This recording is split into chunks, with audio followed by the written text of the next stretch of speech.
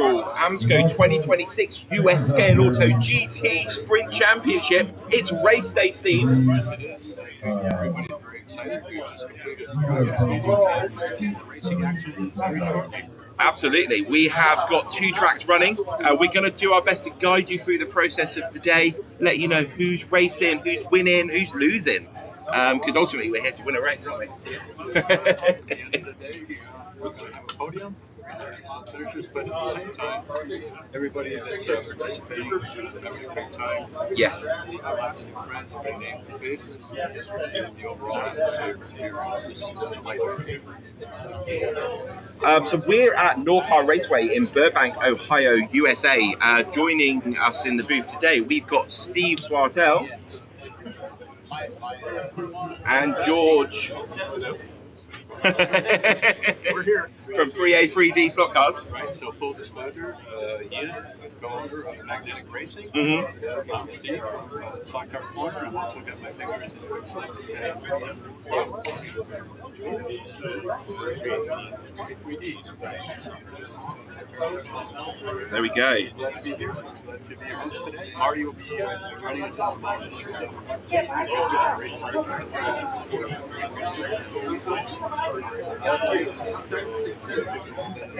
Here too. So Marty will be joining us just as soon as he can.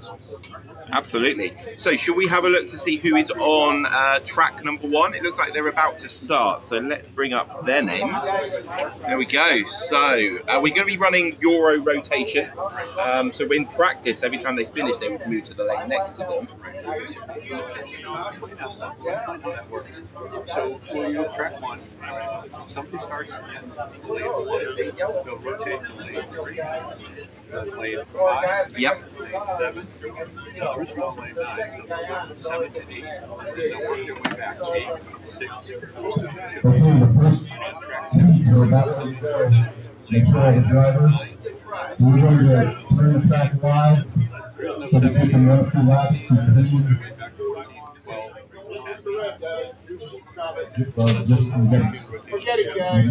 It says that they can't hear Steve in the chat. Steve's mic is on. It's definitely on.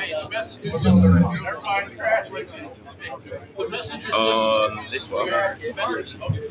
Oh, okay, that one. And then your DB. How's Steve's mic now, please, everybody?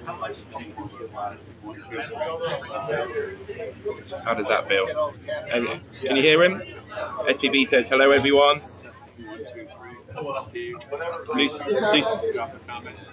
Yeah. Lucy Fur, can you hear Steve now?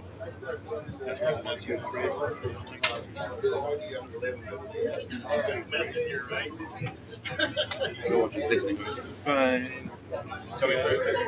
You don't hear him? Oh, we can hear you in our headphones. So, oh, okay. Okay.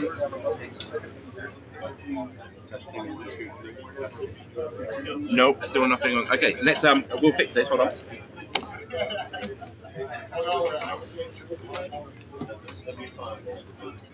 Oh yeah, actually, yeah, wear mine and I'll wear mine.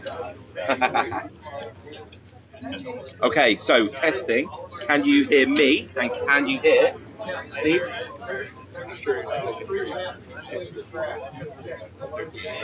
Yeah, can you hear me? Okay. Clearwater says morning, I can hear you. I can't hear much in my headphones. Hello, hello, hello, hello. Although Marty does have his game probably different to me. What about now? Oh yeah, I can hear you now. Steve. You're not hearing me. Are you hearing me now? Hello? There's an updated news sheet now. I just posted that. So the news sheet put it to your pin earlier. That's not valid. Yeah, we'll work this out.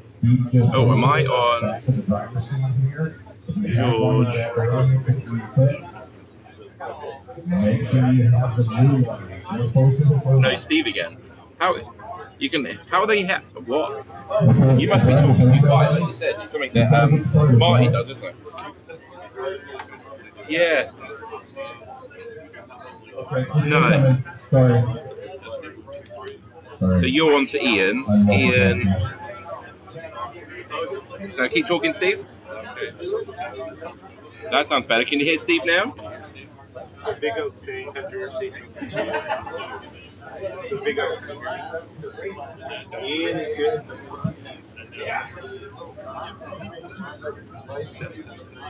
In Sweden.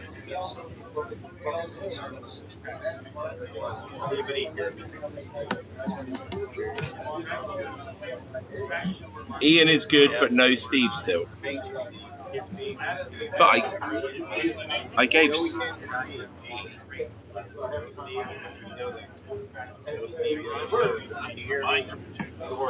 No George, so no family other. So something's going on.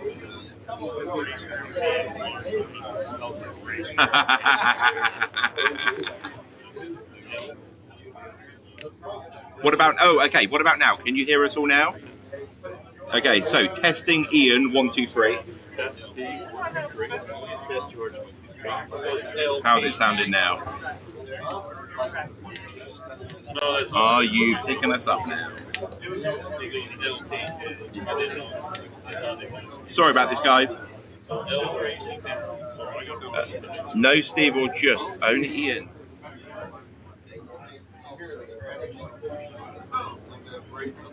Yeah. Okay, so that was Marty's. Bear with us, guys. We'll be with you as soon as possible. Don't worry, the race hasn't started yet, so you're not missing much. That one was that one. So that was mine. So we go back. If Mike's going to come here and fix it. Can you hear Ian now? Ian and George very low. Steve. Try though.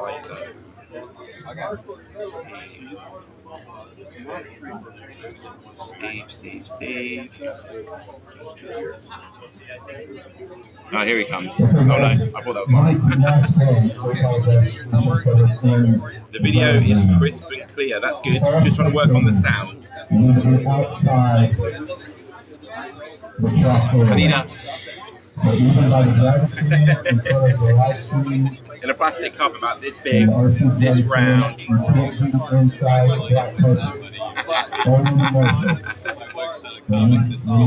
Oh, really? Yeah. Oh, yes. My biggest fan is here. Well, we're short on drivers in these, so we need a few volunteers. Oh, sorry. Okay, Ian is clear as though. We hear you, Ian, but the volume is low. Group H, we're up. On track 1. How's my volume now? Can you hear me? What I'm thinking is happening, it might be picking up my voice from one of these cameras. And that's why maybe they can just hear my booming voice and not hear you two. It's what I think is happening. But Marty has fixed that. USB 1 is on. PGM is 1. We're definitely getting an input into the device.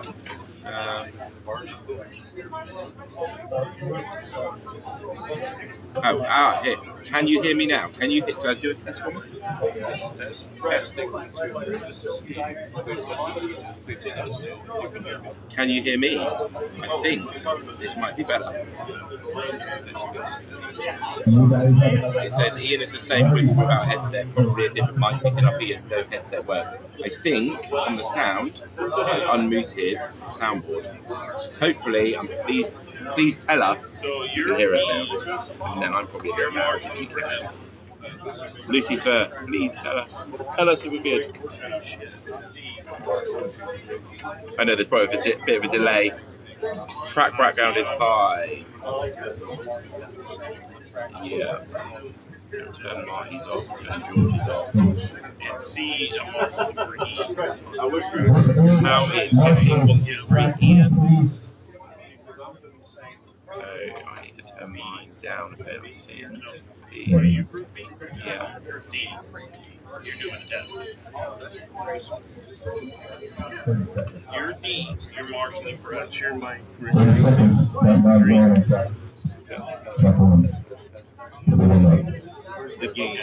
This one, the level. Your group D turn. You're going to tap us back before we get I'm group Where's C. that other individual bar that comes A, out? and then C. Um, On track. So wherever group A is racing, I'm marshalling. Gotcha.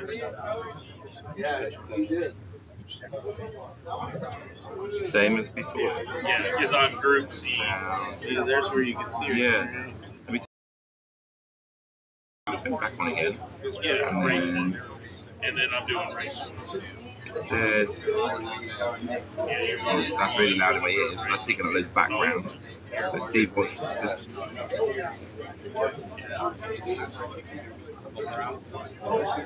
George to the rescue, says Too Far Speedway. Yeah, ours are the same. Because I'm groups. Yeah, I'm group C, marshalling for A. I'm group C, marshalling for A. That's my turn, right? That's my right? So this is my turn group. That's my race group.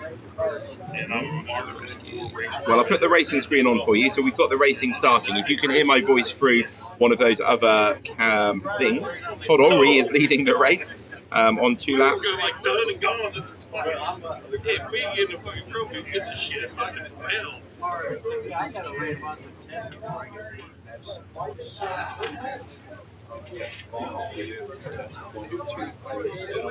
Unless we physically are unable to marshal, we need people marshaled. We already have volunteers for a group. That is a full group. This is marshal. Please marshal. You don't know what the feed is saying. Yeah. That's not Testing.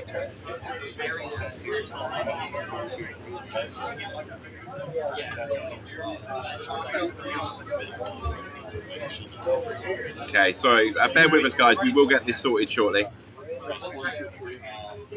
So right now, in the semi F is racing, L is racing. Sorry, that's racing. Yeah, so race here. No. Track one, before your tires, coming to the start finish line, before your tires, and the whole track one starts. Do a test for me, Steve? So what race group are you? This race group now. No. Your race group is I? Keep talking, Steve. Track one.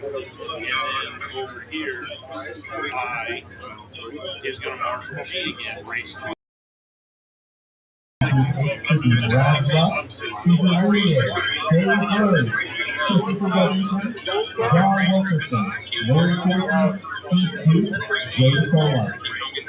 Marshals on track 2, Dan Thompson, James Collins, Chris Radisson, Ben Van Robert Bernard, Steve Olson, and Ian Douglas. I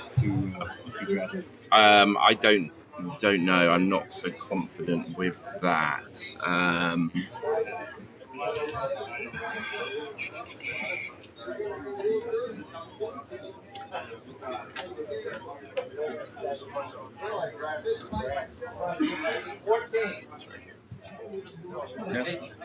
Just I reckon do it. What's the worst that can happen? We have to restart the stream. Yeah. That's fine. So, I see it still says it's in USB 1. Okay, turn it back on again. Hopefully, we'll get a USB C when that comes back on.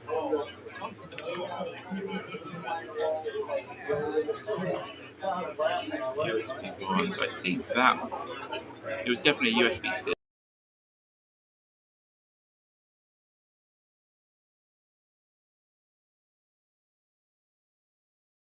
Test. Whether this thing... Oh, USB-C. There we go. Test. Okay, I think... Okay. So, from now, can you hear me? Ian, test 1, 2, 3. And this is Steve. Test 1, 2, 3. George, 1, 2, 3. I think we've got it fixed by the looks of things. There it goes right Test. there. Test 1, 2, 3. All good? I can hear it now. This is delayed. Okay. Hold on a second. Amazing. Test. This is a test. 1, 2, 3. Yeah, I think we're good. I mean, that's it. Whatever you switch did it right there. Perfect. Okay, it's working now. Ian is louder now. Okay, I'll turn myself down. I apologise. Now Okay. you gotta adjust the gain, 'cause I didn't yeah. listen with it. Test 1, 2, 3. Test. There we go. Okay. Down. So they can. You can hear all three of us now.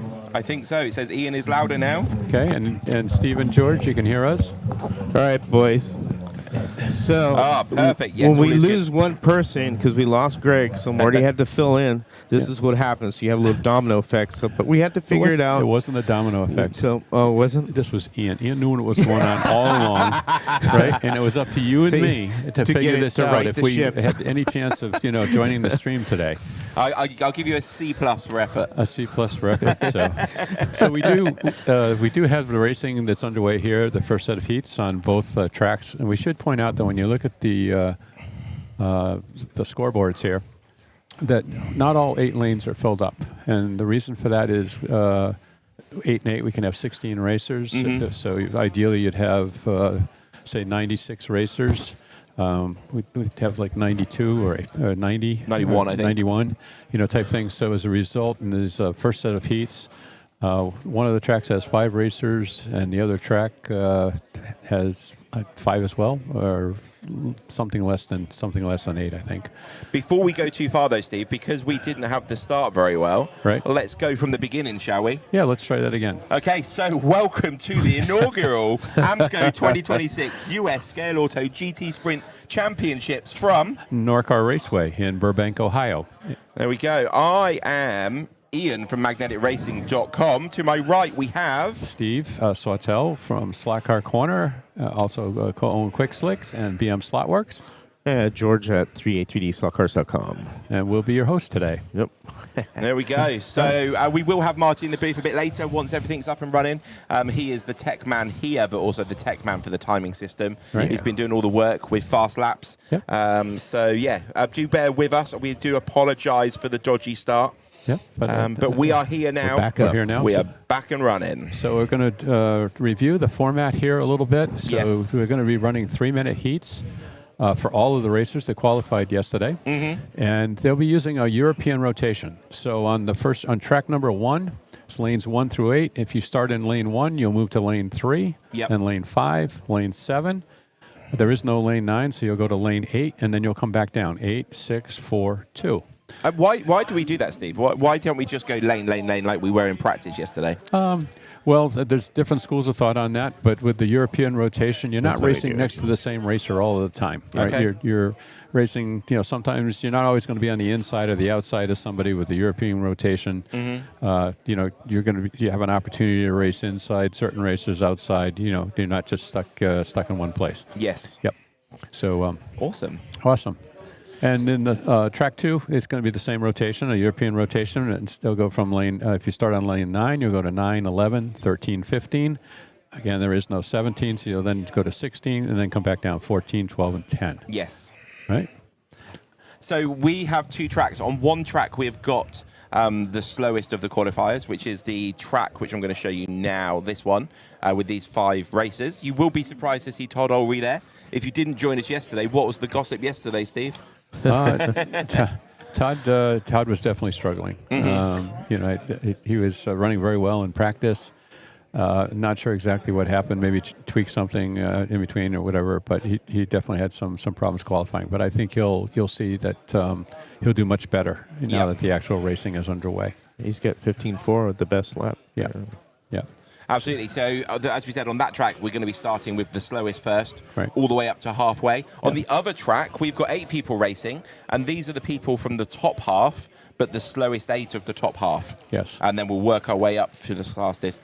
Then, this afternoon, they'll get the chance to do the other lane, the other track, and then they'll complete their 16. So they're effectively doing their race in 2 halves, aren't they? Yes, they are. And then once we get to that point, we'll talk about how the semifinals are going to work, and how the rotations are going to work and so on. But for Yes. now, we'll just focus on the initial racing. And again, everybody that qualified, everybody that showed up to race, is going to have an opportunity to race, as Ian said, in all 16 lanes for 3 minutes per lane. So they'll have a total of 48 minutes of track time, which on these layouts is a lot. Yes. Yeah. One of the things that we talked to the racers yesterday after the qualifying, many of the racers commented, and the tracks are so large, right? It's you really have to stay focused. If you miss a braking point, there's a good chance you're going to go off. So they're trying to stay in, be consistent, make laps. Yes. I'm just going to sort this camera angle out, so if you two can talk between yourselves. Sure. Yep, you can. And so I want to share something with our viewers here. And this came from my lovely wife this morning. I've shared this with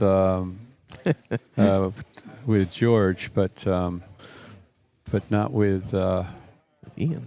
not with Ian. So let me find that. And so my wife said, that guy drinking the slushies, that would be you, Ian. Yeah. He said, that guy drinking the slushies, oh my God, he's funny. He says, there's more. He said, he needs his own slushy machine next year. I think she's never met you, Ian, but I think she nailed that right on the head. Right? I don't even know why we bother putting it in the cups. If we had a slushy machine, we could just have an intravenous. We could just have IV fed. IV right into your arm there with slushies. Yeah. Thank you very much, Steve's wife. I will send you the check later. Oh, yeah. So again, the racing is underway. We've got marshals on both tracks, and I think what we're going to see is people yesterday with the excitement of and nervousness, when they were qualifying and stuff, people are going to settle in, right? And again, the whole idea is just to stay in, make laps, be consistent, and of course have a good time. So I think yesterday was a little more stressful, the qualifying, the format and stuff, and 90 sets of eyes looking on you. Today, I think it's going to be more relaxed. The racers will settle in and find their groove. Mm-hmm. Yeah. So we got so far Mark Bondi with the best lap at 15.136. Yeah. And, Kenny Pancake second, Michael Cost third with the lap time. So yeah, all I could say 16, 17. Yeah, we've got pretty good marshals moving around. That's why you see some faces and stuff in front of the scoreboards. The scoring displays are on the other side of the track, so we have to zoom in quite a ways. There are teams supplementing as marshals themselves to clean the tires. I think is what they're doing, to have their teammates do it. Yep. So. Yes, and they have some. They have some rules they went over in the drivers' meeting. And I believe what they said was the only time that they could clean the tires were between heats. Yes. Right, because it was just going to be too much of a logistics nightmare. The people reaching out onto the track across 8 lanes, it's good probability that at some point somebody would inadvertently knock somebody else off the track. So they didn't want that to happen. So they said, look, if you're going to clean your tires, you have to do it between heats when you're changing your lane stickers. Right. And that can happen, having interference with, running in another car. You don't want that. And, damaging a car, and that would take it out of the race. Yep. So the cars... as far as the marshals, how did the marshals know which lane to put it back in? Well, the track is marked very clearly with the lane numbers, from on track 1 from 1 to 8, and on track 2 from 9 to 16. And each of the cars has a sticker that's affixed to the windshield, and the sticker will indicate what lane that particular car is in. So if the car comes off, the marshal will look at that sticker real quick, make sure he puts it on the right lane, and they're off and racing again. Right. At the end of the heat, they'll typically have a pit person that they're working with. Most racers have the little teamwork here, and their pit person will move the car to the next lane, and at the same time change the sticker for them. Right. Okay. So they're just rotating through here, starting to rotate through their heats, and. We're trying to make some adjustments here on the camera, too. Try to make some. Ian is over here just fine-tuning everything. Yeah. And Kurt Moser said, qualifying definitely doesn't tell the whole story, of course. No. That's not the race. But, you are definitely correct on that. Yeah. And it all depends how you set up your car. You know, some people will set up the car so that they can qualify fast. You know, they're right on the ragged edge. Yep. They may not necessarily be able to hold that pace, you know, in the actual race. Right. Right. So typically, it's not unusual to see the lap times, you know, fall off somewhat in the actual racing compared to what they might have turned in the qualifying. Yeah, and Kurt, I heard, is a guy that could stay a lot of stints on the controller, which is pretty amazing, which he did on the Michigan 24. Yeah, in the Michigan race, Kurt, and Kurt will correct us, I'm sure, but Kurt ran at least four 48-minute heats, maybe 5, Yikes. Wow. with zero offs.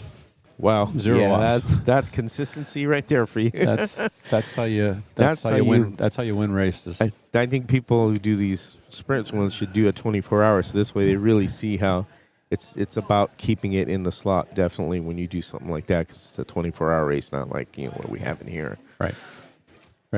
Yeah, it's a different type of racing, and actually, AMSCO is going to be sponsoring an endurance race at the end of August, right? The team race. So again, it'll be a different format, different strategy, different race strategies. So Jean de Groot says I should say Max Verstappen.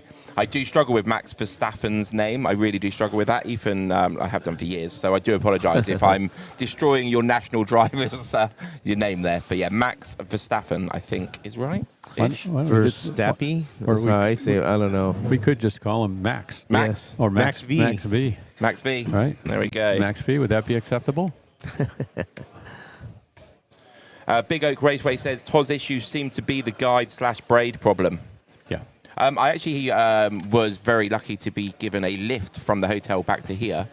And I asked Todd, did he deliberately do the qualifying like this so he could win this heat, to win the car? Oh, He denied, and I'm sure he didn't, but yes. I don't think he did. No, he definitely didn't. You don't, as much as the people around him wouldn't deliberately crash into him, the chances of people crashing into him are way higher because he's with less experienced, slower racers, aren't they? Yeah. So he's having to do lots of overtaking. Right. He's having to plot his way around the circuit and overtake at the right time, right, which could hinder him a little bit. Yes, absolutely. He's got to be careful. Like you said, he's in there with some drivers, less experienced drivers, slower drivers. Mm-hmm. And they perhaps have a tendency to come off a little bit more than Todd's accustomed to. Do you know what's really cool, though, about having Todd going so early? It does give us a benchmark to know what a good amount of laps is. Yep. When he's finished his 8, we're going to know what a good total is as people work their way up. Right. So that's going to be really useful. Right. So just to for some perspective, maybe some of the viewers who didn't see the qualifying yesterday, the top qualifier was Ian Douglas, and he turned roughly a 12.75 ish lap. So when you look at the best laps and the lap times that you're seeing up here, that'll give you some a point of reference to compare with. Right. And we won't see Ian racing for a bit, but it'll be interesting to compare Ian's race pace with his qualifying pace, and some of the other qualifiers as well. There you go. It says Todd might do an SVG, come from 24th to win. Is that SVG? Is he an IndyCar driver or NASCAR or SVG? I'm not sure what that acronym is. So in F1, like Max Verstappen's come from the back of the grid for a win, and so is Lewis. Hopefully he's going to be up there in the final. Yeah. So what we're looking for is the total amount of laps in their 16 lanes, and then the top 32 will go into a pair of semi-finals. That's correct. And then the top 8 from those 2 semi-finals will go into the final. We're only going to have 8 drivers in the final from those 32. Right. And it's not 4 from each semi-final, is it? No. It's the 8 that do the most laps. That's correct. Out of those 32 people. Yeah, it's going to make for some interesting... So, for example, it's possible that no GT4 drivers would make it into the final 8. Yep. In which case, the GT4 driver that finished, let's say, the top 30, the 32, the semifinals. Yep. They would effectively win the GT4 class without ever making it into the finals. Yes. So it's quite possible. So we spoke yesterday about fast laps, didn't we? About having a little extra bit of information. Right. Fast laps is... Yeah, this is currently the fast lap system that they're using to race manage the whole thing. Yep. It's It's a little bit of work, but it's worth it because it really shows everything on the screen, which I like because it's very bold. Yeah. Shows all the times, and then on the bottom it gives you a breakdown of everything, fast laps. Yeah. So on the left-hand side, we've got in the black little tabs that tells us what lane they're in. Does it? Yes. Or is that their position? That's their lane. Yes. So the one next to it is their projected position.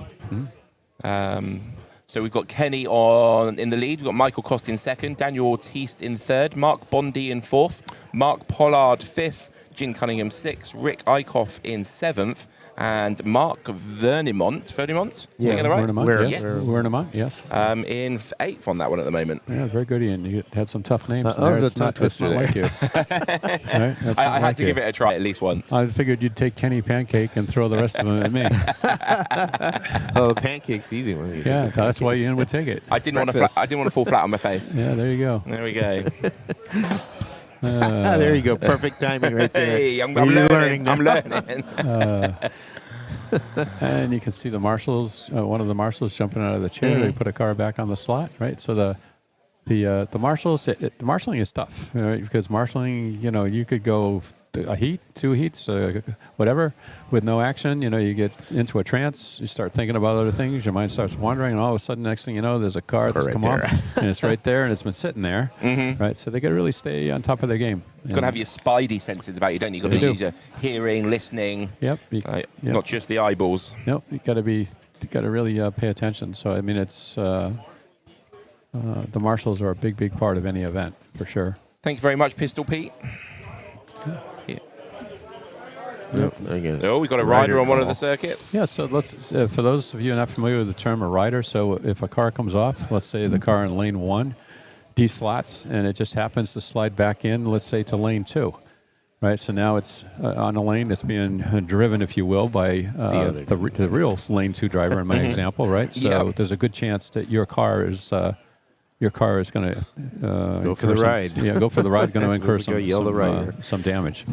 So they yell rider in hopes that one of the marshals will see that and hopefully pick up their car before it ends up on the floor or the wall and damaged. So. That heat's over right that there. That heat's over. They're moving right through the heats pretty quick here.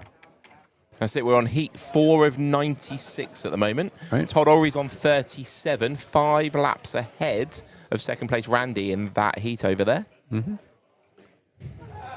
So that's that one. okay. Okay, so we've got every time that the heat finishes, they've got a minute and a half to change lanes, have your pit crew change the lane sticker on the car. Right. Clean the tires. It's the only time you can clean the tire is on a red flag. Right. Between the lanes. Right. Now, if they have to do any work on the car, there's a designated area on the track. They bring the car over there, assuming that they're able to drive it over there. Somebody will shuttle it. One of the AMSCO designated officials, if you will shuttle it over to the table. Yep. The technical inspection area there. You can work, and there will be somebody there to watch over basically the repair. Make sure that you're not doing anything that you shouldn't be doing. You're not, putting a part in that's not an approved legal part. That sort of thing. Yeah. Okay, so how's they directing the drivers when that system tells it to go to what lane they need to go to after they do their rotation, correct? That's how fast laps is next working. up, it's going to, on the bottom display there, it's going to toggle between the next up and then like your best lap times, that sort of thing. So, so lane records. And so on. So a lot of information. It's a great system. And for those of you who weren't on the stream last night, we actually had Patrick commenting from Fast Laps. He's on a cruise in Spain. Yes, and he's on a cruise ship in Spain, and he was on the stream, and he was he was making some comments and stuff. So, Patrick, thank you very much for all the work that you did with the Fast Laps, working with Marty, to meet the requirements, the AMSCO requirements, for this particular race format. We really appreciate that. There we go. We've got a Todd's eye view there. Yep. That's the view he has of the circuit. Todd's eye view. Right. Yeah. So again, there's just five racers. Loving this camera system. Yeah. The cameras we're using are the Tail 2 from Osbot. Yes. They're a little bit of a high-level camera compared to the Osbot small ones that you see that people buy for live streams that we have that project us. But the track positions, we have 4 cameras. So we have 2 on track 2 and 2 on track 1. Right. And we're able to rotate them and zoom and give you all these little shots. So that really works real well. Yeah. Yep. Yeah, they're clear. They seem to be crystal clear, the video, so they're doing a good job. So on screen at the moment, is that, who have we got in lane 9? That is Daniel Ortiz? Daniel Ortiz. We've got Rick Eichhoff in lane 10. Do we know lane 11? We do if we... We look at the screen. If we Well look- done. if we Let's, look let's get that up. If we look at our Mark screen... Wermont, maybe? I don't know him. I know next to so him is 11 is Mark Pollard. Lane 3. Oh, is that Kenny Pancake? That could be Kenny Pancake. Jim Cunningham's in the blue in 13. Yeah, Yes. but Mark Pollard in 12. Yeah. Yeah. 14 is lane 6, which on that screen is Mark Vermont. Yeah, I think so. Into the far is Mark Bondi in the orange shirt. In the orange, yeah. There we go. So Mark Pollard's the owner of Motown's Raceway, and I think it's Modesto. I can't remember. And his son, or his grandson is here as well. Yes. I've been to that track before he took over. It's a real nice. They got nice tracks there. It's a good place. Should we run down this, Ian? We have Daniel Ortiz with 37 laps, Jim Cunningham with 37 laps, Kenny Pancake with 39, Michael Koss with 40. Yeah. Rick Eichhoff on 39, Mark Bondi on 40, Mark Pollard on 36, and Mark Vermont in 38. Right, so that's their total laps. That's all the heats that they've run up to this point. And then the next column, we can see how they're doing in this particular heat. Yes. Right? Correct. They have their lap time, their most recent lap time. We have their best lap, right? And then how far behind they are, the other racers. And then you can see the bar at the bottom. When it doesn't tell you who's up next, it tells you the lap record for each of the lanes, so who's the fastest in that lane. Right. Correct. So there we go. Very So good. we will bring this large screen up occasionally for you. Yeah. We'll try and keep it on this screen as well so we can watch the drivers. Right. In the upper right-hand corner, you can see how much time is left in the heat. So it's a very nice system, very flexible race management system. If you're thinking about upgrading your race management system or implementing a race management system, be sure to check out Fast Laps. Absolutely.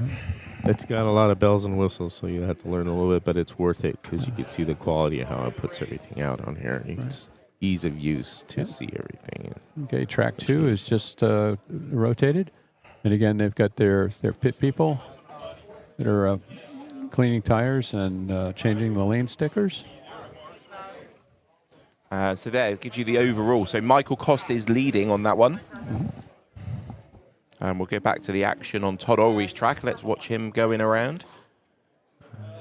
He's at 52 laps. Yeah, let's bring up his big screen. So yeah. Now, Sebastian Miller at 44, Randy Alexis. There we go. Mark Schweitzer at 42, Marty Pirat. I said it right, excuse me, 44. Here's a question for you. So Todd is in this first heat. Would the track have got dusty overnight? Would it be less grippy than quali last night? Because looking at his times, 15.3 is way off a decent quali pace. So is that Todd's car's a problem, or is it because it's a green track from overnight? It could be a problem. I mean, if we look at some of the times, so again, it's tough to say. We might be able to get Todd over afterwards for just a quick question or two. And he might be able to give us some feedback on that, if he's still struggling with the car or if it's the track.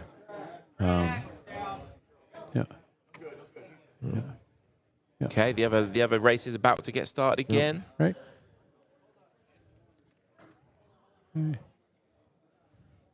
Okay, so we are heat 5 of 96. Yes, indeed. Lots of racing to be done. Yeah.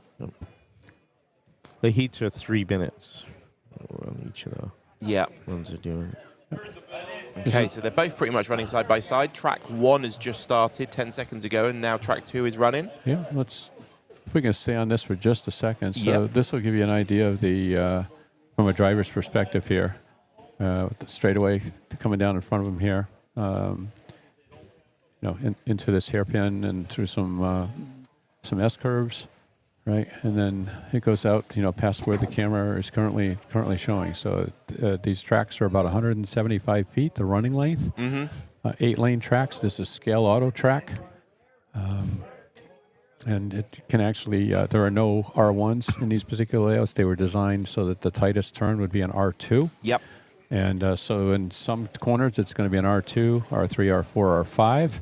In other corners, it'll be an R3, 4, 5, and 6. Yes. And some of the 6-lane, the R6 curves, they take up quite a bit of space. So They do. But you actually could go 10 lanes and possibly more with this system, at least 10 lanes. Is it 12, I think, is possible. Oh, really? Scaleauto. 12. I didn't know that. Yep. So when Ivan Bass from Scaleauto, when they designed this track system, they didn't limit it to just 8 lanes. So if you have a large club or an event like this, it gives you a lot of flexibility. Could you imagine trying to marshal a 12-lane wide track? I can't. You'd need some pickers, or you'd need marshals on both sides. Go gadget arm or something like that. Yeah, for sure. To get the car. Yeah. Have to suspend you on a gurney or something from the ceiling, with some pulleys. Get you to marshal. Yeah, we've got a marshal that's yawning there. Yep. Yeah. Well, must be everybody's staying in the slot, like Yeah. Josh said in the beginning during the driver meeting. If you follow, that's your slot. Don't yell to marshal. It's your fault if you come out of the slot. Yeah. But they all seem to be staying in the slot, so Oh, good. so that's good. The marshals are just watching, make sure. We were talking about controllers and grips yesterday. Yeah. During how people hold their controllers. Some people with one hand, some people with two hands. But it'll be interesting to see as the heats progress. Some people have a death grip on their trigger. And, that tends to, your finger starts going numb, your wrist starts aching, and when that happens, you'll see in between heats kind of shaking their wrist to get some blood circulation. Yeah, I'm like that when I'm holding my Slurpee. Like, Your hands getting cold. Getting numb. don't squeeze it too hard. Yeah. Easy, Lenny. Yeah, I would not want to try prying a Slurpee out of your hands, Ariane. I don't think you'd ever give up your Slurpee. Another thing it's a little amusing when you watch the mannerisms of how people move their head and how they hold the controller and how they have the body. Yeah. The body. How would you say? Their body reactions. Yeah, it's just kind of some Body people language. swivel, some people are very stationary, some people just move their head, some people move the whole body. Again, some people hold the controller with one hand, two hands. Yep. Some of these controllers, they're designed the trigger for one finger, some with two fingers. So there's a lot of variation here between the different driving styles, the controllers, and so on. So Sue Fast Race Speedway says you guys need to interview one of the racers who has raced on both tracks to get an opinion on the mirrored tracks. So we will do have that plan. Yes, we're going to have many people in the booth with us today. So any questions when they are in the booth, get them in the chat straight away. Yeah. Let us know who you'd like to see. We did have Ian Douglas for quite a while yesterday. Yep. We'll probably have him again. So. Yeah. I want to see if we can get some of the other attendees here. Okay, so track 1 is underway. So they've got 2 more heats left. Yep. Todd Ory's on 65. Matt Perriat on 53. Randy Alexis on 56. Marty Perriat. Oh, it's moved. Yep. I was reading it and it's all moved. Mark Sforza on 50. It's moved again. They're moving about. You get that camera up? Yeah. That one. Yep. So, again, here's a nice shot from the, whoops. Oh, there we go. From the driver's perspective. That's what I was doing. There we go. And actually, can we keep that Yes. out of that just for a second? See the whole track. See the whole track. the far end of the track over there. This will give you a better perspective of just what the driver is seeing here. Missing a little bit of the corner down there in the left-hand side, but you can just see how immense these layouts are. It's unfortunately the drivers did have a chance to practice all day Thursday, half a day yesterday before qualifying. Right, so they have had quite a bit of track time. Thank you for moving that in. So there you can see There's the rest of it. the rest of it down there, right?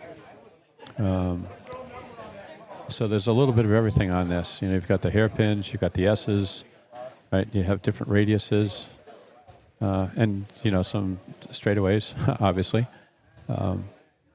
And those straightaways, you know, the cars get going pretty good. So at the end of the straightaway, you know, you really have to have your controller dialed in. And Ian was talking about Ian Douglas when he joined us yesterday was talking about how important that is, right? To have the controller. It's not just the car. It's not just your, you know, the driving. But if you don't have your controller dialed in, then that can cause problems too. Absolutely. So there are only 4 minutes of racing left for Todd Ulrey on this track before he then has an extended break and gets onto the other track a bit later. Right. He's on 72 laps at the moment. Wow, it's 10 ahead of the one Second. behind. Wow. Who's in second place, Steve? So we have Randy Alexis Sebastian in third. and Marty Pirat. And Mark Sforza in fifth. Right, and we apologize if we're clobbering your names. Yeah, well, nobody wanted to say Sebastian's name. It's Ruriel, I think is how he told me in Spanish. Ruriel. Ruriel. Yeah, okay. Ruriel, yeah. Okay, Ruriel. I could be wrong. Sometimes even in Spanish language, you may not say it correctly. Yes, Sebastian's one of our young racers, by the way. And Father and son. he was incredibly helpful with his dad, Cesar. Is that okay in Spanish, Cesar? Yeah, Cesar. Cesar and Sebastian were very, very helpful when we were setting up the track on Wednesday. They were here very, very late. Yeah, they were really committed to everything. They were committed. Very committed. Yep, very committed. So we appreciate that. Yes. Shout out to them. We just had a rider. Yep. Rider call over there and track, 2? It looks like they caught it before the car was damaged, which is always a good thing. So back over to, so they did a track call for that one. So it must have been difficult. If it's down the main straight in front of the drivers, they tend to track call, don't they? Yeah, if it went someplace like, for example, if it went on the infield, if it went on the floor, something like that, if it was in front of the driver stations, to your point, you know, they would a track call. So when they call a track call, they have a switch or a button that they'll push, and that'll kill power temporarily to the track. They'll clear up whatever the problem is, and then they'll resume racing. Absolutely. Yeah. So leading the race on track number 2, it looks like we've got Michael Cost on 63, but so Mark Bondi and Rick Eichhoff. So it's going to be a super close final heat of that half of their race today. So we'll keep an eye on that definitely in the next 3 minutes. Yep. And you would expect this. You would expect that the lap times, it's you know, the first between 57 and 64, 7 laps. Yep. But you've got 5 or 6 drivers just within 2 laps of each other. So they're all in the same qualifying group. You know, so their qualifying times were roughly the same. You know, type things. So you expect during the race that, you know, that we might have some close racing. That the lap totals would probably be comparable. Okay, so we got racing back on the other track. Let's go back over to there. Yep. So they're doing not that one. This one. Yep. They're doing a lane change. Okay, so this is Todd Ulrey's last chance to get that halfway distance total up. Let's have a look at the big screen on his times. 14.8. There we go. A bit quicker there. Yep, a bit quicker. In lane 7. Yep. Again, race pace is generally not as fast as the qualifying. Yeah. 17. Okay, do we have a track call? What do we do? Looks like it. Yep. It's gone now. Generally, if they do have a track call, you know, generally it just only takes a few seconds to clear whatever the problem is, right? Yeah. So generally, the race director will get the race going again as quickly as they possibly can. Right? Yeah. That car has been handed over to the tech. I guess there's a problem, so they're carrying on. Yep. In the corner there. So that corner right there is so if they have an issue that they had to go to tech. Right. And the scrutineer is there with the right. So the racer is he's got his car down there at the tech table. There's a scrutineer that's watching him make the repairs. Oh yeah. Right, to make sure that everything is above board and legal. So that's one less car for Todd to have to overtake whilst he's battling for that semi-final. He is 12 laps ahead of Randy in second place in that heat. Just shows the difference from the top to the bottom. Yep. It's 12 laps within 7.5 heats so far. Yes. Yep. So the racer was heading back to the pit area, maybe to get a part or something. It's Mark. Mark Schweitzer. Yep. Oh, he did really well in I see. It looks like our race director made it in, Greg. Hopefully he's feeling better. Yep, He I've just seen his son with a Slurpee. Yep. You noticed the Slurpee? Jealous much? Yeah. Right. It doesn't see. It's not Greg. It's not Greg's son. It's just, hey, there's a Slurpee. Right. I mean, that's basically how Ian's wired. Oh, Slurpee. That's it. So 1 minute to go now. Let's see what total Todd can get up to, and we can make a note of it so we've got something to look for with everybody else as we go through these heats. Yeah, 84. Actually, we don't even have to. Once we get going here, we can do the. It'll show us the cumulative lap totals here. It will. And we'll see where they are relative. The races are relative to one another. So that's one of the nice things again about fast laps. So if Todd wasn't in this heat, then it would be Randy, and Randy and the other four are the closer match to each other. Yes. So Randy's on 73, Marty's on 70, Sebastian's on 69, Mark's on 60. Yep. But remember, they're going to have another 8 lanes several hours from now. Right. They'll switch tracks. Right? Yep. Everybody gets to race all 8 lanes on both tracks. Yes. Right. Why have they split it up like this, Steve? Just when you say split it up, as far as doing 8 lanes now and then the other lanes later. I think it's the way the fast lap is laying it out. You can't have more than so many, I suppose. Well, I That's what I would understand. they may just want to give them a break too. Yeah, man, that's true. No, I mean, because not everybody's, but not everybody is accustomed to racing for 24 minutes. So I know the answer. I was just saying if you knew. I wasn't testing you. I just thought I'd. But the reason for it is so when you come to a race day, you don't just do your race and then that's it for the day. Okay, so that makes you sense. do some laps, sit around, do your socialising, and then this afternoon you get to race again. Yep. You travel all this way. You don't want it all to be over by 8:30. Well, all right. So to take that 1.4, further. And part of that too is probably to ensure that they have marshals. Yes. Right. If you that helps too. There you right. go. People bail out, right, and they're not available to marshals. So, yeah. So that makes sense. So we've got That 45 seconds left of the heat over on the other track. Although they seem 1 heat behind. They're only on number 7. Yes. So they're a heat behind anyway. But let's make this screen big. How's that battle going at the front? We've got Rick Eichhoff, Michael Kost, and Kenny Pancake all battling out for the lead. Oh, Mark Bondy's joined that lead 3 or 4. So yeah, keep switching back and forth as the drivers go over the start-finish line there. Lap times are pretty good. They're all inconsistent. Yes. 15 and 14. Very balanced group, as we'd call it. Yep. And again, that's, we would expect to see that, because they all qualified with roughly the same qualifying time. So absolutely. Yep. But yeah, so this is close, from top to bottom. Their cumulative lap totals. It'll come up on the screen now, and then we can tell you the definitive answer of who's winning. 77. Got 2 on. There we go. Michael Kost, 77. Yep. And Rick Eckhoff was 77. Kenny Pancake on 76. Mark Bondi on 75. Daniel Ortiz on 73. Jim Cunningham on 72. Mark Vermont on 72. Mark Parlett on 68. There we go. Good job, Ian. Good Daniel job. Ortiz, 14.719. A little challenging there when we have, again, we have to zoom across the facility, probably 50 or 60 feet. And the marshals are doing their job, which they should be, right? So they're going to watch this back and go, I wish I wasn't there. Yeah. Although they almost look like a weather person. Yeah, well, actually, I think... Yeah, they do. The weather today... Right. So I could clean the tires 10 feet over there to the left, or I can clean the tires right in front of the camera. Yeah, that's it. Yeah. My 15 minutes of fame at the AMSCO race, cleaning tires there at the 47-minute mark of the stream. Gary Dunmore, those are some nice-looking layouts. Yes, they are, Gary. They're even more impressive, in person. So... Jason says Todd is just cruising, looking after his car. He can go faster, but no point in risking damage at this point. Right. So Big Oak had a question real quick. He said no distinctions between GT3 and GT4 today. He's posing that question there. Where's the question? It's Big Oak Raceway. So Big no Oak. distinction between GT3 and GT4 today. I guess that's his. Oh, there we go. As far as far as the racing is concerned, everybody is locked in. Both classes are racing together based on their qualifying times and where they get set in the heats. So it's quite possible, and I'm sure out here right now, we have racers that are both GT3 racers and GT4 racers. Yeah.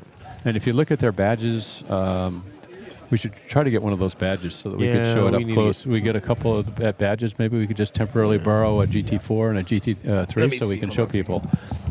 These are really, really neat badges. And we're going to see if we can get some on camera here. Oh, there we go. George. George. So Let's get that. which camera am I going to go on here? This one? Yep. Okay, so this is a GT4 badge, and the reason we know it's a GT4 badge is the spur gear is green, has the racer's name, and you have a little pinion, and these gears do actually spin, Yep. which is kind of cool. Yeah. You know, a little lanyard and stuff like that. Now, if this was GT3, the racer would have, I think it's a red, Red one. Red a one would red be a red instead of gear. a green pinion, right? Yeah. So that's how we can tell by looking at the racer's badge whether their car is a GT4 class car or a GT3 class car. There we So, go. yep, they did a nice job with those badges. Thank you. I think it was Daniel Ortiz that designed and printed those. So shout out to Daniel on the badges. He did a great job. So looking at this screen, this is their last minute and 40 before they have their big gap. It looks like we have got Rick Eichhoff and Michael Kost on 83 laps. Yes. Kenny Pancake trailing by 1. Right. Yep. So it's going to be a close finish, this one, although they're going to have another 8 lanes later. Right. So what you're seeing with that little arrow, the little triangle that's going down, that's actually the current heat. Right, and then the T laps would be the total laps for all the heats that they've run. So I see Greg Kessler. Looks like he's up and around. Our race director. Hopefully he's feeling better. Yeah. Yep. I don't see a Slurpee anymore. I think It's gone. The Slurpee's gone, Ian. I think I saw Ian over there earlier trying to take it away or something. Yeah. Like stealing candy from a baby. There you go. Yep. Oh, you forgot the drum. All right. How about if we do a quick recap here, Ian? So we've got Jim Cunningham with 81 laps. Kenny Pancake on 85. Michael Kost with 86. Daniel Ortiz on 82. Mark Bondi with 84. Rick Eichhoff, 86. Mark Pollard with 77. And Mark Vermont on 81. Right. 29 seconds to go before their halfway point, and then the screen will change and tell us their exact positions within their heat. Remember, the winner of every heat does get a prize, don't they? Yes. They've got some really neat prizes. Nice. Yeah, for everybody here. Okay, 10 seconds to go. So we've got some racing on the other track. We'll go to that shortly. We'll just we'll run through the exact halfway positions on track number 2. Left. Yep. So the Frogs Budget Racing, yes, that's a great comment. So there was a comment, about Todd. Maybe he's just taking it easy, doesn't want to push it and stuff. Well, that's one strategy. But if you're going to make it into the top 32, right, you got to make sure that you're racing fast enough to get into the top 32. So yeah, you still do have to get your lap total up if your goal is to get into the semifinals. So that's a very valid comment. There we go. Look how close this one is. 3 drivers on 88 laps. So we got Michael Kost, Kenny Pancake, and Rick Eichhoff all on 88. Mark Bondi on 86. Jim Cunningham, 84, as well as Daniel Ortiz. Mark Weremont with 83. And Mark Pollard on 79. He's only 9 laps behind. Yep. He might go back, think about what he was doing, and then come back and storm the field in the second half. Yes, absolutely. Now, it's interesting, you can look at the average laps, and in general, the average laps do follow the overall position, but there are a couple of exceptions, right? Yep. Let's have a look at who's racing on the other circuit now. We've got 4 new drivers up. So if you're a fan of Keith Urban or Tom Olish, Cody Jones or Kimberly Davis, then this is the race you're going to be watching. Right, and Kimberly is, we have 2 women racers here with us this weekend, this week, which is great. And Kimberly is from Texas. So she came all the way from Texas to race up here. So Austin? Yeah, the greater Austin area there. Yes, indeed. She only took up slot car racing a year and a half ago. Very good. She seems to be having a great time. So, yeah. Good. So let's keep an eye on there. So it was 80. How many laps did Todd get to? Did we write it down? Didn't write it down. It's there should be a display. Maybe we just have to get wait for it to appear. Wait for it to appear. There should be a display similar to what we had in qualifying that shows the overall. The overall standings. Okay, sounds good. Okay, so early standings on this first race. Who's the standout? We've got best lap time of 16.5 from Keith. All right. 16.6 from Cody. So it's going to be pretty close, this one, I reckon. Yeah. Is it going to be Keith and Cody that run away with it, or have they got better lanes to start with? That's a good question. It could just be that they're in the faster lanes, you know, The non-gutter lanes. non-gutter lanes, yeah. Now, Cody's in lane 1, so it is the shortest lane. If you like that style of driving, we're a bit on-off with the sharper corners, then you can do pretty well in those inside lanes. Yeah. Man, heat just finished. Yeah. Okay. We've got a, we were talking about this briefly with Ian. So the connections that we're using for the driver stations are called, they're XLR connections. They have 3 pins inside them, and then really a couple of nice features, a couple of advantages to the XLR setups. One is, unlike alligator clips, you can't hook them up incorrectly. Yep. Or fry your controller. Fry your controller, cause damage to a car or the track or something, other people's controllers. And the other thing is they're very, very quick. Once you get the hang of it, they're very quick to connect and disconnect from the driver station. So, yes. So many of the races already had the XLR connectors on their controllers, and for those that didn't, they have adapters that'll temporarily convert their alligator clips to the XLR. So yes, John Albright, absolutely. 3 or 4 next to the name would be good. It's just the admin involved, because we don't know if they're GT3 or GT4 until they enter tech after practice. Yep. But when things become more streamlined, I'm sure that'll be a very easy update for Marty and the computer team to initiate.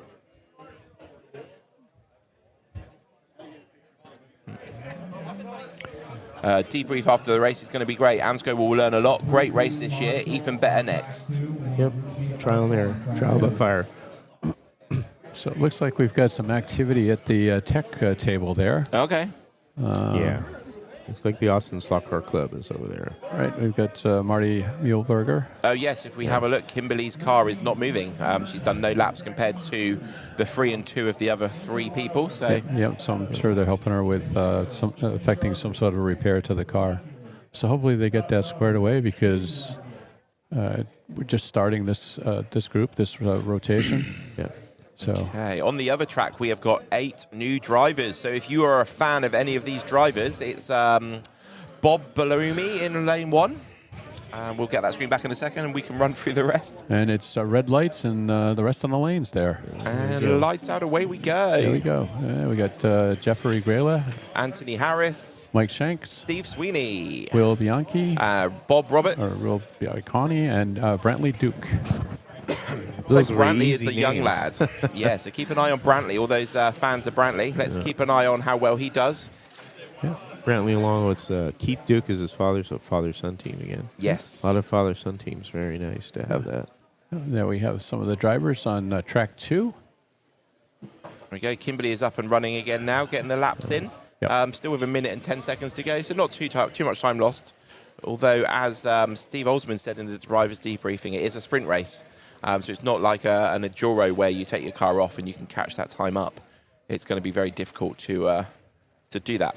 Yeah, it's I won't say it's impossible, but I mean, practically speaking, and that's why it's so important to be consistent to make those laps and stuff. Because when you try to make things up, in many cases you can't. You just make things worse. Yes, you start overdriving. Start overdriving. You start pushing your car. You risk damaging your car. You D-slot, right? And so if you think about a D-slot, from the time you D-slot, Marshall has to put it back in. You have to get going again. Let's just say it's 5 seconds, right? Yep. If you could improve by 1/10 of a second to try to make that up, it would take you 50 laps. Yes. The odds that you're going to do 50 consecutive laps, 1/10 of a second faster than what you're normally running, to make up that that D-slot, it doesn't work out. Right? Absolutely. It just it gets worse and worse and worse. So. B Red says 88 for Todd. Thank you very much for that. Right. And he got the heat over on track number 1. Yeah. Best there it is. Todd Ulrey, 88. Yeah. Let's get that screen up big briefly. Best time 14.792 of the race best lap for Todd. Interesting how it says Cody Jones is in second place on 19 laps. It says there's some sort of like projected thing here as well. I'm not sure. I'm not sure about that. Because he's done less heats, it's worked out that if he did all 8 heats at the same pace, that's where he would be, possibly. Right. Possibly. We'll ask, Marty might know this when he comes back to the booth a bit later. As I recall, Fast Laps does do some projections, so it's possible that's what's going on there. It does ring a bell. Right. Okay, so it's really close in this other race, though. So another 8 close drivers. All on the same lap, basically. Yep. Right there. All after 10 laps, they're all on the same. All on the same lap. So. That's it. 10 seconds to go. Yep. Mike Shank's crewing his time there. They're all pretty consistent. Look, they're all getting consistent as they go down. Yep. Yep. 14s and 15s. We said, and that ends, and they all did 11 laps. Yeah. That is close. Yeah. Close times. So the heat is over, and they all had 11 laps. I mean, I think that's the first heat that we've seen that. Right? There we go. Here we go. There we go. That's what we're looking for. There's the weatherman. In total laps. Right? So we got Mike Shanks in first place. Jeffrey in second. Bob in third. Anthony in fifth. Will. Brantley is there in sixth. Steve Sweeney in seventh. And Bob Roberts in 16th. Right. We've got we had a cumulative lap total there. Yeah. Originally, we were supposed to have that at the end of each heat. Kind of, yeah. It's supposed to display automatically. Right. Also, the display was supposed to be wired in, so we have the camera aimed here because we were having issues trying to get the feed from the cable up to here, so it would just show the display. But we have the camera there to show you that, so that's why you have people walking in front of it, because that was our alternative to not having anything. So that's why you see people walking in front of it. It looks like the weatherman, like you say. You see some marshals getting ready to start the heat here on track 2, the second heat for this group.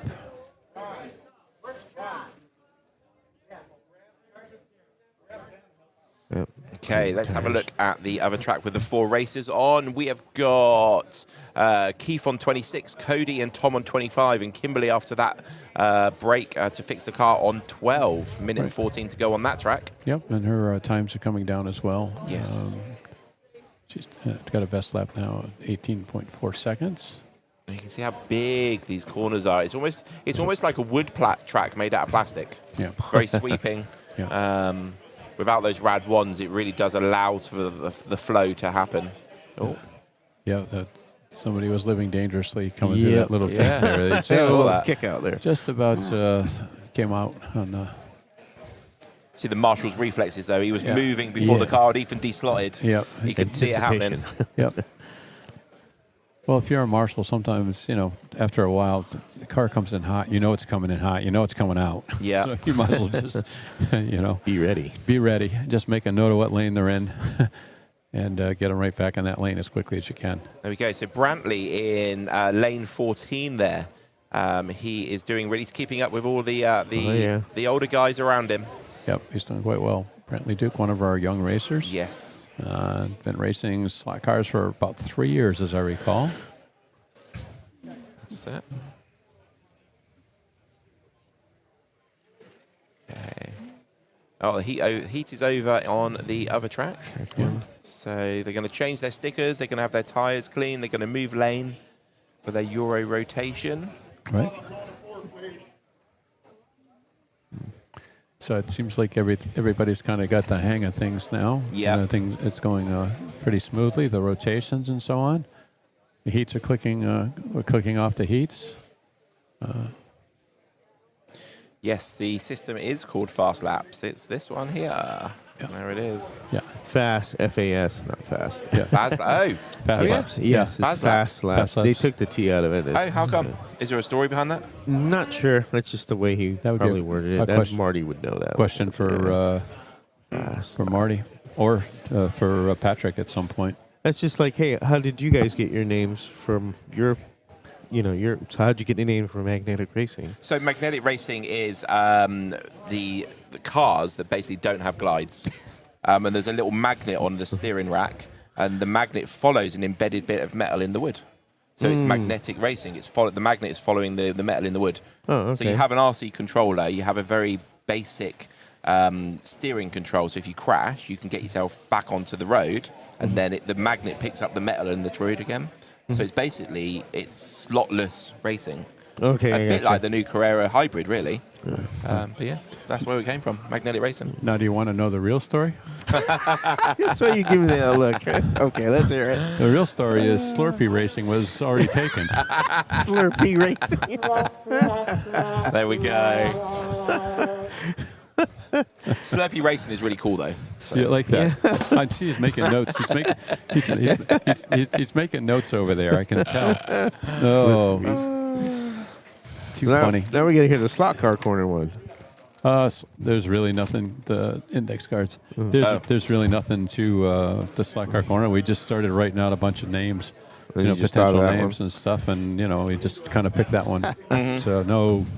I wish I had a better story behind it, but I don't. Kind of boring, I know. So we also have sketchy. Think Scaleauto events, which is the company we had before Magnetic Racing. So we also run Think driving school, because when you're driving, you should be thinking, all that sort of stuff. So we just wanted a short, snappy little name, and we had Think driving school first, and then Think Scaleauto events just naturally Popped in. followed on. Yeah, I got you. Yeah, I've So, seen yeah. that one, the Think Scaleauto one. That's for you. Slurpeeracing.com. There's a good chance that it's not taken. I don't know. I mean, somebody's probably bought it now. They're going to sell it to me for twice the price. Yeah, they probably will. Oh, and Slot Car Dude said, good afternoon. Good afternoon there. Hey, that's Nico, right? Slot car dude? Yes, Slot Cars. So impressed by what I've seen so far. Yep, absolutely, Kurt. Okay, so looking at track one, that has 4 races on. At the moment, they're all on 7 laps. So now Kimberly's car is fixed. She's actually leading this heat, as it were. Yep. So yeah. In their lap times and their best lap, she's they're coming right improving. down. So Yeah. I think she's kind of settled in there and has found her groove. Looks like Keith is leading overall on 39 laps. Cody and Tom both on 38. Right, and then Kimberly with 25. Again, these are cumulative totals, not for this particular heat. Yeah. Yep. So again, they're all 8 laps, 9 laps, very close. And track 2 is just starting a new heat, another heat. So if you've just joined us, you are watching the inaugural AMSCO 2026 US Scaleauto GT Sprint Championship. From Norcar Raceway in Burbank, Ohio. We are USA. in the first few heats of the day. We're going to be racing all day long. Absolutely. 6 heats, 2 semi-finals, and a final, all today. Remember, we're going to be ending the stream at the end of the 6 heats, and then you have to rejoin us for the semis and the final, which will be a separate stream, just because of how YouTube works. And 12 hours is the maximum we can stream without it recording after 12 hours. Right, and normally we would have Marty Ford with us here in the booth, and Marty has been called into doing some race director duties this morning because Greg was a little bit under the weather. So at some point, we're hoping that Marty's going to rejoin us. Yeah. But in the meantime, for those maybe who've just tuned in who have never seen one of our streams before, on my left, we've got Ian Weir from Magnetic Racing. I'm Steve Sawtell with Slot Car Corner. And we've got George Pineda from 3A 3D Slot Cars. All right.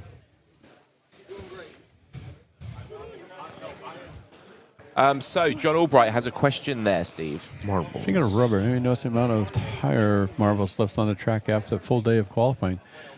There really wasn't much. No. I didn't really see many Didn't see marbles at anything all. of that, you really- it's kind of surprising, John. Yeah, Are these tyres known for graining and marbles? this is the first time I've had any experience, at a race with these tires and stuff, Wow. and so I don't have any history to go off of there, but. The track itself seems It's clean. clean. Didn't see anything. Yeah, it didn't see anything. Because you'd see it all around the corners and stuff. Right. So looking at the other track that was really close, still really close, everybody on the same lap pretty Yep. much. Wow. Yeah. Yep, 999, yep. This whole group, Very competitive with each other. It's good. Yeah. This one's going to get down to the wire for sure. Yep. Yeah.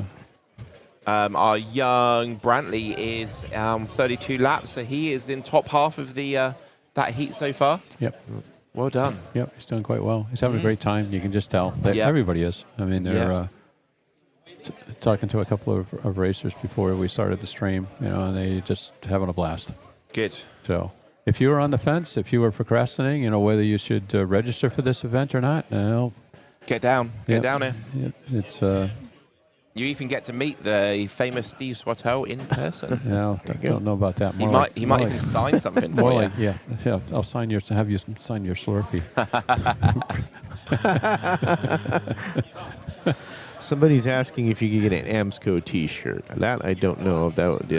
I think that's. I don't know if they're doing any I don't know either. AMSCO merchandising at this point, but if they're not, they should be. Hopefully, they will be.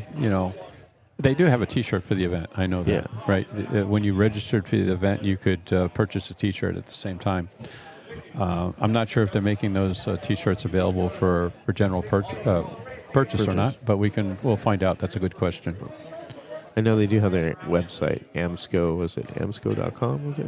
AMSCO 132. 132. So AMSCO132.com if you want to know more information, learn more information about the AMSCO organization. So it's www.amsco. There it is, on the screen. 132. There you go. AMSCO132.com. There you go. All right. Not There we 123. 132. Ask me how I know. How do you know? I mean, how did you work that out? I have no idea.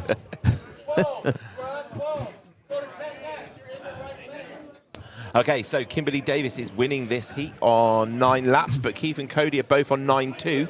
Yeah, very close. 15 seconds to go before the end of this heat. They're all on the same 9 laps. So Yep. they're just having a great race amongst themselves. And that's the other thing too is not only is it just racing, for the overall event, where you finish and stuff, but you have these little races within these groups, type thing. And it's not unusual when they're done. You'll see racers, shake hands and stuff, and just a show of respect, for probably somebody that they never raced with before. So this shows us on the track 1 that Todd Ory's on for 88. Right. Top. There you go, right at the top there. We've got, actually finished their time, Sebastian on 70, Randy on 75. I think this order's a bit mixed up. We'll find out what's going on with this one. Well, I think if we look at the heats, unfortunately, you can't. He moved over. But I think it is a projection because it showed some of those racers were heats 5 of 8. So it knows some were 8 of 8, some were 5 of 8. So it's doing some sort of a projection based on their performance in real time. And I'm sure it's adjusting at each heat. So yes. But at some point, obviously, everything would become actual. It'd be more accurate every 8 heats, won't it? Every 8 heets, absolutely. Yes. Every heat, for that matter. Yep. Right. There we go. We got a couple of marshals.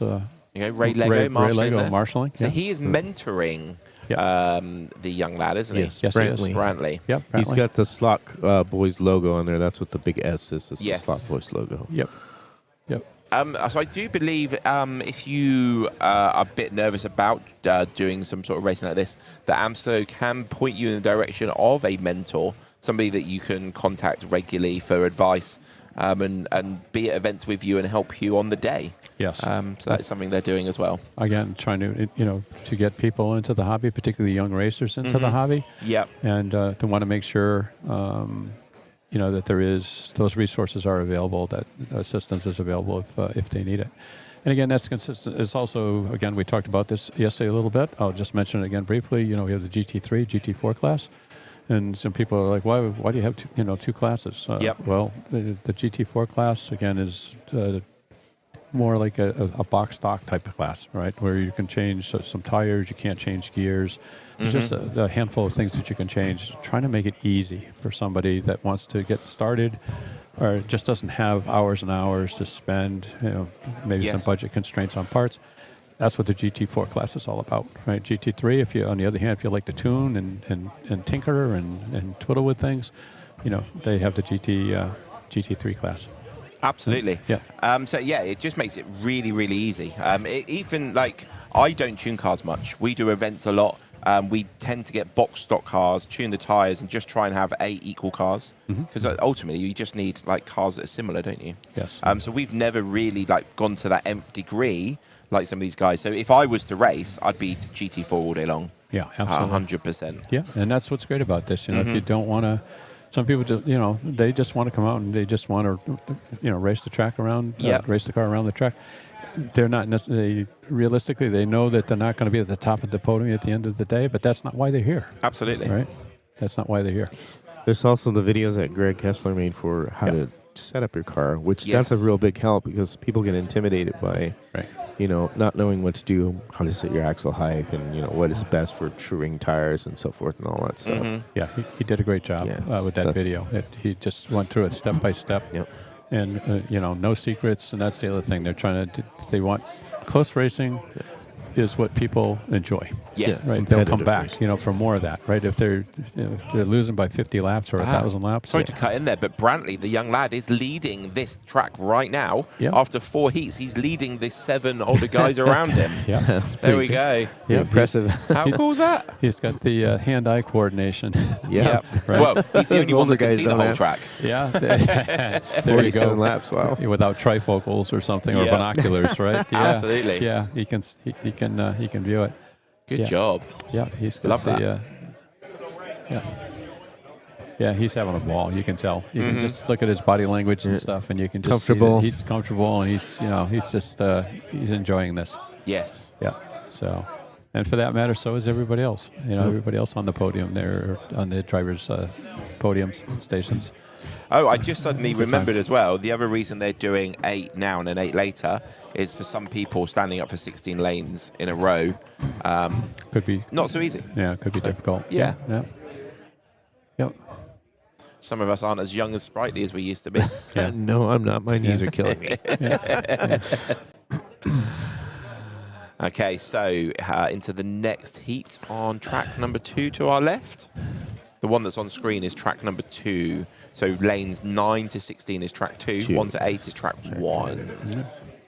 Okay, Jason Medina says, Frankie, hope you're recovering well, bro. All right. Here's a question for you, Steve. My recommendation on a control. Stop on a dime. Any suggestions? Stops on a dime, huh? You can stop on the dime if you hit the wall. Hit the wall, you'll stop straight away. Yeah. Probably it's probably 2 bare wires. Yeah. That's it's so much a matter of personal preference, right? If it's possible, I would suggest that if you race with a club, you know, ask some of the other club members to try their controller, you know, type thing. It depends on the gearing of the car. It depends on the motor that's in the car. There's just a lot of variables there and stuff. So, and it depends on your budget, right? I mean, if you have $50 to spend, or if you have, you know, $300 to spend. So, in my experience, you know, I think the third eye controllers, you know, probably have some of the best brakes. But not everybody would agree with me, right? There's, you know, several other controllers, the True Speed controllers, the Apex. You'll see some of the competitors here with those. You'll see a lot of the Falcos, Cobras. It just depends. But again, if you can try, ideally, if there's a club that you race with, or a club nearby, or something like that, or some other racers, that's a great idea. They have some of these controllers, because it's quite an investment. When you're going to start spending $200-300 on a controller, you want to make sure that's, you know, you're focused on brakes, obviously, but you want to make sure that the ergonomics of the controller, that they work for you, that the other features of the controller are going to work for you. You could have the best brakes in the world, but if the rest of the controller doesn't you know, work for you, there's more to racing than just braking. So, It's also how you like to want to float. I don't like heavy brake. I like to roll through a corner. Right. But some people don't like that. They want more brakes. Some people like to be out there at full brake, and they want to stand the car right up on its nose. Yeah. You know, type thing. So stop. But again, that's going to also depend on the motor, your gearing. You know, there's other variables Chassis, that come into play there too. Yeah. So definitely good question. Yeah, great question. But try before you buy. That would be the Reader's Digest condensed version of my answer. The Finger says, good luck to all competitors. Yep, thank you. I'm sure they appreciate that. FET controllers generally have the best brakes, yeah. And then that would be like a third eye is a FET controller. So here we go. Rankings are based on the fastest laps. Yep. There you go. He says he has a DeFalco currently. Yeah. FET is what, the field electronic transistor? What's it? What's the acronym? Field electronic transistor? FET? I can't remember. I'm not an electronics guy. No, I'm 'cause sure I- somebody here will tell us. But No, because I'm just saying at work, some of the systems we have uses a FET. I just can't remember. I think it was field something transistor. I was just curious. Are they What running- voltage are they running? 12 or 12 and a half? Yeah. Yes. Yes. Well, I don't know if it's they did move it up a little. I thought but, they did. I yeah, thought they to 12 bumped and it a up. half. It was at 12 originally, and I thought I heard somebody say that they bumped it up to 12 and a half. So we're not too sure. So around about those Yes. two numbers. Do remember to press the like. Yes, please do. Absolutely. And That'll don't forget to help. subscribe, especially as we're going to be changing stream a bit later on today, so you don't lose us. Ah, there we go. Thank you very much, sir. Robert pulled through with that. There it is. Don't feed the monster. Hey, Robert. Robert. We're going to get him a new URL. There you go. Field Effects Trans. Yeah. Do you want to bring Robert in There you for go. a couple of minutes? Or? Thank you, Stingray. Field effect trans. I can remember. I know we have some of the things that use that at work. So. Yeah, have Robert come on. Yeah, thank you. We need some. We need a track perspective, and he need to tell us about his fast lap. We're going to interview you all the hard-hitting questions. Okay, so let me just put these down here. Son. Put that So- down there. Let's put that down there. Do a sound check All right. there, Robert. So, Nope, No. he's not coming through. He's not coming through. Kirk to Enterprise. Hit the pink button and see if we got where it's at on the gain. So we're trying to bring Robert Bernard from LED Yeah. Hobbies onto the stream here to chat with us for a few minutes. But naturally, Ian invites somebody on, and then the microphone doesn't work. Is it plugged in? Just you never know.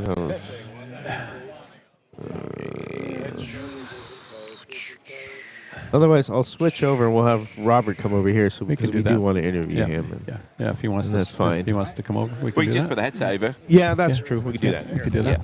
Here we go. Just long enough. Be careful. Be careful. Yeah. There you go. Just put that one on there for now. Ooh. There we go.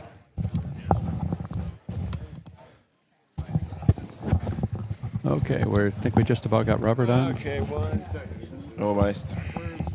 Going here. Yeah, I think I can hear you. Testing. 1, 2. Testing. 1, 2, 3. There we go. There we All go. right. We've got you. There Robert, we go. thanks for joining the stream, Robert. My pleasure. My pleasure. So how about just for our viewers that don't know you, why don't you just give us a quick introduction? My wife, Lynn Bernhard, is the owner of LEB Hobbies. She's done an amazing job. We started in 2010. It was interesting. How we got started was, my other job is I'm in the toy industry. I design toys for companies and consult for them. And I was working for Carrera, and they got a bunch of returns back from FAO Schwartz and couldn't sell them. And my wife was selling product on eBay, and and Ed Gershwitz, who was president at the time, said, "Here, take them. We'll split the profits." And that's how she got started in slot racing. There you go. And from there, we began to buy product from Carrera, and we're supporting the home enthusiast racers. And that, over the course of time, has transitioned into supporting the hobby racers. Right. And she's just done an amazing job. God bless her. She keeps the business well focused and in stock. And you work with her, Steve. Yeah, absolutely. She's easy to work with. Yeah. So that's how that got started. I've been racing slot cars since 1960. Now I'm really dating myself. Wow. Right. So any questions in the chat? Remember, QQ before you start. You got any questions for Robert? We'll get them to him. I can answer any question except where's my shipment. Yeah. Okay, so the question is, where did that 12.9 come from in qualifying? Well, the 12.9, it's funny. Over the years in racing, I've always been able to put a lap together. Yeah. Whether I can put together 24 or 40 minutes is debatable. Yeah, we were just talking about that in general, but we're also curious. You've had a chance to practice on both tracks. Yeah. Do you have a preference? Did you notice any difference between the tracks? There is a difference. I find that track one, they're calling it now over here. Track one. Track one has more grip. Okay. It's a little different as far as that goes. I think as we get more rubber on track two, it's going to be equally good. Mm-hmm. I think they're about the same. I don't see a lot of difference after that. Right. The biggest challenge I think you see, which you won't get as much now, is that transition, because we were running just straight round robin in practice. When you went from lane 8 to lane 1, it was like two different worlds. All your braking points changed radically. They moved on a 45-degree angle away from the corners. Right. So it made big differences as far as that went. Definitely. Yep. Okay. That's interesting. And so the track's fairly equal. Yeah. As far as the grip levels, like you said, track two probably hasn't been run quite as much as track one. But it's getting there. It's gonna be fine. Yeah. It's interesting because we buy quick slicks and stuff from the Slot Car Corner and our Wednesday Night Racers Club in the Philadelphia area. We race silicones. Yeah. And I started to try and build cars with rubber tires, and I was lost. Yeah. Absolutely lost. Yeah. It's totally different. It is. So I was asking myself, am I losing my mind here? That have I lost my touch in my old age? Right. And I took my rubber tire car, threw a pair of silicone tires on it, 57s on it, and it ran like a champ. So I go, I am lost. Yep. No, it's. That's why Ian came to the rescue. All right. What do you think about the turnout? What do you think about the? It's a great turnout, and I think everybody's having a really good time. Yeah. For a first event, it's pretty seamless. You know. Obviously, there's growing pains when you get there to the first event, but they're relatively minor. Right. I think that overall, that from a public relations point of view, which is the key for you and me as sponsors of the event, right, that there's been good visibility of that. Yep. Mm-hmm. And I think definitely and we support the racers, and I think that's really. The key thing. If someone's going to spend $85 or $90 to come for the entry fee alone, mm-hmm, and then chip in all the travel, you want to make the experience a really positive one. Yeah, and that's something that hopefully that they'll come back to future events. Yeah. Right, and tell their friends, right? Tell other racers, hey, look, you were on the fence. You decided not. You really should have come. Boy, did you miss out? Yeah. That's. Well, I'm going to put a plug in here for the NSR Nationals in Canada. That is a great event. It's a fabulous track. We're trying to get Ian up there. It's on a 5-lane wood custom track that is really nice and it's fast, but quite challenging. Mm-hmm. And the guys up there are great. We did a lot of it for charity. We raised over $3,000 for the Edmonton Food Bank up there, and it's a great. The club, the Edmonton Slot Car Club, is really great. You have 3 tracks and a drag strip, right? And all you have against them is the weather. Yeah.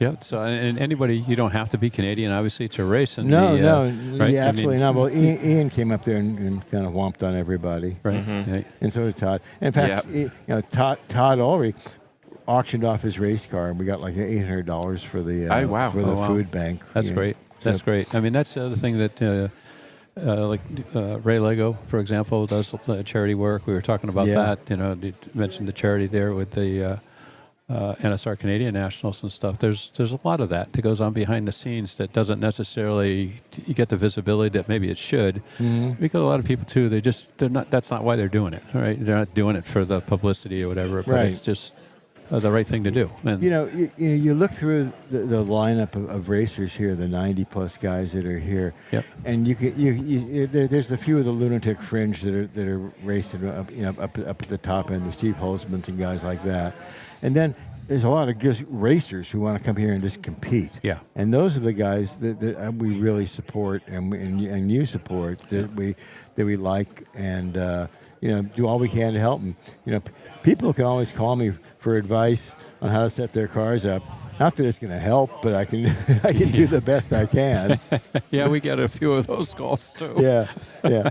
You know, Yeah. but as the LEB transitioned, initially we had we had stock scenery and everything else, and there's one phone call that Lynn and I will never forget. Some lady called and said that her trees weren't growing. She goes, I'm watering them diligently, but they're not growing. Nice. And we really didn't want to disappoint her. So just want to jump in quickly. Sure. Brantley over on this track over here now has almost a 2-lap lead on the rest of his competitors. The young lad racing over here, 2-lap lead now, going into his last heat of his 8 on this half. 81's a good run. Yeah, so well done, Brantley. It's awesome. That's like +3 or 4 on the other heat. Yep. He's already beaten the slowest of the heat before, so that's good. And we've got 8 new races over on the other circuit. So if you're a fan of any of these 8 on the screen, we're going to be giving you updates on these as they go through. Again, another young lad on that track there too. So we're going to keep you updated on how he gets on too. Right. So sorry, I kicked in there. I just wanted to give No, people an that's- update. That's important. That's fine. The other thing that we thought was interesting, Robert, is we were surprised that there were over 30 racers that are attending. Right, this is their first organized slot car event. Yeah. But a lot of them have been racing slot cars for 5, 10, 15, 20 years. Right, so they're just basement racers, maybe local club racers. But this is the first time they ventured out, which I think is great. Right? Oh, yeah. Because let's face it, I mean, you don't know what to expect. You've never been to an organized race. I don't know how the rotation works. I don't know what to expect. I'm not going to be any good, right? But they came through all that. They registered, and to your point, they're here. They're not the crazy lunatic fringe, right, type thing. And Ian has a term for them. Ian is he's probably going to get a trademark on him. He calls them slot car virgins. The slot car virgins. Slot car virgins, right? So the 30 or so slot car virgins, and I think that's great, to see as well. Yes. And for them, it's important to make them feel comfortable at an event like this. Yes. A lot of the guys, during the weekend came up to me and said, "How do I dial my car in? What's wrong? What do I got to do?" And I try to help as many of these guys as I can, to get the cars running better, because it only helps them and helps the hobby. Yeah, we were talking about that. Some of these heats, they may not be on the podium at the end of the day and stuff, but they're having a race within a race. And they're just having a good time. They're all qualified roughly the same times, type thing. And we've seen several of these heats, they're all on the same lap at the end of the heat, type thing. And they're just out there having a great time. Yeah. I mean, it's a different kind of challenge, but if you're a racer, you know what you want to do. You want to win. Yeah. You're out there. Yeah. You're out there for one purpose. You want to get even to if the it's top of the just podium. a guy next to you, it doesn't matter. It doesn't matter, right? Yeah, absolutely. Yeah. Ian, So we've got 208 people watching, but only 46 likes. So as the finger says, please press that like button. Wow. Yeah. But 208 people watching. Impressive. That's pretty good. Thank you very much, impressive. everyone. Yeah, that's the West Coast. What is it now? It's what time is it now? It's they're just waking up having coffee out west. There you go. We're just waking up having coffee here on the my coffee's waiting for me after I got the Slurpee. Yes. Sorry about that. There we go. That's no problem. I just want to make sure I have a couple of sips of that before I go out and heat 6. My wife suggested that we need to get him a Slurpee machine, a portable Slurpee machine, right? Yeah, there's an icy machine that being in the toy side of the business, we can get you those. Oh, there you go. We just need an IV. We don't need the cup. We just want to go directly from the machine right into his arm. There you go. Right. There you go. Right. Yeah. Yep. So Robert, if people are not familiar with LEB Hobbies, where can they find out more information about LEB Hobbies? Certainly, it's labhobbies.com. Right. Real simple, address. We do our best to ship. Like we say, fast cars, fast service. We try to ship same day, and here I've seen from most of the comments from the racers is that they like the fact they get their orders quick. Yep. And we are stocked to the rafters in parts for the racer. Yep. We won't take on a new car line unless we can 100% stock the backup parts for it. Yep. So that's been really key in Lynn's philosophy on the company. Yeah, it has been a little challenging though for this race, getting some of the parts. Yeah, that's manufacturer driven. Yeah, but I think that'll get better. You know, we have Okay. we have the endurance race coming. Yeah. There we go. So sorry, the heat 8 over here is just finished. Right. So where are we? Brantley is up there in second place on 94 laps. There we go. Well done, Brantley. Very good. Yep, we're starting to get some projections and some actuals Yep. on the overall race standings here and stuff. Well, and that'll continue to be updated as we go through the race. It is. So That's pretty good. 94 laps. Yeah.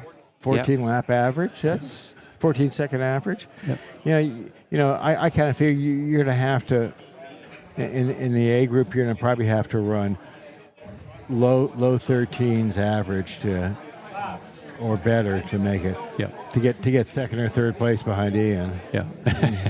So that's interesting, actually. So he got 94, but Todd only managed 88. Yeah. So there must be a problem with that car. We need to find out, I guess. Yeah. There's certainly, and I think he had to make a pit stop to do some work on it and stuff. He's been struggling. Yeah. He's been struggling. So He was telling me that he's down in Indiana visiting his mom, and in the evening he had nothing else to do, so he built the Corvette, and ended up being the car he was going to race.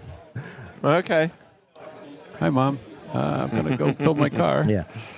But Nice to see you. the interesting thing is the diversity of setups you see in everybody here. There's a few common things, but there's a lot of difference. You take apart one of Ian's cars, it's got 4 springs in it. You take apart my car, it has 2 bound-up springs in it. Oh, okay. But it's very different, the setups. Yep. To get to the same goal. And these racers do a great job, Yeah, they do. They do. All different types of setups. Cool. Well, thank you very much, Robert. It's my that's been pleasure. awesome. Go and get yourself your hot coffee before it's colder than my my Slurpee. No worries, and thank you for having me on. And, No problem at all. Thank you for letting me get a chance to talk about LEB Hobbies, lehobbies.com. Remember, you can pre-order for a penny. There you go. Pre-order for a penny. And we're looking forward to you putting it to Ian Douglas later.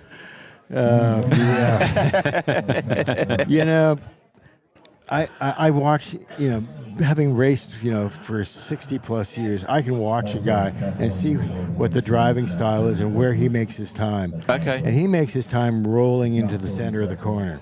Yeah. Into the center of the corner. Yeah. Okay. He does the slot car version of trail braking. I Okay. watch how he gets his car. He's rolled in about 30% of the corner when he starts picking up the throttle. Right, The way okay. he brakes. Yeah. And that's how he drives. And he set his torque settings and stuff on his apex. Yeah. So that he's not breaking it loose coming out. Yeah, he was talking about it yesterday. He was talking about every car that goes by, the NSX, the BMW M8, the 992 that he's running. I couldn't get that car to rotate. This car would rotate. I thought the longer wheelbase was going to work and stuff. So I mean, he's that's exactly what it is. What he's doing. Is with the rotation. Yeah. So he's amazing. Yeah. I'm still an old pro driver, point and shoot kind of guy, and that's where I get myself in trouble. That's why you saw some wickedly crazy laps before I got a good one. Yeah. Well, listen, thank you again. I really appreciate the time. Thank you very much. And let's do it again later. We'll be here a while. Absolutely. Say hello to Lynn. Absolutely, I will do that. Thank Thank you you. again for my Slurpee. Anytime. Thanks. Take Second care. one of the weekends. Take care, Steve. Yep. Thanks. Take care. Thank you.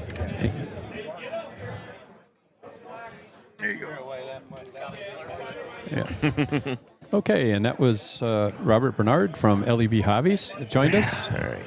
There we go. George is back on the mic. Yeah, I had to sacrifice mine, which is good. We need to get people up here. Yep. More We'll people up here to give us a perspective. Yes. Right. So we've got Ralph Macchio over there that's racing.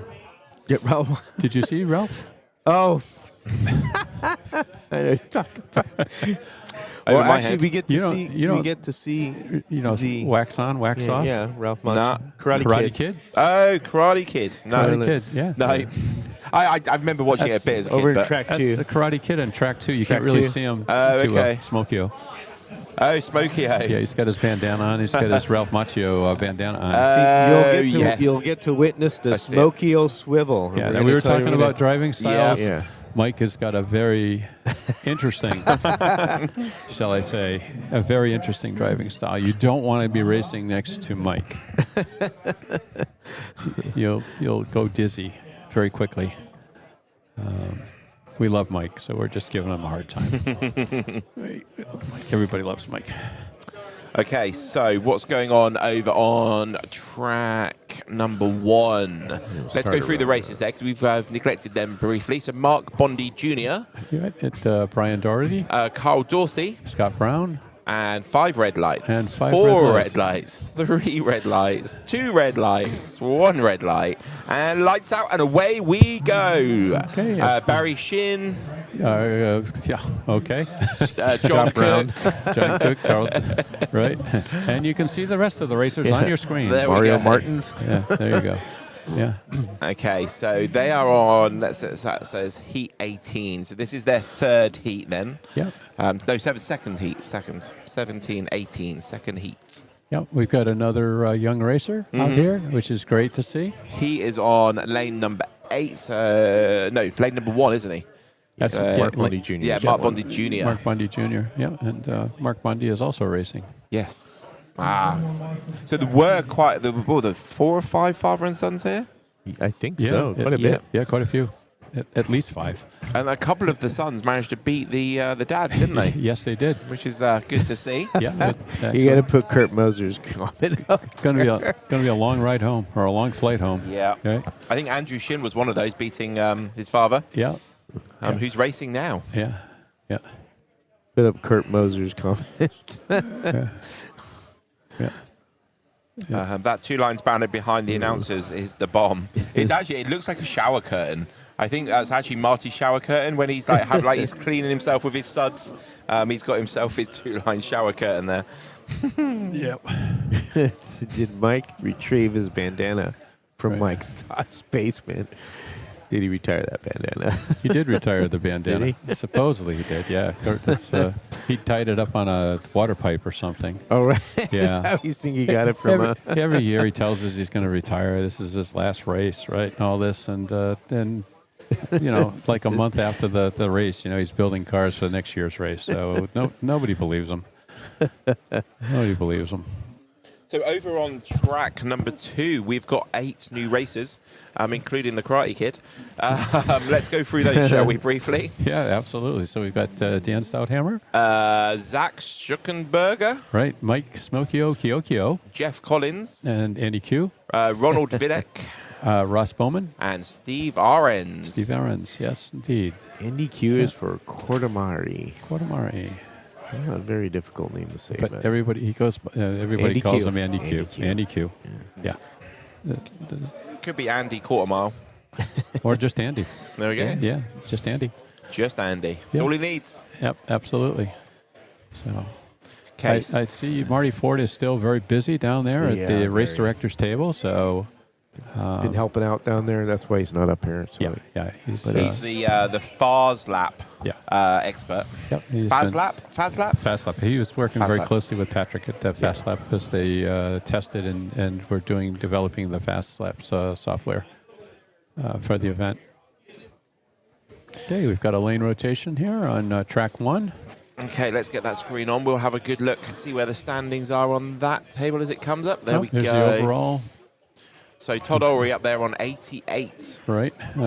Again, this is just based on some projections and stuff. So at this point, it will level out as we go. It'll level out as we go. But we did get a display there earlier where it actually showed, the overall, the actual for the people who had finished and stuff like that. So I think we had a racer with 94, as I recall.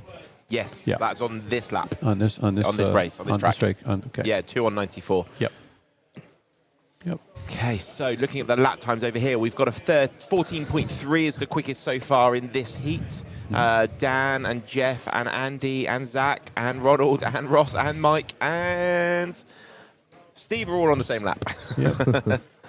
Although Dan's about to lap Steve by the looks of things with 10 seconds to go. So again, a very super close race. Yeah, this is, again, what we're talking about, a race within a race, right? Where they're just having a good time. They're just racing against each other. They're very close. And they're all on 11, well, one racer on 12 laps and 7 racers on 11 laps. So, I mean, it's very close racing. Close racing is fun racing. Okay. Yep. So, yeah, 94 for Jeffrey and Brantley. Right. 94. 93, 92s, 91. Yep. All very close at the top there. Yep. So, again, we'll see that change as some of the faster groups come in. We would expect to see some of those lap totals increase throughout the day. Oh, we got a guide stuff. Yeah, we had that quite a lot in practice. Like your car would crash and you'd pick up, and the glide hadn't straightened itself out, which then slows down the marshal, again losing yourself more time. So a well set up car. Steve, how do the glides recenter? What is it that makes them recenter? Because I know some cars have a spring, but not many. Right. Some cars have a spring. I don't think I would be surprised if anybody is using a spring here. Of course, I'm sure there's somebody that is, but for the most part, they'll adjust or set their motor lead wires. Yep. Put a little kind of a loop on them. Okay. Up to the side. So basically, the wire is acting like a spring. Okay. Right. And so when the guide when it deslats, for example, it'll self-center. It'll have a self-centering effect. So what's the cars that aren't self-centering? What's generally the problem? If the guide isn't self-centering, Yeah. probably the one or both of the wires aren't adjusted properly. Okay. If they haven't installed. If you install it too tight, then you also risk the ferrule pulling itself out. Yep. Type thing. So you want to leave a little bit of slack, and you take advantage of that slack. You kind of form it in a loop, Yep. if you will, and that provides that the kind of spring effect to self-center the guide or help center the guide. So. Good to know. Good for all those people out there that don't know. Lets them, if they've got a car at home, they're wondering why one car does and one car doesn't. Now they can strip it down and have a play. Right.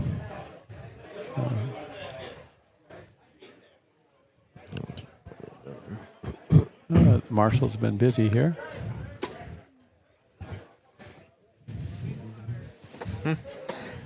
So they just had a track call here on. Global families. There we go. Okay. And they are running again. Consistent 13. Yeah. So if you've only just tuned in, you're watching the inaugural AMSCO 2026 US Scaleauto GT Sprint Championships. From Burbank or Norcar Raceway in Burbank, Ohio. The owner here, Wayne, very helping us out, printing out schedules and hoovering the floor and just keeping the fridge stocked up with fresh drinks. Yep. Yep, being a great host. Yeah, it's a wonderful facility for this event. It's a large venue. It has to be a large venue to accommodate these two tracks. So you think you'd be hard pressed to find a better venue for this event.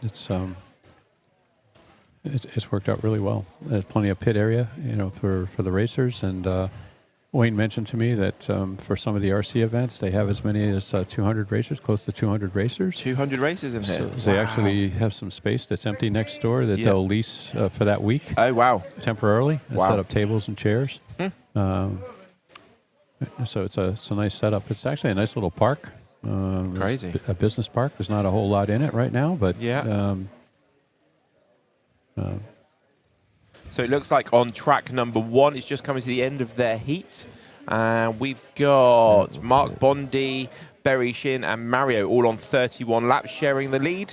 They've still got 5 lanes to go. There's our overall leaderboard for track 1. Having a look over on track number 2, they've got a minute to go still.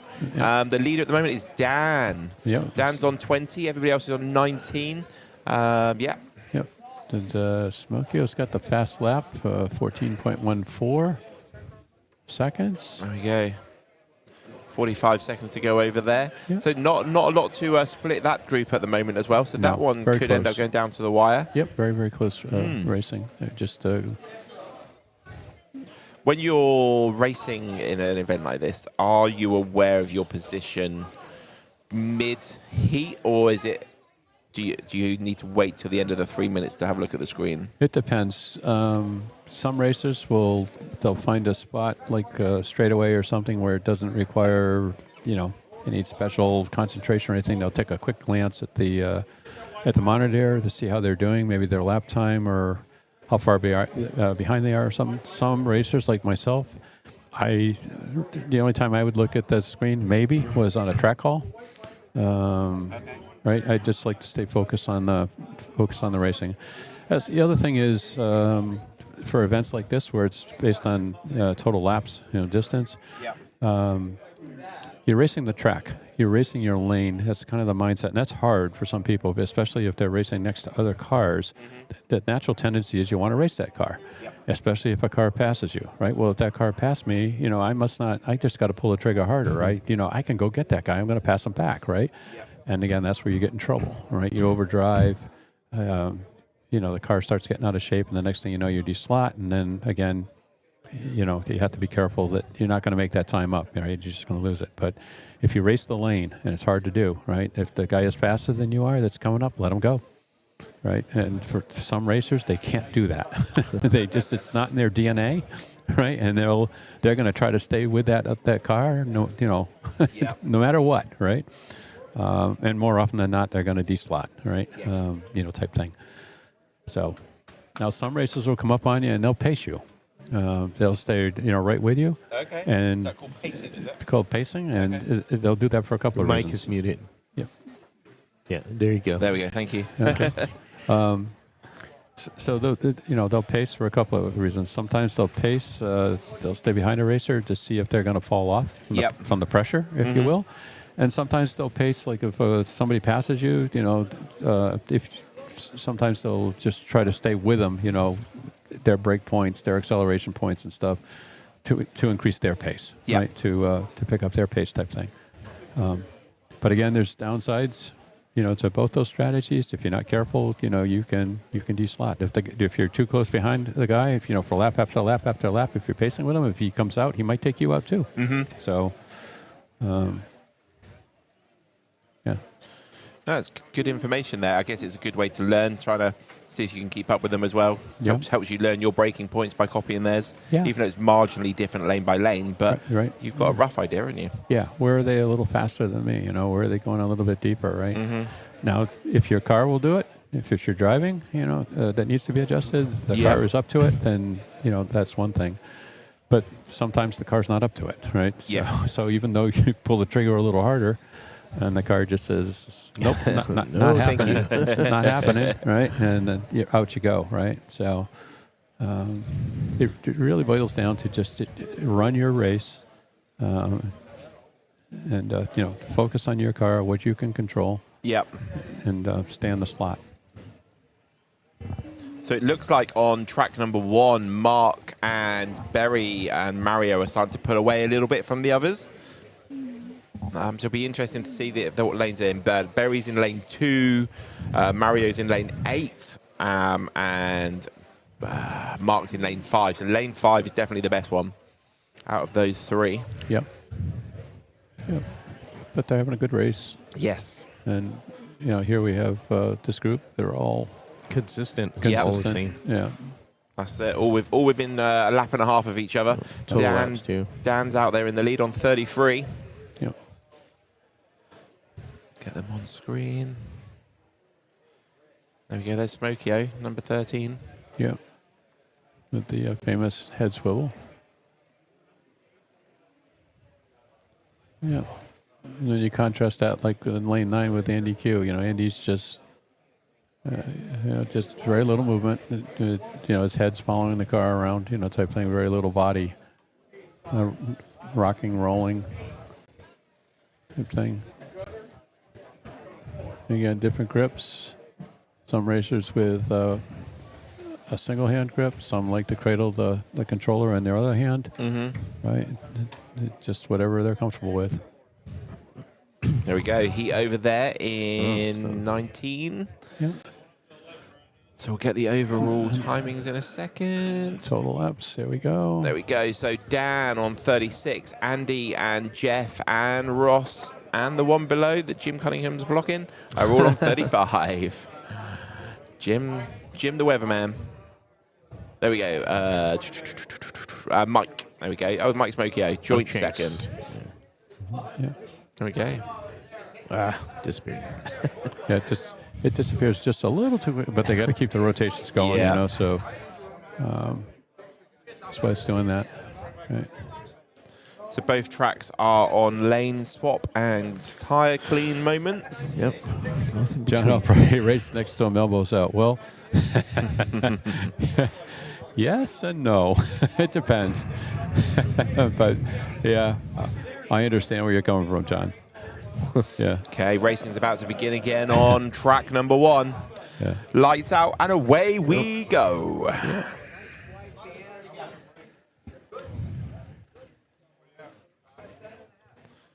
Okay. We have got... Who's going to be first to cross the line and put a time in? It's a long lap, remember. It's 15, 16 seconds. Yeah. So it takes a long time to get round and put that initial lap in. Yeah, I was joking yesterday that the tracks are so big that they're in 2 different zip codes. Yes. Postal codes. That's Yeah. it. Yeah, they're just massive layouts. Do you think there is anybody in the US who has a bigger track in their basement? I'm sure there probably is somewhere, but you'd have to qualify that. A lot of these guys that have, you know, these 300-foot long basement tracks, right? They're not a sprawling layout like this. You know, they go up several levels. Yeah. You know, they're crossovers. They're 27 levels deep. Yeah. You know, type thing, and it's like. It's just basically it's an exercise on how much track they can squeeze into a given amount of space in 3 dimensions. Yep. Right. So I'm not sure how, you know, if you've invited somebody over to a layout like that and said, "Here, grab a controller in a car," you know, I'm not sure. A little bit of home advantage going on there. A little home advantage, and quite frankly, if that was the first time my first experience with a slack car, for me personally, I would probably turn me off, but. But some people, hey, if that's what they want to do, then, you know, absolutely, then do it. But a layout like this, you know, an 8-lane, certainly not an 8-lane this big. I doubt very much anybody's got something quite this large in their basement, but they might, or a garage or something like that. I've got a suggestion for a slight tweak to the final. With your powers to be of your connections in slot car corner, can you make it happen? A tweak in the finals? Yeah, a little tweak. I don't think there's going to be any tweaks to You sure? It's a really cool little tweak, and I think they should definitely do What it. do And you I want you on board. You on board? It depends. If it's something You're like not going to rope them in that easy. if it's something trying. like So the final is only 8 races. yes. So what we do is we quickly link the 2 tracks by just cutting off the 2 main straights. Link this bit, link that bit over there. Yeah. One massive 450-foot long final track. Well, that would certainly mess with the racers' heads, and it would be fun to see big the time. reactions. It's the 8 best racers in the room, though. They should better handle it. It would be. I'd love to see the reactions. I mean, unfortunately, the logistics are such that it would just take too long. But that would be kind of neat. I think we should try it. I think we should lobby. We should lobby for it. Maybe for a future event. No? Yeah. Okay. Yeah. I don't think that's in the cards. I don't Probably think that's not. in the cards for today's event. But I thought you had vision. I thought you were on my page. I do have vision. I'm definitely not on your page. You could 3D print a bit. Do you know the Scaleauto track, and you get the jumps? I was going to say, this sounds like Evel Knievel coming here. Okay, go ahead, So Evel. you know the jump pieces on the Scaleauto. Yeah, I know what you're talking about. They clip in. Yes. Well, you could make an 8-lane wide clip-in thing bridge. So you literally, it will only take 30 seconds, and you drop a bridge in here Yeah. and a bridge in over there. Right. Suddenly you've got a new layout. You absolutely do. And then the first time they go around and make Yeah. a lap and they find out they don't have enough speed to Yeah, carry the whoop. distance, right? Oh, They all no, hit the floor, the race is over. No, it's not a jump, an actual whole bridge, but with 3D printed ends on. Who are you? John Cook. That is John Oh, no, Cook. you're not allowed to say his name. No, no, no. Oh, Yeah. okay. Yeah. Sorry. Yeah. I knew immediately who he was. He Yes. told me if I don't mention his name, he'll buy me a Slurpee machine. I don't think I don't think that's in the cards. That's too much like Hot Wheels. I mean, if this was Hot Yeah. Wheels, yeah. I mean, we're talking about bringing in the younger generation. Yes. Have you seen the Fast and Furious films where they jump over bridges? Yeah. And Yeah. They land on boats. Yes. All on CG. Yeah. That's basically what that is. Oh, is that not real? Yeah. Unfortunately, it's not. Yeah. Those movies I'm not a favorite of. I remember watching one, and there's a scene where they're on a plane. Yeah. And Oh, they have yeah. a big fight scene and stuff. They're going down the runway for 10 minutes. Yeah. At one It's point, going to be a 50-mile long runway. at one point, the plane needs to reach V2 to take off. Yeah. Right. Yeah. Oh. We digress. Sorry for the... Yeah. You have to just... yeah. This is how we stay sane here for 10 hours, 12 hours, whatever. We're going to be on the air here today. Yep. And Kurt is talking about lots of distractions. I thought you were talking about us for a second then. I'm like, is he talking about us? No, they're filtering things out, which is kind of interesting because when we're racing the endurance races, for one full set of heats, we're racing in the dark. Yeah. And believe it or not, people freak out the first time they come out to the race, and it's like, oh my God, I got to race in the dark. I can't see. How am I going to do this, right? It's actually easier on the eyes, isn't it? It is once your eyes get adjusted to it. But the fascinating things is their lap times, almost without exception, when they're racing at night, the lap times and the lap counts are as good or better Then in the day, wow, then with the lights on. And I think a lot of it has to do with distractions because you're so focused at night. Right, you're just so focused. You blocked everything else out when you're racing in the day like this. There's lots of stuff going on. It's easy to get distracted. That's a good point, boy. Yeah, that was very red. It was very red. Did you see it, Steve? No, I did not. Oh boy. Oh boy. So we got to get like some blue Slurpee or something. Yeah. Oh, to counteract it. Sounds good. Sounds good. I know an emergency room nearby. So I won't get into speaking of the emergency room. This is a true story. So one of the racers, I won't mention any names, I had to take him to the emergency room a couple nights ago. But he wears a bandana. He wears a bandana, and it kind of looks like Ralph Macchio. And when we got there, great, it was empty, which was kind of unusual for an emergency room. But the doctor came in and treated the patient type thing, and we got to talking to the doctor, and it turns out he was a slot car racer. So with his sons, which worked out good. Worked out good at 12:30 in the morning, and we meet a ER doctor, out of the blue randomly, and he knew. Most people when you tell them, well, how did this happen, or what were you doing, slot car racing, or they look at you like, what the hell is that? Yeah, what is that? And this doctor knew exactly what we were talking about, which was kind of cool. It was very cool. Yeah, it's kind of hard to tell people nowadays. Yeah, I had when I was at work. So he was asking me, are you going to be here next week? Because I want something in my truck done. And I was like, well, I'm going to go to an event, for my hobby. Oh, what do you do? So I told him, well, I collect spores, molds, and fungus.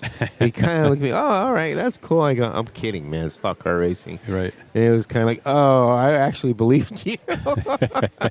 So because usually people don't, you say slot car racing, they don't really, sometimes the newer generations that they don't know what that is really. Yeah, exactly.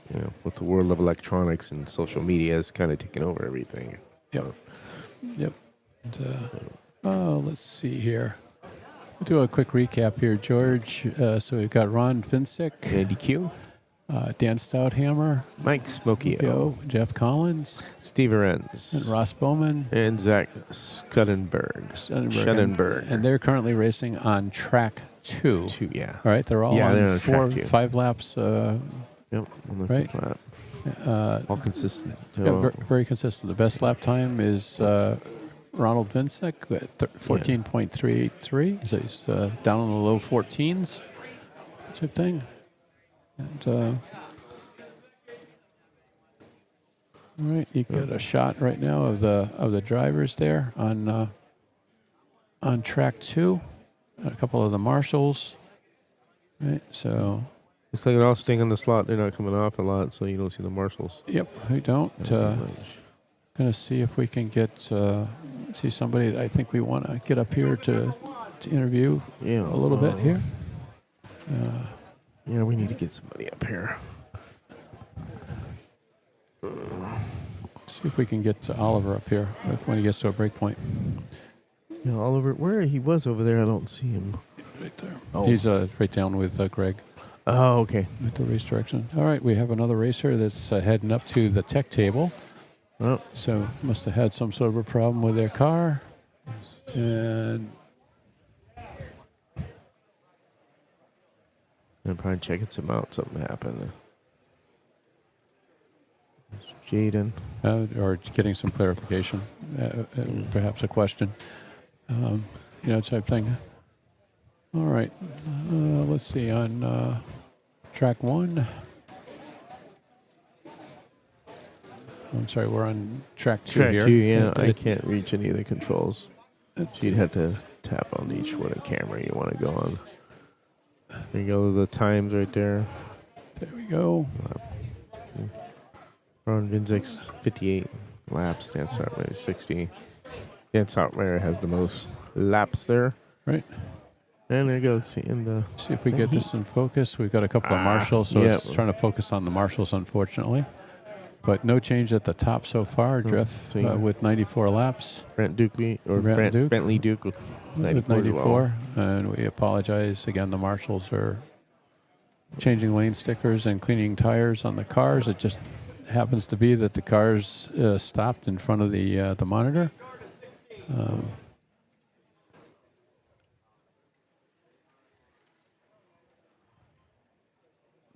we go. Okay. With just 1 minute left on that heat there. Right, and this is track 1. Okay. So we have Mark Bondi Jr. with 71 laps. Harry Shin with 71. Yep, John Cook with 63. Scott Brown with 68. Brian Doherty with 60. And Deb Whitmore with 67. And Carl Dorsey with 59. Yeah. All right, we'll see if we can get you a view of the track again. Okay. Ian will be back here in a minute. Yeah, this is one of my favorite camera angles that we have going here. Yeah, I do like this one. Shows the driver perspective. At driver perspective, and you get to see a lot of the track, so you can see the cars as they're coming down into the corner, right? And they're trying to keep the car as straight as they can on the lane, especially when they're going through the corners. They don't want to kick the rear end out too much. Anytime the car is out sliding, it's losing time. So it's a good shot of the action there. Doug says, I bet he gets mean, huh? Darryl Rogers, yeah. It's the lack of sugar you need to worry about. There we go. I am back. Yeah, I bet if AMSCO could get an official sponsorship. Slurpee people. Unfortunately, I don't think that'll ever happen, Kurt, because quite frankly, I think he would probably put Slurpee out of business. I'm quite happy to pay for them. Just get the machine in the building. Yeah. You'd have to have one of those tanker trucks like they use for gasoline for fuel. It would be Slurpee, right? And their share prices would double. Yeah. Yeah. The peanut gallery. It's nice to see the peanut gallery is alive and well out there. We appreciate it. We appreciate everybody who's tuned in. And again, just a reminder, please hit the like button. It helps a lot. How many viewers do we have? Do we know? We have 99 currently. 99 current viewers, okay. 100. So we got a lot of people watching, which is cool. Yep, we do. In that shot there, you can see for the marshals, the lane numbers. Yep. You can get an idea of the frequency. They're very well marked, the lanes. Right, and again, that's going to correspond to a sticker that it's on the windshield for a given car, a given lane. Makes it a lot faster for the marshal to put it on instead of having a color. Yep. It's looks like you got some thunder, huh? Yeah. There's a storm coming in of Ohio here, Burbank, Ohio, USA. As somebody who's colorblind, I struggle with the colors when I'm marshaling. Yeah. Some of the colors. So lane numbers works best. Would work a little better certainly if you're colorblind. All right. Okay, so we're on heat number 24 of 96 on this track. We have got Berry and Mark in the lead on 76, 77 laps. Yep. We've got Scott and David and Mario pretty much in joint third there. I'm going to let you do that. I'm just going to... No problem at all. 2 minutes to go on this one. Let's have a look at the other track right now. 25 seconds to go. Leading this track at the moment, we've got Dan Strollhammer in 71 laps. Jeff Collins on 70. Close racing in both of these. We'll get an update on where their final standings are. This track's on 22 of 96 heats. And the other track is on 24 of 96 heats. What have we got here, Steve? So Let me get that one, that one. Are we on this one here? So this is an example of one of the panels that we have the XLR connectors mounted into. On lane 19? This is for lane 19. This is a spare. No, it's actually lane 61. It's it's actually 19. It's actually 19. It's just a spare in case we had a problem, which is very unlikely. But these are actually 3D printed. We make these at Slack Car Corner. Nice. Right, so to have our logo up there. But if you're a club, if you're interested in, or an individual, you're interested in wiring up your track, you'd like a set of panels, perhaps that have your club name or your racetrack name or something like that, reach out to us and we'll be glad to work with you. I mean, within limits. I mean, obviously we can't put War and Peace, on the front there and stuff, but and we can do different configurations. This one here for the AMSCO race has just got an XLR connector in the center of it, but we could do 3-post, commercial style hookups for alligator clips. We can do a combination. We can put a lane reversing switch on it. So we can do all sorts of things. So if you're interested, can it be multicolored? They could be multicolored. We do have a lot of flexibility on that. Cool. With subject to the availability of the color as a film and stuff like that. Cool. These are about, I don't know, 6 millimeters, a quarter of an inch thick, roughly. 6 mil. Yep. Yeah, about 6 mil, type thing. They're really, really sturdy, type thing. They'll last a long time. We can do these in all different colors to match your lane colors on your layout and stuff. That's pretty cool. Right. So if you have any interest, if you're building a track or just want something, to personalize your track. Do you have stock ones of these in stock, or are they always made to order? We do have some stock ones that don't have any of the printing and stuff on them that are always available type thing. Yep. This is just something that when we started working with AMSCO, they asked us, hey, look, could you print something up, with the AMSCO logo and obviously our Slack Car Corner logo, along with the lane numbers, right? Nice. So we said, we can do that. Is this hollow with honeycomb inside, or is it solid block? It's the infill percentage on this, I think we used around 40%, which is probably overkill, right? But we have I like to over-engineer things. I'm the same. But Absolutely. I mean, it's short of putting it in a vise or something and put some block and tackle. I mean, they'll last forever. Type thing. Doug's quite often he'll stick something down. I'm like, can I put a screw in that just to make sure it doesn't go anywhere? yeah. So we could even make some up for magnetic racing. There we go. Yeah, there you go. Could probably do some horse trading here, for one of your nice looking light bridges there. There you go. Yeah, for some panels. A bit of swapping. Yeah, a bit of swapping. So misses out the man in the middle, then, doesn't it? Yes, it does. It does. Yep, absolutely.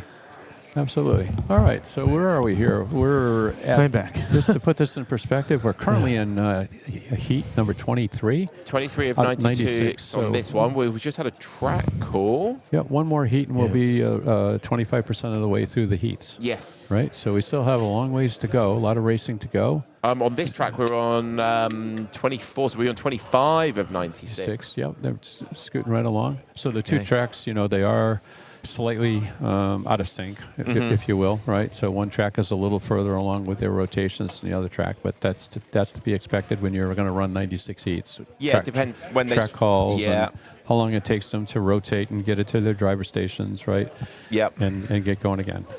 There's also an option when the lane changes. It's supposed to be a minute and a half, but I think if the race director sees everybody's ready, they can start it off. Yeah, they can. They can start it. They can bypass that. Yep. So where was it you could get those controller ports from?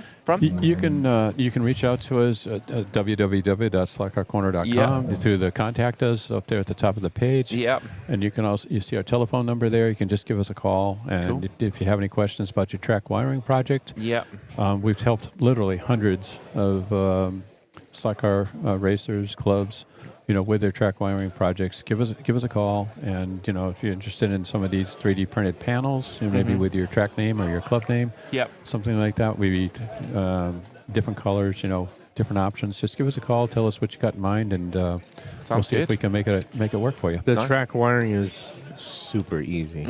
Yeah. Very easy. The kits are very easy to install. Well, we try to design it because we have to be able to support it remotely. Yeah, Right. that's what makes it easy. Right. So we don't have the luxury of seeing, what our customer is seeing all the time. So we have to understand what they should be seeing. Yeah. So that we can, we can work with them if they have to troubleshoot that sort of thing. But Yep. yeah. So anything, track wiring, braiding, track building, that sort of thing. Don't be afraid to reach out. And, even if you just have some questions, maybe you're not ready to purchase anything, you just have a general question about your track wiring project, your track building project, feel free to give us a call. So over on track number 2 here, we've got Dan, who's got one more heat left, but he's already on 84. So he should just get up there with Jeffrey and Brantley on 94 if he continues. Oh, he did 12 laps on his last heat, so he might take the lead over there. Yeah. We have 8 new races over here. Let's run through these before they get started. Dusty Ford. Brian Harringer. Yeah, Chris Feder. Lance Gallagher. Christine Holmes. Bill Bianchi. James Smith. And Dominga. George. Dominga Shepherd. Dominga Shepherd. There you go. Yes, no, actually, now you said it, I can, yeah. Yeah. It's one of those mind over matter kind of things, it really is. right? It's, yeah. It's actually easier to pronounce than what it looks like it's to pronounce. Yeah. There they go. Okay, lights out and away we go with 8 new races over here. So if you're a fan of any of these 8, then get cheering, get in the comments. I want to know who you're supporting and who you want to win. Let's stay on this because we had a gaggle of cars. Yeah, they were all at once. Yeah, a gaggle. Is that the official name for a group of slot cars? That's a group of slot cars. Marty Ford, marshalling. See, somebody was trying to stay up with somebody there, and they went out. So we no longer have a gaggle. No, and also Marty Ford, I just saw, took one of them off for tech. Is someone fixing their car? Oh, yeah, Let's Go Racing. Yeah. Their team is fixing a car. One of the racers from Main Street Racing up in Vermont. Yeah, so that must be... They're working on something. Christine's car again? No, Christine's out there. Christine raced earlier, didn't she? No. Oh, it's the other... No, it was her, the other lady, wasn't it? Yeah, slot car girl from Austin there. Yeah. Cool. So Dusty Ford, he had a bit of what you could call a nightmare in qualifying, couldn't you? I know he won't mind us talking about it. A little bit rough. So Marty went first and set down a marker that took 69 people to beat. And I think the pressure of that was just a bit much. And so that's why Dusty is where we are. Cool. No worries. Okay. Yep. Cool. So let's keep an eye on. Let's see how Dusty's doing and the rest of that gang. Like I said, who are you cheering for out of these 8? We want to know who you think is going to win this heat. PBP6741 says Dusty will redeem himself, shaking off his disappointing qualifying run. I'm sure he will. Usually a lot of people come back. Bob Scott says, is there a reference anywhere to qualifying? Is there? Have they published it on social media? I think they did. I don't know. I don't have any information on that. Check out the social medias. But basically, we've started with the slowest people from qualifying, and we're working our way up through to the fastest. So by the time we get halfway through these heats, we're going to have the fast of the fast on the tracks. So yeah, that gives you an idea of how well they did in qualifying. Let's have a quick look on the other track. So we said Dan's on 93 laps over here. He needed 94. He's got 57 seconds. So he is going to take the lead of the AMSCO inaugural 2026 US Scaleauto GT Sprint Championship here at Norcar Raceway, Burbank, Ohio, US of A. Very good. Thank you very much. I can almost do it without reading, I think. Yeah, now you got the hang of it now. Yeah, like, I'll try the next one. Oh.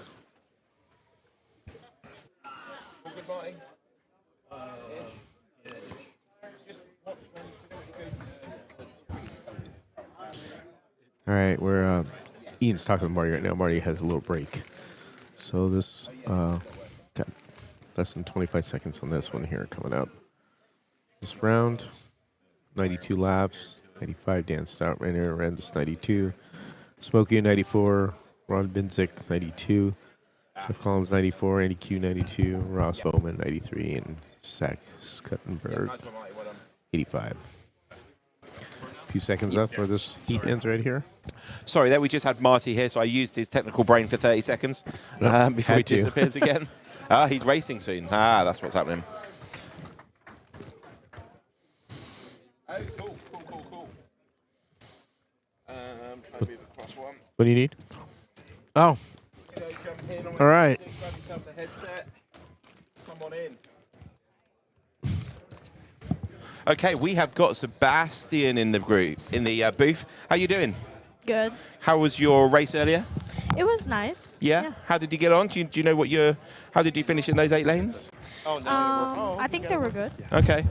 Did you were the winner, or I think you were 3rd or 4th, were you? I was 4th. You can sit down. 4th. Cool. This is your first big event, isn't it? Yeah. Are you looking forward to 8 laps, 8 lanes later? Yeah. Cool. And how was your car? Did it feel different from yesterday with your qualifying? It felt more faster and more efficient, you know? Okay, yep. Yeah. Oh, okay, so faster and efficient today. Do you know why that is? Because of my dad, he fixed it up earlier. Oh, okay, cool. Do you know what he did? Are you he- into the tech of the car yourself, or is it all your dad? It's my dad. Okay. Yeah. Sebastian, you were a big help on Wednesday, you and your dad, helping us to set up the track, right? And you'd never set up a track before, right? No. So that was a new experience for you? Yeah. Yeah, you picked it up really quick. You were very, very helpful, and we appreciate that. We appreciate your dad's help as well. What do you think about this event? I think it's really cool, you know? You having a good time? Yeah. Yeah. Good. What's your favorite part so far? Just racing against other people, you know, getting to know one another and just having fun, you know? Yep, that's great. And where did you come from? Florida, Miami, Florida. In Miami, Florida. Did you drive up or did you guys fly up? I flew. Flew up. So you had all your slack car stuff with you too? Mm-hmm. How was that to check it into? Did you check it or did you bring it on board? We brought it on board and we also checked. And some of it was checked as well. Yep. Mm-hmm. That's great. And when are you going back? Probably tomorrow. Tomorrow? And do you race locally? You just race with your dad, or do you race with a club? I just raced with my dad. Just race with your dad and stuff. Okay. And any other hobbies besides slack car racing? No, not really. Not really, huh? So you just like the slack cars? Mm-hmm. You have no RCs or any of that stuff? No, we used to do that, but I just stopped. You just stopped. Okay. Yeah. Do you like the slack car racing better? Yeah. Yeah. Tell us a little bit about what kind of controller do you use, Sebastian? I forgot the name though. Okay, that's all right. It has a trigger though, right? Yeah. So importantly, who's better, you or your dad? I would say me. Okay, cool. Of course. Nice. Sure, he's been doing it for the longest, but I think I'm better. You think Cool. you're better? Okay. Yeah. Nice. Well, What sort of track do you have at home? Is it Carrera or? A little bit of Carrera and also this kind of track, you know. Oh, okay, cool. Scaleauto GT. Nice. wow, nice. Nice, Good. nice. And are you planning on coming to another event like this? Have you got another one booked, or have you been talking about another one? We might go to another track, Okay, probably. that's cool. Yeah. This is your first organized slack car Yeah. event, right? And stuff like that. What did you expect? Did you think it was going to be like this, or did? I thought it was going to be like a little more smaller, but it turned out to be really big, you know. What do you think? What do you think of these tracks when you first stood up there to take your first several laps and stuff like that? What were you thinking? I was thinking like, if I'm going to like win, am I going to like, be the fastest one, you know? Mostly I was nervous though. Yeah, mostly a Okay. little nervous. Have the nerves gone away? Yeah. Yeah, it's not too bad, is it? No. Yeah. Yeah. No. Good. Yep. So did you have a chance to talk to any of the other racers? I did. Yeah. And you, there's some young racers Yeah. here. Some other racers. Have you met any of them? Yeah. Yep. That's pretty cool. That's pretty cool. So what one bit of advice would you give to somebody maybe in your own age sort of bracket that's thinking of coming to an event like this? What would you say to them? I would say maybe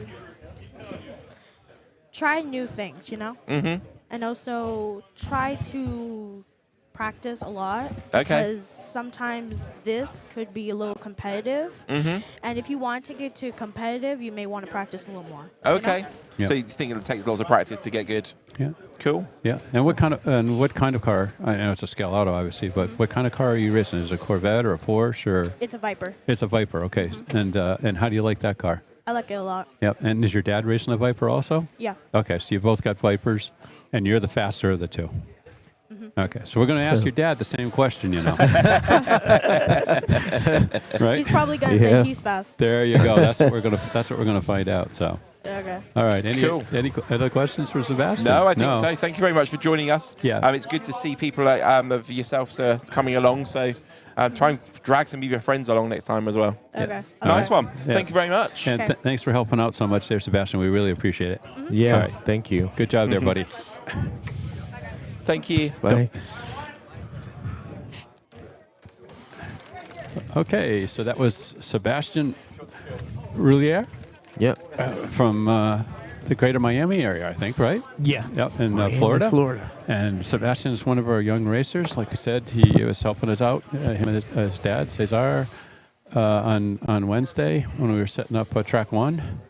And they were here late. Yeah, and they were here very, very late. So we really appreciate their help. It's kind of cool to get Sebastian's perspective on the event, on slot car racing, right? It seems like he's having a good time. Absolutely. So we've got Slot Car Racing Edmonton saying, nice plug, Robert. Thanks. Everyone is welcome to race at our Canadian NSR Championship in September. Here we go. Kurt Moser says, I've been checking out your videos lately. You guys have a good thing going on. Yeah. Shotgun Dave Stockcar says, Mopar or no car? He loves the Vipers.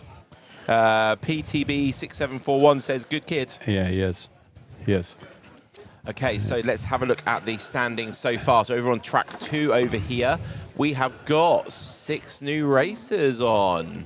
So if you're a fan of Mac McDonough, Josh Reed, Andrew Sheehan, Todd Kelly, Marty McCullough, Jeffrey Sensky, Craig Gunsey, and Matthew Wilder. I do apologise, probably butchered all of those. But if you're a fan of any of these guys, this is the place to be watching for the next 45 minutes it takes about, doesn't it? How can you butcher McDonough? McDonough. He's on the same island as you, for crying out loud. Fair enough. No wonder there's so much tension over there. I know. That's They it. can't even pronounce their names properly. I know. Oh, jeez. What are we going to do with you? What are we going to do with you? So you have, if you've only just tuned in, you are watching the inaugural AMSCO 2026 US Scaleauto GT Sprint Championships. And from Norcar Raceway in Burbank, Ohio.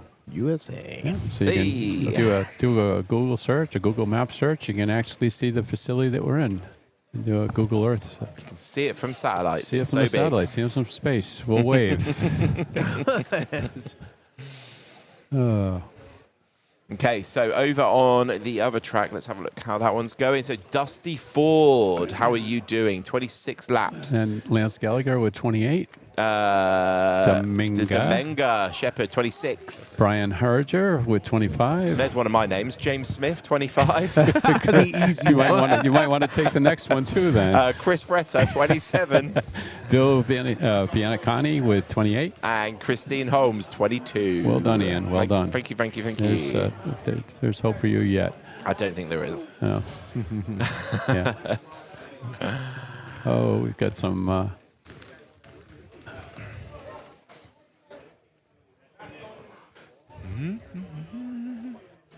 Okay, so... A lot of marshals. Yep, Josh Reed on 12, Andrew Shin on 12. So Andrew Shin is another young lad, keeping up with our very own Josh Reed there. Pressure's on Josh, one of the AMSCO guys. Yep. We're on heat 26 of 96 over on the left-hand side. And we are on heat 27 of 96 on the right-hand side with 35 seconds to go. Yep. I'm going to see if we can get somebody else up here. If that's okay. Go for it. Another. Yeah. Nope. Stay put. I'm going to go on mute. Okay, Steve's going to go and see who he can find. Could it like use his contacts?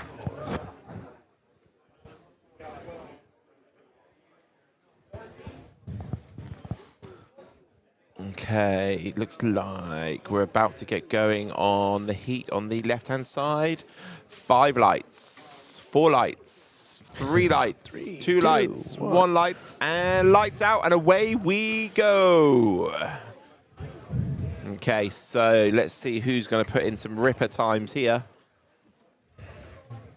Let's get the track view up. The cars are all pretty much side by side. They're all going through the technical section there, if you remember from qualifying.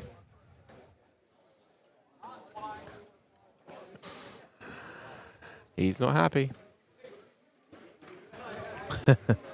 Okay, so we've got Todd Kelly on a 13.9. We're starting to see some 13s creep in now as we get some of the races a bit later on. Huh? You want to go on the other? Oh,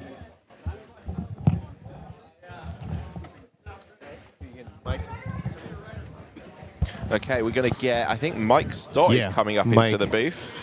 I'll get him sat next to Steve. Oh, get him there, it's fine. No, that's good. Yeah, he will. I don't want to sit next to Mike. I want to sit next to you, Ian. We'll get Mike in the middle. He's a special guest. I can't believe this. Where's he gone? Special guest. Here he comes. Yeah, Mr. Stott. Cloverleaf Racing. We need to get him up here anyway. All yours, sir. One headset. We'll get Ian's popcorn out of the way here. Good morning, Mike. There you go, sir. And I'll sit down just here. There we go. You all set? Can you hear us, Mike? Yes, I can hear you. Can we hear Mike? I think we can. Yes, All we right. can. He's not muted, right? No, he's not. Alrighty. There we go. All right, so just a brief introduction, and I'll let Mike pick it up here. So for those of you who don't know, this is Mike Stott. Mike is the owner of Cloverleaf Racing up in Milford, Michigan. He has a very nice slot car store, a couple of tracks, lots of cars, parts, and stuff like that. He's been there for quite a long time. He has a very active race program. And Mike and Cloverleaf Racing are also one of the title sponsors for this event, the inaugural AMSCO GT Sprint Championships. So, Mike, anything you want to add about as far as your business, the store, anything? Did I get the right town? It's Highland. It's Highland, Michigan. Highland, Michigan. I'm sorry. The old store was in Milford. Oh, okay. I'm We're sorry. on Milford Road. We're on Milford Road. All right. Well, I knew there was a Milford in it someplace. Somewhere. Yeah. So, have we got Mike? Is Mike coming through? Okay. Yeah. No problem at all. He is. Okay. So he's coming through. Okay. All right. So tell us a little bit about Cloverleaf Racing, Mike. How you got started and. I started because people were racing in their basements. They weren't doing events like this. So my passion was racing, and I thought I could do it, bring more guys together. And that was my whole goal when I started this, or Cloverleaf. Yep. And it's worked out pretty good. I mean, we bring a lot of people together. I mean. Yeah. And you have race programs several nights a week, right? Right. Two nights a week. We have essentially 40 different people that race in our on a fairly regular basis. Right. Oh, that's 20, good. 2025 on Wednesday, same on Thursday, and not many overlap. So it's actually quite good. Different groups. And you're also the host of the Michigan 24-hour endurance race. That I am. Right, and this was just completed about 4 weeks ago. It was the 13th, hard to believe, but the 13th annual Michigan 24 race. Tell us a little bit about how that got started. That got started because I was looking for, I don't know, I was looking around and I thought it'd be kind of a neat idea. Then I realized it had been done. Then I realized there was a record out there that needed to be broken. Mm-hmm. And I had a couple of people say there's no way you could do that. And What was the record? I don't know what the original mileage was. At the time. original time, it was probably around 240-ish miles. Okay, so total distance over in the 24 total hours. distance in 24 hours. That's cool. Plastic chassis car. Okay. No magnets. Right, no magnets. No magnets. And Is there a voltage? Is it like an official record? It's got to be a certain voltage. It's got to be. It's on the British Slot Car Racing Association. Oh, okay. They hold it. Yep. And I don't know what. I know there's a bunch of requirements. You have to have X amount of degrees for corners. Uh-huh. If it was banked a certain amount, it didn't count. Okay. yeah. stuff like that. I don't know if voltage was a problem. Okay. But I know the first year we set it, and then right after we set it, the Czech group came in. They beat it. Right. Then we came and beat their record. Okay. Then they came and beat us, and then we beat them again, and it's been held since then, I think. Yeah, okay. Yeah. I mean, it actually went back and forth, back and forth. It was, Yeah, for several years. It was, they would raise the bar, and they would raise the bar and raise the bar. So Nice. it was kind of interesting.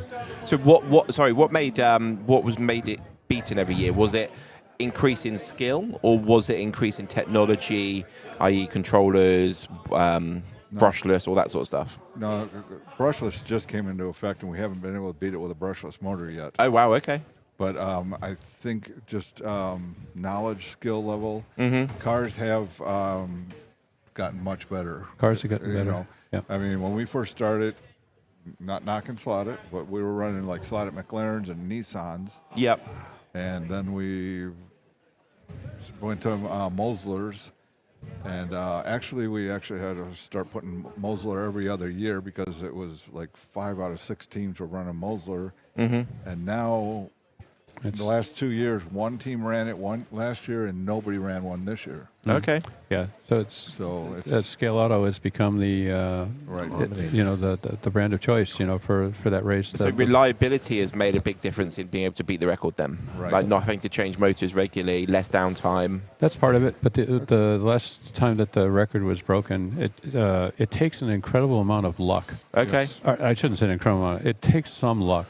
Mm-hmm. Right, to win that race, whether you break the record or not, right? There's so many things that can go wrong, right? A car comes out in front of you, and at the speed you're traveling there, Mm-hmm. you hit it, and your race could be over, or you end up on the floor, your race is over. A marshal at nighttime puts your car back into the wrong lane. Okay. You're going to get walled. That's one thing we do is whole segment is in the dark. Right. And, Yeah, that's cool. and that's really that's one of the best parts about the race, or funnest parts about driving. Yeah. Mm-hmm. I think, and most guys will tell you that. Yeah, and their lap times and their lap totals actually improve.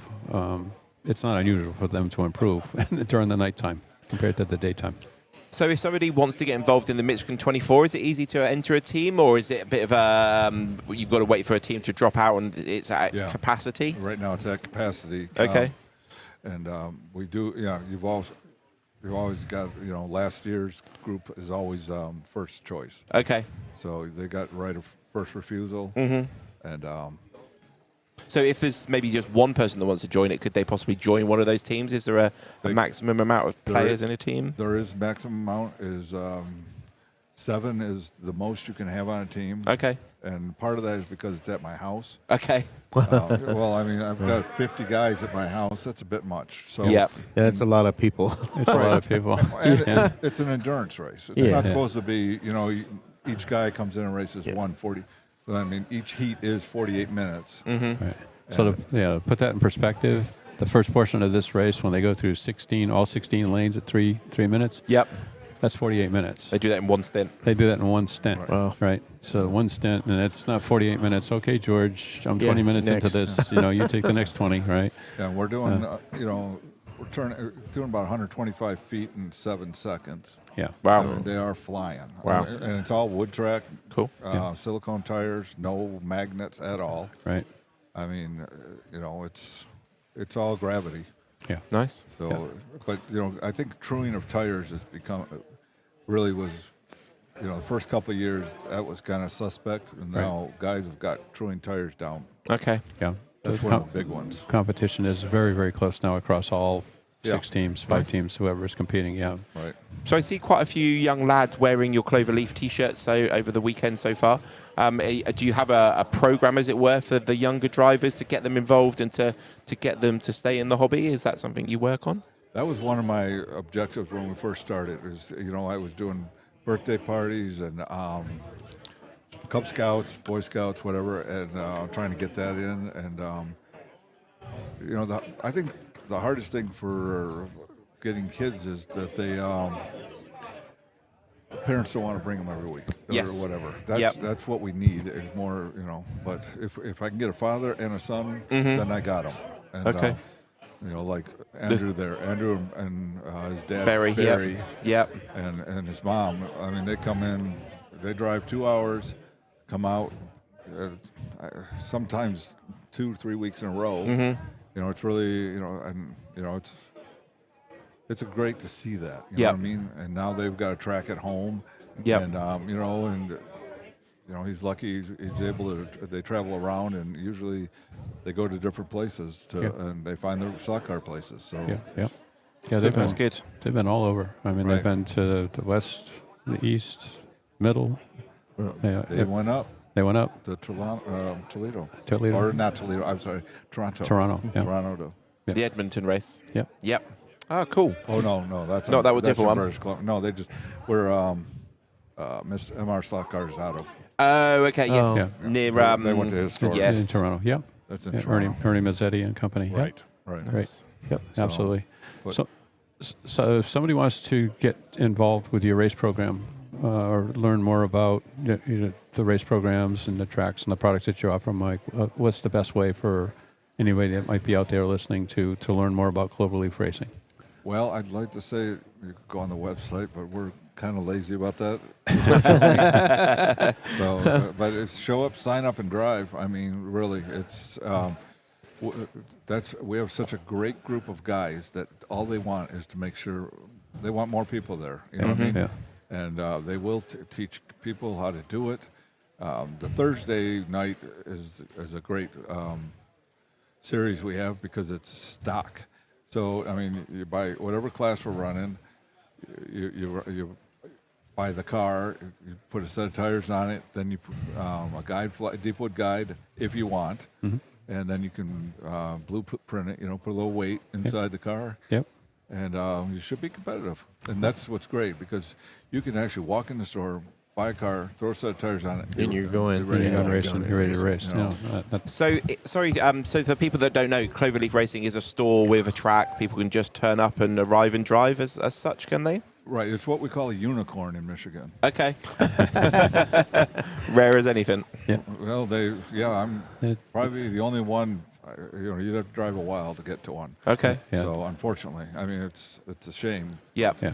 So you have rental controllers, rental I cars. have rental cars, rental controllers. You actually have 2 tracks. You have 2 wood tracks. All right. You have a Mini King kind of layout, right? A 4-lane wood track, and then the other track, just another track. Yeah, it's just Cool. another track. Yeah, but there's plenty of plenty of track time there if Right. you want to come out and, like you said, You- just try it, rent a controller. You own the building that you're at, though, right? Or is it no? No, that's.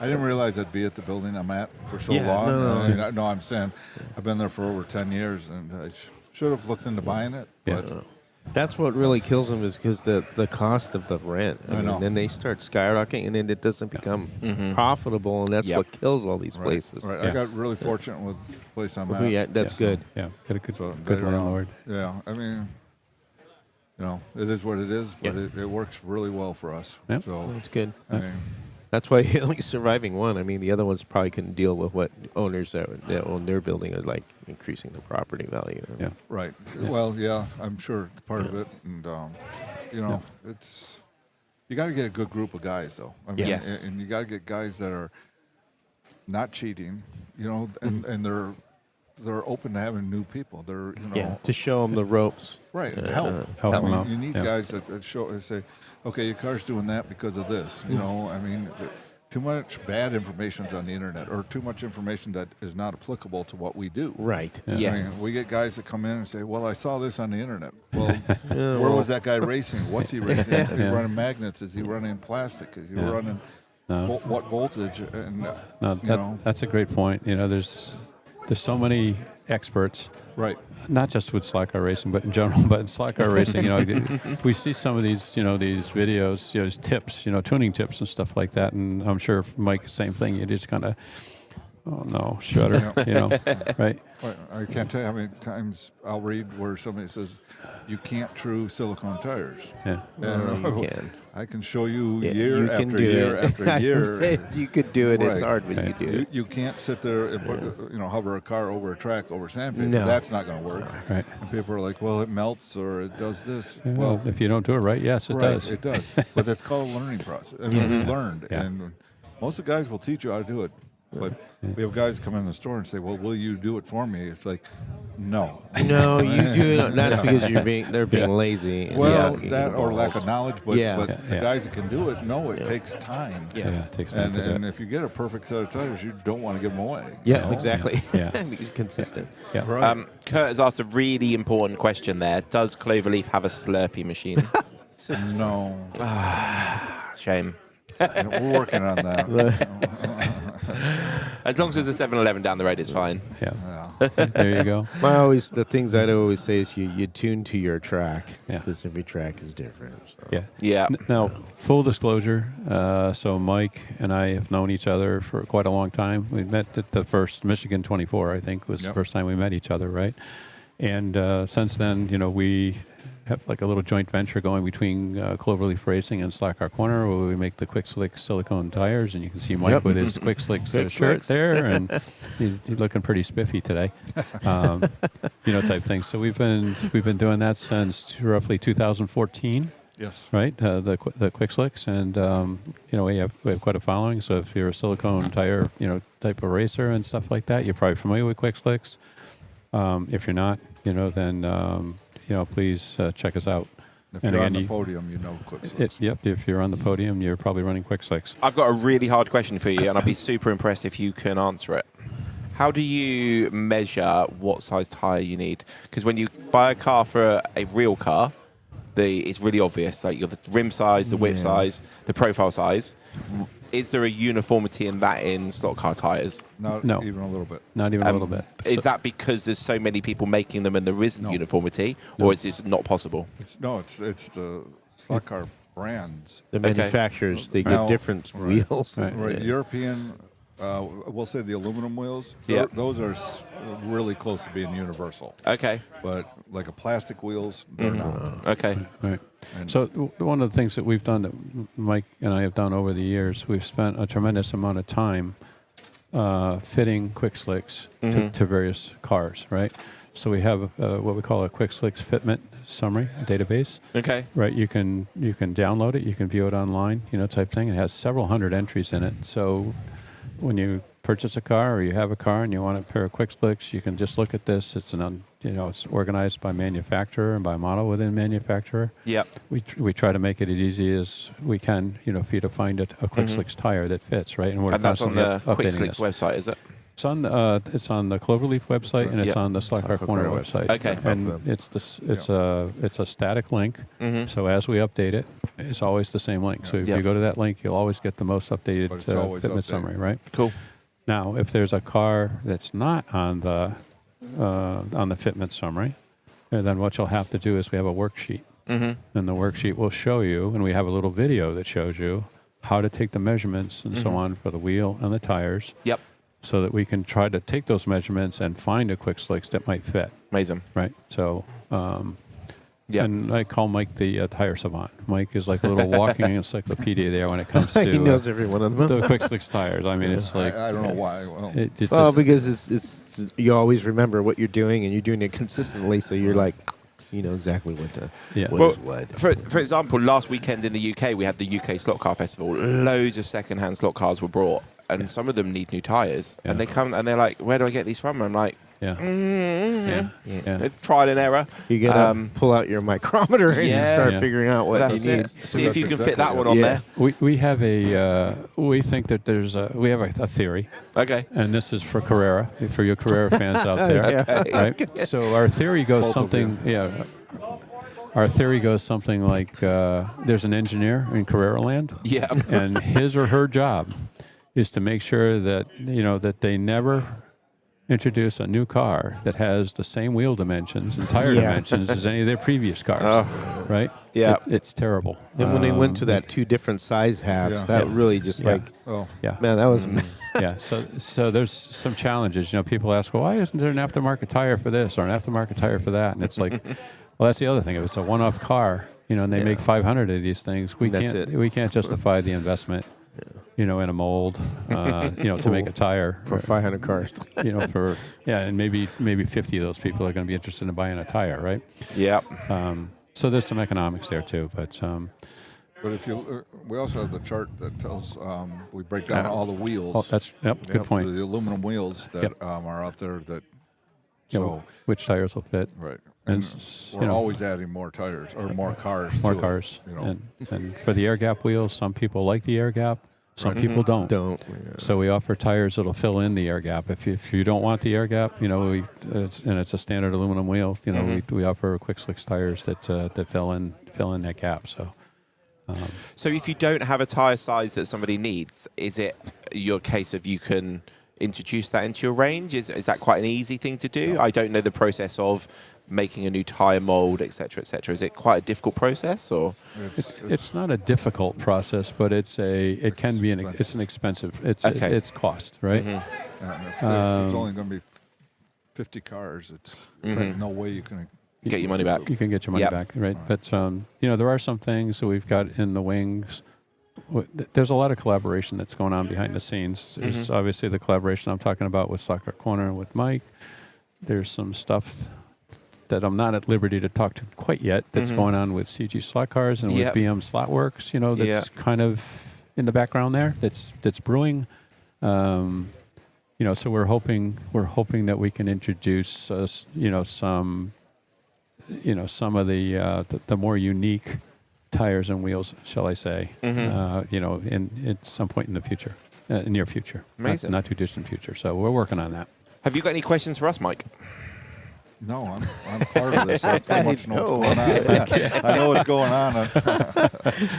Yeah. Well, we'll let you go. I know you're busy out there and stuff, but thanks for joining us today. Thanks, guys. Thanks for your time. So www.cloverleafracing.com. Yep. And at least the contact information is up to date on the website. So if you need to reach out and get a hold of Mike. Yeah, we're going to work on getting our racing on the website.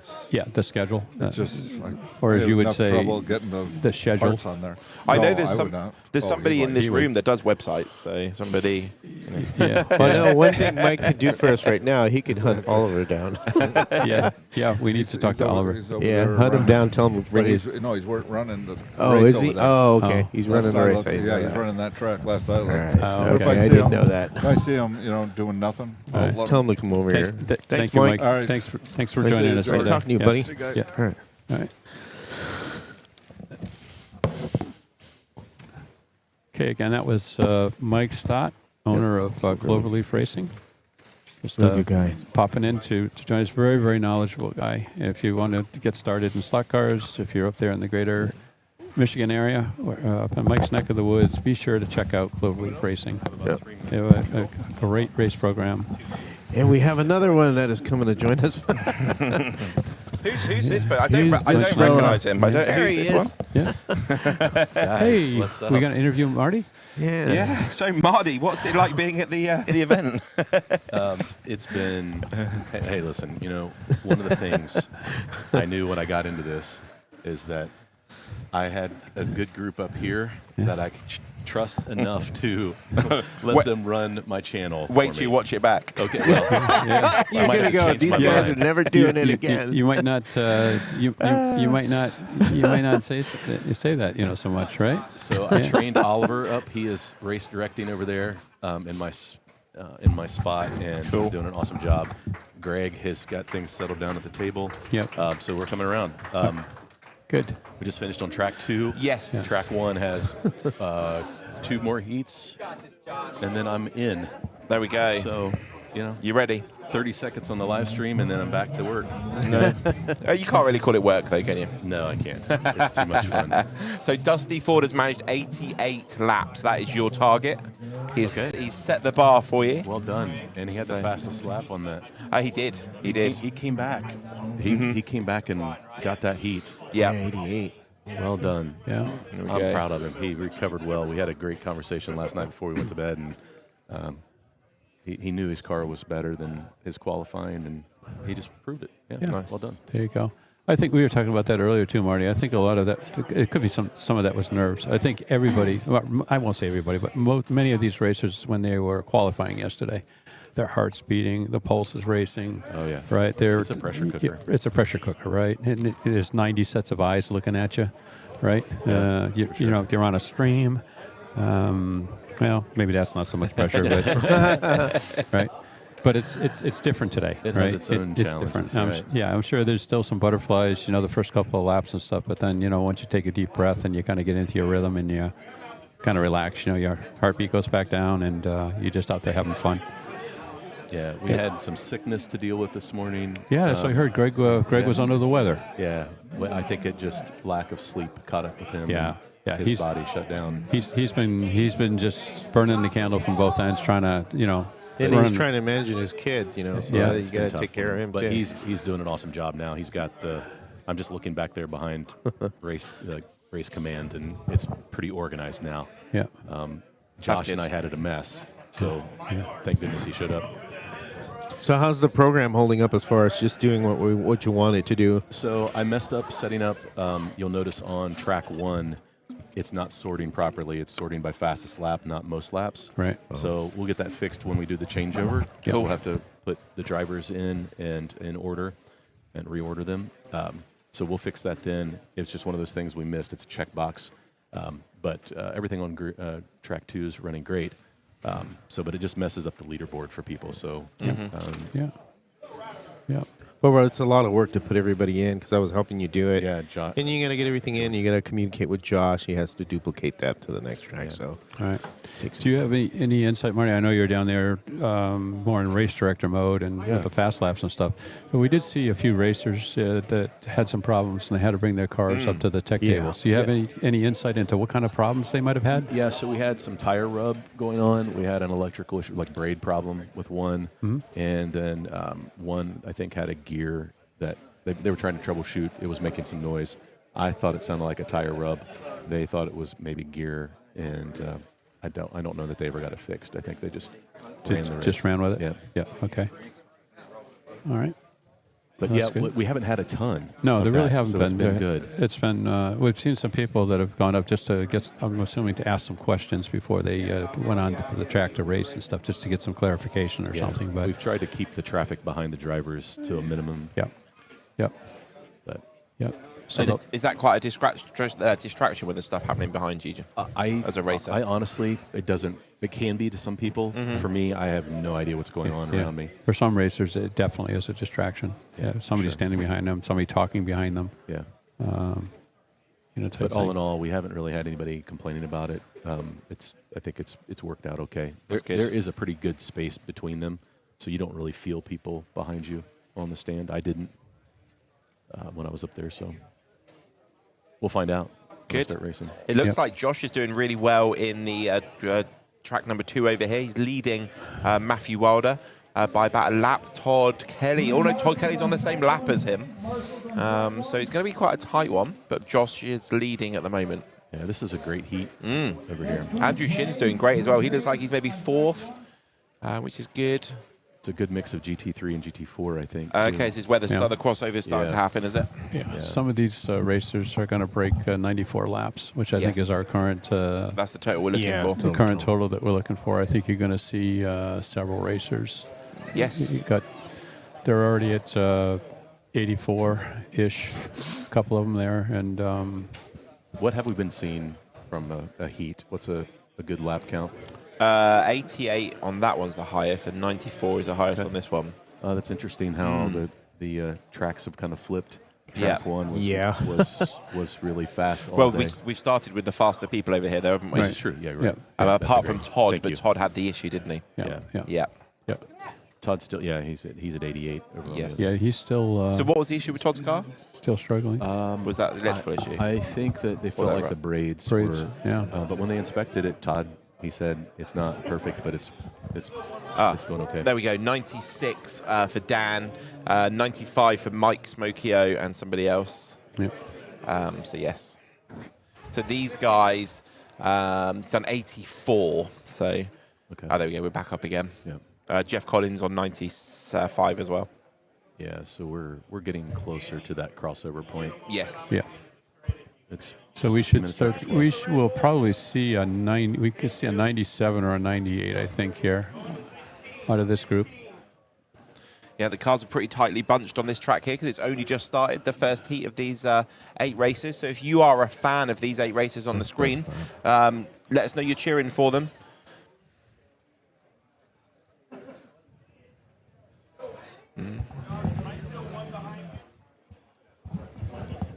QQQ for Ian. Special for your tyre problem in Germany is a company called Ortmann. They make every tyre for every brand, and they sell them in France, Belgium, Holland, and Spain. Have you heard of this company, Steve?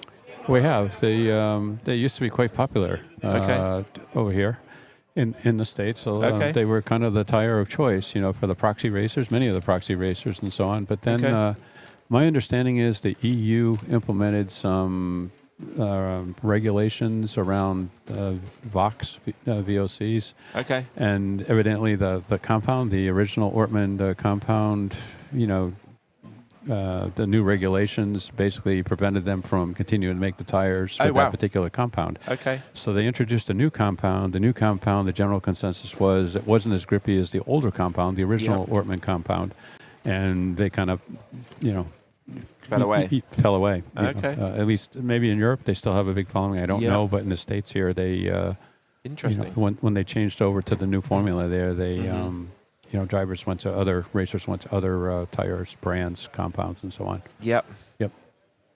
So Josh Reed has 2 minutes and 10 seconds to try and get up to 96 laps and take the lead of the AMSCO 2026 US Scaleauto GT Sprint Championship. Yep. Can he handle the pressure? 6 more laps in 2 minutes. Let's do the maths. That means 8 laps is possible at 15 a lap, doesn't it? Right. So, in theory, we're going to see Josh on 98. Yep. So the fast lap is kind of interesting. The fast lap is Andrew Shin over here at 13.775. He's in lap lane 1, which is the shortest. Yep. And so yes. Yep. Matt McDonough is at 13.8. So we're starting to see some 13s in the best, the best laps. We were 14s, 15s. Definitely keep an eye on Andrew Shin putting the pressure on Josh, because Josh is in lane 6, so quite far out, quite a long lane. Yep. Although it's not a gutter lane, it's one of the longer ones. So Andrew Shin could steal the lead for the first 8 heats of this group. Yep. And could Josh Reed handle the pressure? He's got his headphones in. Do we know what he's listening to? I mean, we were travelling back to the hotel the other night, and we had System of the Down on, so at midnight, so it could be anything. Probably listen. I can't drive 55. Into going the distance. Going the distance. There we go. Could be, right? Perfect timing. Running down a dream. Tom Petty. Running down a dream. There we go. Highway to Hell. There we go. Right? Okay, so Marty's off to get himself ready for racing, because he'll be on after these 55 seconds. Josh Reed is on 95. He just needs one more lap in 50 seconds. I think he's going to, safe to say he'll get that. Yeah, and actually looking at Andrew Shin, Todd Kelly, Matthew, Matt, they should all manage that 96, I reckon, with 40 seconds to go. Yeah, Matt is just ran a 13.93, 13.85. So Matt has found his mojo. There we go. Can Andrew Shin catch up with Josh Reed, though? Let's have a look. So Josh Reed is going to cross the line when the arrow is next to his name. Oh, they're on the same lap. Yeah. About 10 seconds behind, isn't he? Yeah, 8 points something it said. Yeah, there's several races there, very, very consistent. Yes, 17 seconds. If Josh Reed has an off, though, he won't have the lead of this 8-lapped gap. It's going to be close. Reed. Matt's a couple seconds. Yeah, Josh Reed is definitely in the lead, though. Yeah. 98. Matt's in second. Yeah. Matt's running faster times. Matt, he's probably going to run out of time, but Matt was running them down. There it is. Yep. Let's have a look. The main screen's going to come up. We'll see who's at the top. Well done, Josh. Matt, Andrew Shin, Josh Reed. Wow. 98. Yeah. There you go. Andrew Shin, 98. Matt Nahor, 98 as best well. bet. 13, 4. Yeah, 4 of them. 5, 5. There we go. New title to set there. QQQ. They are urethane compounds, Ian. Okay, and I think our own Marty Ford is going in. Yes. Right? He's going to do his first 8 heats. And he'll be racing on track 2. Okay, so over on track number 1, let's have a look what the action's doing over there.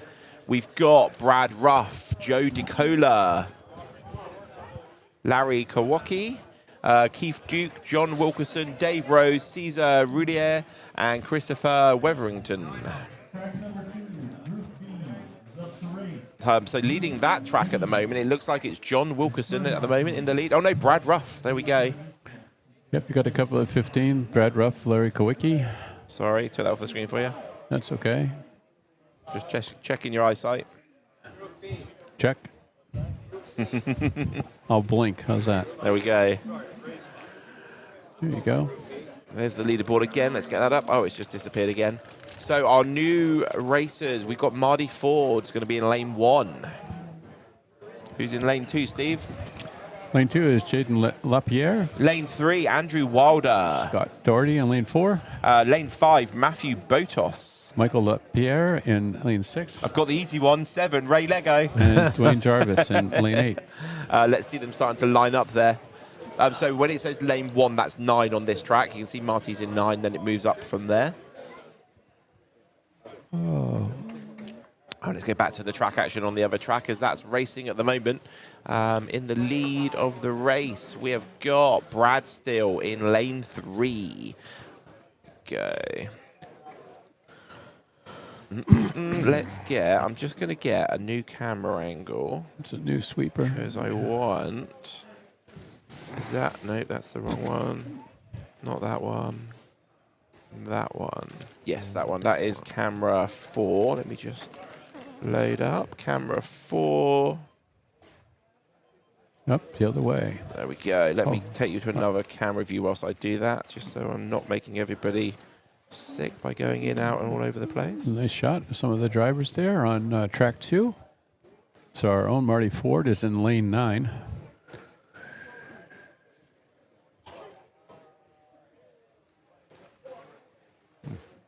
And Jaden Lapierre is next to him. Andrew Wilder. Scott Doherty. Matthew Botos. There we go. And Michael Lapierre. So another father and son duo there. Michael. The Lapierres. There we go. New camera angle there of the other racers, the other 8 racers there, so we can see what they look like. Ah, so he's in number 5, the dad of the lad we had in just a little while ago. That's Sebastian's dad, Caesar. Yep. Absolutely. Yep. He had a T-shirt on trying to outdo Marty the other day. It said 9 lines. 9 lines, huh? It was a helicopter with all the ropes coming down. Ah, okay. Okay. So what's happening over here? That one's being ready for racing. That one's being ready for racing. Where did my other camera angle go? Man, I hate to say it. I think we're going to run out of Chewits, buddy. Oh, there's more there. I stand corrected. Probably not going to happen. Of course, we have the animals that come by every now and then and just reach up over, and because they know they're here, and they're addicted, just like crack cocaine here, Chewits. Basically, it's like a starburst for those of you who are not familiar with a Chewit. It's like the UK version of a starburst. Absolutely. So, I think the UK version's a little bit better, though. Yeah, I do. It's weird because in the UK we're taking so much sugar out of everything. You'd think it would be the other way around. I can smell that. I'm not even eating one. I can smell it. I taste it. It's like, And the fan is over there blowing it my way. That's right. There we go. Let's go back in. Let's get the action on track number 1. Track number 1, full screen. And here we go. 5 lights, 4 lights, 3 lights, 2 lights, 1 light, and lights out. Away we go. Let's get the track action down. We see the cars whizzing past. Oh, a little crash there. Was that a little bit of argy-bargy from the car next to him, or did he just fall off on his own? I think he just fell off on his own. It keeps coming off. No, that's just missed his braking point. A little too hot into that corner. There you go. Like everybody's starting to do that. Maybe they need some Chewits. Yeah, no kidding. Now I'm smelling them too. Jeez. Yeah, they're strong, aren't they? Okay. I don't smell them. Okay, I'll give you the full screen there. There are 2 red cars up here. If you watch them, they're pretty much like tracking each other. One's just starting to pull away from the other one a little bit, but it's like they're trying to stay with each other. That's what I was saying. The second car is trying to pace the first car. Yeah. So where's the best place to overtake if you want to take, on the outside or the inside? I would say on the inside. If you mess up, you might hit the other guy. Yeah, may knock not him off. slide him, but essentially, you have 8 tires instead of 4 going around the corner there. mean, the best place, quite frankly, to overpass would be on a straightaway. Least risky. Like, so when we do the endurance racing and stuff, what their drivers will typically do if somebody's faster that's coming up, you don't want to be passing people through the curves and stuff. It's too risky. Yep. So if you have your choice, typically what will happen is the slower driver, as a courtesy, will just blip. down. I know John Albright's going to jump back in with elbows out all the time, right? So it just depends. Question for you, Steve, on the screen. What do we got here? Okay, I want to get into Williams stock cars. Studio. Best set to buy. There we go. Answer that one. Yeah. No, it depends on space. Yeah. Yes. So if you're limited on space, you probably want to look at something like a Scaleauto set. If you're looking for a plastic set, if you have a little bit more room available, I suggest take a look at like a Scaleauto set, like the track that you see here. What scale you want to run? If you want big cars, big cars, small cars. But assuming you want to run 1/32 cars, like Scaleauto would be a good choice if space permits, type thing. And this is the track that we're running on for this event. Is the Scaleauto track, and it's been working quite well. So yeah, size definitely, digital, analog. Yeah. Digital. This is analog. I don't think we've explicitly said that, right? Yeah. Where one car, one lane. Yep. Right. There's no lane switching where you can have two cars running in the same lane. Type thing. So there is also digital racing, which is a different animal. If you're interested in digital racing, I would suggest trying to find somebody locally, a club or something, where they do race with digital. Check it out. Make sure that's your cup of tea. It's not everybody's cup of tea, but it is popular. See, at the Nationals, I ate Doug's last Chewit, and how I ended up in the hospital for the first time. Thank you, Ian, for stopping him. Saving my life. Your Chewits are like our dum-dums. They've taken on a life of their own. Yeah, really the stock car right? dum-dums are good. Yeah. Yeah, we that's one of our things is the dum-dums with the orders, and if we forget to put the dum-dums in there, You'll hear it. You'll hear it. We hear about it. Yeah. Yeah, we hear about it. And then the rumor mill starts. Hey, is Stock Car Corner going out of business? How do you get any dum-dums?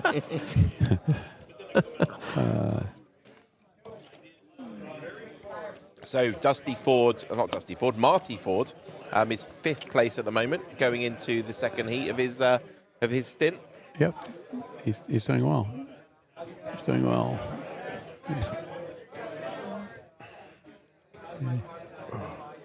So looks like we've got the track action about to start over on the right-hand side. Let's bring that back. We're just looking at some of the comments. Oh, Coca-Cola Chewits are the best. I'll get some more Coca-Cola ones in. William Studio says, thanks for the feedback. You're quite welcome. Quite welcome.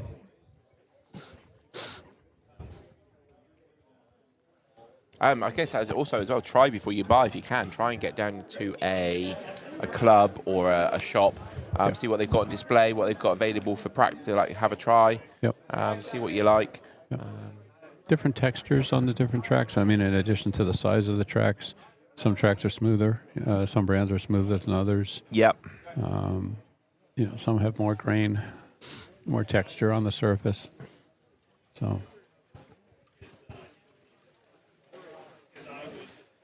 You're going to start that heat right there. Okay, yes. So let's have a look at the lap times as they get to the line for their first competitive lap. You can see Marty's car going down the main straight under the timing belt. So 14.0 from Michael, 14.3 from Scott, 13.8 from Jaden. Marty Ford 16.1. Yeah.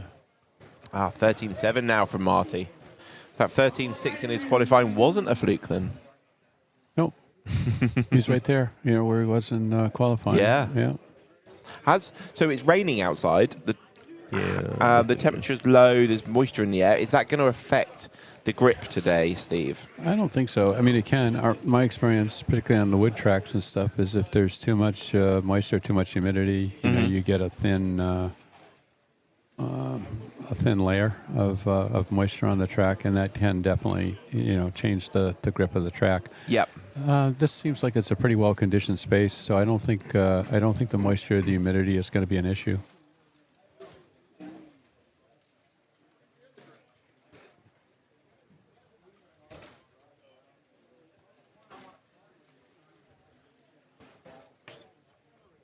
Okay. Oops. A little marshalling. Yeah, a little. Oh, that was marshalling Marty. action. That was Rick Eichhoff picking up Marty's car. Got to be ready. Got to be on it. So it looks like 19. We've got Jaden in the lead. Scott's on the lead lap with him. Everybody else pretty much is on the lap behind. So again, another super close race. I'm loving how tight these are. It's going to be interesting when we get into the second half of the heats, when we find out, we start getting some actual results in. Yep, I agree. Something happening over on the other track? Yeah, Nate Cook. That's John Cook's son. He's going to go over there. And that corner was left by itself. Oh, no marshals. I don't think nobody was paying attention to that. I don't know. Yeah, so he's over there now. So they stopped the track. They're resuming now. And here we go.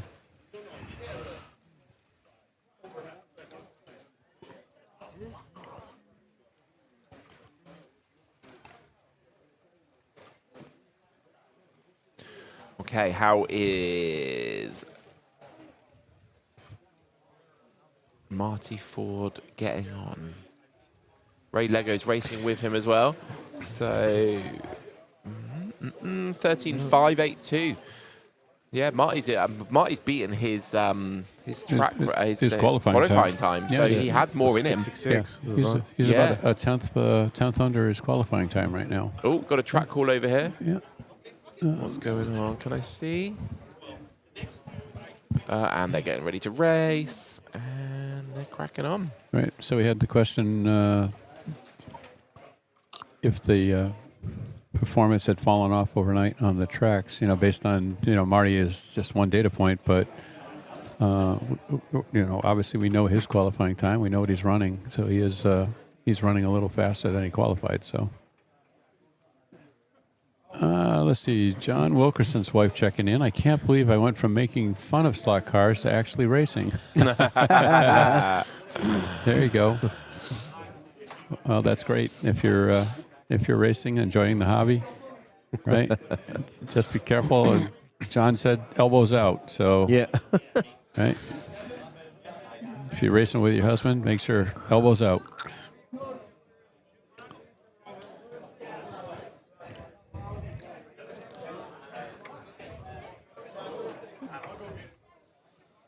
Okay, lots of lane swapping, sticker doing, tire cleaning happening. All on track number 1.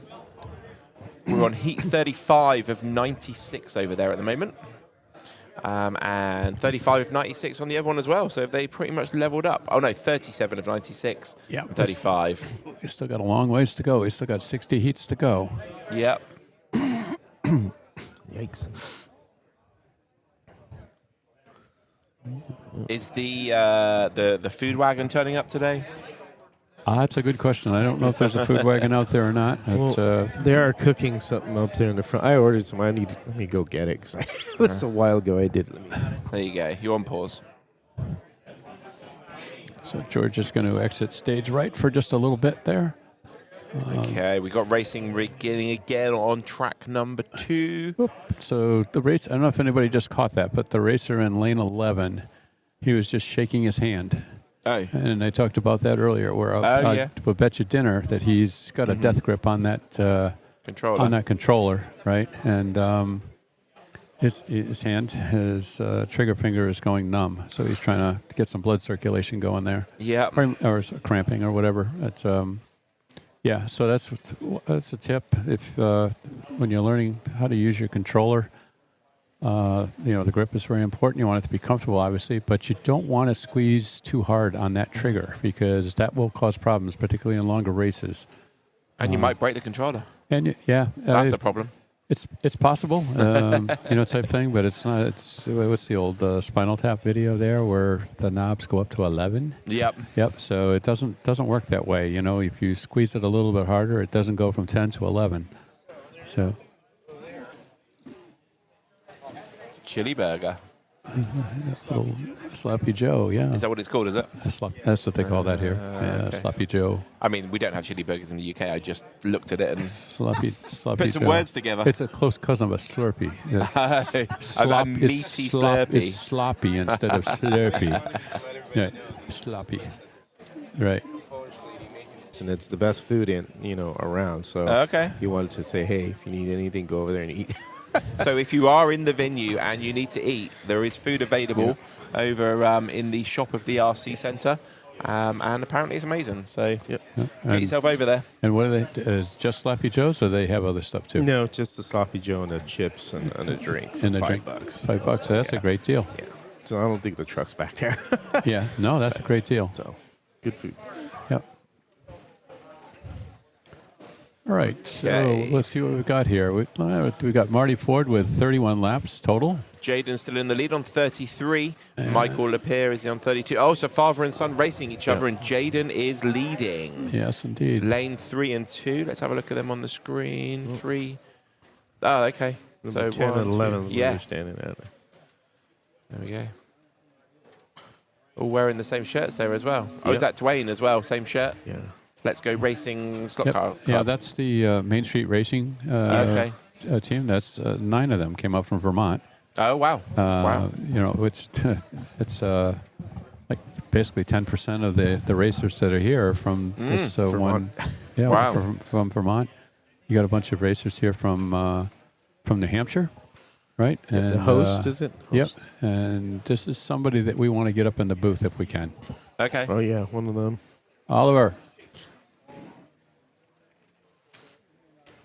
Is Oliver coming up? Yep. No. He went by. I think he's supposed to be race directing whilst Marty's racing. Race directing.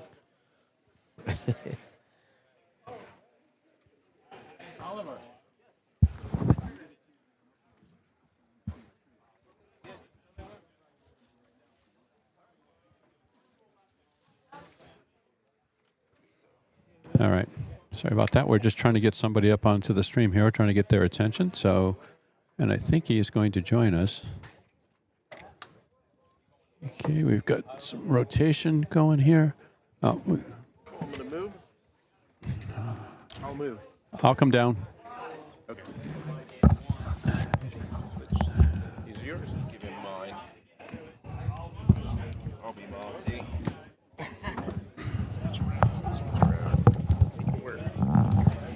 Thank you. All right. Hello. Just mic check there, please. Can you hear me? Ah, perfect. There we go. We've got you. Okay, we've got a very special guest who's joined us here for a few minutes chat, maybe answer some questions and stuff. This is Oliver Smith from Professor Motor. Well, as long as they're not too difficult the questions, I'll be able to answer. Yeah, we promise we won't ask any track wiring questions. Okay. I've had enough of those recently. Had enough of those. I see that you've had a chance to clean up and stuff. You're down on the rug there for a long time on Wednesday night. With the track wiring and stuff like that. And I don't even know what time you got out of here. I was at the emergency room. Oh yeah, with Mike. With Mike and stuff, but. So Oliver is obviously owns Professor Motor up in Saline, Michigan, right? Yep. Which about 3 hours roughly north of here? Yeah, about 3.5. Yeah, maybe. Well, it depends on who's driving. If my wife's driving, maybe 2.5. If I'm driving, probably closer to 3. So. Okay. Yep. And Oliver's wife Becky was nice enough yesterday to come down and meet us halfway. We picked up the tires from Becky, and she was. We really appreciated that. So thank you, Becky. Yep. Shout out to Becky. So tell us a little bit about Professor Motor, Oliver. Tell us, where you're located and. We're outside Detroit by about a half an hour or so. So that's probably the next biggest city that most people know. And we've been doing this. My dad started it years and years ago, obviously, and I've been in it probably.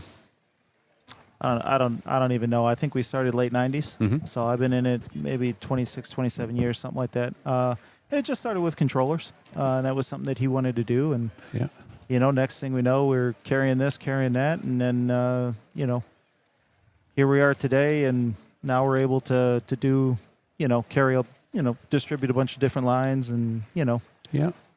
So the controllers, you've got all sorts of controller options, and you have them in different price ranges and stuff.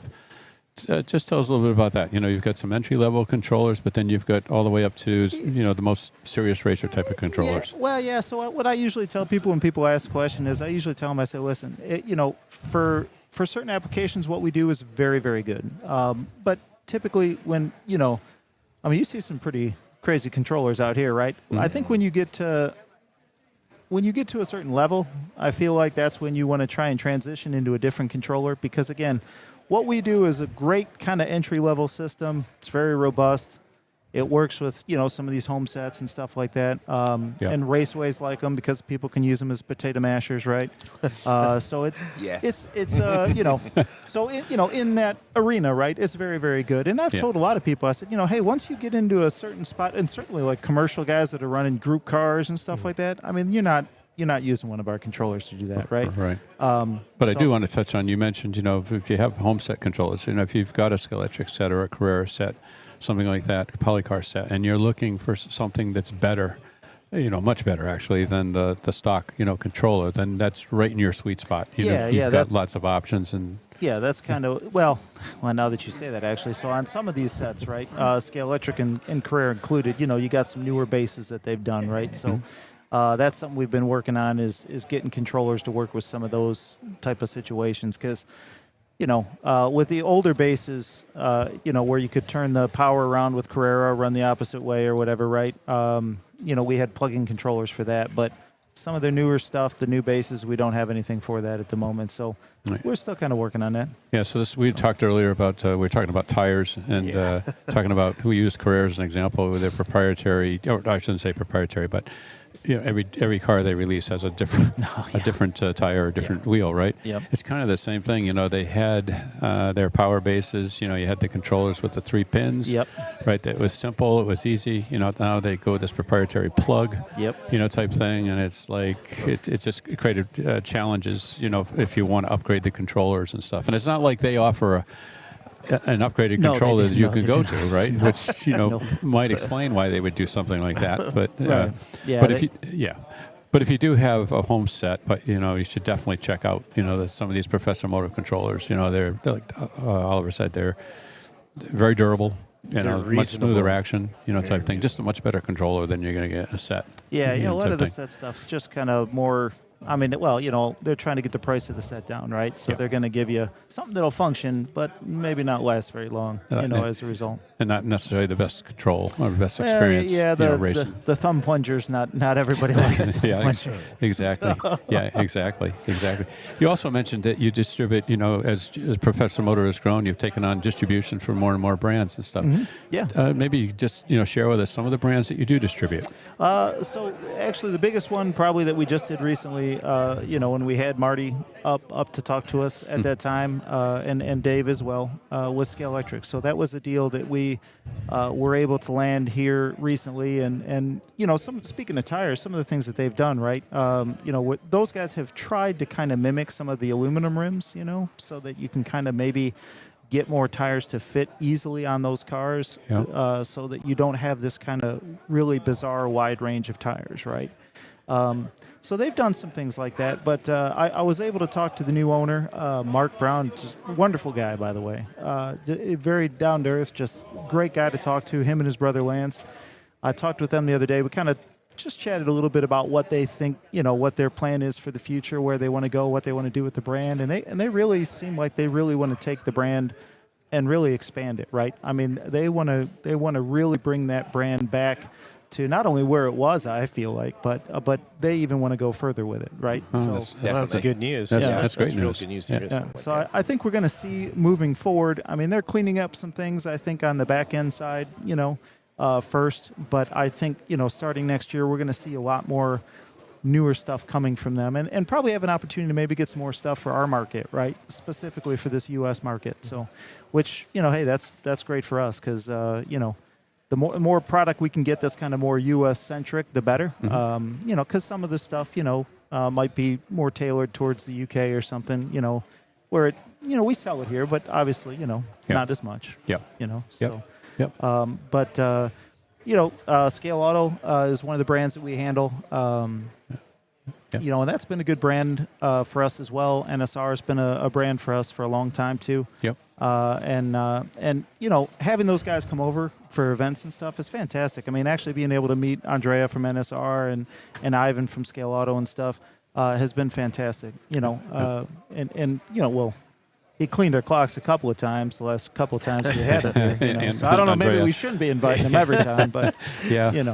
But, he's a fantastic plastic track racer, and I'm sure he's a good fantastic wood track racer, too. I would imagine. Yeah. I would definitely imagine. But, Scale Electric has even said, I think, who knows, maybe down the road they might start, either working with other companies or getting into that kind of the more performance end of cars, maybe. Yeah, they kind of dabbled in it years ago, They right? did, And that all the white kits, the different color motors. Yeah.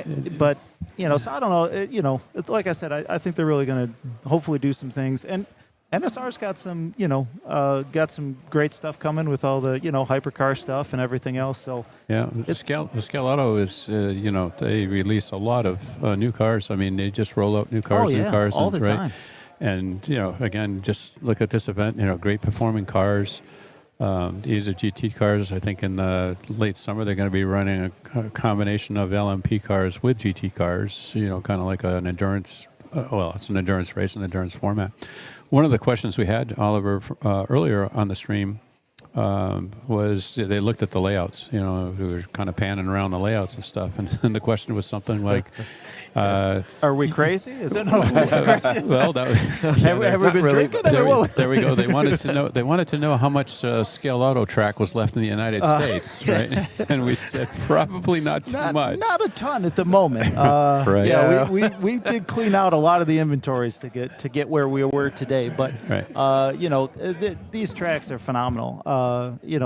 Steve and Greg coming up with this design, I think is fantastic. And I think the guys really enjoy it. I mean, it's a huge track. I think that's probably the biggest track that we've had ever set up, for any event. So. Yep, and I can tell you, having done a little bit of track wiring in my day, that the system that you came up with, to wire these tracks with the boxes and stuff like that, it's just, it's top shelf. I mean, kudos to you guys. So I got to say this though. I got to give Scott credit. So Scott, the gentleman that came, I don't know if you saw him when he came, but he was the one that I'm just the guy that does the soldering and I do what I'm told. That's what I do. Right. So, right. it was really Scott's whole project, and that's been great. And it was when he came to help out. It was actually when we first found that one error. Right. That was actually me. Right. Like I had just flipped one that we didn't see on one of the jumpers. So. Yeah. Easy to do. Yeah. Easy to do. But especially when you got a bunch of jumpers. But that one went quicker because we found a couple of problems. Right. That went a lot faster. Yeah, that one did go a lot faster. Yeah. But that module, the way you've got it set up and stuff, very, very flexible. It's not specific to these layouts. This particular layout.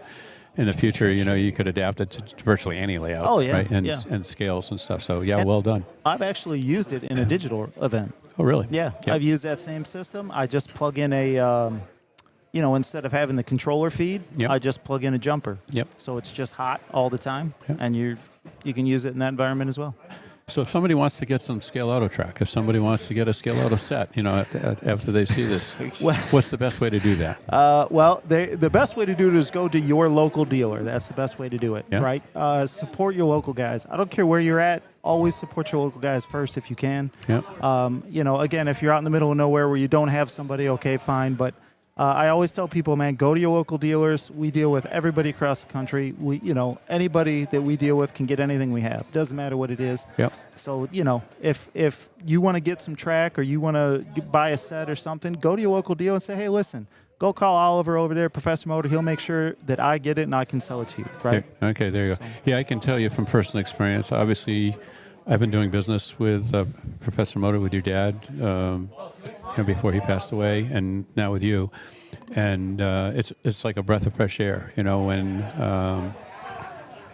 If I need something and you're getting down low in your inventory and stuff like that, you'll sell me that inventory, right? You could just as easily say, hey, look, I don't have it, Steve, and sell it at full retail, for yourself, but that's not the way you roll. So I know I speak for many of your dealer customers and stuff. We really appreciate that. So you're doing it right? Well, I tell you, you got to take care of the dealers, man. If you don't take care of the dealers, I'm not where I'm at today, right? Yep, absolutely. So, what's in the future? Any new products in the pipeline that you can, or anything that you're working on? There's some stuff that's in the pipeline. Unfortunately, I can't say. Okay, that's fine. Unfortunately, yeah. but there's some exciting stuff coming up. Probably we're going to see next year. Okay. That I'm really excited about. Is that from yourselves or Scaleauto, or a bit of both? Well, I'll be involved for sure, but I can't really say much else other than fair that. enough. Okay, so we'll make sure that we follow up with you next year. Yeah, absolutely. And pick your brains a little bit about that. And what else? So if somebody's out in the greater Saline area and they want to stop in and they just want to say hello, is that something they can do? Or I mean, we're certainly there. Obviously, yeah. I mean, we're picking and packing and shipping orders. Like you said, it's a family-run operation over there. Right. So you'll typically find myself or my wife or my mom. Right. Over there pretty much every day. And what was your dog's name? Oh, he's over there. Yeah.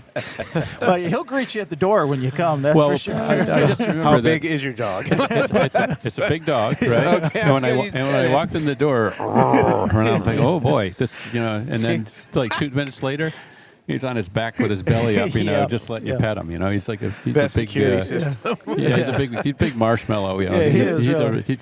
But he'll let you dog. know if somebody comes in. Oh yeah, He'll let you know. Yeah, absolutely. You don't need a bell on the door or anything like that. He'll let you know that you walks in. No, that's great. Now, some of the other lines, that you carry, you mentioned NSR, Scaleauto, obviously Professor Motor. Yeah, we kick Slotting Plus. Yep, Slotting Plus is another one. Right. Thunderslot. People have asked a lot about Thunderslot, and do you have any information that you can share? About we're going to see any more releases from Thunderslot, or? I think so and hope so moving forward, but I don't. They haven't announced anything to me specifically yet, right? But I know they've had some changeover in their company. One of the guys that used to work for him, Giovanni, is a gentleman that I don't know personally, but Brad that works for me, they're buddies, I guess, and they race overseas quite often, I guess. But right. So Giovanni was at NSR for a while, right? And then he went over to Thunderslot, but he has since left Thunderslot, right? Right. So I suspect he's been looking for somebody to take his place. Because the last car that Giovanni, I believe, worked on was the Ferrari that they did, right? So my suspicion is that if they found somebody else, that they probably got another project in the works, but they haven't announced anything to me yet. Right. So Thunderslot as a brand, you think that'll continue at least for a while longer? Or I suspect as long as he can, bring in whatever engineer or whoever it is to do the design work, right, and help with that part of it. I think I don't know how many other Can-Am cars they have, right? So maybe they'll branch out into some other stuff, because I think at this point you're probably through the vast majority of Can-Am cars that have run, right? With everything out there. So, maybe we'll see those guys branch out into a different race series at some point. But yeah, they haven't made any announcements to me as far as what they have in the pipeline or anything like that. Okay. So. Yeah, it'd be a shame. They had some momentum there with their Can-Am cars and stuff. They're fast, man. They're fast great cars. Yep. You put them on the track and away you go and stuff. And, and then all of a sudden it came to a screeching halt, which was unfortunate, right? Anytime something like that happens in this hobby, type thing. So, and anything else that you want to share with us? I don't think so. I would like to just say, I'm happy these guys were, asked me to come out and take part in this event, and I'm just glad to be here. And I'll tell you, all these guys that you see around here, just like every event we've ever done, if this doesn't get done with all these people, right? I mean, all these people that set this stuff up, they're all volunteers. Yeah. And I don't know if people understand that, right? I mean, without this guy right here, without you, without me, without all the people that were here racing, I mean, it doesn't get done. Yeah. You know, it really takes a team, and this is a great group, man. It's a great group of guys. Yeah. So. The other thing, you know, I think, you know, maybe some of the viewers have a misconception about is, you know, we've had Mike from Cloverleaf Racing, yourself, we had Robert from LEB Hobbies and stuff like that. Yes, we compete against each other, you know, for certain sales and stuff like that, but there's also a lot of collaboration that goes on behind the scenes, right? Yeah. I purchase products from Professor Motor. Professor Motor purchases products from us, you know, type thing. And it's, you know, if we need something, you know, we bring up Oliver and, you know, hey, have you got this? Can you help us? Can you drop ship this and stuff? You know, yep, absolutely. So outstanding support. But there's a lot of collaboration. It's not everybody's at everybody's throats. Yeah, you know, behind the scenes. Well, and we're a small group, right? Yeah, it's a small group. So, you know, if you don't get along, if you can't work together behind the scenes there and stuff like that, then that damages the hobby. It damages the hobby. It really does. Yep, and it also damages your business, right? It's not a sustainable business model. So we appreciate that. All right. Well, yeah, I appreciate you guys having me. Yeah, well, thanks for coming on, Oliver. We appreciate it. And again, this is Oliver Smith from Professor Motor. And www.professormotor.com. Yeah. All right. Thank you very much, Oliver. Yeah. Yep. Thanks, Steve. Yep. Have a good one. Yep. All right. Thanks, George. Thank you very much. Thanks, Ian. Okay, so that was Oliver Smith from Professor Motor, taking a few minutes to chat with us. Oh, yeah. One of the nicest guys you'll ever meet in slot car racing. They're working, so they need to eat. Otherwise, they fall. All right, where are we here with the race, Ian? Let's see. Oh, no, that's no problem. Ian's just off the headset there, probably sipping on his Slurpee. So let's see what we've got here. So we've got, we had over here, let's move. Yeah, I know. I mentioned this, like Oliver's working the whole time. Are you on? Have I unmuted you? Yep, I'm on heat 41 on one track, heat 39 on the other track. So again, we're moving through the heats here. Pretty good. So we've got mute this one. That one. This is me. All right. There you Hello. go. That's it. You're good. Hello. Yeah. Yours got cut off, or? Yeah. All right. Whose headset am I on? I'm on Marty's. I think you're on mine. Hello. If I put that one back. There you go. Marty, you should be muted. Just Right, so that one and that one. Hello, you can hear me. Oh. There you go. There we go. We're back. We're just trying to get the mics all settled out because we had to switch headsets. Yeah, so we have 8 new racers on track number 1. And Hicks. There we go. I think I'm back. Yeah, sounds good to me. All right, got the microphone back there. Yeah. Okay. Someone says, so Darryl Rogers says Thunderslot needs to make more muscle cars and a cheetah. Cheetah. Tafinga says, have got some chores done outside. Have a great afternoon racing. Cheers. Bo Momo says, see you again soon. Have a nice weekend. Ooh, beautiful tracks and coverage. Way to go, AMSCO. The future American slot car racing. All the best from Brown Bison Raceway. I like the name of your raceway.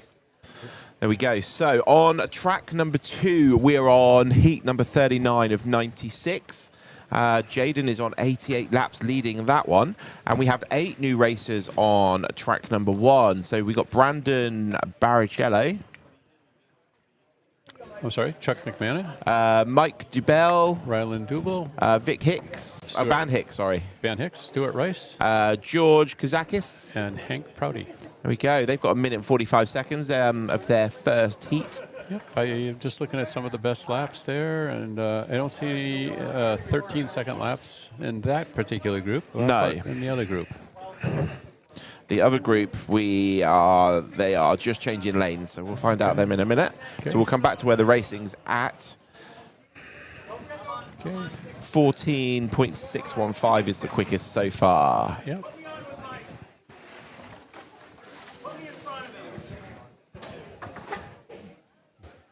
Okay. Getting a little animated over there. Yeah, they're just joking around. Yeah. Okay, so 1 minute to go over here. Let's see who's leading. We've got Brandon in the lead on 8 laps. Chuck's very close behind. Yeah. Then Ryland. Yeah, we've got at least 5 racers on 8 laps there, so it's good close racing. So we've got father and son again on this track. So I think it was Ryland that beat his dad in qualifying as well. Yes. Yep. So that was good. We got to make sure that we do follow up with Cesar, Sebastian's father, and ask Cesar who's faster. Yes. Sebastian. Holy Vibe says, go Van Hicks. There you go. Van Hicks sounds like he should be a rock star, you know. Yeah, like Van Halen. Yeah. Jason Comedina says, hey guys, checking in from Electric Dreams Racing F1 today. Go West Coasters. Oh, thanks for checking in there, Jason. Thank you, Jason. Right. Okay, so the other track, are they racing again? Run some laps. So we've got a track call on the other track at the moment. Yes, I'm guessing that's Steve Holzman's wife, Margaret, perhaps? Yeah. Yeah, okay. Because it said Holzman after it, Margaret Holzman. Yep.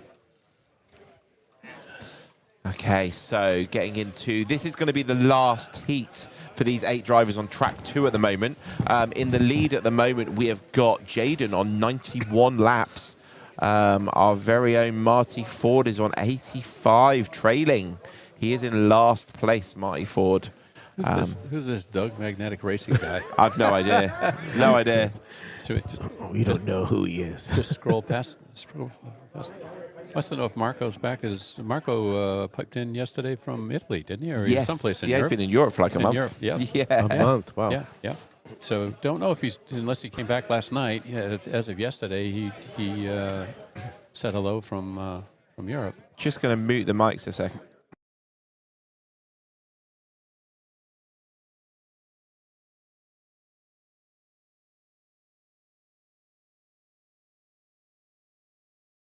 Oh, gotcha. Yeah, so yeah, that's what Doug's up to. Yeah. Yeah. It's muted. Ah, there we go. Good job you didn't hear me laughing. Okay.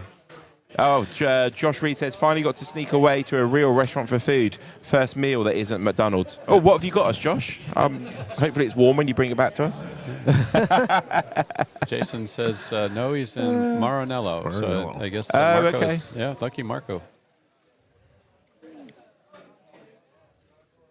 Okay, so 1 minute and 20 seconds to go over here. Let's see if Marty Ford can crawl himself back up from the back of the grid for these 8 races. Let's get him on the screen. He's over in lane 10. Yeah. Yep. And Marty's been running around like a wild man this He morning. has to be fair. He hasn't had the best preparation. Hair is on fire. You know, just trying to fill in for Greg not feeling well. Josh, enjoy your lunch. Yeah. Watching Logan Utah. Cody Jones. There we There you go. go. Watching from Logan. I can get you guys some Bob Evans. What's Bob Evans? Sounds good as long as they need fast food. It's not. It's more. Yeah, it's more like a Cracker Barrel kind of. Oh, okay.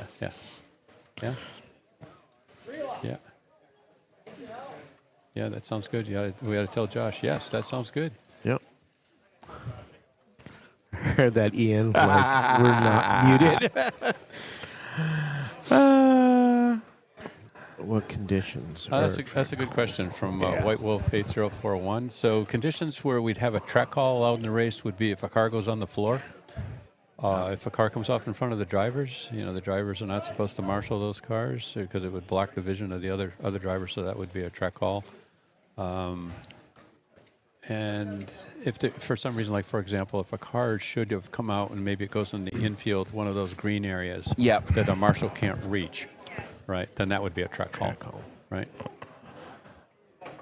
Okay, that is the end of the session there. So Marty Ford did finish 95 laps, although he did beat, what was Dusty? Was Dusty on this track? No. Dusty. Was Dusty over here? Oh, he was, wasn't he? Yeah. Mike Shanks 92. Yep, Mike 92. There you go. There we go. So 101. So we got Jaden. Jaden, 101. Yeah, first person to reach the 100 laps in their 8 lanes. Yep. Let's see if he can replicate that on the other track in a few hours' time. It'll be interesting to see where the bar is going to be to the cutoff, you know, for the top 32. Yes. You know, as we progress here. So. Okay, So if you've just tuned in, you're watching the AMSCO 2026 US Scaleauto GT Sprint Championships, Norcar Raceway, Burbank, Ohio, US of the A's. That's correct. And it's the inaugural race of the AMSCOs. Is it AMSCOs? AMSCO? AMSCO, singular, right? American Stock Car Organization. AMSCO, yeah. AMSCO, or AMSCO. One of you guys text me the order from... And we just keep it simple. Food. Food. 3X food. Burger and chips, please. There you go. That'll work. That's easy, simple. On my phone, Josh. 3X food. It's Tell like, him I'll pay him for it. Just let him know that Yeah, I got money to we'll pay. definitely I reimburse think he's him. buying it on his own. Josh. He probably needs a second job there just to keep Yeah. being in Slurpees. Yeah, doing the Slurpee runs. Do you pay for burger and chips? Yeah, That's fine. that's Yeah? fine. Yeah. Yeah. Yep. Oh. Nice. Good. That is, what do they call it? So, Josharoo. A bit like Deliveroo, but Josharoo. do you have Deliveroo out here? Or Just Eat? Any of those? DoorDash. Is it DoorDash here? Yeah. Uber Eats. There we go. Yeah. Josh Eats. Yeah, Josh Eats. Josh Eats. Oh, we got Marty. We might get him on for a few minutes, maybe. Probably just needs Oh, to he looks a bit down. He looks a bit collect his bit thoughts a little somber. bit there. What's he gonna say? So, Marty, we watched you there. That went really, really well. What was your thoughts? He's grabbing his forehead, man. I don't know if that's a good sign. It's just. I'm not gonna make excuses. That car was good. It was. It was fast. I just couldn't keep it in the slot. We'll get there. We I got saw you another smashed chance. your qualifying time, and you're just running around. Yeah. Yeah, 35s. Yeah. Thousandths of a second. Yeah. Yeah, it felt really good. I knew there's more in it. Okay. I think I'm still off on my controller a little bit. Okay. But you kind of panic in the midst of a race, and I'm like, I was afraid to start tweaking because then So I'm like, I just got to figure it out in my finger, and I never really did. But man, it's a fun layout. I enjoyed it. That was a good group. We had so many track calls for runners or riders. Okay. I couldn't believe how many that happened. It happens in this kink. Yes. Yeah, they come too fast and then they wiggle off. And Normally the inner lane, isn't it? Yeah. Off and straight into another. And then the rider happens in front of the driver's stands, so you have to track call. Yeah. And it just throws all your rhythm off. Somebody had just asked that question, when when would you have a track call? And that's one of the scenarios that we explained. It comes off in front of the driver's stands. But a great race. I've got 8 more lanes to see if I can calm my nerves down a little bit. But man, well, it's not like you were over in the corner, preparing, doing Zen or something. I mean, you were Zen. You had your fingers on a lot of stuff there this morning behind the scenes. So it's hard to get refocused. So what's your mindset now, Marty, going, knowing you've got a bit of a break before you do 8 lanes over there, is there anything you're going to do differently?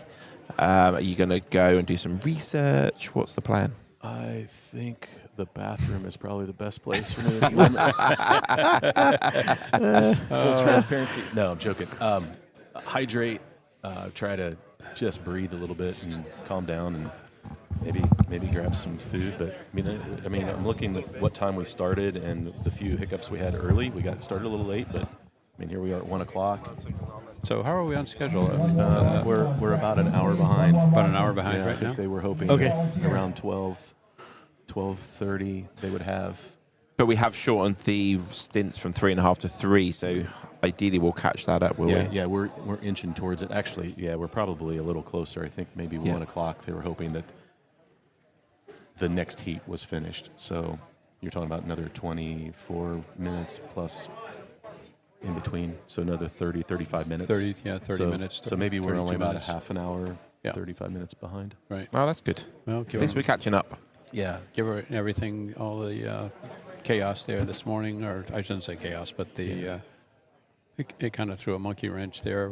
Greg wasn't feeling well, so kudos for stepping in there, and everybody just jumped in and helped out. Right? Yeah, we'll have to reorder the drivers on both computers. So during that break, a bit of a lunch break. Yeah, they were hoping to give everybody a lunch break. Is that at the end of halfway through 96, or is it 96?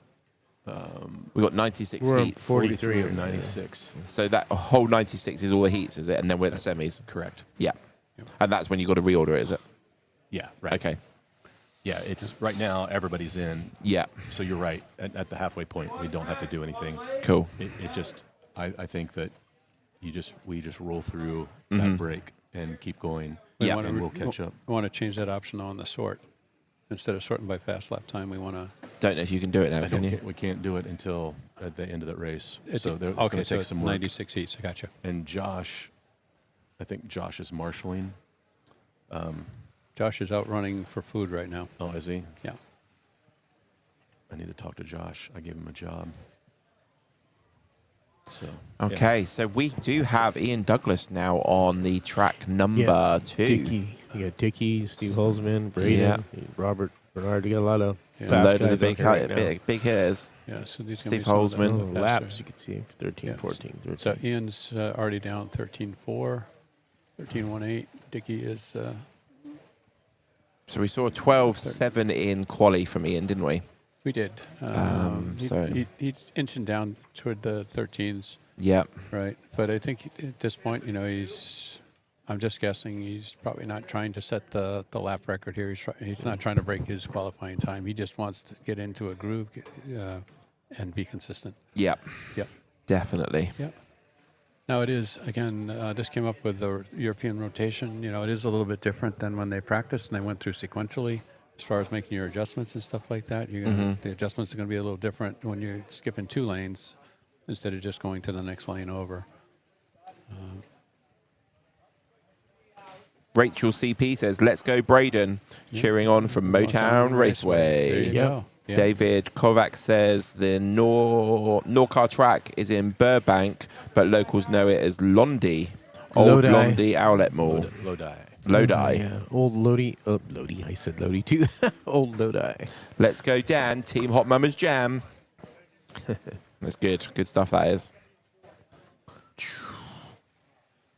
So, yeah, let's have a look. How are they getting on? So we've got a 13.0 for me and Douglas. Almost half a second quicker than everybody else on best lap there. Yep. But he's not running away from them. They are staying with him.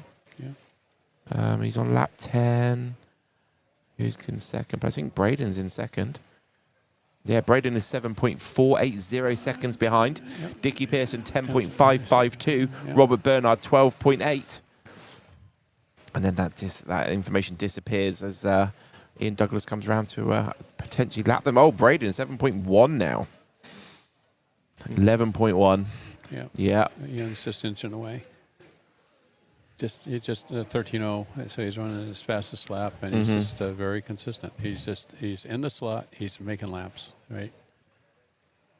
And I guarantee you, he is just focused on his car, and he's not focused on any of the cars around him. He's racing his lane. Let's not neglect the other track. So we've got 44 of 96 we're in. 2 minutes to go. Leading the race at the moment is Brandon Barrichello. All right, and then Stuart Rice with 36. Ryland Dubell on 37. Hank Prouty with... it said 20 then, didn't it? 21. Yeah. Must have had a problem. Yep, absolutely. Yeah. Van Hicks on 38. Okay. Mike Dubell on 39. Chuck McMahon, 37. And George Kazakis on 38. There we go. Okay. Lots of racing going on as we reach pretty much coming up towards the half halfway point, 45, 46, 47, 48 is the halfway point, isn't it? So Ian is on track for 104 laps. I think 101 is the most that we've seen up to this point. Yeah, we can see there Todd Ulrey is cleaning the tyres and changing the sticker on Ian Douglas's car. Yep. So again, there's a lot of teamwork here, even though they're competitors on the track. Off the track, there, they help each other out, right? And lots of other races, same thing, right? Yeah. All of the racers have kind of teamed up with somebody to help them, somebody that's not racing when they're racing, to help them with those tire cleaning and lane changes, get the stickers on. There we go, big off there on track number 1. Yeah. So fast lap is Hank Prouty with 14.06. So he's doing some fast laps now, but he's got 20 laps to make up. So he had to fix his car, we're guessing, and lost 20 laps doing it. Let's have a look at the drivers. Okay, and this is on track 2. Yes. And this is track 1, the display there. There we go. So how are we getting on? So we're into the second heat of the sharpest 8 over on the left-hand side over here. So Ian still 15, Dickie, and Yep. several racers on 14. But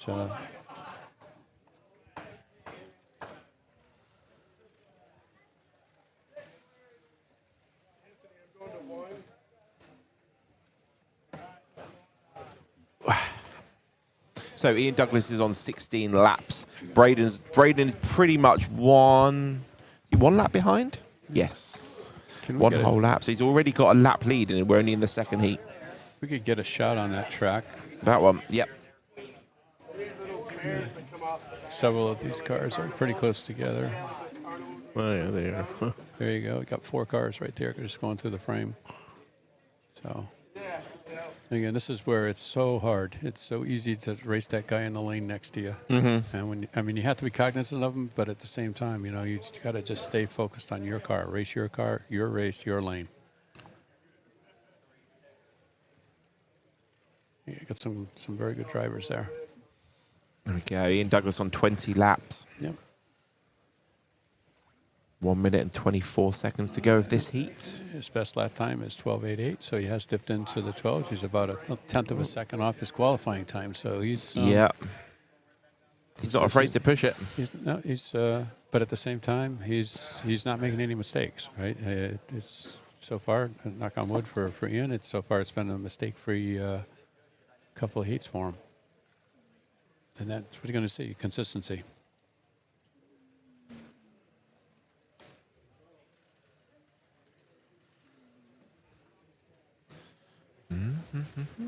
Okay, so the other track is about to start. You can see the lights, 5 lights out, and away we go. Let's bring up the big screen on that one. So it looks like we've got Brandon is in the lead. So keep an eye on Brandon. Brandon is in lane 1. Lane 1 is the very inside one, so he's got the shortest one now. So we may extend that lead as we go into the next. Okay.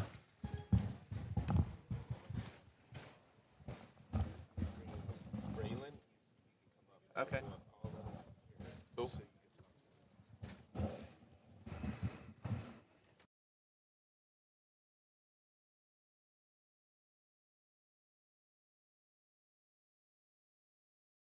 Friendly. From.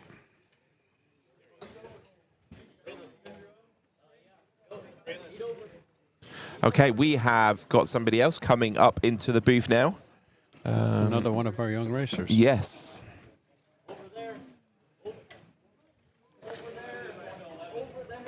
We've been muted for a second here until we get him up on the headset. How you doing? Just gotta set that on. Just put it on, okay? Okay, let's get this right. Okay, let's do it. Mic check. Is he live? Yeah, he's live. Just say something. Hello. Hello. There you go. Oh, You're there on. we go. Okay. Thank you very much for joining us. Tell us, first of all, introduce yourself. Just let us know who you are. My name is Brantley Duke, Brantley Duke. Brantley, and where are you from? Northern Mississippi. Northern Mississippi. And is this your first organized race? Yes, sir. Okay. And what do you think so far? I'm liking it very much. You are. What do you think about this venue? What do you think about this building and the tracks? I like it all.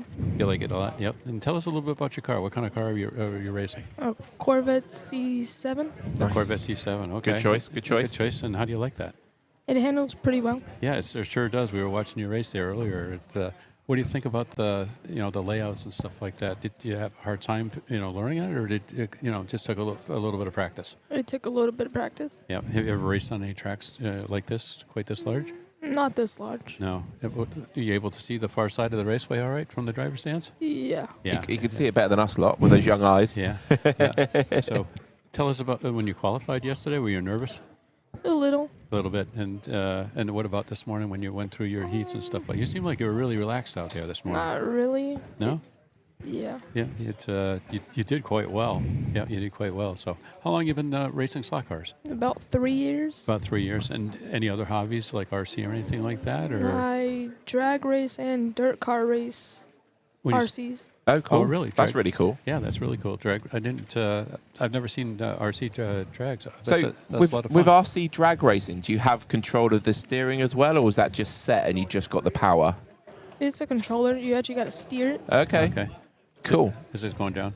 Speaking of controllers, what type of controller are you using? I'm using a Professor Motors. Okay. And any adjustments, brakes or anything like that, or Yeah, just I got brakes. Okay. And how long? Sensitivity. And how long have you been using that controller? About a year. About a year or so. Okay. That's pretty good.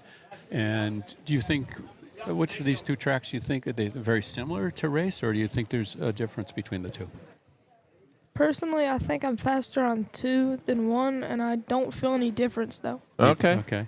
Interesting. Just maybe more comfortable on 2, or Yeah. And something like that. Okay, great. And you said you're from northern Mississippi? Yeah. So did you drive or did you fly up? We flew. All right. You flew up. So you're also here with your dad? Yes. Okay. And who's faster? Probably me. Okay. I don't doubt it. You're really doing well out there in your heat, doing quite well. And as far as the, have you had a chance to to talk to some of the other racers or any of the other in the pits? In the pits and stuff like that? Mm-hmm. Did any of these people or racers that you'd known prior to the event, or are you just making like some new contacts and new friends? I knew Jim Cunningham, and I'm just making new contacts. New contacts Cool. and stuff. Yep. So. Do you have any gossip on Ray Lego? Not really. Nothing. That's a shame. Damn. We tried. We did try. How did you meet up with Ray? Through my local club, really. They reached out to him and got me an invite here. Really? Oh, cool. Fantastic. And how long ago was that? I mean, when did you find out that you were going to be coming here? Like 3 weeks ago. So cool. Pretty recent then, type thing. Wow. So I want to know a little bit more about your RC drag racing because that sounds really cool. Yeah. Electric or fuel? Electric. Okay. And how long is it? Is it a scale quarter mile to the scale of the car? Or? Yeah, 132 feet. So what scale vehicles do you use? 110. Oh, cool. And is it like a truck, a car, or? Mustangs, C10s. Okay. So do you make those in the same way you do the slot cars? I mean, yeah, but it's a little more complicated because of the bigger scale. Okay. Do they have wheelie bars? Yes. Nice. Yeah. How much would they wheelie without a wheelie bar? Would they just turn those straight over? Yeah, we have a class without wheelie bars. Okay. It really depends on your motor and your traction. Yeah. And how long does it take to cover that 132 feet? Fastest ever ran is probably like a 2.21 seconds. Yeah. Wow. So pretty much they just they take off and move. Now, So are any of the skills from that translatable to the slot cars? Like from the trigger control or? Not really, because there's not much muscle memory in drag racing. Okay. But you've got lightning fast reactions for the light tower though, haven't you, I guess? Right now we're running Instagreen, so it's... Oh, so for people that don't know about drag racing so much, what does that mean? Instagreen is just like the green light just randomly comes on. Oh, so you don't have the countdown almost like the normal tree. Nope. Oh, okay. Do you Wow. prefer that, or do you prefer the tree? I prefer Pro Tree. Okay. Yeah. It's where all 3 lights come on, then Yes. green. Nice. Okay. So is it predetermined? It's like between 2 and 5 seconds or something like that. Can you anticipate it a little bit?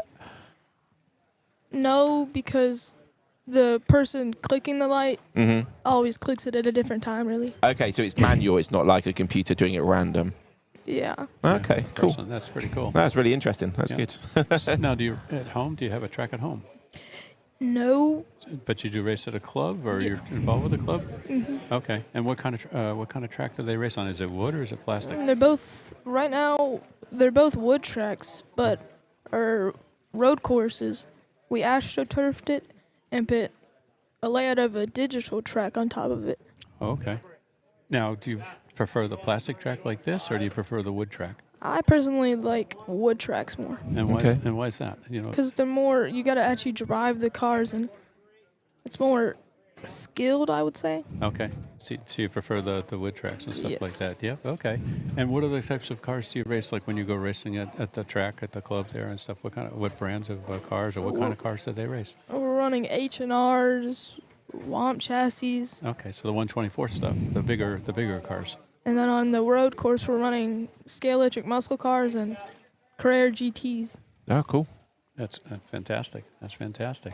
So, you're all set for this afternoon for another round on the other track? Yes, I am. So you're going to be over on track 1 this afternoon, right? Yeah. You started on track 2? Yeah, I already finished. All right. So you're leading your group, aren't you? I think I saw you're the head with the most laps out of your 8. No, Ray got 4 more than me. Oh, you got you in the end, did he? Okay. Yeah. But yeah, good. Awesome, though. Well done. Yeah, very well done. Very well done. We were watching you as you were rotating through there and stuff. Very impressed. Good. So, all right. Well, thank you very much for. Have you got coming something up to say on there? and Yeah. spending a few My minutes with us. sponsors, I'd Cool. like to shout out Super Tires, Yeah. Voltage, Yeah. the Slot Boys, Yeah. where I'm from, Mid-South Slot Cars, and our track name is Speakeasy Speedway, Cool. and some of Jim's stuff, the Omnibox, Right. The digital to analog converter. the Slot Car Clubhouse, Yep. and Little Rock. There you go. Cool. Thanks for writing that down, and shout out to your sponsors. So, sponsors, you should be very, very proud. Absolutely. Thank you very much for joining us in the booth, and we're going to be keeping an eye on you this afternoon on the other track. So, All right. good luck. Yeah. Good luck. Thank Cool. you. Thank you very much. Yeah, thank you for joining us. All right. Thank you. There we go. What a insight there into RC drag racing. I always love finding out about other hobbies. Yeah. Yeah. So they want to see some racers. Here. Yes, we've got that. Yeah, I saw that halfway through. So we brought the races back in a little bit. So let's have a focus on that. Ian Douglas is on 49 laps. In second place, we've got Dickie, Braden, and Robert, pretty much. Yeah, and Ben. So Ian is eking out at least a 2-lap lead right now. Yep. Let's get the races back on the screen there. Very, very, very consistent. So. Okay, fastest lap at the moment. Let's have a look. We go back to the big screen. It's easier for everyone to see that's watching on an iPhone. Ian Douglas, 13.169. Braden, 13.3. Steve Holzman, 13.1. Robert, 13.5. Ben, 13.4. Chris, 13.7. Dickie, 14.1. Dan, 14.2. Yeah.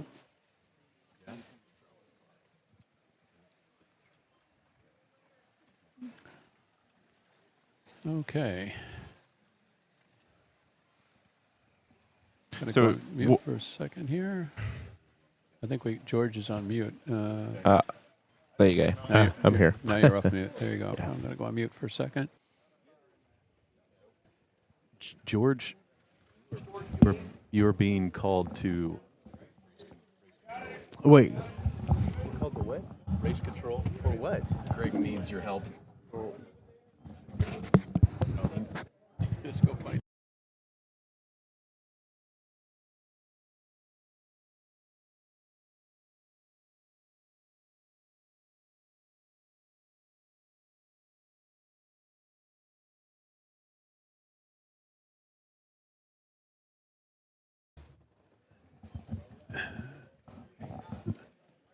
Hey, George.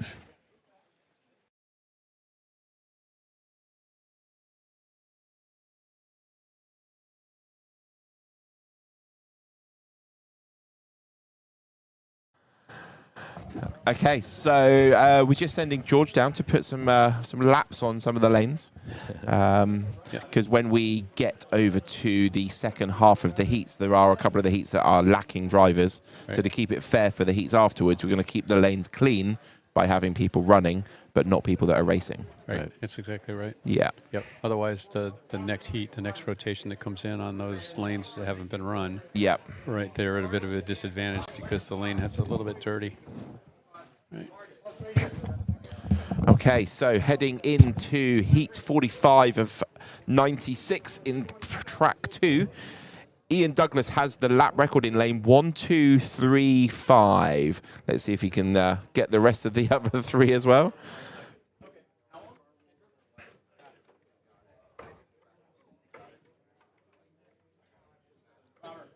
Okay, what's going on the other track at the moment? Let's have a look.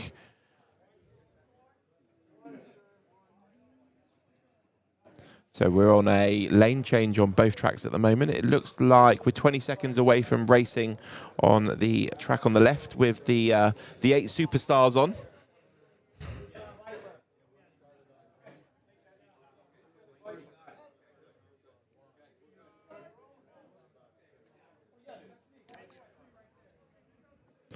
Okay, lots going on in the room. Here we go. So track action back to track number 2.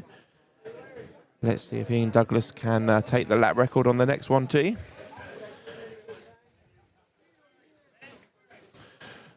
So, Braden Pollard on 51, Dickey on 51, Ben's on 51, Roberts on 51. It's a close race. Ian Douglas is 2 laps ahead at the moment on 55, 3 laps ahead. Let's go back to the screen. We can see our drivers. We can see a portion of the track. Yep. And you can see the scoring there. So.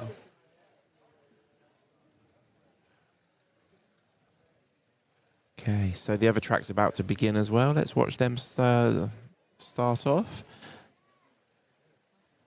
There we go.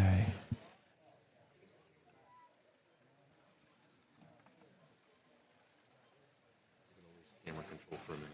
Okay, 1 second. There we go.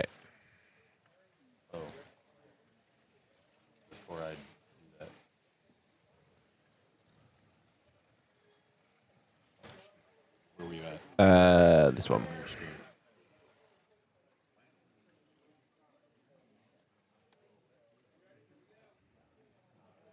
Just doing some adjustments to the cameras because Marty needs to take the laptop away briefly. So just moving control over to the pad that's in front of us.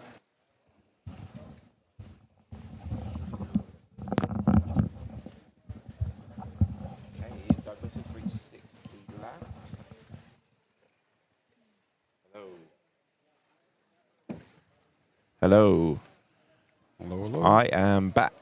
There we go. So the laptop has gone. So we're stuck with the camera angles we've got. So let's have a look. There we go. So Ian Douglas is on 61 laps. He's on a 13.4. He's in lane 7 at the moment. So Ben is in lane 1. So that's his opportunity to maybe try and put the pressure on Ian Douglas. We've got Steve Holzman on 58, Robert Bernard on 59, Dickey on 58, Dan's on 58, Braden's on 59, and Chris is on 58. Go back to the driver's view. We've also got this view without the power pack. There we go. We can see that top corner a little bit better with that one. So when we do get riders, if you look at the track at the moment, the track that comes in on the left-hand side at the top, it goes right, left, right, and that's where most of the riders are happening. They're coming out from the inside lane, which on that one is lane number 9, right. Because there's 7 other lanes for them to fall across.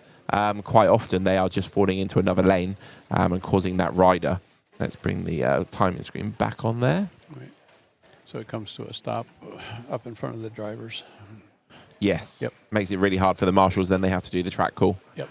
There we go. So fastest lap at the moment. Braden's done a 13.055. Is Braden starting to dial in now? Was it 13.2 in qualifying for Braden? Yeah, that sounds about right. Yep. He is over. So the main screen's going to come up in a second. And then we'll see exactly their positionings. They're aiming for 101 laps out of their 8 lanes. Jaden's up there in the lead. Matt McDonough, there we go. So, Ian Douglas on 67. Sorry there, Steve. Okay. Braden Pollard on 64. Robert Bernard on 64. So that's the order of those top 3 at the moment. No, I was just going to say Braden did qualify with a 13.25. So yep. There we go. Yep. Finding some pace. Finding some pace. There we go. Got some clapping going on over on the right-hand side over here. So let's have a look at their timing screen. Oh, so that was the end of their 8 laps, and we're going to start getting the second rotation of drivers now. But they there was a plan to be a bit of a gap, but we may be just going straight through, I believe. Yeah, I think that's what Marty said. They might be just going straight through. So now what's going to happen is on track 1, where they've just finished their the last rotation. Yep. Of the first group of drivers. Now everybody that has ran been on before on track 2. Yes. They'll start coming over to track 1. And So run 8 more heats. Rick Eichhoff, Mark Pollard, Daniel Ortiz, Mark Wiramont, Kenny Pancake, and Mark Bondi, Jim Cunningham, and Michael Cost. If you're watching them, get ready to support them. And the other track is back up and running now. 5 lights out, and away we go. The lights went out, but the cars didn't go. What's happening here? Any second, give it a second. Here we go. Oh, no, it's going to start. There we go. Got the red lights. 3 lights, 4 lights, 5 lights. Lights out, and away we go. Speaking of lights out, did they run Nürburgring here last night, or when are they running Nürburgring? It's next weekend, isn't it? Oh, I thought it was this weekend. It might have been. I know they were practicing. Okay, maybe that's what it was. Yeah. Maybe it was practice. Yeah. It might have been this weekend. Yeah. Might have been practice in the week. That makes more sense. Got it. Got it. Okay, so this is their, let's have a look, 46. They're on 49, so 46, 47. So they've got 2 more lanes after this one. So there's still plenty of time for a few of these drivers to start catching up with Ian Douglas. Fastest lap at the moment is, I'm going to guess Ian Douglas. No, it's Braden, 13.472 in lane 2. Track number 1, Group F. There we go. So Braden and Ian are sharing the lap records in all of these lanes now. So it's between the 2 of them. Yep. What lane? Ian Douglas is in lane 8, so he's going to go to 6 and then 4, which are the 2 lanes that Braden currently has the lane records in. Yes, 6 and 4. There we go. We've got a 12.8 in lane 1, a 13.0 in lane 2, a 13.1 in lane 3, 13.0 lane 4, 13.1 lane 5. Let's go back. Let's get the drivers on the screen.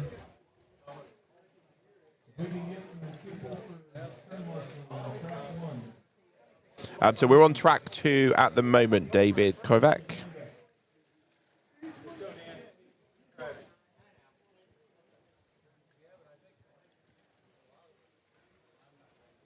Okay, let's have a look at the other track, if that's the track you mean.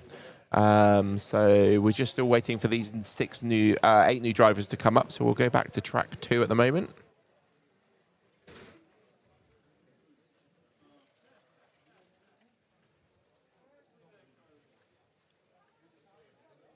There we go. So Ian Douglas is on lap 76. There are 3 drivers behind him, all on lap 73. So that is good, close racing for second place in that heat at the moment.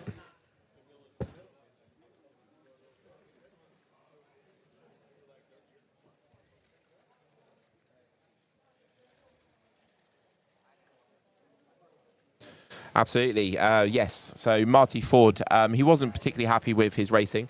He's doing a great job, though. He will be back in action again in a few hours' time on the other track. So absolutely, he's got a lot on his plate today, trying to be a bit of a race, like the race manager and all that sort of stuff. So yeah, we will give him a little bit of a big up when he comes back. Ian Douglas reaches 80 laps.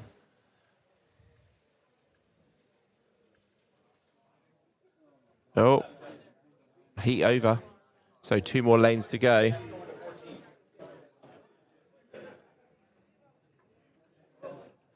Okay, let's go back over to the racing on the other track. Have they started yet? Still waiting for the other 8 drivers. So it does look like they maybe be having a bit of a gap because there aren't any drivers assembling over there. Maybe they're going to wait for the other group to sync them back up. Let's keep it focused over here. Yep. There we go. Got a couple of weathermen there blocking the weather chart. Yeah. I think it does look like that, doesn't it? It does. Yeah. And it's what I think is amazing. You got a 175-foot long track, and it's uncanny how often the cars end up right in front of the darn monitor. Yeah. Right. Absolutely. So.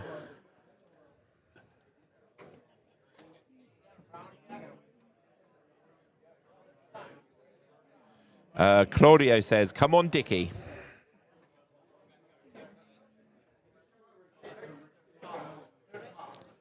There we go. So we can just about see the screen there if Mark doesn't get in the way.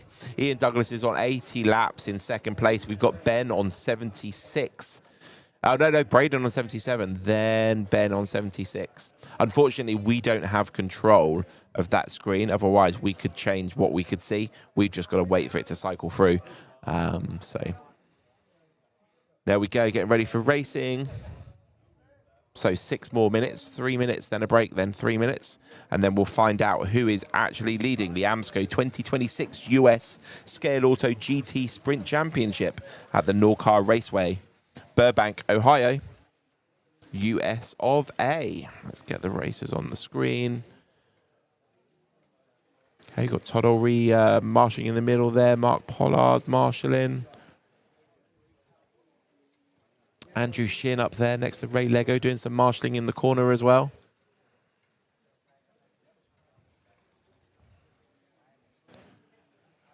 Okay, so let's see who's got the fastest laps so far. Looks like Dickey, 13. There you go. Oh, I'm sorry, I take that back. 13.42 looks like it's the fast lap, which is Ian.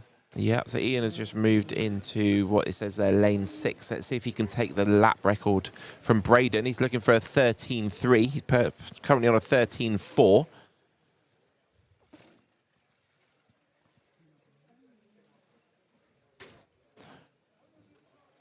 Okay, it looks like there's a pair of red cars racing each other side by side. You'll see there are 2 silver ones there, and then the 2 red ones are split up a little bit, so maybe one of them ease back a little bit so they're not put off by the other one. But there are 2 silver cars. You'll see them come up in the top left corner shortly. There they are, side by side. Let's get the big screen on for the timings briefly. 1 minute and 30 seconds to go. Yeah, Braden is down with the fast lap time, 13.21. Nice. About a 10th quicker than Ian. Ian's best lap. Okay, Braden. Braden is in lane 4 at the moment. Yeah, he seems to be. He's very consistent, obviously, but yeah, he seems to have really found his pace there. I wonder how different it would be if they were allowed to take the cars out of Park Ferme overnight. Do you think they would make many changes? Do you think they'd make too many changes? Yeah, I mean, yeah, exactly. That could be that could work against you too. Yeah. You know, you make an adjustment and it can go one of 2 ways, right? It can go better or it can go worse. So Claudio says, push it, Dickie. No, Dickie's just got to stay in and make laps. He looks like he's got a very good yellow shirt on there, Dickie. Oh, yeah, he's styling. That's definitely the shirt to be wearing. He's got one of the yellow slot car corner shirts on. Yeah. He ran those out at the Michigan 24. There we go. Braden Pollard's done a 13.151 now. Yep. Ian Douglas 13.231. So Ian Douglas has taken the lap record now for lane 6, and he'll be moving to lane 4 for his last go. Let's get the drivers back on screen. We've got racing on the other one. Nope, they're just watching. So we've got quite a few people on the right-hand side just watching the top 8 drivers. Mm-hmm. Probably getting some tips and hints. You can. You know, you can. There's the race screen. Nobody's standing in front of it at the moment. Right. There we go. So Dickie Pearson's in 37th at the moment on 89. So they're aiming for 101. to knock Jaden off the top there. 101 is what we're looking for at the end of this 3 minutes, Steve. Yeah, with Ian, unless he has some car problems or something like that, Yeah. he's going to do roughly 13 laps, so I'd expect he's going to end up around 107, possibly 108. And I think that's going to be the benchmark. Yes, so looking at it, pretty much everybody in this group should be able to get to the top of that board there. They should all reach 100 and 101, no problem at all.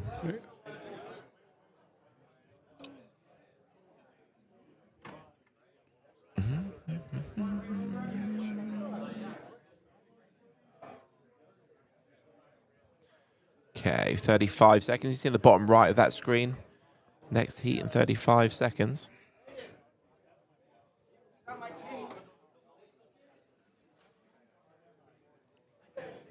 Right behind him, Marshall. Right there.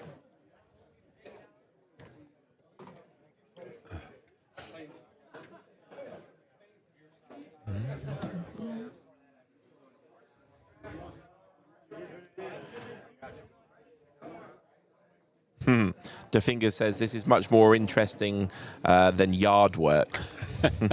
I'll bet you it is. Okay, get us on your headphones, and then you can do both together. A bit of multitasking. Yeah, a little holder for your phone there or whatever, your tablet. Yeah, here we go. Lights are going to count down for the last time on this track before they move to the other one in a little while. Okay, so remember, 101 is what they're aiming for. Yep.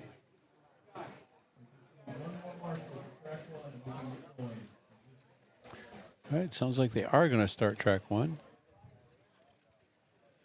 Yes, I can see 8 drivers there ready now. They're just getting the marshals in as well. Right.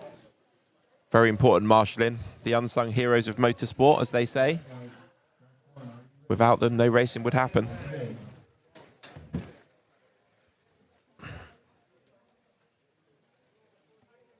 Maybe we should introduce a new class of racing. No marshal racing. You crash, you've got to go get it yourself. We'd suddenly see a massive reduction in crashing, I reckon. Yeah, it'd be similar to crash and burn. Yeah. Right. Do many clubs do that in America? I wouldn't say many, but some do. Okay. Yeah, it depends. Or they'll do something like, 2 crashes and you're out. Okay. 3 crashes, you're out kind of thing. Yeah, we do that with the kids sometimes at events. Yeah. Yeah. We're like, okay, one more life. Right. Yeah. Or, but at the same time, hey, if you want to race, learn to stay in the slot, Yep. So Ian Douglas there on 99 laps, about to get to the 100. There it is. He's looking for 101. He's still got 1 minute and 38 seconds to do it. Is he going to steal Braden's lap record in this one? Do you think he knows that Braden's got the lap record? He's looking for a 13.055. Is it worth the risk? Is it worth trying to get that lap record? No. Again, I don't think he's purposely trying to. He probably doesn't even know that Braden has the fast lap at this point. He's just he's just racing his lane. There we go, 102. Yep. Ian Douglas is officially leading the AMSCO 2026 US Scaleauto GT Sprint Championship. If you've just tuned in, make sure you press that like button. Make sure you subscribe. We're about halfway through the heats before we get into the semi-finals and the finals later where it all happens. Braden Pollard now reaches 100 laps. 104 for Ian Douglas. Yeah. Ian is putting on a driving clinic here. DeFinger says, no marshalling be like the battle of the grabbers. Yeah. Go, Ian Douglas, 105. He's got probably 30 seconds to do it. Can anybody else? Can the rest? Oh, there, Dickie's on 100. Steve's going to be crossing the line next for 100. 106 now from Ian Douglas. Has Steve Holzman had an off? Dan Tufts on 99, Steve Holzman on 99. 15 seconds to go.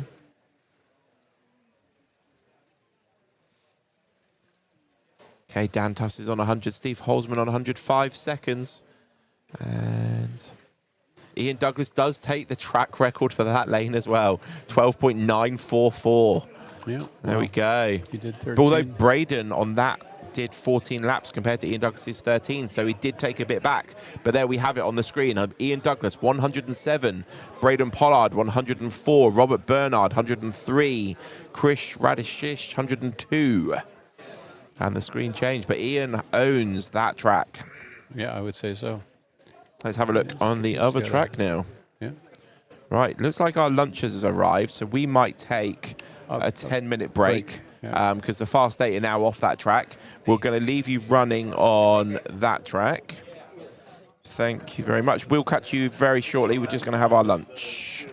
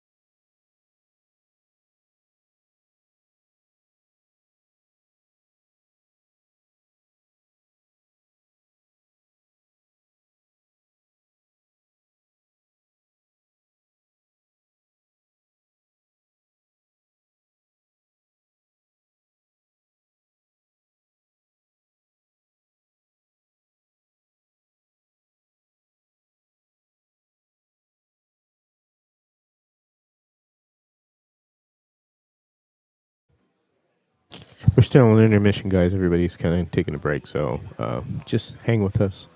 Should be back in probably another 10 minutes.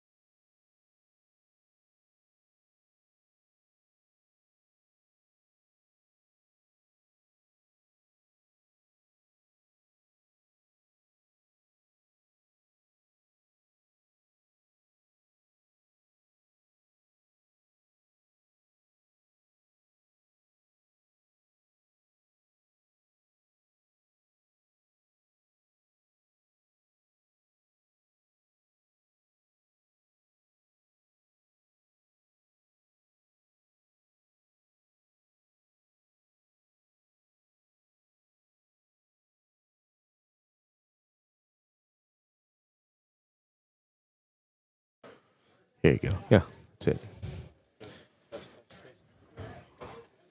Hello.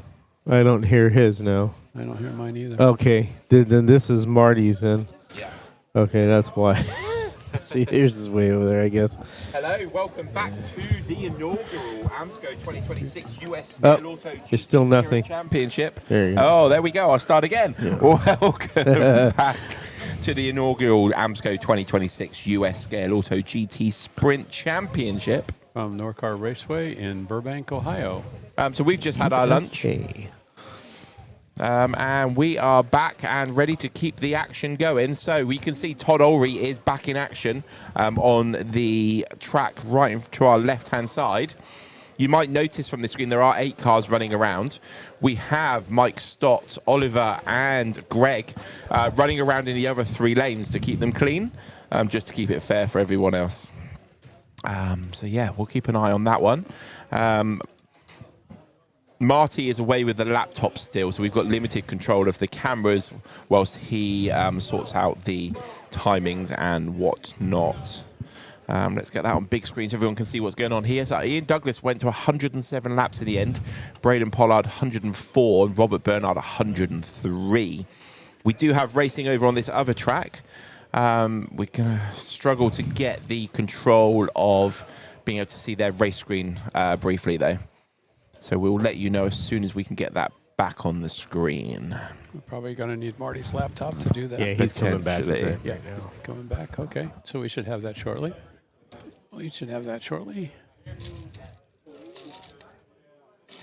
Okay. Okay, so what's happening now is everybody that's racing now has already raced this morning. These were the people that raced first, and they are having their second set of 8 laps, so they're going to be completing their heats. So this is where they need to be setting some big totals for the chasing pack to beat them. Todd Ulry's total is going to be the most interesting one in these early stages, so we're going to keep you abreast of all of that as well. Hold on, let me go to... I've now got myself one of these new, available on the market right now, slot car corner Slurpees. When are they available to buy to the public, Steve? You've got one. So I've got one. Unless you were a shoplifter, I would say they're available right now. Oh, there we go. So slot cars corner are... There we go. They've cornered the market. Right. So somebody wants to know what everybody's favorite food is. Well, everybody knows what Ian's favorite food is. Is it a food? Well, we'll loose interpretation, but yeah, we'll. I have noticed though something. See, can you see the deliberate mistake? Yeah, we'll give you. It's a second. Do you want me to turn it upside down? It's a second. No, we didn't get into well there. It's just like I showed you on the shirts. The shirts are seconds. They've got some magnetic racing logo on the back. Oh, I see. Right? Yeah. So, anyway, back to the action there. Yeah. So Todd Ulry is on 39 laps. They are three heats into their 8. He is 9 ahead of Marty in second place. Sebastian and Randy are on 31 and Mark's on 27. Yeah, I just think, well, he's in the 13s, but really needs to be down in the low to mid 13s pretty consistently, for all 16 heats if you're going to, be up with that top tier. Yes. So, but again, even though in the first 96 heats here where everybody races, right, on both sides, all 16 lanes. Yep. There's no guarantee. I mean, Ian has 107 laps. That gets erased when we go to the semifinals, and it goes back to 0 like everybody else in the semis. And if he has some problems or something like that, he, potentially, it's not a guarantee that he's going to make it to the final, I guess is what I'm trying to say. Yes. Right. Wingman says his favorite food is steamed hot dogs, and De Fingers is 3 slices of pepperoni pizza. There you go.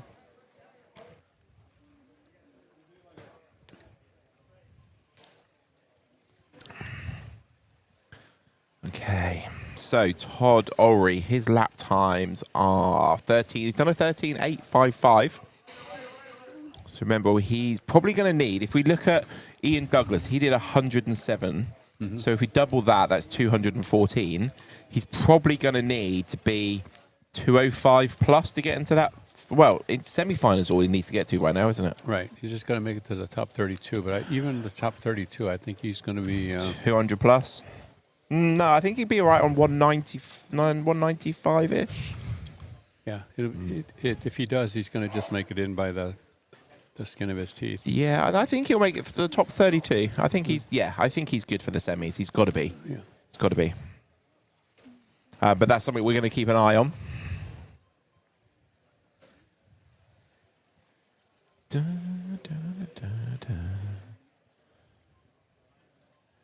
Okay.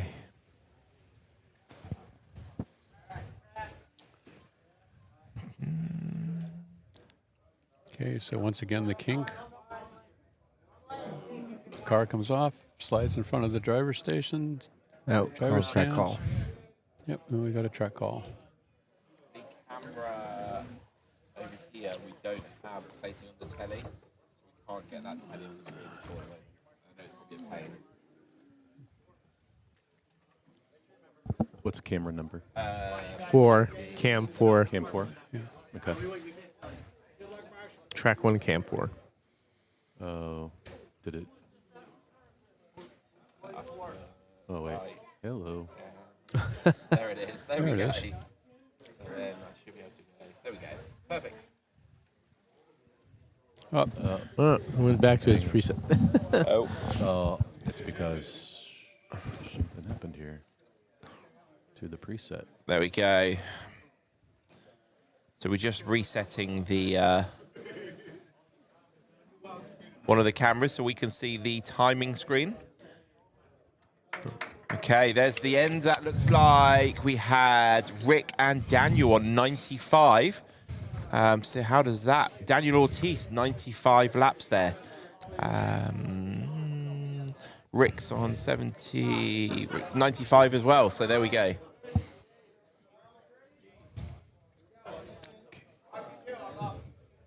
So we're going to be having 8 new races over on that track shortly. Hopefully the results will come back on the screen. It might just be the next 8 races that comes up on the screen next day.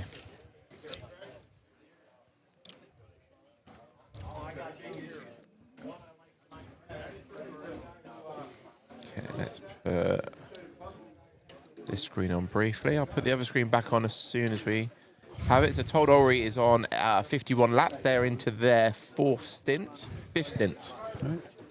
And Sebastian Roulier, 39 laps. We interviewed Sebastian a little bit earlier.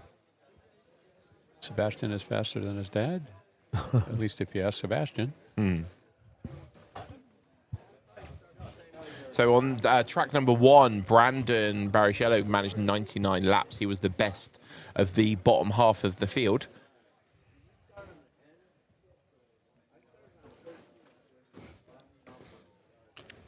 Okay, Daniel Ortiz on 95, George Kazakis on 94. Yep.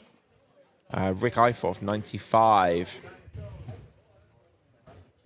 Yeah, it looks like you're going to need at least 90 laps to make it to the semifinals. Yeah. Maybe a little bit more. There we go. So Todd Ulrich's on 55, minute and 45 seconds to go. He's done a 13.555, 13.550 even. Has Todd managed to get any of the lap records from Ian Douglas? No, Ian Douglas, as you can see at the bottom there. Oh, that didn't sound good. Was that a car on the floor? Yeah, I don't know. Something whacked hard. Well, maybe we got it back on there. Yeah. Well, it sounded brutal. It's pretty loud. Yeah. I guess the bodies of these cars are really thin and it's like a crumple, isn't it, when they hit the floor? That's probably sounds worse than it was. We hope. Right. Okay, still waiting for 8 new drivers on the other track. They will take a licking, though. Well, I mean, at the end of the day, they are slot cars, and slot cars do crash, so they need to be able to take a little bit of a beating there, don't they? Yep. The bodies. And sometimes you think for sure that the body is cracked, chassis plate is cracked. Yeah. Type thing. And you look at it, it's not. It's some tough plastic. There we go. So Todd Ulrich is on 60 laps now.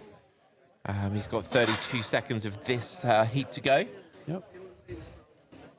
So if we discount Todd from that one, who is winning? We've got Marty Perriat on 47. Right. He's technically winning that one, really, isn't he? Yep. Sebastian second, Yeah. Randy third, Mark fourth. Yep.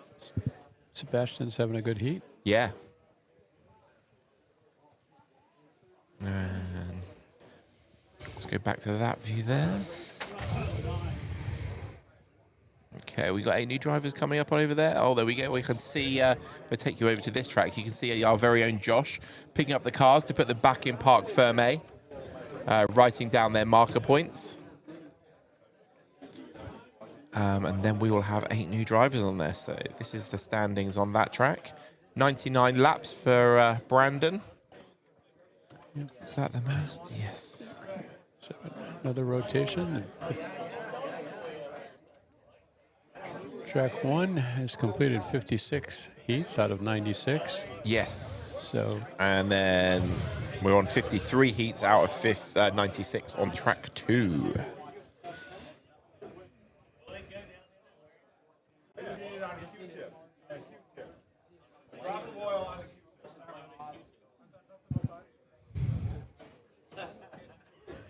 Okay, so just waiting for the lane change to happen over there on track 2. Waiting for 8 new drivers on track 1. That fan still on, George? Yeah, it's turned. Hold on a second. Are the fans turning towards you? Oh. George is just killing the fans.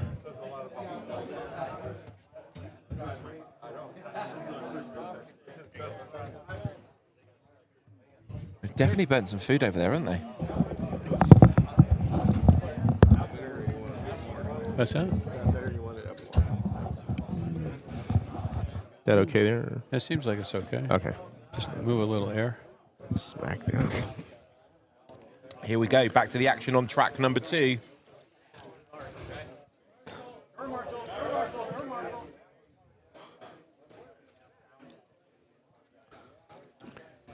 So they've got the other drivers in there to fill out the field to help ensure the lanes stay clean. Is that really like extra necessary? Is it like is it noticeable? It And is- why? It can be very noticeable. Okay. Yep. It can be very noticeable. Is it the other cars like just kicking up any dirt onto the empty lane? Onto the empty lane, exactly. Okay. Yeah. I remember when we first set the tracks up yesterday and we were just getting people to do laps and we were just literally cleaning their tyres every 2 laps and the roller was dirty every 2 minutes. It was like peel a sheet off every 2 minutes, just cleaning that track up. It's like more and more and more. Surprising how dirty they get. Yeah.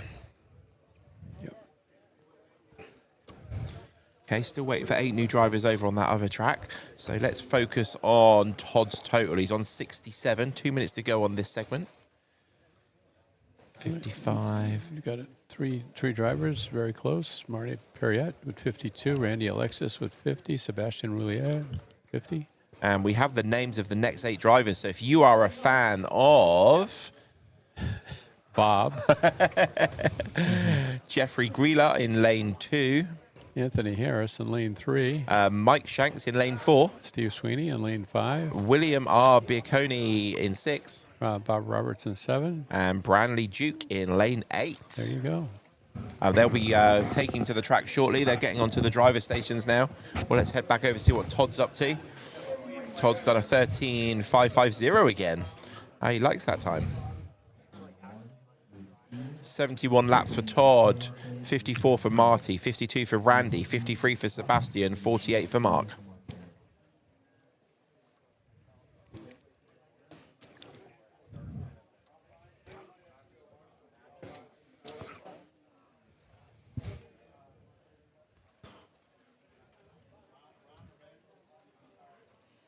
Okay, 45 seconds to go over in track 2.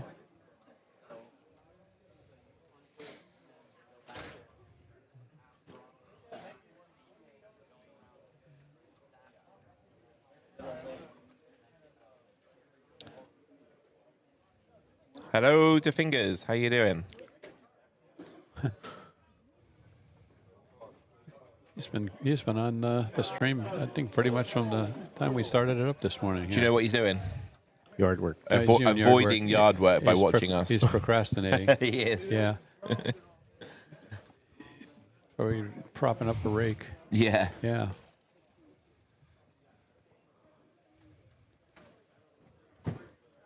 Okay, sound. So sound is okay, is it? Yeah. Don't think we've changed anything, so hopefully it is. USB-C. No, we haven't. That's on, that's on, that's on. I think everything is, I think he's just saying the sound is okay. Yeah. Hello. Hello? Hello. Is there anybody out there? That's me. Steve. Say hello, Steve. Hello, Steve. Say hello, George. Hello. Oh, yeah, so you and me are the wrong way round. We've got each other's headsets on. Should we swap that round so it's a bit more obvious? So. There you go. I've got warm ears, by the way. I've got earwax. I've got earworms. Earworms, okay. So what the heck are you doing with my headset there, you? Huh? Yeah, it's the one you gave me. Yeah. So Todd Olry managed to, he's up to 75 laps. That sounds really loud. Let's turn me down a bit. I was going to say, your headset is louder than mine. Yeah. Okay. I'm fine. You're fine? Yeah, you're. I noticed your headset was booming. There in we my go. ear. That's Yeah. better. Yeah. Good. Yep. Right back to the chats. Yeah. Okay, is this race over here on the right-hand side starting? Let me see. Oh, yeah, so we can see, if I put it on the screen for you, Josh is just putting the cars onto the circuit.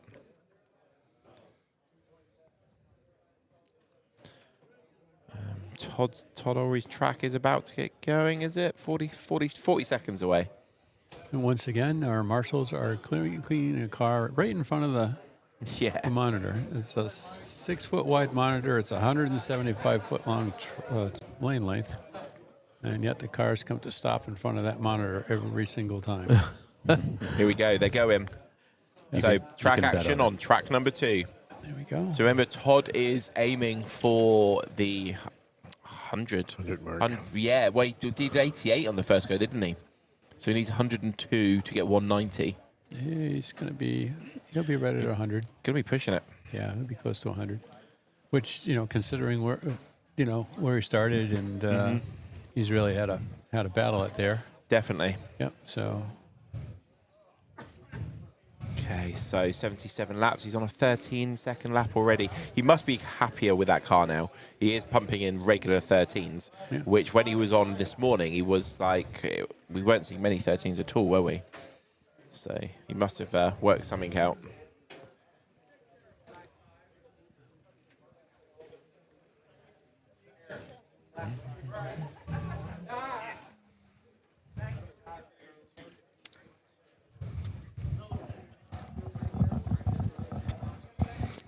Thank you for the 112 people that are currently watching on 112. There we go. So you are currently watching the inaugural AMSCO 2026 US Scaleauto GT Sprint Championships. And we're at the Norcar Raceway in Burbank, Ohio. And we're just over halfway through the heats. And we're trying to work out who the best 32 racers are to head into a pair of semi-finals. Once we get into the semi-finals, we're then going to get the best 8 out of those 32 for a final. And we're going to find out who gets the honour of winning the first ever AMSCO race.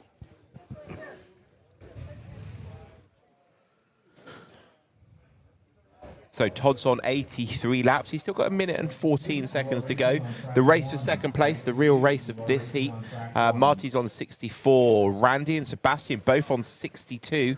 Mark's on 56. If you're watching the screen and you're wondering why there's 8 cars there, there are 3 people just filling in the other 3 lanes to keep them clean whilst the others cycle through. One volunteer on track 1 for Marshall.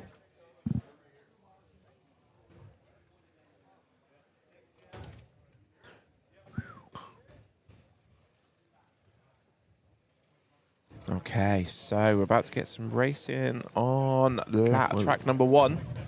Let's get the screen. We're going to see them all in a gaggle. Apparently it's a gaggle of... Oh, no. They've been put out on their place markers, haven't they? Yeah. Oh, that's good. So they're literally carrying on from where they finished off before. 3 lights, 4 lights, 5 lights. Lights out and away we go. Said somebody famous once. Or twice.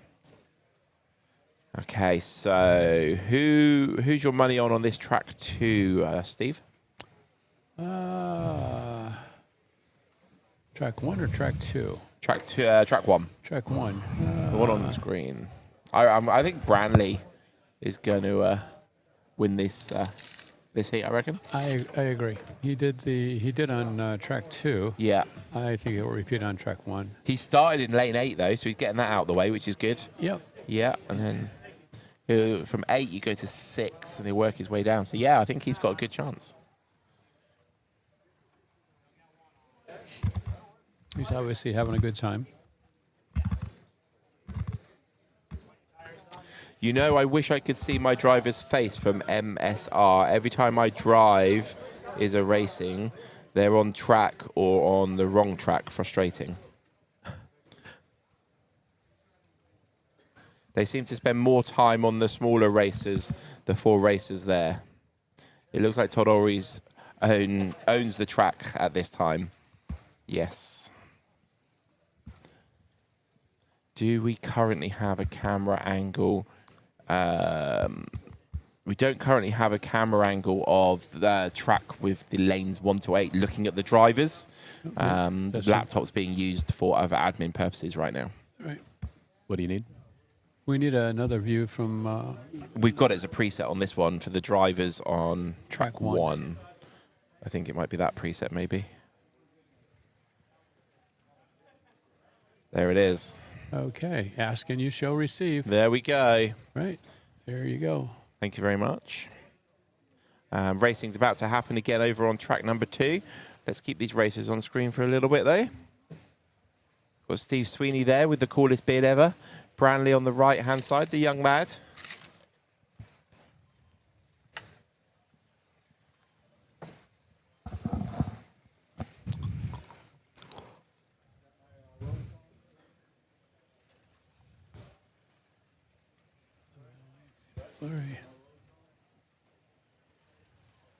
Okay, let's have a quick check-in on Todd Ulrey over there. So he's on 90 laps, and he's got 2. So he's got, is it 13 they do, isn't it? So he's on target for 101.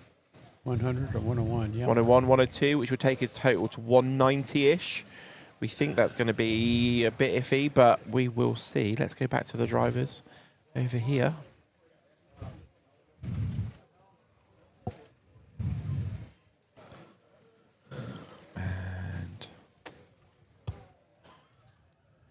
There we go, end of the heat on that one. So they're going to swap lanes now. As you'll see 1 go to 3, you'll see 3 go to 5, you'll see 5 go to 7, you'll see 7 go to 8. 8 comes down to 6, 6 comes down to 4, 4 comes down to 2. Whilst they're swapping around, let's go back and have a look and see how Todd's getting on with. He's got a minute and a half to go. He is on 94 laps at the moment. Marty has pretty much cemented second place there in the battle for second place. Oh, track call. Do we have a rider on the main straight? There we go, carrying on. So Randy and Sebastian are battling it out for 3rd place. And then Mark's holding up the rear on 64, but Todd Ulrey, 95, minute and 10 seconds to go, 96. Let's have a look at the races.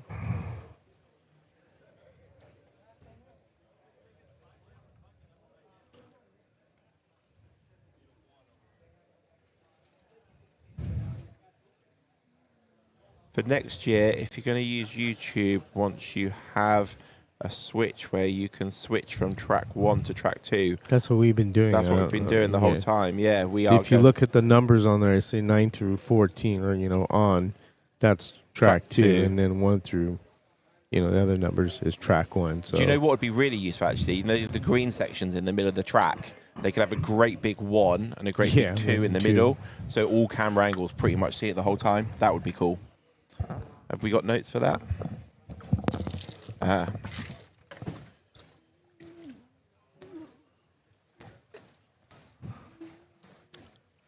Uh-oh. Good job it's got a lid on. He put a sticker on it. I did not notice that. Yeah, he did. Robert did.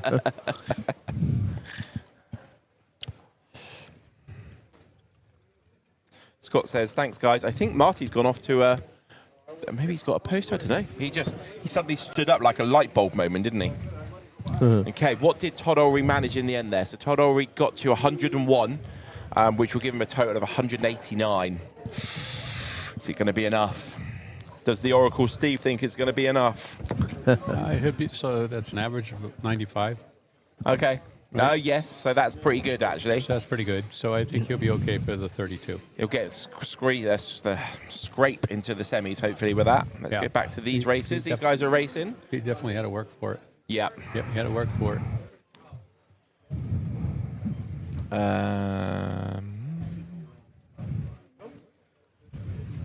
They have a third-party program we're using, so we don't use YouTube to switch cameras.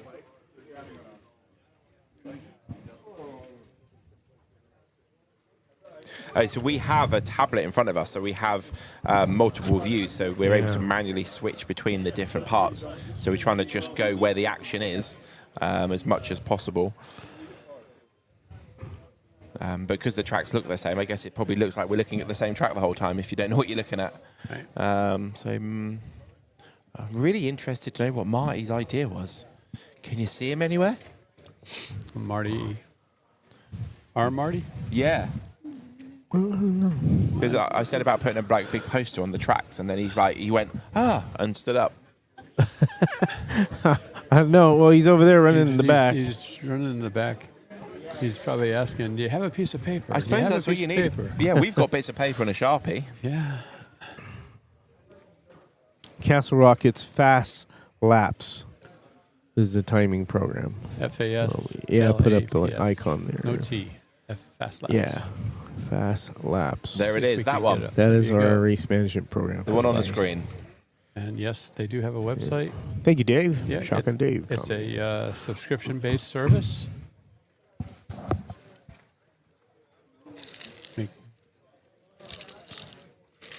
There you go. Fast Laps.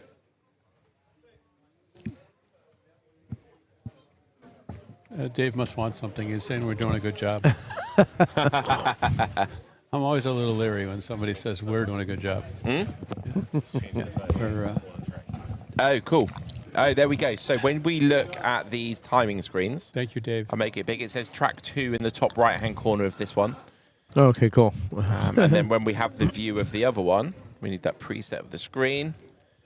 And we have track 1. There we go. Boom.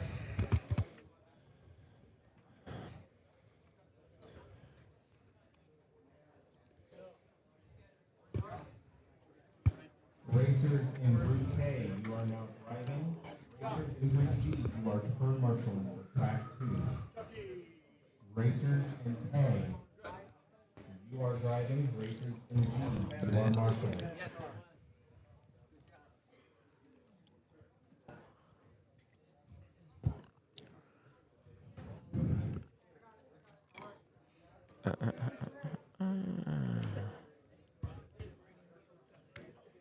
Right.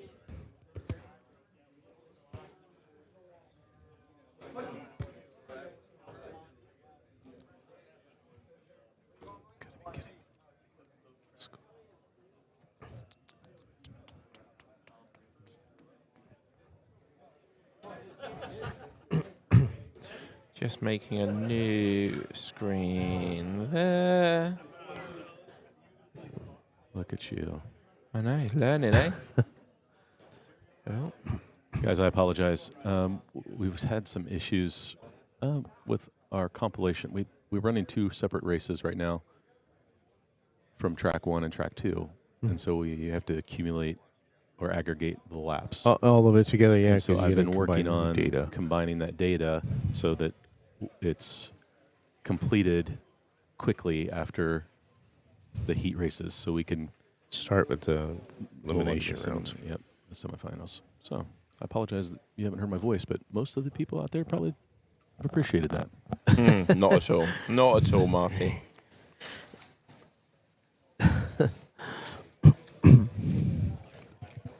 What are we doing? We're doing heats at the moment. Save. Okay, new view for you. So we can watch both of the timing screens at the same time sometimes. Castle Rock says, I thought so. Congratulations, Patrick. We'll check out later duty calls. I've got a copy of that, and I'm super behind on the layout, but Fast Laps is preferred one, even though Smart Race might offer more options. And Patrick Langer, the guy that made it, is a very nice guy. Marty's going to run himself ragged. He loves it. If he's not busy, then he's bored. We're hearing Marty's voice back, I think. Yeah, I think it was Marty. He's like a stranger to us. His bank voice. What have we got now? You've turned it around. Turned it upside down. Turn it right side up, I guess. That's what you would say. Let's go back to the racing. So on track number 1, we have got, let's make that bigger so we can read the names out. In lane 3, we've got Jeffrey Greeler. I like the fingers. He's not doing the lawn work that he's supposed to be doing. Now he's found another diversion. He's going to go out to White Castle to get a large chocolate milkshake. It's like, come on. We got Bradley Duke in lane 4 in second place. Mike Shanks in lane 1. Steve Sweeney in lane 8. Bob Bellumi in lane 5. Anthony Harris in lane 7. Bob Roberts in 6. And William R. Bicconi in lane 2. There's currently a track call going on because of a rider. Let's go back out. They're about to start running. Still waiting for 8 new drivers for track number 2. So we'll stay with track number 1 for a while. And what heat are they on? They are on heat 59 of 96. And the other track? They are on 56 of 96. Okay, so they're just a couple of heats behind. Yeah. 3. There, somebody needs to get their whip out. Okay.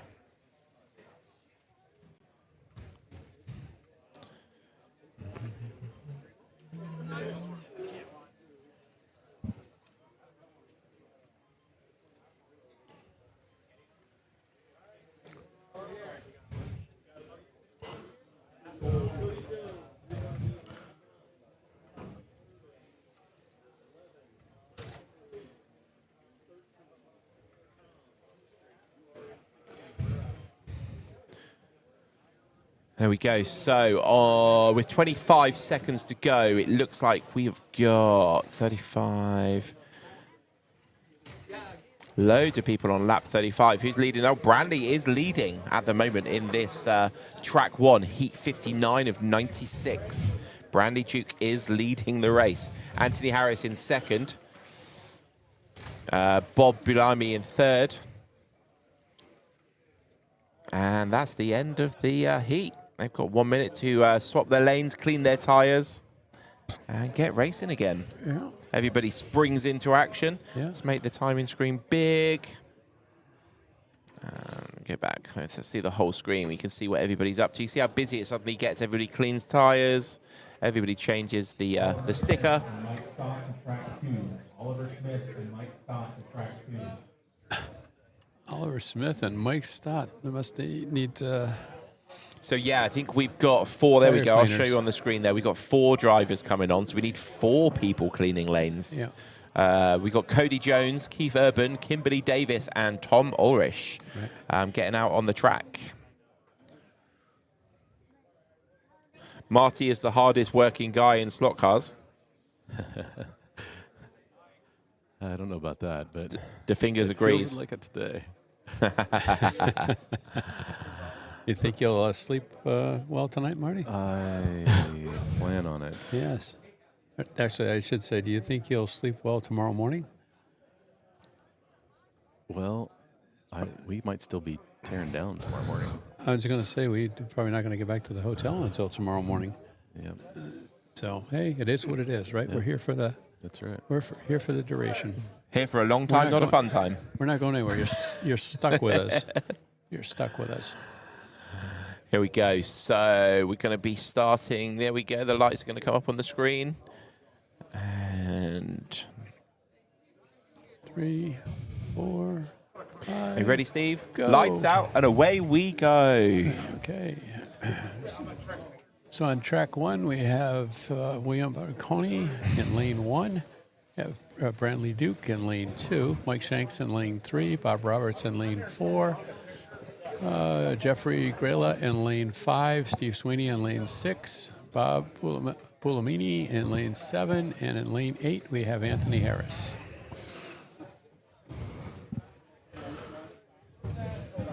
So still waiting for Cody Jones, Keith Urban, Kimberly Davis, and Tom Ulrich to be ready over on the other circuit. Although it looks like they're there. Yep. Just missing somebody in lane 14. Let's go back to the action over here.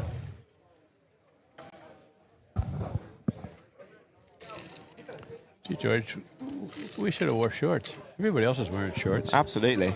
Right? Marty is I didn't wearing notice shorts. that. I didn't even bring trousers to America. Wow. Jerry says, boy, I'd love to be there and race. I don't think my legs would let me stand that long. Good job to the panel guys. Cheers. Well, there are seats everywhere, and they're even like a really comfy one, like a proper like lounge chair. So yeah, get yourself here next time. We'll find a seat for you. Don't worry. Okay, we've got racing over on the other circuit now. Let's put that on the screen. Let's edit that. No, that one. Just gonna edit that. Make that a bit bigger in the corner.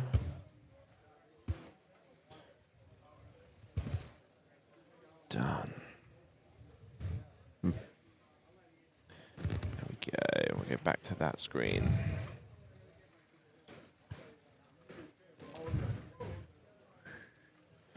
There we go. So we've got some of the racers there on track number 2.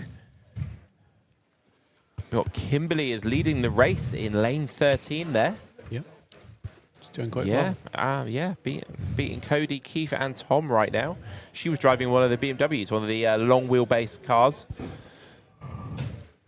I was marshalling yesterday. Oh, she had a rider. I was marshalling yesterday and one of her wing mirrors fell off. What is the rule with the wing mirrors? When it goes to tech, does it have to be... They have to be on there at tech, but if you lose a wing or mirror during the race... You're good. Okay. When you buy one of these cars, do they come with spare wing mirrors? Yeah, most of them. It's such small, fiddly little things, aren't they, on some cars? Yes.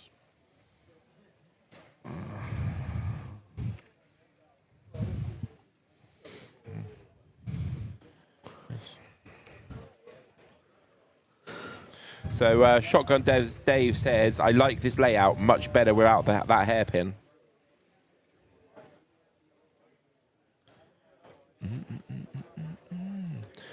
Someone says, go Cody. Let's put this one on the screen for you so you can see Cody racing.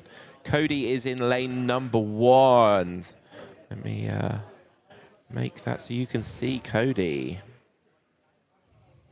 There he is. Done. There you go. You can see Cody now. He's in the screen.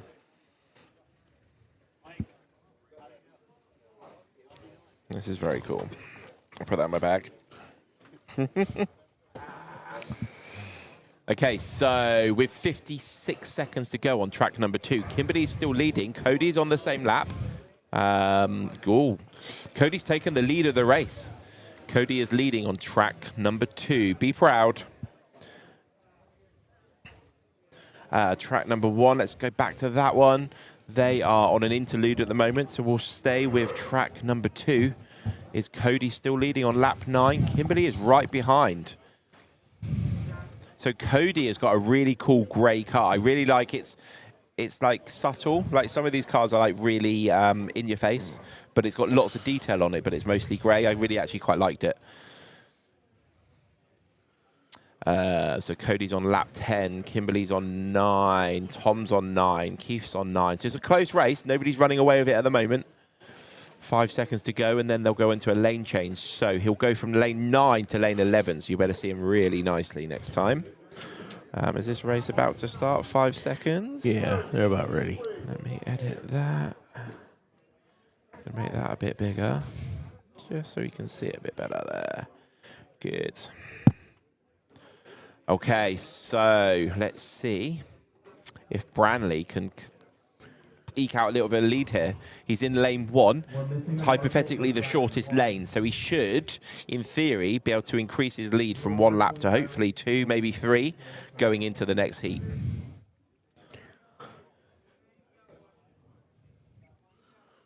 Just waiting for those lights of doom.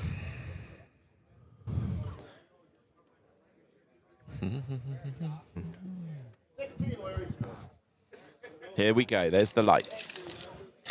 You ready for the phrase this time, Steve? And lights out, and away we go.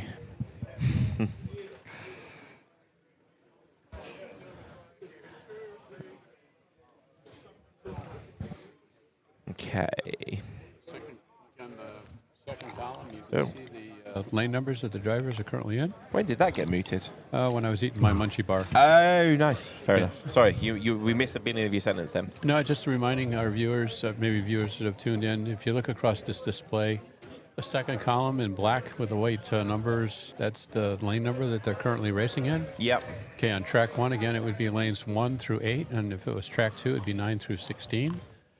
Here we go. Track 2's coming back into race, so we'll get that on whilst they start. Okay, we'll take a look at that. And lights out, away we go. Can he push away? Can he get down the road? In fact, looking at the circuit, I can see that he is ahead by just pretty much one corner, and there's 3 cars hunting him down. Yep. Let's go back to lane track number 1. Right. Okay, so Branley is leading again. His fastest time is 14.217. Do you know what I'm going to do later this evening in the hotel room? Sleep. Apart from sleep. Use the bathroom? Apart from use the bathroom. You've got 1 guest left. Come on. What you're going to do in the hotel room or in the hotel? In the hotel room.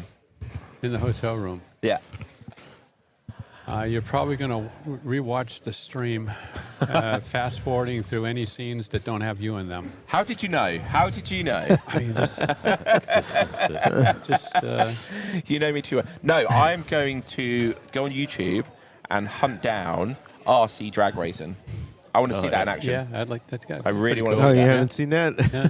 It's pretty fun. 2.2 seconds. Is it good? Yeah, it's interesting. Yeah. I've done slot car drag racing at the UK Slot Car Festival with Mr. D, slot car racing from Essex in England. Yeah. And it's cool. He even had a splitty camper van with like wheelie bars and everything. I nearly bought it off him, but I've never seen it in RC version. I didn't think it was a thing. Yeah. H. Kimball 1293. Thanks for the comment. We appreciate your feedback. We're having a lot of fun here too. Yeah, sorry about that. We should concentrate on our jobs. Right. Prim and proper. Prim and proper. It's something I've never been in my life. So Branley is leading. He's got the fastest lap, 14.071. We wouldn't want you any other way. I'm glad you finished that sentence. Rest assured, Ian. You know, Ian or Steve and professional in the same sentence, it'll never happen. It'll never happen.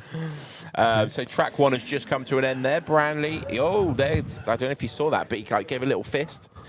He is leading by 2 laps. Go Branley. And he's the one that does RC drag racing. He is. So, you know, yeah, just for context there. Thank you. Yeah. He's just having a ball. Yeah. He is just. Yeah. It just caught his eyes for a split second. He's loving it. He's having a great time. Fun kicking butt. He's kicking butt and taking names. Over on track 2, Cody has eked out a lead of almost 2 laps. He's leading over Keith. A lap down. Tom and Kimberly are on the same lap. It's still pretty close, though. All within a lap and a half with 30 seconds to go of that heat. 58 of 96. We'll stay on this lane until the other track gets racing again. We'll see if Cody can get further down the road.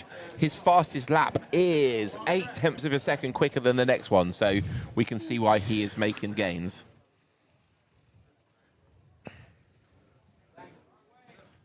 Steve, are you a one-hander or a two-hander? 2.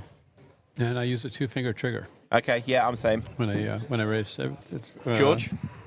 Are you a one-hander, two-hander, Yeah, one one finger, hand. I just do this and kind of I move my head a little. I don't. One finger or 2? Depends on the trigger. Okay. Probably 2. What's I have your the short preference? finger one. 2 is preferable. Okay. I need to make the ones with the longer, extension on the controller. Yeah. We were talking about, tips. If the controller that you're using, if it allows you to use an extended trigger or 2-finger trigger, give it a try. You might like it. Actually, it is. Like it. Yeah. I don't have them all. I'm only on one of them. So. Yeah. So I've had True Speeds, and they've always had the option to change it. Yes. Were they one of the first people to do that, or was it quite common before I that? think it's Professor. Wasn't it DeFalco that started doing that? No, Steve? well, I'm not sure. They were roughly the same time, but they do it different ways. Okay. The True Speed, it's like a little Slip-on. extension, a slip-on that you put on. The DeFalco, you actually replace the entire trigger. Oh, so it's quite a bit different. You can't just change it on the fly. Can't just change it on the fly. Okay. No. Nope. But Slot It has had that option with their SCP controllers. Yeah. For some time. So it is an option. Nice. Right. Scaleauto with their electronic controllers, they do offer a longer trigger, but you need to be careful because you have to reprogram the sensor, the Hall sensor. So Shotgun Dave says, RC no prep drag racing is a blast. Yeah, I can't wait to check that out. And then PF Frankel 32 says, are some of the drivers standing on boxes? Yes, they are. So there is a driver station, but is he asking if they've got their own boxes on top of that? They do. Some of them are standing on their cases, or or they're standing on those little steps that elevate up. Because Braylon was using one when I was over there. Okay. And some people are doing it so they could sit a little higher and look at the track, I guess, further out if they want. So where we are, if I put us on screen briefly, you can see literally right in front of us, we've got TV like monitors, so we actually can't see much. We're seeing what you're seeing on the screen mostly. Depends where you sat though. I think George has got the best view. Yeah, right. Let me see if anybody's on. I don't think anybody is on one right now. No. So for all those Brandley fans, he is in lane 3. He's on 70 laps now. His nearest competitor, Antti, on 68. If you have just tuned in, you are watching the inaugural AMSCO 2026 US Scaleauto GT Sprint Championship. From Norcar Raceway in Burbank, Ohio. USA. US of the A's. US of the A's. Okay, track 1 just had a track call there. They're on the way again. It's probably a question I've asked you 100 times, Steve, but I'll ask you it once you finish doing what you're doing. I'm good. When you get a track call, does it knock you out your rhythm? I had asked that to Andrea. Okay. At the NSR race. I phrased it just a little bit differently, but yes, I think for many racers it does knock them out of the rhythm. Mm-hmm. And depending on how long it takes them to come back up to speed, it might take them 2, 3, 4 laps before they get up. So if you have frequent track calls, that can really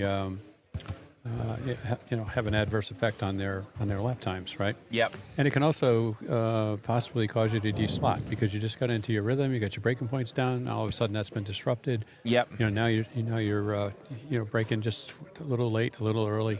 There we go. Heat's over on track 1, and so there we go. Brandley, Brandy Duke. He's 5th, 74 laps. 74 laps at the moment. Right. And then, so I think this is going to be the last one, is it? Or they got 2 more? 64. No, it's got 2 more lanes to go. Yep. So to follow up on your question, that's okay. When I asked Andrea about that, basically the way I phrased it was, how long does it take you to come back on rhythm after a track call, right? Mm-hmm. And, Andrea's response, or how important was that, to be able to come back up quick. Andrea, it's very important, right? And if you look at, like, Ian Douglas, Andrea, if you get a chance to watch Andrea racing and stuff, the track calls really don't affect them much. Maybe a tenth or something, once they get a green light again. Whereas other racers, it might take them 2 or 3 laps, and then those 2 or 3 laps, they lose a second, a couple of seconds. Maybe a D-slot, they lose more than that. So that's something, that if you want to practice, practice those track calls. Yep. Practice getting back on your rhythm as quickly as you possibly can.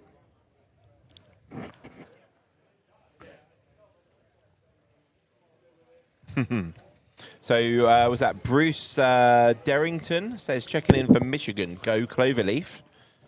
And Kurt Moser says they're standing on the slowest qualifiers from yesterday.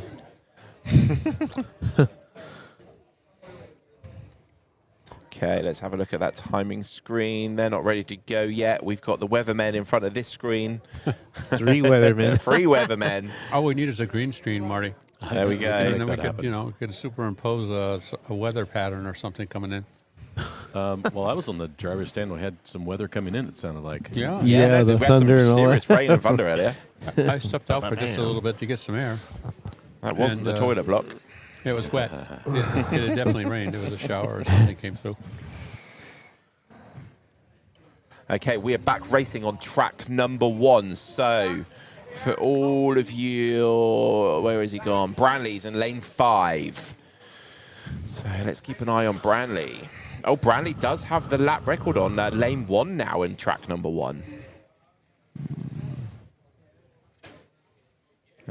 When the racing picks up back up again on track number 2, we will go back to that.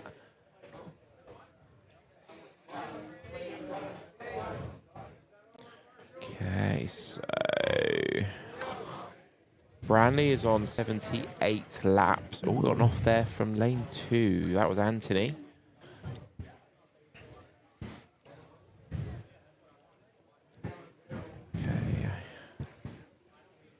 Okay, so Branley's on 79 laps. He's only 1 lap ahead of Anthony now.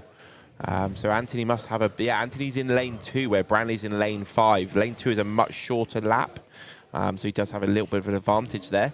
Coming into the last 4.5 minutes of his daily race, of his race for the day, unless he makes it to the semi-finals, and then he'll be doing a lot more racing later. Right. But yeah. Yeah. Kurt Moser says, hey, I don't make the rules. Oh, sorry. You're right. Jack Gabbett says, I grew up with ABC Worldwide of Sports. Our announcers kicked their ass, lol. Actually, we're the guy that used to come off the ski jump on ABC. I don't know if you saw that at the end, but the agony of defeat. The agony of defeat. The guy would literally come off the end of a ski jump. Okay.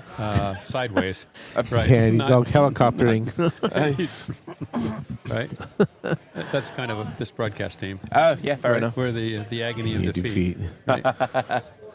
So on track number 2, let's see who's leading here. We've got Cody on 36, Keith on 34, Tom on 33, Kimberly on 30. So Cody is bossing it over there, but Keith isn't letting him get away with it. He's still got a little bit of work to do to run off down the road. If we pop back onto track number 1 for the last 30 seconds of that, Branley is on lap 84. His nearest competitor, Anthony, is on lap 83. Let's have a look. Oh, Branley is more than a lap ahead of Anthony now, about a lap and a quarter. So either Anthony had an issue or Branley has just managed to find his rhythm. He's in the groove. Last 5 seconds. 86 and 12. Yeah, Branley's going to finish up his second rotation with around 98 laps. Yeah. Which is very, very respectable. Very respectable. Very respectable. So we're going to go back to the action on track number 2. They've got 57 seconds to go, and then we'll head back to track number 1 to see if Branley can finish off in the lead. Yeah.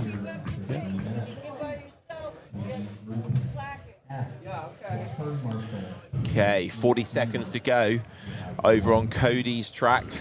He is leading the race by pretty much exactly 2 laps to Keith. So one of the, correct me if, Marty, maybe you know this, maybe Ian, you know it as well, George, but I think one of the awards they're going to have here is driver of the race. Yes. Right, and it's not necessarily the winning driver. You know, it can be any driver, any of the 90 competitors and stuff like that. And yeah, right now I'd have to say that Branley's on that list. Yeah. I think so. I'd agree. I mean, Mike Stock did some good driving earlier too. Yeah. I've never seen Mike. I was watching him on the camera. I've never seen Mike race like that. Mike, when he's racing, he is intense. He is leaned over, and he'll even tell you, he squeezes the trigger hard. Yeah. Right. And he's kind of like a Smokey kind of thing. Okay. But he's just over here, He's just holding it with one laps. hand, just running laps. Interesting. It's like Dr. Jekyll and Mr. Hyde.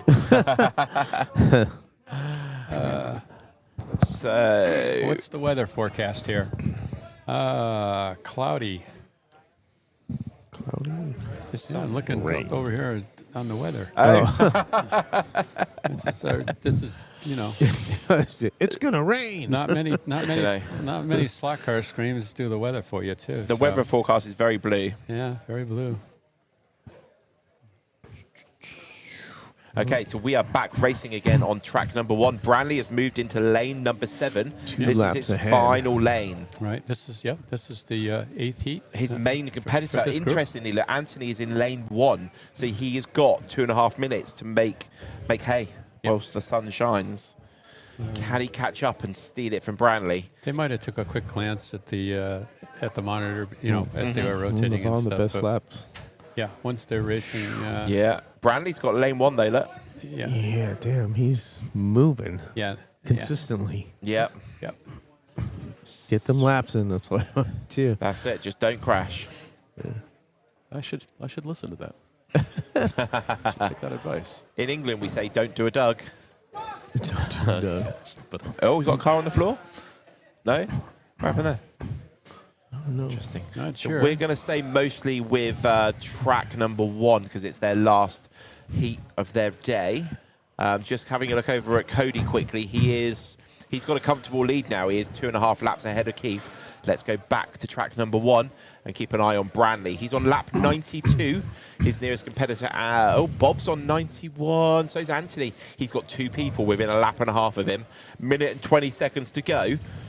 Yep, Branley is, he's got, what, 13 times 4, 13 times 5. He's going to get about 5 more laps out of this. So he's his fast he's last 98 laps, possibly 99. His last lap was 14.6. His competitors of Anthony's done a 14.1. Bob's done a 13.9. He's got a minute to hold on. He's in one of the least favourable lanes. It's very long out there in 7 and 8. Yep. How's he doing? Branley Duke, he's on 95. Okay, so next time Branley crosses the line, it will be 96. Let me tell you when he does. Okay, Branley crosses the line now into 96, and then Anthony's just behind him, exactly a lap behind. 95. I think he's going to be safe with 35 seconds to go, unless the unthinkable happens. But the marshals are so quick. I think he's going to have a couple of us to lose that entire lap, don't you think? Yeah, I do. He's and he just. Oh, they got a rider. Rider. Who was it? Who was it? Who was it? I don't know. Oh no. Oh, they're going again. 21 seconds to go. So come on, Branley, you can do this. You're on lap 97. 15 seconds to go.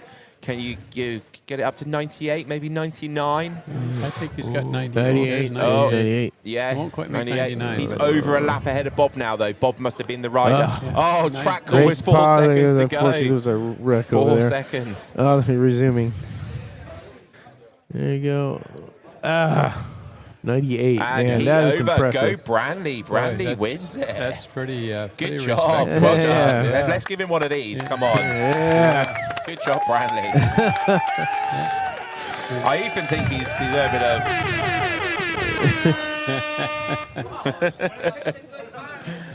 Good job, Branley. Yeah. Wow, let's go back to the other circuit because we have racing over there as well. 30 seconds to go. What a job. Yeah, yeah. Good. 20 seconds to go over here. Cody is leading by 2 laps. So we get into the point of the day where results are going to start coming and we're going to find out exactly where they're at. Right on. He did a good job, man. That was great. Yep.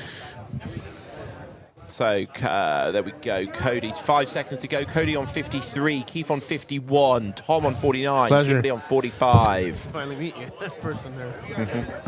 I saw your shirt, but I haven't, I didn't really. Okay. I've muted George there for a minute. Yeah, absolutely. Yeah. He's having a good chat with Jim Cunningham. Yes. Yeah. The maker of the Omnibox. That's the one. I thought it was that one. I still want to say the wrong one. It's the Omnibox. Yep. There we go. Yeah, digital analog converter. Yep. I got the big one. So the bigger one. Oh, okay. I still have it. I stored all my Carrera stuff. I just keep it. You never know. Whew, that was I like that engine. That was good. No, it was real that good. was close. Gave us a. Oh. Let me go. This is gonna be good and see what the semifinals are gonna look like. It's collating to probably 10 minutes. Cool. And then I guess you've got to keep it late. So I'll put up about 5 minutes. I should be able to give you where we were at the crossover. We don't know yet.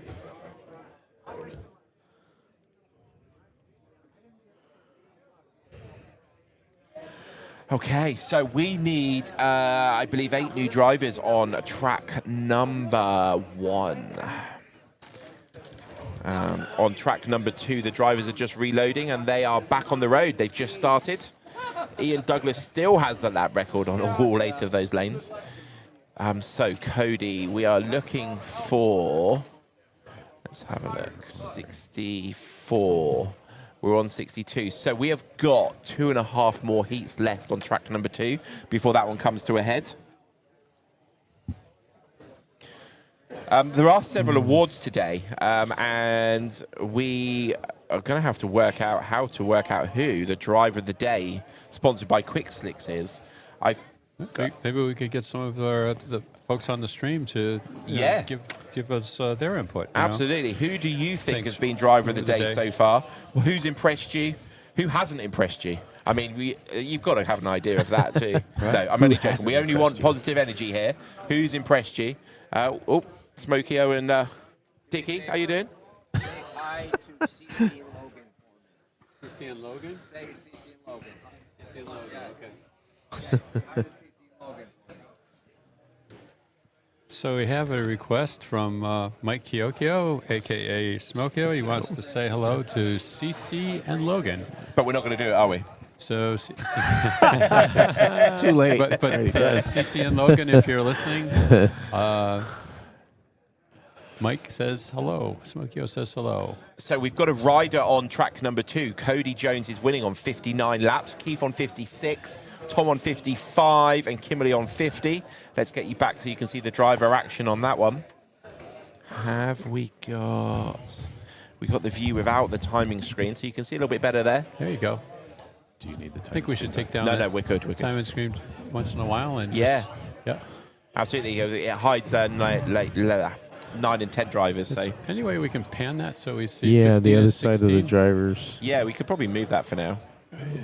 Oh, that one, cam 3, please. Yeah, let's see if we can get over there a little bit. Maybe zoom out a smidge and Or go just- right a smidge. Yeah, or pan right, I think. Just altering some of these camera angles for you. So we, This is nice. This is good. Yeah, We don't want to see. We don't. his mic's not. We don't need to see Josh, do we? So right. just when I put the leaderboard on, So we that have happens. But I can clear that off quite easily. So we have Mike Stott from Cloverleaf Racing over there in lane 15, helping to keep the lane clean. Slot Car Dude says, don't forget to press that like button, especially if you liked Branley's racing there. Oh, yeah. Definitely do that. Jack Gabbett says a window overlay with driver cameo as you comment on them, like the lap screen, would be nice.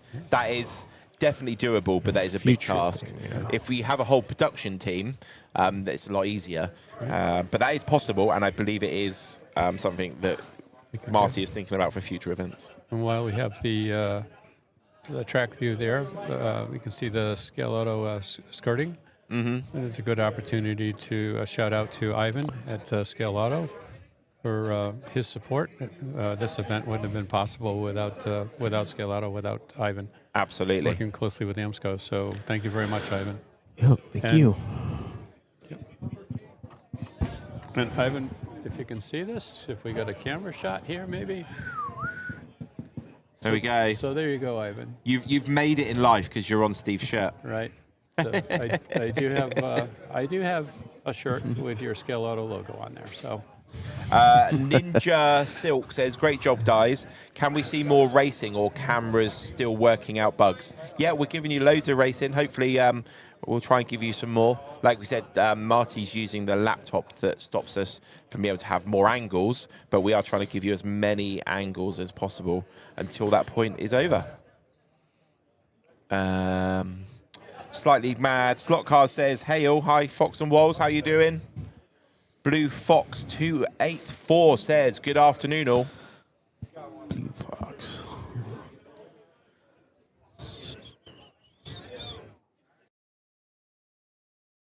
I'm going to go offline for just 30 seconds. We'll be right back.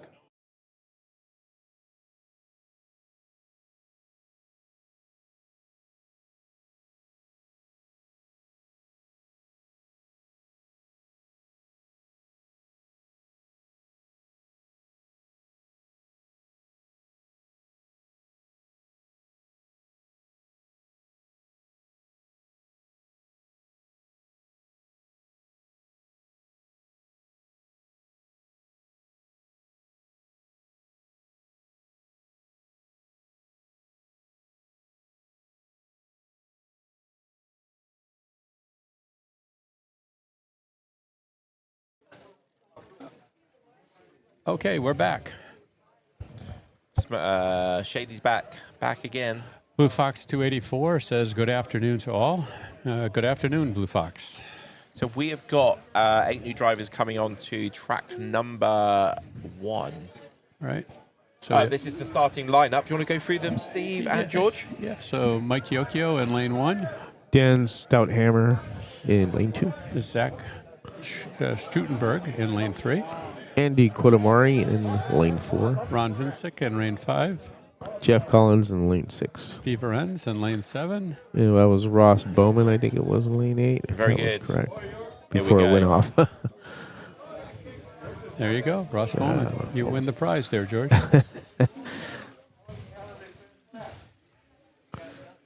There we go. So we're going to keep an eye out on track number 1, see who's going to take the early initiative, try and get a lap or 2 lead. I'll show you the timing screen every now and again, which is that one there. But we'll try and give you as much view of the track as well as possible. Let's see what's going on track number 2, shall we? There's the races going on. Track number 2, we've got Cody Jones in the lead still on 70 laps. We've got Tom Ulrich on 65, Keith on 67, and Kimberly on 60. So Cody is bossing it right now. He's got, 4 minutes of racing to go. Hopefully that 3-lap lead is going to be comfortable for him. Cody is in position number 12.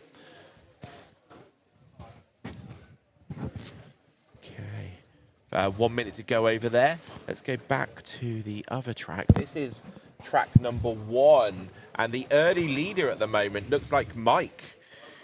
Yeah, Mike's in the lead. We've got Steve, Zach, and Ross all on that 4th lap. In fact, they're all back on the 4th lap now. First person to see, Mike Chokio. Is it Chokio? Smokio. It's Smokio, and it's his last name is pronounced Kyokyo. There we go. I'll go with Smokio. It's kind of like Pinocchio, but it's Kyokyo. Back to the other lap on track number 2. They've got 21 seconds to go. That was just a coincidence. Cody's on 74 laps. Keith's on 71. So he's still got that 3-lap advantage going into the last 3 minutes and 10 seconds of the race. Can Cody bring it home? Wingman. What does Wingman say, Steve? He says, I see Smokio wearing a headband, but it doesn't say Slot Car Corner on it. Yeah, you know, we've had that discussion, Mike and I. Earlier. And, generally, his headbands last about 1 race, and then they either get lost or thrown away or retired or something. So it would cost us a small fortune to keep him in Slot Car Corner headbands, but maybe in the future. There we go. Track number 1. They are 38 seconds from ending their first heat. In the lead at the moment. Let's find out who's in the lead. Who's the first person to 10 laps? It is Mike. Smokio is in the lead, but Andy Q is right behind him, and so is Dan. Dan is, I believe, leading this heat as well, if I remember rightly from the countdown. Right. Bob G3P2T sounds like he's related to R2D2. What track manufacturer was used for this event? This is Scaleauto Track, right? And talk a little bit about this, the way the track is designed. There are no R1 track sections in it. The Scaleauto does offer R1 track sections, but this particular layout, the design uses R2 through R5 for some corners and R3 through R6 radius turns for some of the other corners. So it's Scaleauto track system. Ninja Silk 8466 says, great voice. I grew up watching F1, so perfect voice for slot cars. You guys are the pioneers. Can't wait to meet you guys. Slot car guy in middle reminds me of Richard. Pretty cool. Pretty cool. Steve. Richard Petty. Here you go, Steve. You're in a the company of a legend. Doesn't Richard have the hat? The cowboy hat all the time with the feathers in the front of it. I'll have to work on that. Okay, so track number 2 has gone straight into a track call 15 seconds into their last 3 minutes of the day. This is where Cody needs to hold that 3.5 lap advantage. So we're going to give you the lowdown for that over the next 3 minutes. Probably a little bit more than the other track as it's coming to a spearhead. Again, here's a view of the drivers on track 2. Cody's in lane 10, as you can see there. We've got Kimberly in lane 11. Yep. We've got Tom in 13 and Keith in number 9. 2.5 minutes to go. So fastest lap so far is Tom. 2.5 minutes to go. Okay, let's put the timing screen on briefly for you there, just so you can see that Cody's on 77, Keith's on 74. So it's lane 1, which is the inner lane. So Keith does have the advantage over Cody, although Cody is in the lane right next to him in lane 2, which you could argue is a better one because there's no gutterness on the edge. And I want to go back to that screen there so we can see everybody racing. We've got 2 minutes to go now in the final heat of this group. Now we've got Mike Stott there as well, just running a lane, trying to keep it clean. Now he's gone from the one-handed grip to the two-handed grip. So, yeah. The death claw. Yeah, the death grip there. Okay, 1 minute and 40 seconds to go.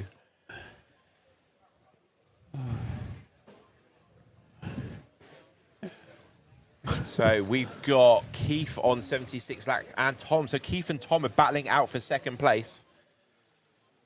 Cody's up there on 80 laps. Let's go back to the action. 1 minute and 19 seconds to go. Fastest lap of that heat so far is Tom.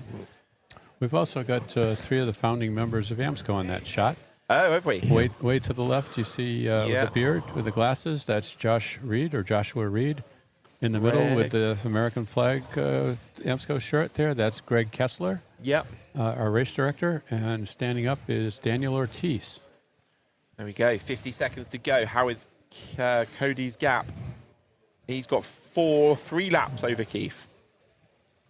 So the battle really is for second place between Tom and Keith in lane 5 and lane 1. I think Tom is on the same lap as Keith now.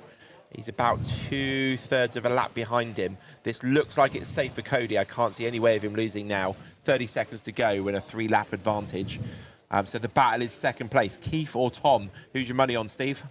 My money's on Keith. I think so. I think he's got the advantage there. Yeah, just a little bit of an advantage. Although Keith's last lap was a 17 versus 19 versus Tom's 16 with 10 seconds to go. Is it going to swap round in the last 10 seconds of the race? Keith's on 81. Tom's on 81. 4 seconds to go. And Cody takes the win. There we go. That's the end of the heat on that one. And we're going to get 8 new drivers on shortly. But well done, Cody, Keith, Kimberly, and Tom. That was a great bit of action there, especially for the battle for second place.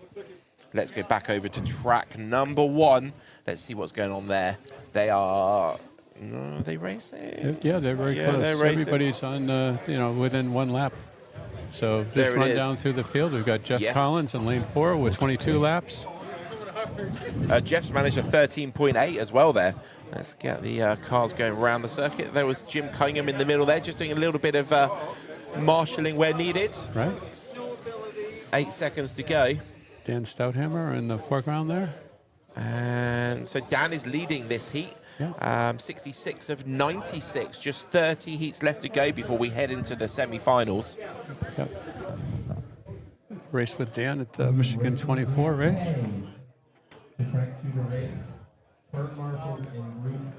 Okay, it's going to be a minute or 2 before any racing's happening on either track at the moment. Let's go. I've got a question for George. Yes. Where are you? There you are. Let's get you on the screen. What has been the most popular 3A, 3D slot car you've built to date? The one that's ordered the most actually is the 61 Chevy, believe it or not. Okay. That one's really gone a lot. Nice. About every other it's a 61 Chevy out of the trucks. Yep. The trucks have become popular because I think it's something that you don't see. American pickup trucks. There's been a lot of requests for like a step side. But the problem with the step side is that you're limited to the width of the chassis and what wheel style you run. So if you have a Sidewinder, we've been doing some of them Sidewinder, and we'll probably maybe later. But the problem is that when you have a Sidewinder, obviously the motor takes up the room, so you're limited to a 15x8 wheel. Okay. If you use an inline, you could use a bigger tire and wheel, so you can make them fatter from the back. So we offer both of them, but it just depends on what the builder wants. Okay. They both perform well. In the S-can and the long can and in the Sidewinder configuration, they do well. And where can people get these trucks from? 3A3DSlotCars.com. Right. Awesome. And the 3 Amigos are going to be announcing something here Yes. in the next week or so. Something really cool. So something we're round. Yes, something right? round. Rumor That's has it right. it's something that's round. Something round and Is shiny. It, is it a round new, and shiny. A new football for the World Cup that's happening soon. Yeah, there Yeah, you you go. got it. There we go. Oh my God! How did How'd you so guess? good guess it? Yeah. Wow. You must be clairvoyant. Voyant something. Oh boy. No secrets from Ian, that's for sure. That's it. Right. Are there sensors in each section for scoring? No. There's just the one sensor, the light bridge, that you see, and then there are sections on the track that when the cars go out, they'll record where the track went out, but there is only one timing sensor. So here's a question then for, I guess, Marty and Steve, and George might know as well. Are there any softwares out there that do sector timing? Because in my head, it's really simple. Carrera does, I think. Don't they do that? The track sections, the sectors. Okay. I am not familiar with it. I think Carrera has the sections you could buy, and they have sectors. Is that the pit piece that you put? No, it's actually a dedicated piece where it will. I think Carrera Digital does that. Yes, yeah. it does. But in theory, you could have a second life bridge somewhere else on the circuit here, and it picks up that information to give a sector time. Yes. Yes. Just Yeah, if you want to get real technical, yeah, you could. from the guy who wants to double or triple or quadruple his sales of light bridges, right? So of course he wants more sensors and stuff. Hell, every track section should have one. Damn it, right? Just racing a tunnel all the way around, made up of magnetic racing light That's bridges, it. right? From Slot Car Corner, the slushy man. Holy cow! But, all kidding aside, we did touch on this yesterday, but can we get a close-up of one of those light bridges for maybe people who have weren't on the stream yesterday so they can see this? Yeah. And, Go to the camera. I'm not one to give Ian compliments. Camera 4. Yep, front camera 4. And then you can just go down and left a bit. Yep, but Ian and Doug, they knocked this out of the park. They really did. I mean, I'm not going to lie. It was mostly me, not Doug. So. Okay. Well, okay. No doubt. So I know he's probably asleep now, so he's not listening. So Marty, explain how you put that one on, because it was easy. I was helping you with it. Yeah, Ian did a great job of designing it. I'm looking at the one that I got backwards. Yeah. So please don't judge it. And I realized that later. But anyway, it's still a great. It was still a great build. It's MDF. It's well built, really easy. Actually, Ian didn't really give me instructions. No, that's how easy it was. Sent you a little video, didn't I? Yeah. I put this here, put this there. Yeah, but I just with some glue. Yeah, it snaps together perfectly.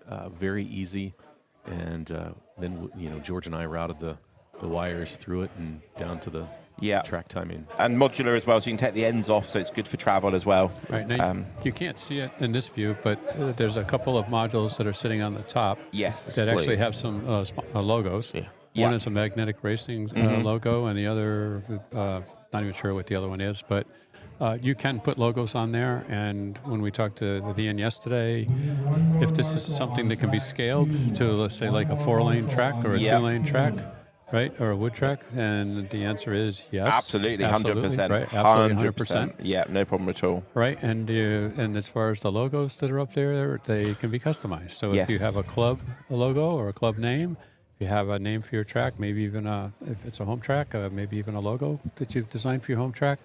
Magnetic Racing can. There's a good chance that they can work with you. They could put that logo on your light bridge. Really make personalize your track, your layout. Yep. So how do we get more information if somebody does want to do that, or if they want more information about your products, Ian? What's the best way to get in touch with you? They just go to magneticracing.com. Okay. There you go. Marty was very kind to make this little VT. Yeah.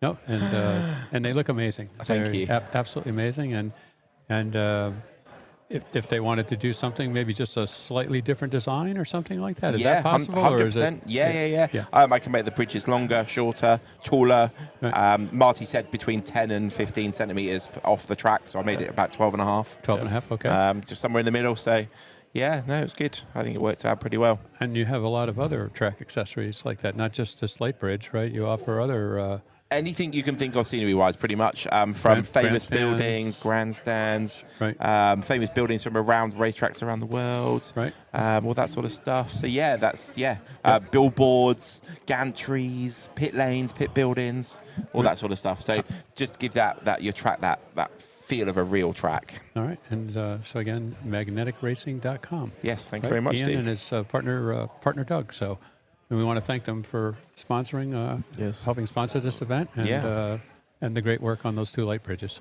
I'm loving the fact that we're on the back of this yellow shirt as well. So it's pretty well, cool. like I told you, it's a factory second because of that. Our current administration wants Magnetic Racing to build a USA factory, lol.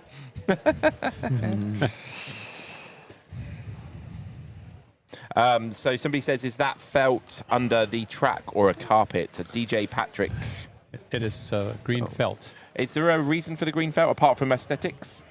Just to dampen quiet the noise things down, a bit? to dampen the noise. The plastic tracks, because they're sectional tracks, they have a tendency to click clack as the cars go over the joints, right? So the felt dampens that effect. So on track number 2 here, we've got 8 new racers. So let's run through those. Okay. So we've got Mario Martins in lane 3. And Mark Bondi Jr. in lane 2. Scott Brown in lane 6. And Brian Doherty in lane 4. Barry Shin in lane 8. And David Whitmore in lane 5. And John Cook in lane 7. And Carl Dorsey, I'm sorry, in lane 1. Absolutely. So they've just started their second set of 8 lanes. So we're going to keep you, what's the word? I've lost my word then. Keep you up to date with who's winning this one. Yep. Good. Let's have a look at the other track because we do have 8 new races there too. Right. So let's go through those ones in here. So Andy Q in lane 3. And Stouthammer in lane 5. Steve Arends in lane 4. Ron Vincic in lane 6. Mike Smokio in lane 7. Jeff Collins in lane 1. Zach Struckerberg in lane 8. And Ross Bowman in lane 2. There we go. Yeah, if you want to put the shot on the track, what's it, track 1, you see Steve Aarons is standing on the box. Because he is elevated, you can see it. So they elevate themselves a little bit more, which is they want to see the track further. Yeah. So they do that. Yep. There we go. So track 1 is on heat 68 of 96. And then if we have a quick look at the other one, they're on 65 of 96. So a little bit behind over there. So I have a question for you, Ian. Uh-oh. So I'll try my best. How many heats do we have to complete before our slot car virgins are no longer virgins? When they ran through, huh? Anyway, so let's see who's leading on track number 1. I thought it was a legitimate question. I think it's a legitimate question. I think as soon as they start qualifying, they're no longer virgins. Or is it race? I mean, like... I'm not getting into this track. Okay. I'm not doing it. I'm not doing it. Okay, that's fair. That's fair. But can we say this? Could we agree on this? Yep. That they're no longer slot car virgins? Absolutely. Okay. Yeah. All right. So kudos to all our first-time racers. In all seriousness, took a lot for these guys to come out here. Right, and for you, hopefully, people that are watching the stream and stuff like that, it might be, hey, we're sitting on the fence, and hopefully you're not kicking yourself. You should be kicking yourself if you didn't join. Why are you not here? Yeah, why are you not here? Seriously, right? why are you not here? Why are you not here? Right, you're missing out on a great time. Lots of great racing, lots of great racers. Right? Just great people, and a great venue. Yes. Yep. So again, we're at Norcar Raceway in Burbank, Ohio. At the inaugural AMSCO 2026 US Scaleauto GT Sprint Championships. I think we need to work maybe with the AMSCO team on like a shorter name for these events. I agree. Just like the inaugural AMSCO slot car race, right? It's the AMSCO 2026 US SGSC. Yeah. Done. Like it. Oh dear. Right, so let's get back to the action, shall we? Yes, so track number 2, let's put that in the corner so we can see a bit of the action. Yeah. At the moment, we have got, let's see who's leading this particular heat. Next one to cross the line on 14 laps is... Barry Shin is leading, followed by... Mario Martin's leading, Hey, on 14. I stand corrected, yep. In second place, as they cross the line for 14, who's second? Mark Bondi Jr. There you go. There we go. The other race is just starting. Right. So let's find out who's going to be winning this one. Go. Go, go, go, as Murray Walker would have said. I should have put a salmon shirt on. Yep. Okay, so we're on heat 69 of 96.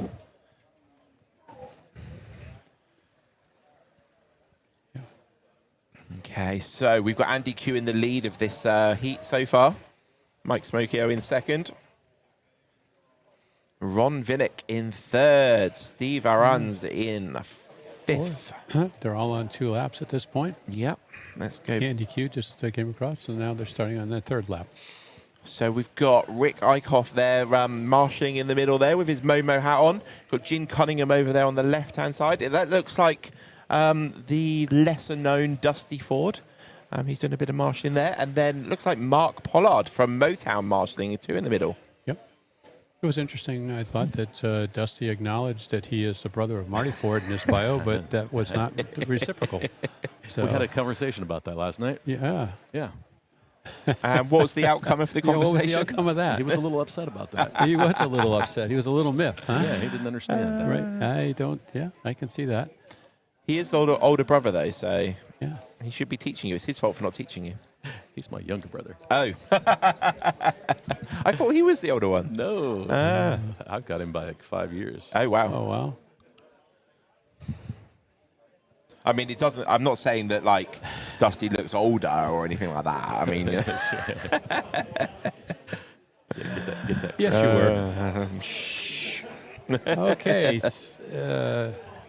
Slightly Mad, hello. So DE Patrick GC is saying hello to Slightly Mad. So we've changed up the stream a little bit here as far as what we're showing, what you're viewing. Type thing. Give us some feedback. Tell us we're more focused on the drivers and a little bit of the racing here, what we can see from the driver stations. Tell us if you like this, this format, if it's working a little better for you.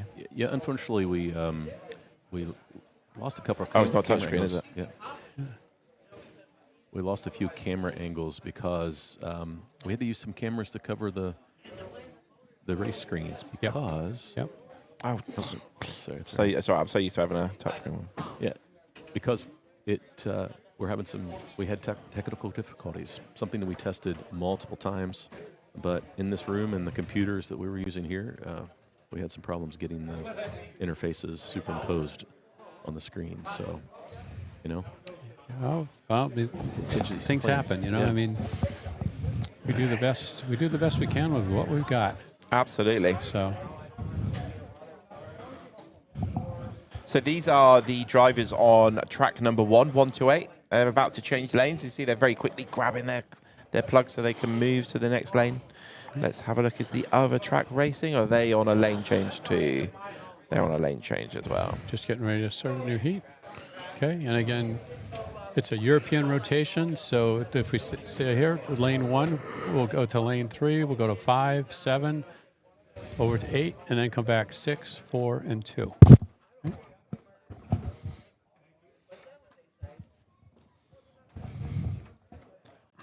And no, they don't have to memorize that. The Fast Laps tells them where to go. Tells them exactly where they need to be. So I thought that was interesting in the drivers' meeting this morning. The AMSCO team was doing their best to explain, how this was going to work and blah, blah, blah, blah, blah. And finally somebody asked a question from the back and said, will the computer show us where we need to be? That was Mark Pollard from Motown, because he knows better, because he does all the events at his and place. Yes. So he said, that's all we need to know. Thank you. Everybody clapped. Aid Neal from the UK says Scaleauto track doesn't click-clack that much, I think. Yeah, it is actually pretty smooth track. After setting up 350 feet of it, Yeah, no we're kidding. going to test, times 4 lanes. Going to test that it is actually pretty smooth track. It goes together. It's very easy to go together. It stays together. Ashley Eichhoff says, "Hi, Rick Eichhoff. Have fun." Yep. There we go. There we go. Happy wife, happy life. Yes, indeed. Hope that's his wife. I hope we don't get in trouble. Rick Eichhoff is the one right there with the super tires shirt. Yeah. Where are you going this weekend? Oh, I'm going slack car racing. That's funny. I watched the stream. I didn't see you racing, dear. There you go, Rick. I'll put you middle and center. The Right evidence there. is there. Yeah. The red hat. There he is. There's another angle. Okay, so they are racing. Oh, that's a cool angle. Yeah. A little different.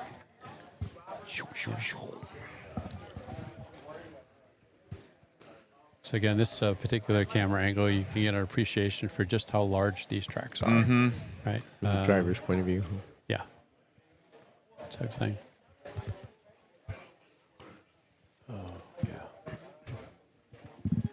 So by the time they're done with their 16 heats, they'll be able to close their eyes and drive this track, without looking at it. Maybe not quite, but I'm looking forward to the semi-finals where they've all got their eyes closed. yeah. Well, if you notice, I know what you mean. I don't want to jinx these guys, but there are less offs now than there were at the beginning of the Yes. event, and obviously than there were at the practice. So as people get more and more familiar with the layout, getting their controllers dialed in, and not overdriving the cars. Absolutely. They're of course, somebody had to go off as I'm saying that. But So we're looking at track 2 at the moment. They're 45 seconds left of heat 67. Yep. At the moment, in the lead of the race is Mario or Mark, one of the two. We'll find out when one of them crosses the line. It is... Across the line. Mario's in the lead. It looks like Mark's in second. Yes, Mark's in second. So Barry Shin must be in third place. They've got 20 seconds of their heat to go before they swap over to another one. All track cool.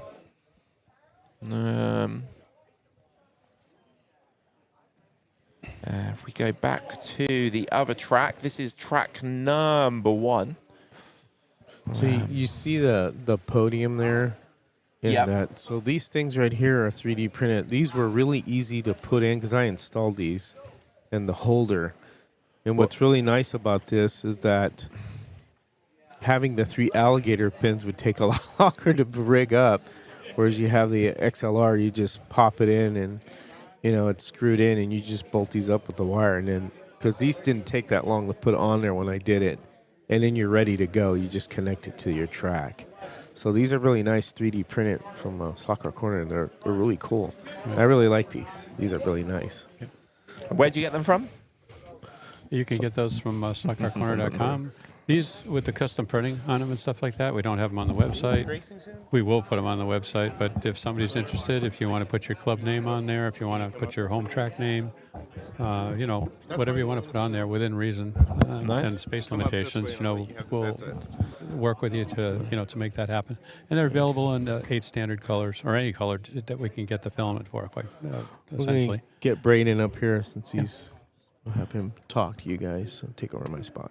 Okay, cool. So he's going to get somebody to marshal for him real quick. Sweet. Sounds good. Up here.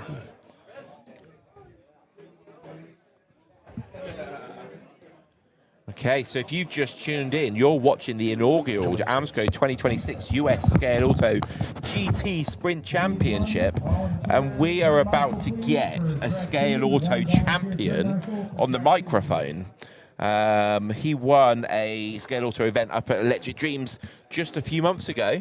And hello... To look anywhere? No. Hello, Braden. How you doing? Hello, good. I'm doing you good. can look wherever you want. This is basically what everyone's seeing. So if I do put you on screen, that's what people will see. All right. It's one of the two. There we go. That's okay. Good. How's the event going for yourself so far? I think it's going good. My car was good. I think the heats are being played out good. I like racing twice. Okay. The space in between them, that's Yeah. real good for me. Okay. But yeah, I think the event's going good so far. Good. You seem to be, you broke 100 laps in the first set of rotations, you Yeah. and Ian, right? And you seem to be very, very comfortable out there. You're just relaxed. You look very relaxed and just, had your pace. And you were just making laps, keeping it in the slot and making laps. So, from your perspective, qualifying yesterday to the race today, yesterday more stressful than today, or not really? Yesterday probably was a little more stressful. Just as soon as I did my first lap, it just didn't feel great. But coming in today, I was just like, I have much better race pace. And we noticed that showed over there. It showed on the absolutely showed in your lap total and so on your lap times. And as far as tell us a little about your car. What type of car are you racing? Callaway. A Callaway. Yep. And how's that working for you? It seems to be working pretty well. But anything? Did you have to adjust your driving at all after the qualifying, or did you pretty much drive the car the same way that you qualified it? Controller. I just turned up my controller's brakes. Just tried that, turned my sensitivity down just a bit, and that seemed to fix issues that I had yesterday, but I don't know if that was the whole issue. Right. Are you happy with your car choice? Do you wish now that you'd picked a different one? I wish I built a Viper. Okay. I wish I built one of those, but 2 weeks to get ready for this, but it's kind of tough for sure. And now you haven't had a chance to go on both tracks yet, right? Just the one track so far? Oh, yeah. I've only been on number 2. Yeah. So you'll be coming in on number 1 to finish your 8 remaining heats there and stuff like that. Yeah, I think that's the faster one. You think? Okay. So you think track 1's a little bit faster? Okay. Yeah. You think it's just the track, or is just that you're more comfortable going in one direction on this track versus the other direction on the other track, kind of thing? I think it's both. I liked this one more. Yeah. I knew when practicing over there, I couldn't get into the rhythm as good as this side, especially in certain corners. I was just so much better on this side. Okay. It's kind of the same flow, but for me, I just couldn't get into it as fast. Do you know if that's the same for the people that are around you, the Ian Douglases and the Dickies? Are they having the same issue, or do you think they flowed better? I think Ian likes that track 1 a little more than that one. Yeah. That one seems to have a little less grip from what I've heard to this one. And throughout the practice, this one had more grip. It felt like. Yep. But yeah, I think some people prefer this one. I think Dan prefers track 2. Okay. But yeah, I definitely prefer that one. Interesting. That's great. You mentioned you made maybe a couple of adjustments to your controller. Tell us, what kind of a controller do you use? The True Speed Apex. All right, so you're using the Apex that has the separate box and so on. So I'm just curious, you've got the adjustments on the controller handle like most other controllers have, and then on the box you have probably another 5 or 6 adjustments, maybe more, something like that with the Apex.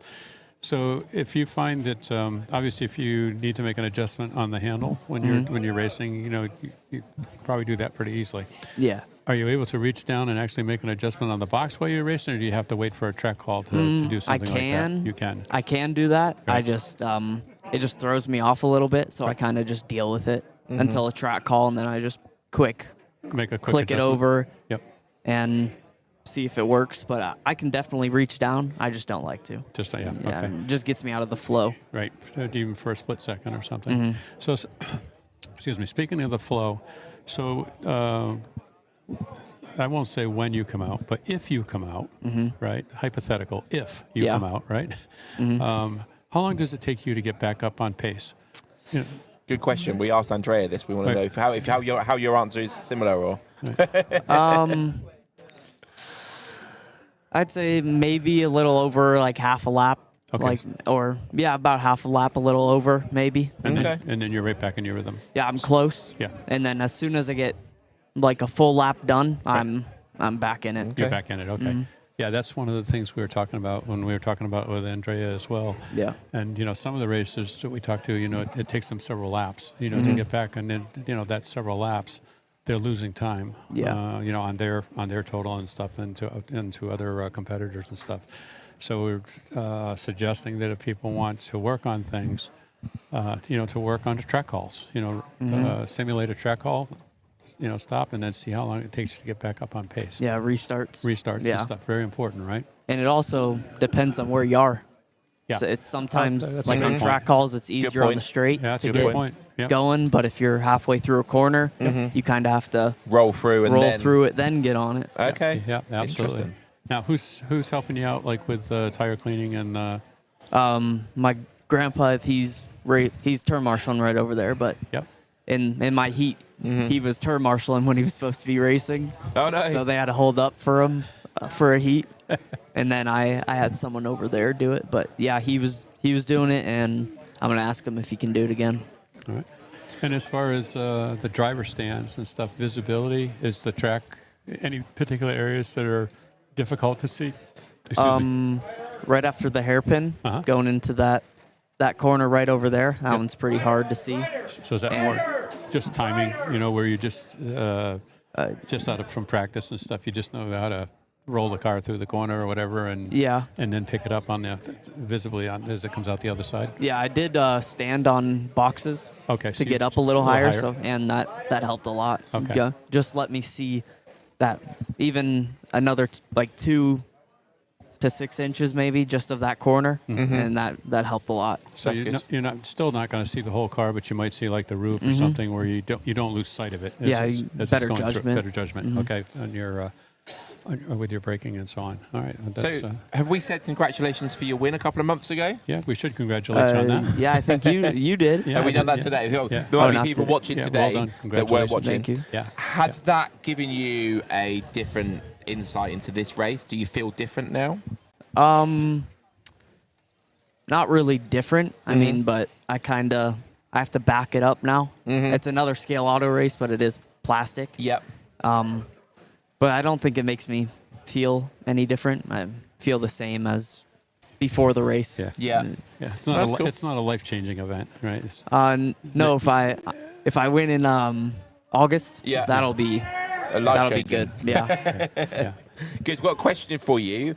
Are you racing tomorrow at Motown? Yeah, Are you actually? Yeah, we have a real early flight. I think we're leaving at like 7. Okay. 7 in the morning, and we're gonna get back to California at like 9:30. Oh, the clocks go backwards as well, don't they? So you get a bit of advantage there. Yeah. 3 hours. What race have you got tomorrow? We're gonna miss the first of 3 that we do, 3 classes. So I'm gonna miss Can-Am, NSR Can-Ams, and other like Thunder slots, all that. Then I think we have slot at Group C. Okay. And Scaleauto or NSR F1s. Okay. Yeah. Cool. So, PBP 6741 says, "I'm a big fan of AMSCO. Hope they only grow from here." Thank you very much. We hope we continue to grow as well. So, what's your take on this event so far?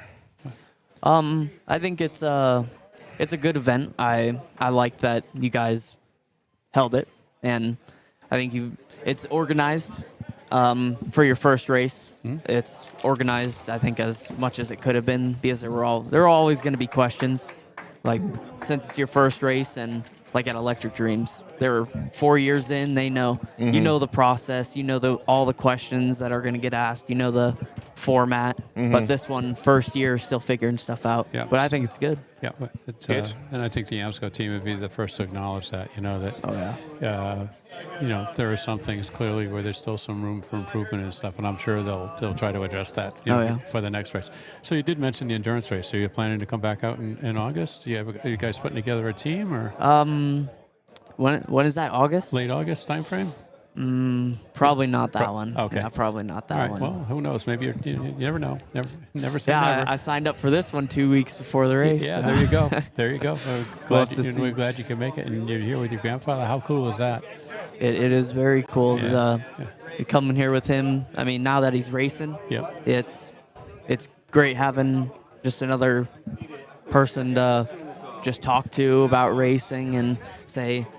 I mean, some stuff I can't go over with him because it's more advanced stuff that it's like changing tires, changing gears, motors, and all that. But overall, it's just great to have a family member or Yeah, someone to just talk to. Just now you have some family up from here originally, right? Either Ohio or Michigan. someplace? Michigan. In Michigan, Yeah. right? Now, did you have a chance, or you're probably not going to have a chance between now and tomorrow morning? But did you have a chance to scoot up and maybe visit a little bit, or not really? Could have, but we just came on Wednesday and leave tomorrow. Yeah, would have been probably a bit much in such a brief time frame and stuff. Mm-hmm. All right. So one more question before you disappear. What advice do you have for the younger racers here, and how does it feel that there's so many people younger than you now? Do you feel like one of us oldies now? No, not really. Not really an oldie yet, but it's great seeing them get into it. We need more of them to get into it. Yeah, absolutely. I just think people just got to try it out, or get kids, grandkids into it. Yeah. Bring them, and if they don't warm up to it immediately, just bring them a couple more times. Yeah, get them into it, give them a chance. And I mean, with me, it was 2016 when I went to Motown the first time, and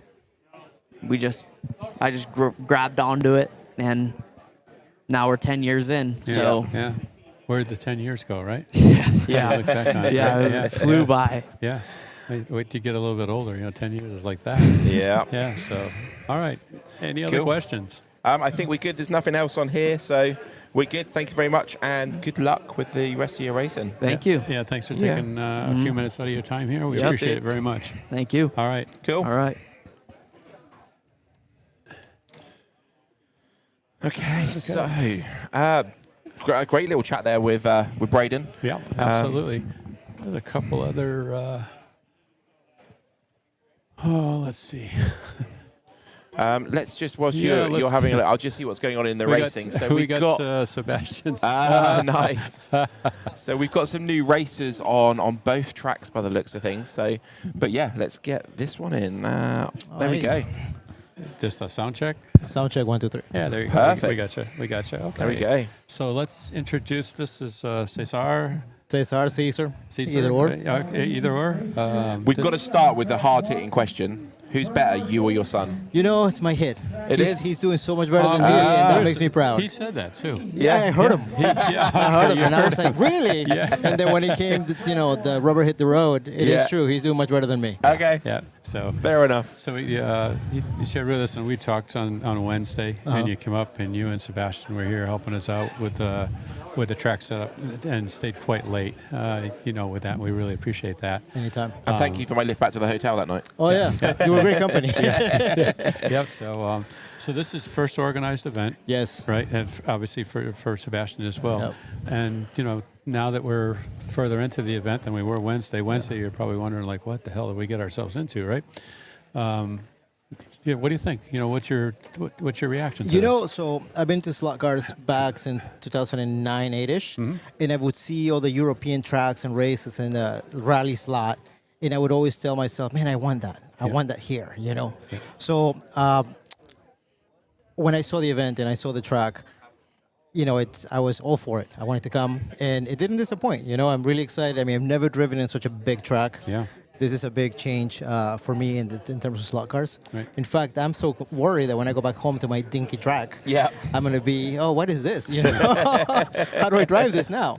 But it's really good. I'm really happy. Definitely want to do this again, and I hope AMSCO, keeps growing. And I just look forward to attending more of those events. Nice. There's going to be an event in late August. It'll be a different format. It'll be an endurance race, a team race and stuff. Is that something you think you might come back? Maybe, you and Sebastian might come back. Very possible. And race on it. That would be great. Yeah. That'd be great. What kind of a car are you racing? So we are racing both. Him and I, we prep two Vipers. Two Vipers. Okay. Yeah. So it simplifies the setup a little bit when you both have the same car, right? Yes. And you're both running in GT3 or GT4? He's running GT4. I'm running GT3. Okay.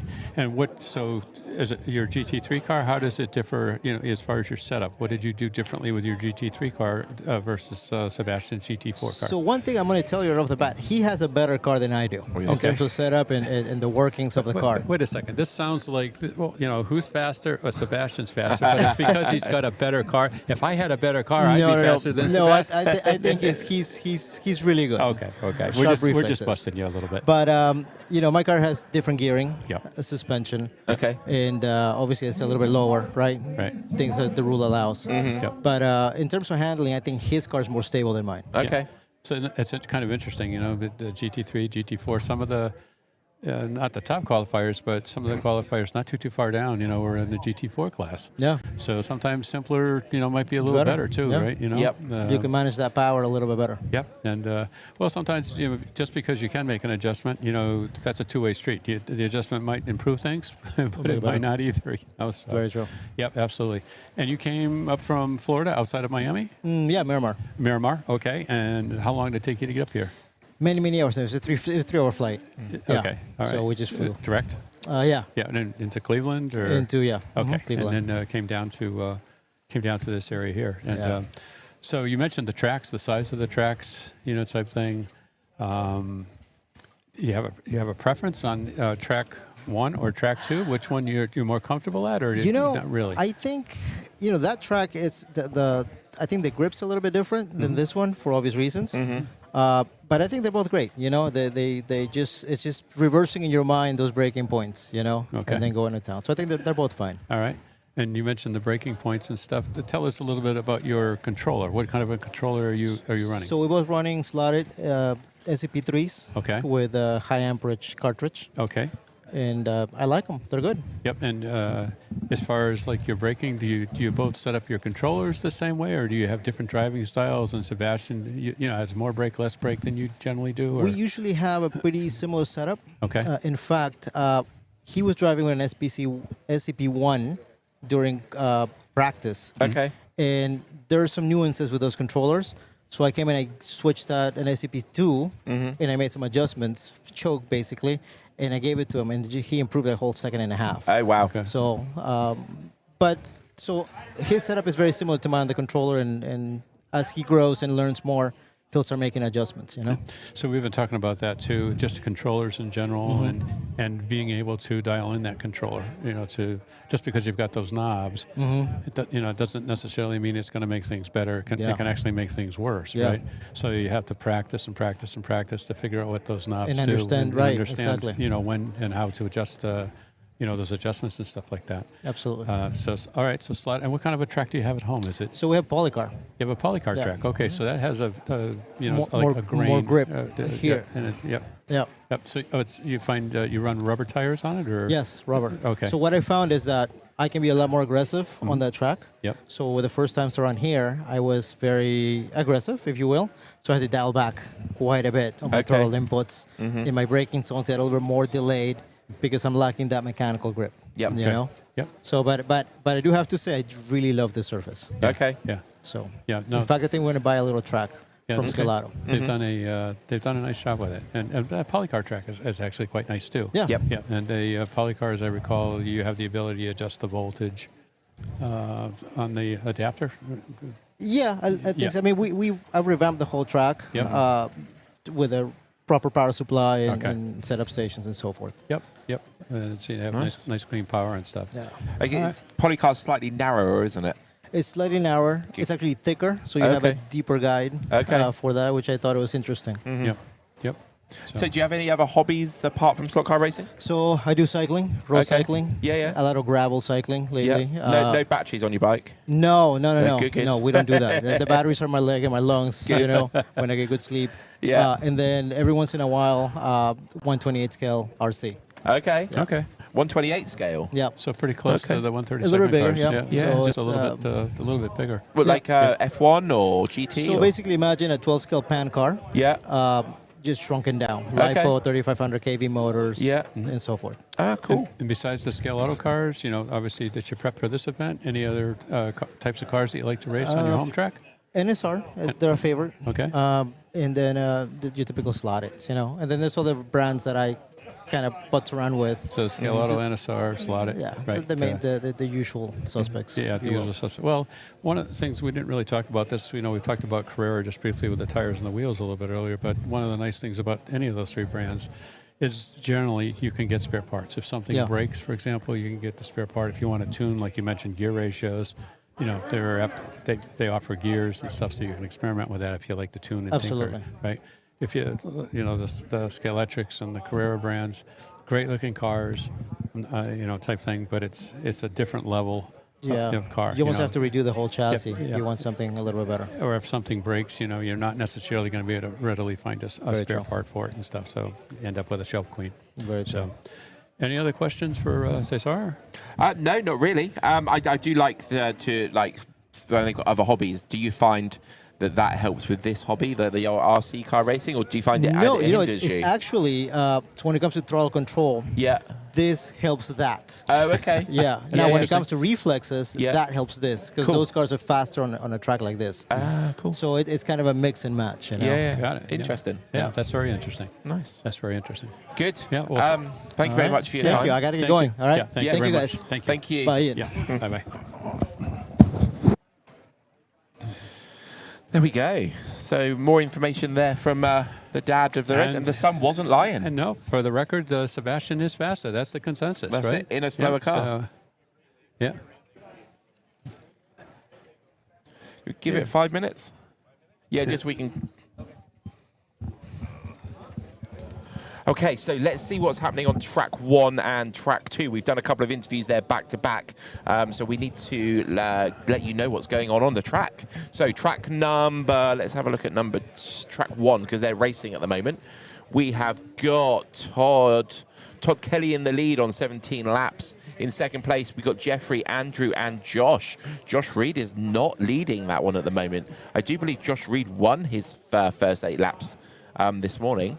So let's hope that big lunch didn't make him too sleepy. He's on the lead lap now with Todd, though. Let's have a look on what's happening on the other track. They're just changing lanes, so we'll stay with track 1 at the moment. Let's put that there for you. So we've got a rider on track 1. We've got 4 of the 8 races in track 1 into the 13 seconds. Frontier Lifestyle says, can these live feed broadcasts be replayed later today? Absolutely, they can. Yes. At the end of these 96 heats, we are also going to be ending this stream because the maximum you can do on YouTube is 12 hours. And then we're going to restart a stream for the semi-finals and the finals. But yes, you can rewatch all of those, absolutely. Yeah, we found out the hard way at the NSR Eastern Championships there last fall about the 12-hour limit. So unfortunately, we lost part of that stream. Yes. We recorded, so to be safe, as Ian said, we're going to stop at the end of the 96 heats, and we'll shut down this stream. We'll start a new stream, and then that way we won't lose any of the streams. People can play them back in the future if they want to. Pamela says, can we watch the races while you're interviewing people? It's cool to see the different guys race. Absolutely. I was flicking between a little bit, but I will try and give you more track action on the next interview. Mm-hmm. So the other track is racing now, track number 2. So let's see who's leading that race. Oh, there's 3 cars on the lead lap. Mario, Barry, and Mark, all on 77 laps with 2 minutes and 9 seconds of the... So they got 2 more laps off lanes after this one? They have. So another 8 minutes of racing for these guys. Remember, the lap times are like 15 seconds, so they're only getting about 12 to 13 laps in per stint. And we're looking for 100 laps in your 8 lanes is impressive. Right. This is I think this track 2, is it right? Yes. I think this is the last of the 8. 72 would be divided by 8, so this should be the last. Track 2. Yes, it could well be. Yeah, I think this is the end, and we'll get another group of 8 drivers in here. There we go. So very important minute and a half for these guys then. Yep. So let's focus in on this one until they finish. Yep. Track number 2. So we've got Mario, Mark, and Barry all on lap 80. So it's a battle for lane 7, lane 4, and lane 1. Lane number 1 is the inside lane, and 8 is the outside lane, just to give you reference. Right, so 9, where it says on lane 1. Mm-hmm. On the scorecard, that would be 9 that you're looking at. Yep. Right, 8 would be 16. All right. That might be something that we somehow, some way in the future, that might be a suggestion for Fast Laps, Marty, that somehow we could get those to be 9 through 16 instead of 1 through 8. Okay, with 45-ish seconds to go, Mario and Mark and Barry all on lap 82. Can they? Which one of them's going to take the initiative and win this set of 8 lanes? So Mark and Mario are marginally ahead of Barry with 30 seconds to go. So let's keep an eye on Mark and Mario. Although if they're tussling too close to each other, then they might take each other out. Mario crosses the line. Mark's on the same lap. Mario and Mark, where are they? Let's have a look. Next time they cross the line, 15 seconds to go. And oh, we've got a rider with 10 seconds to go on track number 2. Lane 1 and lane 4, where are they? 10 seconds. They're just here, are they? Yep, we've got 3 drivers on lap 84, Barry, Mario and Mark, but I think Mario and Mark are up the road from Barry.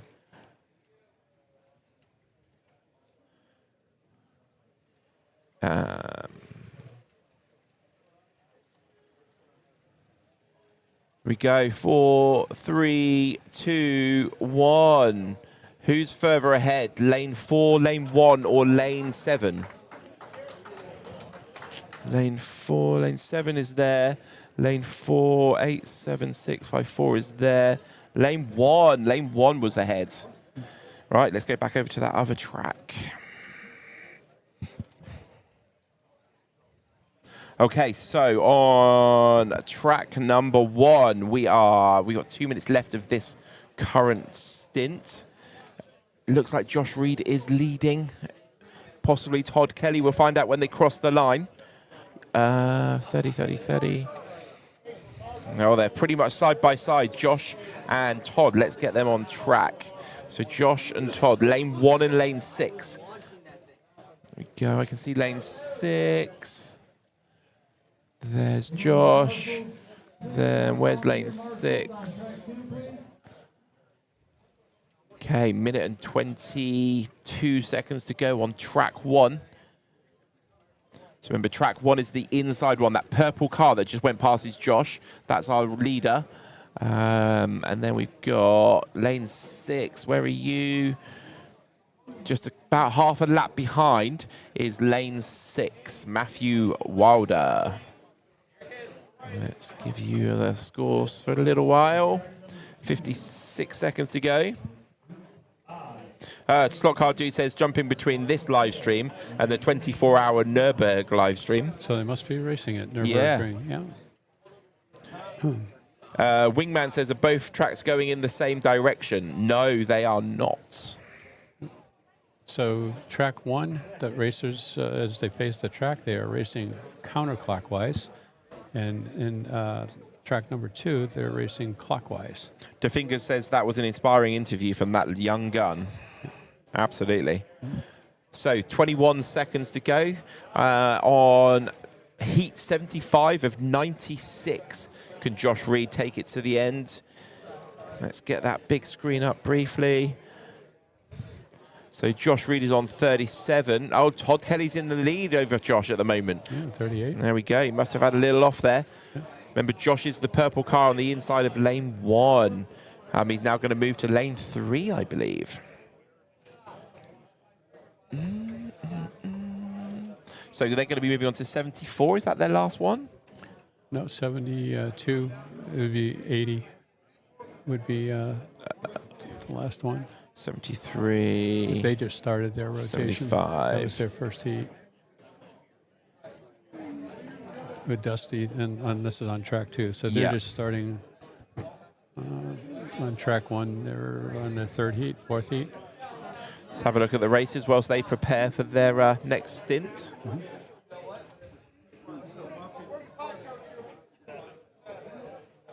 Let's have a look. Camera 4. Oh, it's not. Have a look at the drivers on this one. There we go. There's the drivers on track number 1 at the moment.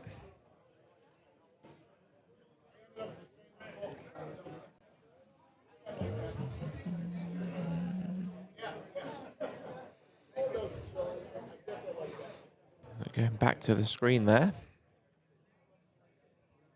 Yeah, it's close. Games. Yeah. It's close. There we go. Andrew Shin's on 37. Craig's on 36, Jeffrey 36, Matt 35, Matthew Wilder 36, Josh and Marty 37, and Todd just edging it out there on lap 38. Take you back to the drivers. Here they go. And lights out, away we go. Bit more action there. So remember, so that pink car coming across the front of the screen there next to the orange one, that's our Josh Reed. The other track is still waiting for new drivers. Okay, so we're early doors. We must be just coming up to halfway through the race on track number 1 at the moment with the amount of laps they've done.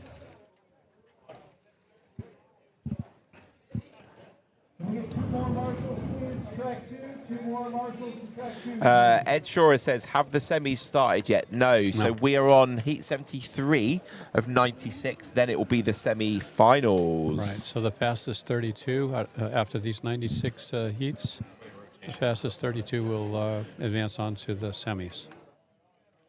23 more to go. Yeah, 23. We go. Eddie Shore says he's waiting for the main A, Let Your Dreams to begin.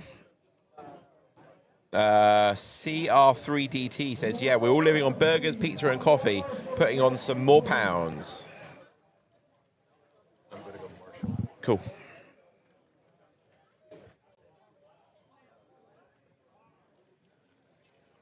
Okay, let's have a look at this track. It looks like they're going to be starting very shortly. I think they've got enough marshals. Let's bring it back over to that one. Okay, we need to have a look at the screen. So if we go like this and like this, let's have a look at the times for these ones. So with 1 minute and 15 seconds to go, it looks like Josh Reed is on the same lap as Todd Kelly now. Todd Kelly's in the lead though. He's just past 46, and now Josh Reed. Josh Reed is reeling him in. 13.5 versus 13.8.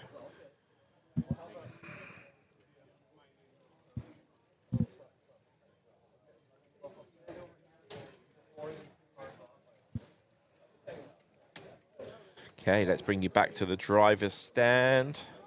I've got the laptop back now, so I can do a little bit more moving around. Yeah, no, it seems, again, it's a long distance there. Yeah. And it's I got a 90-degree angle, so unfortunately we have to swing the camera we'll do it as quickly as we can. Try not to get you too dizzy.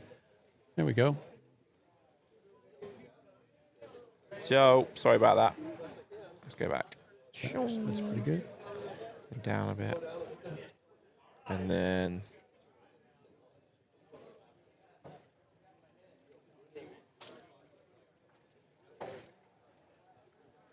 Okay, what's happening? We still don't have... Oh, there's the AMSCO crew are putting the cars out on track number 2, ready for the race to begin over there.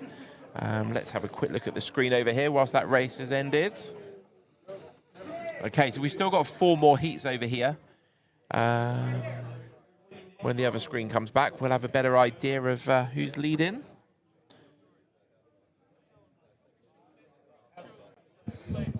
Oh, okay. Now might be a good time for Ray. Yeah. Because we're halfway through this race. You can get him on this side on Marty's phones. Hey, George. Hey, George. Have him come around on Marty's side. Okay, so we're going to get Ray Lego in the booth because we're halfway through the race on one computer.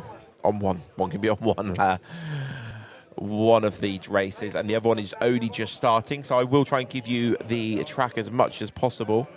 But we're going to get Ray Lego in the booth.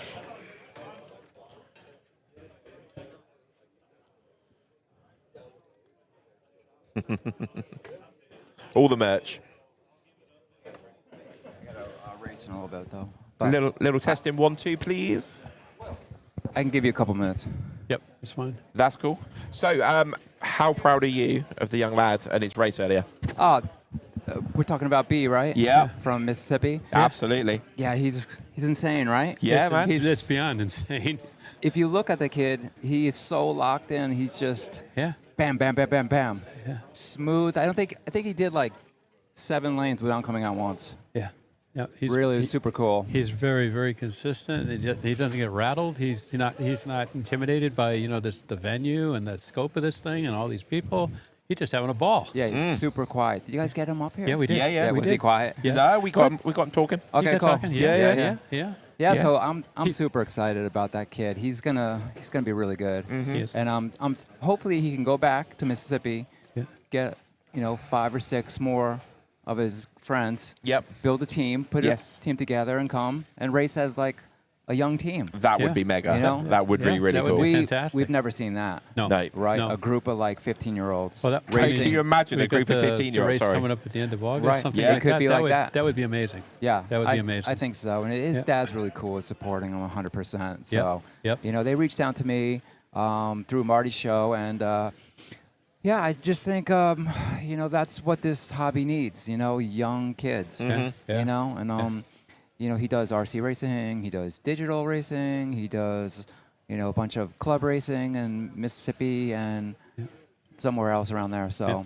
And super cool. When he came up to talk to us, Ray, at the end of the interview, is anybody that you wanted to mention, anything like that?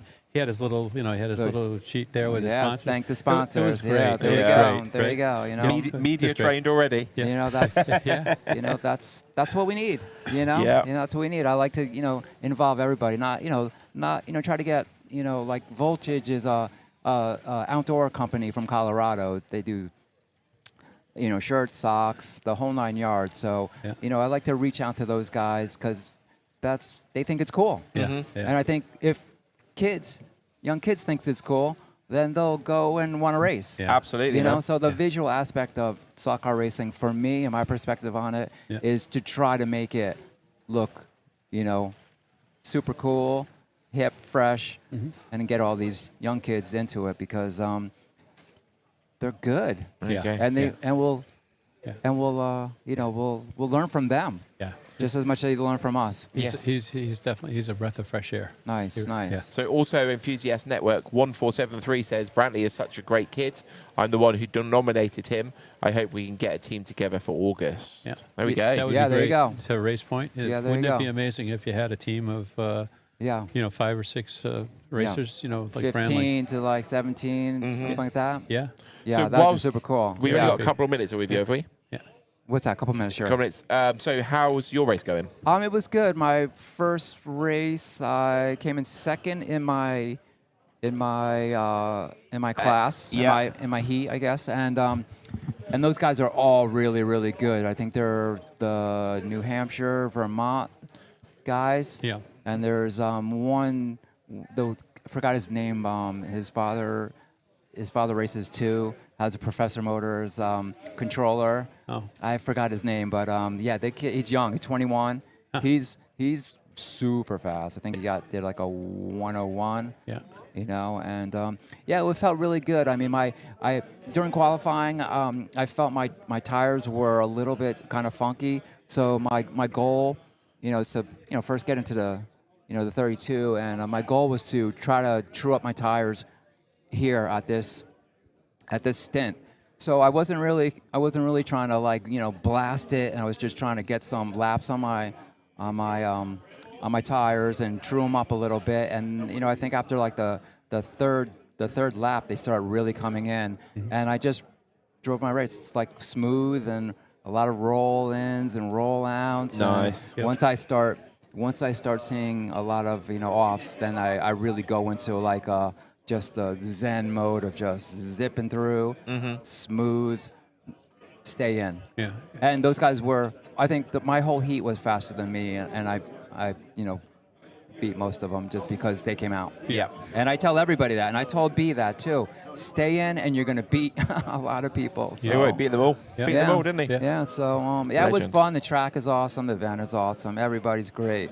Yep. Whoever stole my Super Tires banner, I want it back. So we besides that, we lost a couple of our banners too. I'll get you one if you want one, but bring it back. But we're gonna award be something at the end of the event. Hopefully, if it doesn't go too late, I want to give them a little something. I mean, I laced them up with tons of like, swag and shirts and super tires, and everybody gave him socks and hats, and so I think he really feels, part of the team. Good. Good. Awesome. Do you notice much difference between the two tracks? Or we've had a few people up here that said one's way better than, well, not way better, but better for them than the other. Right.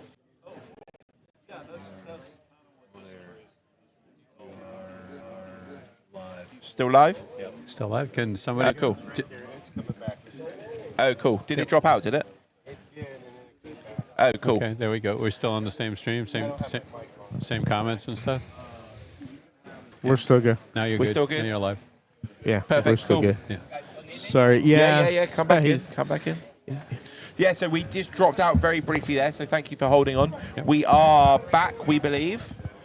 Yeah, you are. Thank you for what you're doing, Ray. Thank you. 35 Salty says, great coverage, guys. Who wants some cowbell? Yeah, I want some cowbell.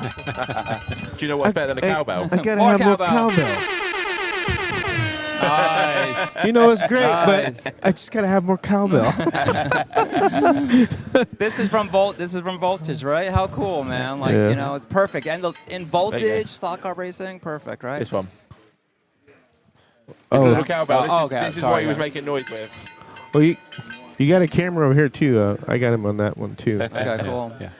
And like they do great little things like skateboards and stuff like that. That's for you guys. Cool. Thank you. And here's some Slot Boy magnets for your refrigerator. So every time you think of me when you're eating your stuff. We're getting. Oh yeah, I'll use the blank. refrigerator Stuff, magnets for so. sure, man. This is Amazing cool stuff. Yeah. Yeah, so it's super cool. Everything's great. Thank you, AMSCO. I've been kind of helping those guys with a lot of the promo stuff and taking photos, and a bunch of the photos are going to go in a couple magazines. Yeah. And I'm working on some more national type stuff to promote the hobby as well as AMSCO. So just continue having fun with it. We're going to see you in August at the endurance race. No, I'm doing something else. My slot car racing is pretty much packed, but maybe the next one, But I would love to. But I'm going to send. We'll send a team though. We'll send a team. Yeah. Rick and I think it's Rick. Who's he got on it? He's got Chris and a couple of really heavy hitters. Yep. Paul G, like some serious racers. Oh, So, Paul Growski. Yeah. Cool. Yeah. Okay. So they're winning then. Yeah. He's got a great team going. He's a multi-time world champion. Yeah. And, 50 Nats. Yeah. So he's a legend. Wow. A legend. Yeah. So 50. But I say that now, but you never. I didn't say I didn't think I was going to make this, but Yep. Well. like the itch. I get the itch, and then like the prepping and the 3 or 4 months up to it is like my favorite part. Is like getting all the stuff, working on the cars and the race. It's like, well, I want to do good, but still, like, the setup to it is what I really have fun with. Yep. And meeting all the guys and seeing all the guys that you see online. In person, which is fun. It's kind of neat putting names with Yep. faces. Yep. Oh, you're Yeah. so and so. Yeah, for sure. Yeah. For sure. Perfect. Well, Awesome, man. thank you very much for your All time. right, thank you guys. Good luck with your Thanks, racing Ray. this afternoon. And thank you guys, man. This is awesome. Great No worries. broadcast. It's good. Thank you. We enjoy it. Thank you. Thanks, Ray. Thanks, Ray. Space out a little bit there. Okay. Thank you very much. Now it's Ray Lego. Okay, so let's get back to the action on the track. Let's give you an update. So we are on heat 75 of 96.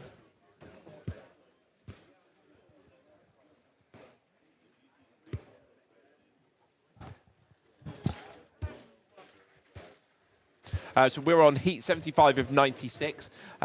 We have got, how do you say his name again? I'm really sorry. Number 4. Duanga, that's it. He's leading the race at the moment. Lance is in second place.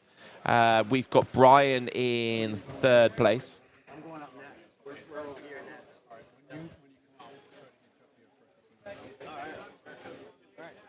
After you're done marshalling and everything. There we go. On track number 1, we're on heat 79 of 96. So they've got one more after this. It looks like Todd Kelly is leading the race. Josh Reed is on par with Andrew Shin right now. It's a very close race, actually. 5 laps from 1st to 8th. So this is pretty close. We're going to keep an eye on both of these races as we go along. Let's get back onto the drivers. Okay, I'm on. There we go. Okay. You hear lots of banging, just a little bit of moving around in the old media booth. Okay, let's get screen time on. Okay, 1 minute 24 seconds left of this heat in track 1. So Matt's on 80 laps, Andrew's on 82, as well as Josh Reed on 82. But Todd Kelly is on 84 laps. A minute to go before they do their last 3-minute stint. So it's looking good for Todd Kelly at the moment, although Todd is in lane 7 and he's going to be moving to lane 8 next. Lane 8 is the outside gutter lane. So Josh is going to be moving from number 8 to lane number 1. Lane number 1, as we said before, is the shortest lane. So that's going to be Josh's chance to try and catch up with Todd in the last 3 minutes of the race. Let's have a look over there how that's going on. Track number 2. Let's go back to there. Track 2. Let's have the information. Dusty Ford is on 31. Brian Harringer is on 30. Oh, my word. Sorry, what is it again? Domenga. 32. James Smith, 30. Lance, 32. Christine, 29. Chris Threader, 32. And Bill Bianchi, 29. So leading that race is Domenga in lane number 4. They've still got 4 more heats to go next, though. So we'll take our attention back to track number 1 to see if Josh Reed is making any gains on Todd Kelly before they get to the next lane change. Okay, 5 seconds to go. And then we're going to be into the final 3 minutes of the segment for track number 1. Okay, let's have a look. Frader. Sorry. So how's the racing going? Just got home working on 2018 Kia Optima, helping a single mum and her daughter. Are the heats heading upwards with the qualifying rankings? Best drivers yet to come. Yes, so basically we split the entire field in half, and then we started with the slowest from each half. So they all went through both tracks.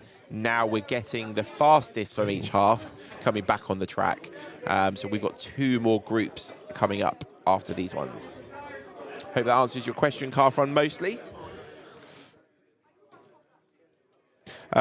Chris Perowski says, hi, Joe.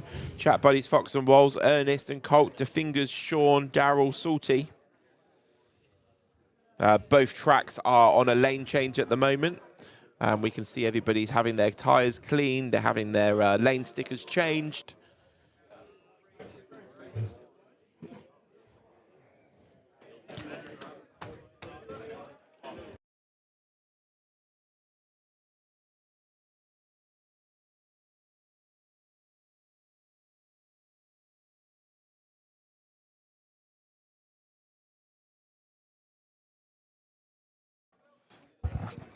Okay, won't be long before. Here we go. We've got this track is just starting. Track 2, we're back into racing. Hello. Marty said to see you. All 5 of us up here with our green shirts from Florida, so we thought we'd talk to you. Let me see if I can get you on the screen a little bit. One of these camera angles might show you. There we go. That camera up there is completely twisted round. We're going to talk to this guy first, and then we'll get to you. Okay. All right. Is that okay? Okay, who have we got in the booth? Mark Bondi. Mark Bondi, how you doing? Good, how are you? Good, good, good. How's your racing going? Have you beaten your dad? Yeah. Ah, there we go. Love that, love that. So you've had your second round of 8 lanes now, have you? Yep. Amazing. Where are you from, Mark? Mark, I'm from Michigan, Canton. From Canton. And where is that in Michigan? Is it near Detroit? It's like sort of by Detroit, yeah. By Detroit. Do you race up in any of the local raceways there? Yeah, I race at Cloverleaf every once in a while. All right. So you with Mike Stott and the rest of that crew up there? Yep. Okay. And what kind of cars do you typically race up there? NSRs, scale autos, slotteds, stuff like that. Okay. And how do you race on a weekly basis or a couple times a month? A couple times a month. Okay. You usually go up on like a weekend or night? Usually a weekend. Okay. Yep. Type thing. That's great.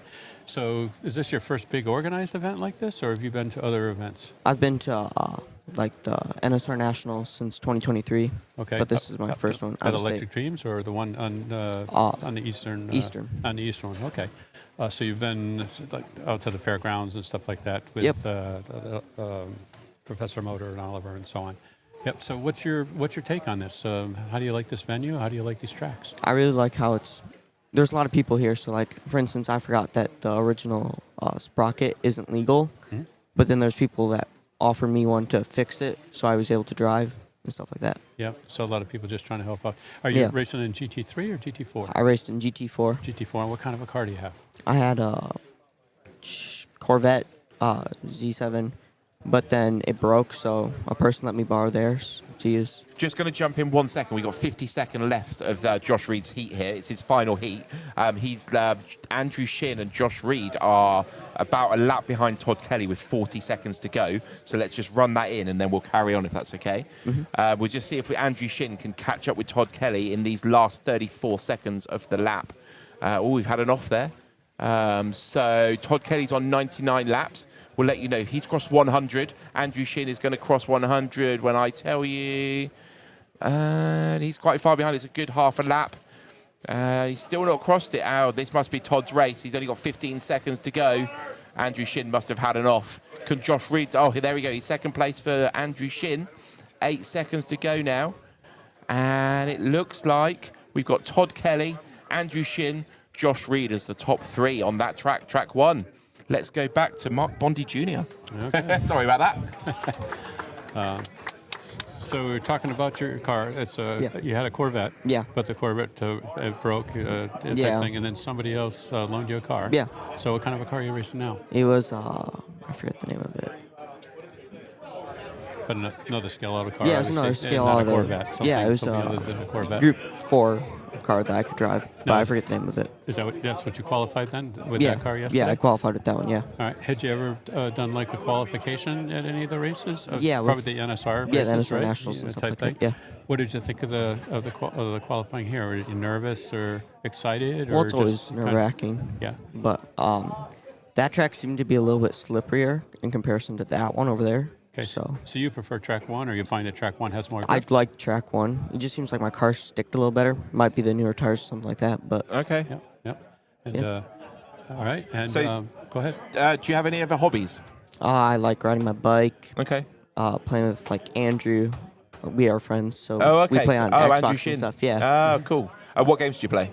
Forza Horizon, which is like a racing game. Yeah. Minecraft, Rocket League, stuff like that. Okay. Yeah. Do you find that helps with your slot car racing, or does this help with the Minecraft, or? Well, like Forza, for instance, helps you just like picture how to like manage your speed and stuff like that through corners and stuff like that.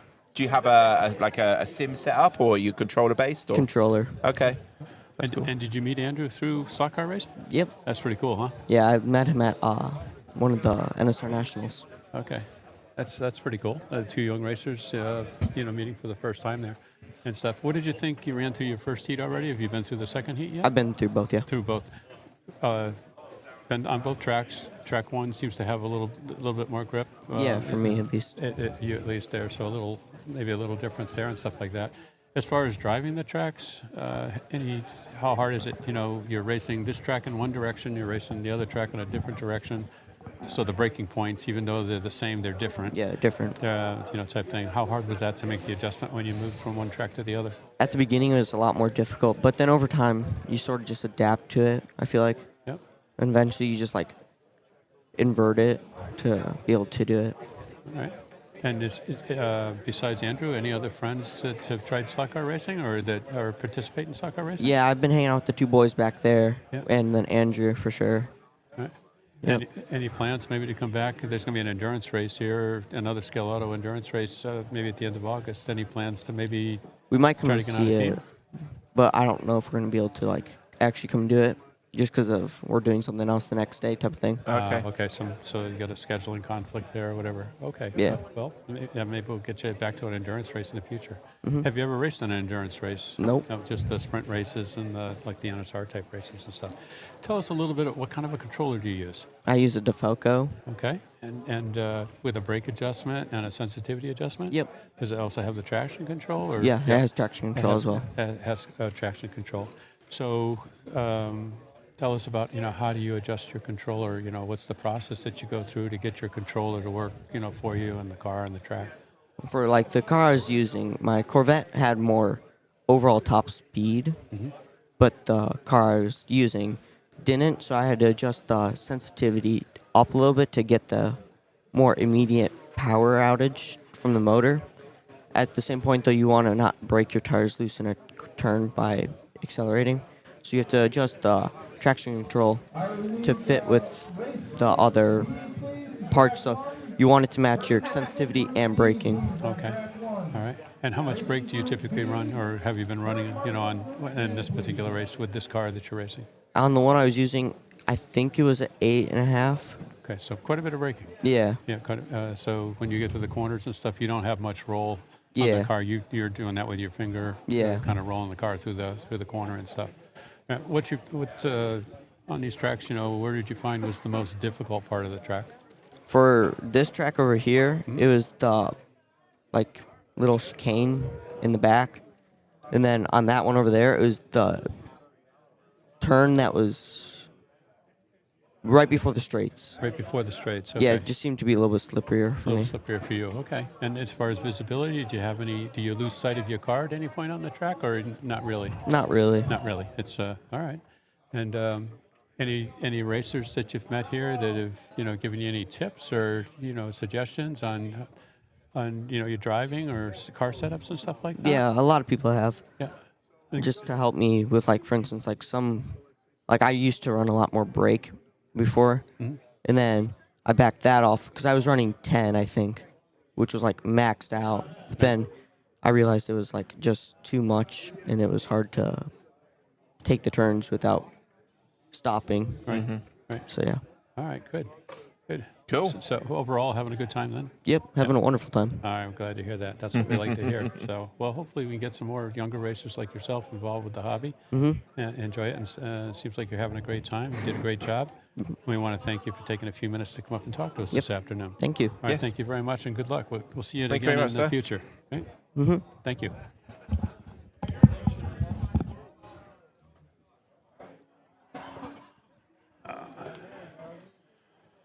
Okay, so let's have a very quick update on track number 2. They're about to get racing again. We'll just double check the order of that, and then we've got some guys in some green shirts that are going to have a very quick chat. So leading on track number 2 at the moment is Lance and Domenga. We've got Chris Frater, Brian Harringer, James Smith, Bill Bianchi. Domenga. There we go. Good. So we've just got 8 new races over on the other track. As you can see, it's going to include Marty Ford, Jaden Lapierre, Andrew Wilder, Scott Dougherty, Matthew Botos, Michael Lapierre, Ray Lego, and Dwayne Jarvis. There we go. Can we get these guys in? There's how many of you? There's 4. One's Marshall. Well, they're going to miss out then. We've got 2 seats, and then the other 2 have to stand up. So one of you go around that. 2 of you go around that way, and then 2 of you, one sit here. One cheek seat. This is one of Marty's hats. Yes, that's my one.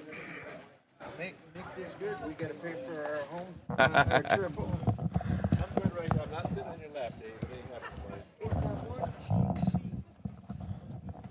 There we go. So just like hold that like a microphone and talk into that. And if you're talking, then just, yeah, that's fine. Or stick that on then. Stick your headset on. Okay. Just a quick sound check. Hello. I'm here. Sound check. Hi there. Cool. Okay, we have got a team of green T-shirts in the booth. Yeah, we've got the Martians. Can you Team introduce Martians. yourselves? On my left, we've got I am Dave Pepsi Kid Klein. Dave Pepsi Kid Klein, yep. And to my left is John Wilkerson. Yep. And Van Hicks. Van Hicks. And on the other side, we've got Bob Roberts. Bob Roberts. Yes. And down in the pits, we have Mario Martins. There we go. I'm going to try and keep the camera on the race as much as possible. Sure. How are you finding the event so far? Great. Yeah. Yeah. They didn't want to talk. They said I'd talk. You're the spokesman, are you? Yeah, we'll get you to talk. We have ways to make you talk. All right. So which of these four is the worst driver? If you're doing the talking. Right there next to you. And he admits it too. So. But our guy that didn't think he would do very good just finished third in a heat. Oh, and that was nice. his first race here. Oh, wow. You know, Good. Yeah. yeah. So how many first-time racers? How many first-time at an event like this? Three of them. Event. 3 of them? Oh, okay. I'm not a racer. Yeah. No. My Moral first time support. event. First time event. There you go. And where's your? Really a first time for most of us. All right. And where's everybody from? We should ask. You that. We're all from Florida. I'm from Venice, and we got Inglewood and Port Charlotte, and I can't remember the other two places, Sarasota. Yeah. So. And do you race together in Florida? Yeah, we race at my track on a weekly basis. We have about 12, 14 people show up, and I have a 64-foot wooden track, 4-lane that converts from a road course to an oval. And So what types of classes do you race?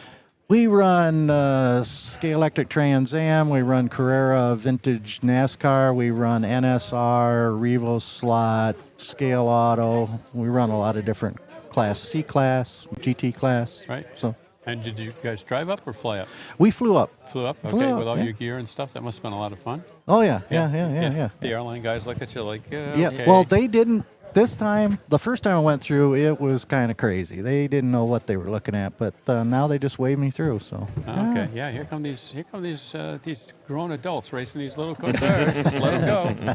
Let's check them through here. Let's go. Nothing to see here. But yeah, great event.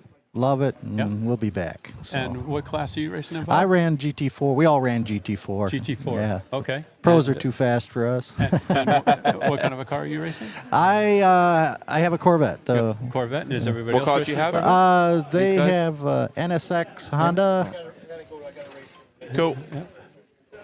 And I can't remember what What the car other, are you racing? Viper. Viper. Yeah, Okay, yeah, Viper. yeah. Great.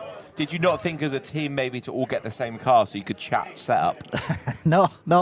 We all grabbed different stuff and ran it. So yeah. Nice. Yeah.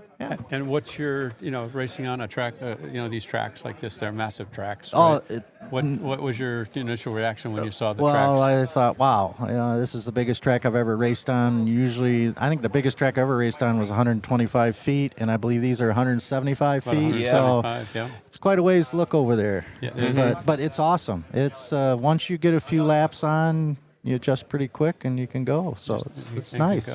Yeah. What about the qualifying?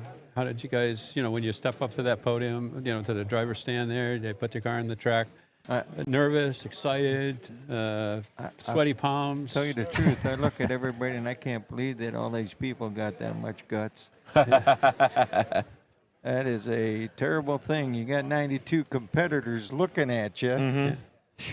Doesn't leave much room for error. No. Absolutely. Well, but for the most part, when you're done qualifying, those 92 competitors, they gave everybody a round of applause. It's there's a lot of respect, with everybody Throughout in the the room. whole hobby. Yep, throughout the whole hobby. So, so that's great. So, all right. And has everybody finished both heats, or are you still? Yeah, waiting to go we're back in? two guys got to run again. Got to so, run again. yeah, Okay. Yep, so you've got a good chance of semis then?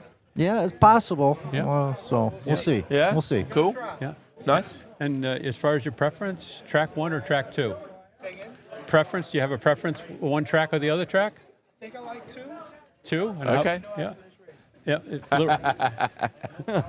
And Your He's preference? not racing. Not racing? Yeah. Your Track preference? 2 was my preference yesterday, but today track 1. Track 1, okay, that's Yep. interesting. Yep. That's interesting. Yep. Yeah. Cool. And So- as far as like your nerves and stuff like that, you settled in pretty quick once you Yeah, had a couple laps under your belt? my or- first national race ever, I was just sweaty palms, could hardly hang on to controller.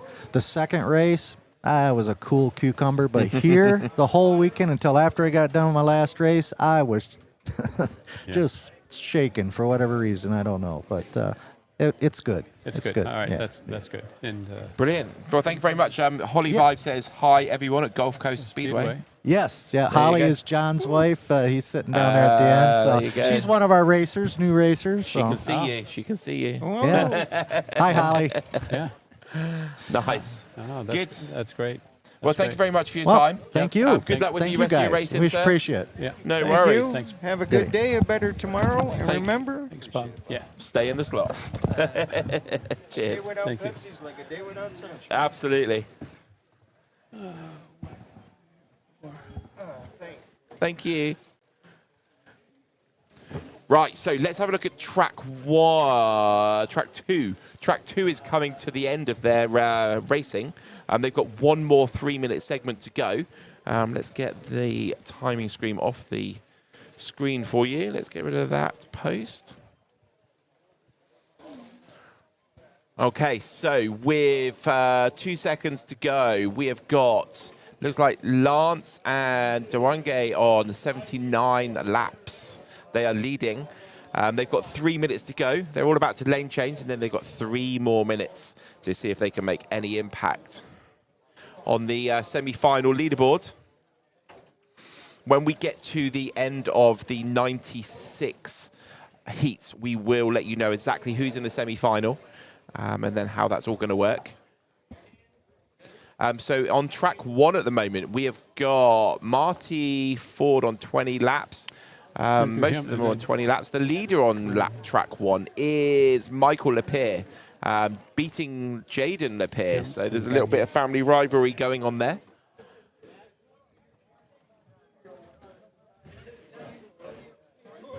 You okay?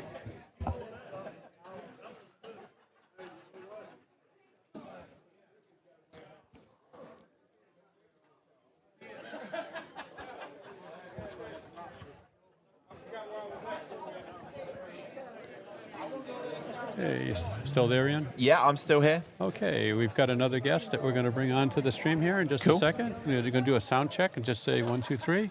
1, 2, 3. There we go. We've got you. Okay. Before we go too far, I might cut in a few times because track 2 is going into their last 3 minutes. So when it gets exciting, I might jump in. All right. So first, let's start off with an introduction here. Just tell us who you are and where you're from. Mark Bondi. I'm Metro Detroit. Now, are you related to Mark Bondi Jr. that we just interviewed? By happenstance, yes. By happenstance, you are, yeah. Mark gave us a great interview, by the way, and he's a wonderful young man. So, yeah, we should be very, very proud of him. Definitely. Yep. So tell us about how you got involved with this. This is your first major event? No, so we've done the NSR Sorry. Eastern Nationals. Okay, up in Michigan? Yep. So first year we did that was at Cloverleaf, and then obviously moved to the fairgrounds. Yep. So we've been doing that, and then this is obviously the first Scaleauto event. So we thought we'd take a shot and come down and see how it goes. Yeah, and so far, what's your impression? What do you think of the venue? What do you think of the tracks? I think the tracks are really good. When we first showed up, we were kind of surprised how long the tracks were, right? In comparison, I think the NSR Eastern Nationals last year was like 90 feet, give or take. And these are, 175? So we were kind of like, well, we'll see how this goes. At first, they were a little interesting to get used to, some of the turns, the technical spot, but it got better. You just get used to it, obviously. So, no, we really enjoyed it. Overall, the layouts turned out really well, I think. Visibility was pretty good. The stands were high enough that you could see pretty much most of the areas. There wasn't much blind spots. So, no, really enjoyed it. Good, good. Tell us what kind of a car are you running? I ran BMW M8. And are you in GT3 or GT4? GT4. Yeah. Okay. And as far as practicing and stuff like that, how long did it take you to get comfortable with the braking points and? Probably the official practice that we did was when I started to feel more comfortable with braking points and throttle points. The previous day, just there was some delays, obviously, getting the track up and running, and so everybody's trying to just get their time on the track and get a feel for it and get the track cleaned off and rubbered in some, and so it got better and better. And so, yeah, probably the official practice we did yesterday was the first time I felt a little comfortable with the layouts and how the car was performing. All right. And do you have a preference, track 1 or track 2?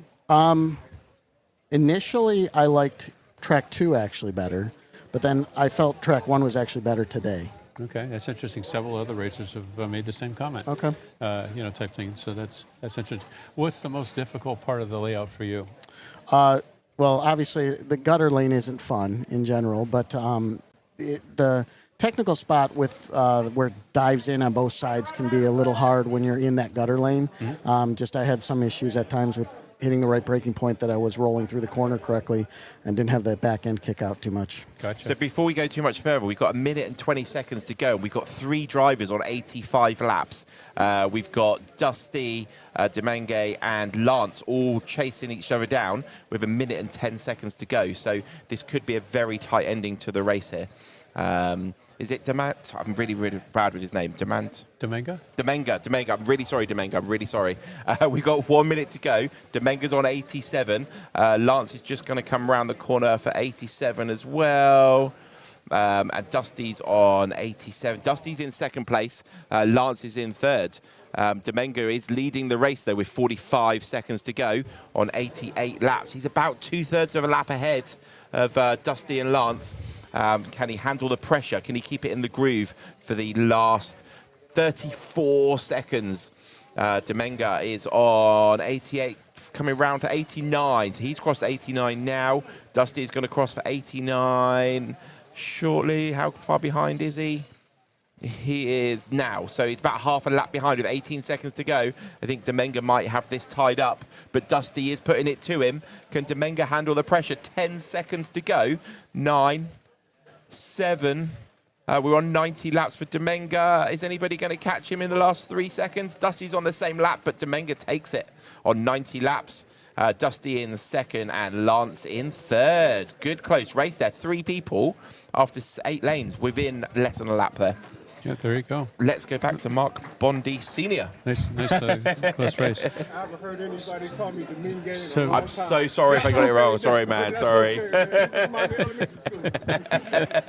It's all good. Yep. So qualifying yesterday, right? You get up there. You have 2 minutes, to get your best time and stuff. It'll set the order. Some people nervous, sweaty palms, excited. Some people are just cold as a cucumber, cool as a cucumber, right? Type thing. Where are you on that spectrum? Probably somewhere in the middle. Somewhere in the middle. There's some excitement. There's some nervousness. Obviously, you want to perform well. Yeah. A bunch of people are watching you. Yeah.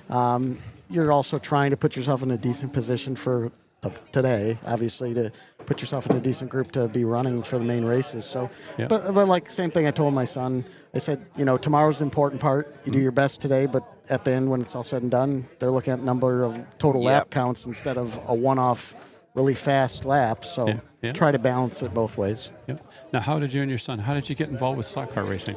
So I did slot cars a long time ago when I was in high school. They went away. They got put in storage until around COVID, and then he had seen some of the stuff I saved, and he was like, "What's all this stuff?" So we took it out during COVID, and then it ended up going from, a track on the floor to a table in the basement to a larger table in the basement with more track, and so it's just been a good interest for both of us to do together. Yeah. And so then we got involved with the NSR Eastern Nationals, and it's just grown from there. Yeah. So you have a home track to practice on. What kind of a track do you race on? It's a Scaleauto track. Okay.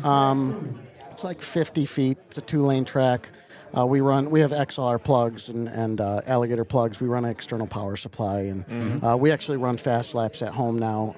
So we like that software. So no, it's a good thing to be able to run around with at home and just toy with cars and tune stuff and just have some fun, hanging out together, right? Yeah, definitely. Yeah. So, well, that's great. We appreciate you taking a little time out of your schedule here, and thank you. Hope you're having a good time. Sounds like you are having a good time, and your son as well. And we wish you the best of luck. I appreciate it. Thanks, Steve. Yeah, thank you very much. Thank you very much. Ian. No worries. Take it easy. Mark Bondi Sr. So Car Fun mostly says, are the top qualifiers running on the last round of heats? Absolutely. The top of all of them and the top from the top of the bottom half will be the last couple of groups on the 2 tracks, and then we will know who's in the semi-finals. Changing gears, 7621 says, Marty, come find me if you guys want to see something really cool. Oh, looks like we've got another interview coming in. We are overrun. Okay. Hi, Andrew. How are you? So we've got Andrew Shin on. If you've got any questions for Andrew Shin, get them in the chat now. We will ask them. We're going to keep an eye on the racing. All set? All right. We're going to do a sound check when you come on. 1, 2, 3. I can hear it. Okay. We can hear you too. So number one You did a question sound for you, check on Andrew. me. That's, yeah. Who's better at Forza, you or Mark Bondi Jr.? Probably me, because Okay. I do a lot of sim racing. Okay, fair enough. And you guys met at a slot car event? Yeah, Yep. And how long ago was that? 2 years ago. A couple years ago, right? First NSR Nationals that I did. Yeah. And then you've been, kind of hanging out and playing with some of the other games, video games and stuff like that as Yep. well. Yep. And obviously you get together at these slot car events. Yes. Yep. Now do you pit near each other or? It's usually their parents that are doing it. I just usually pit my dad. Okay, pit with your dad. I got you. Okay, and your mom's here as well. Yep, right? she does mine sometimes. Yep, and I've met your mom and your dad. At the NSR events up in Michigan and stuff like that. But as a family, you travel around. You've been to Electric Dreams. You've been up to Toronto to MR Slot Car, right? And the NSR Eastern Regions up in Michigan. Now this event here. So you move around. Yes, a lot. And as far as this event, what do you think? What was your impression when you first walked into this venue and you saw the tracks? It was really massive. I was kind of blown away by the size of it. Yeah. And then I got on it and I'm like, whoa, I can barely see. This is insanely hard to drive on.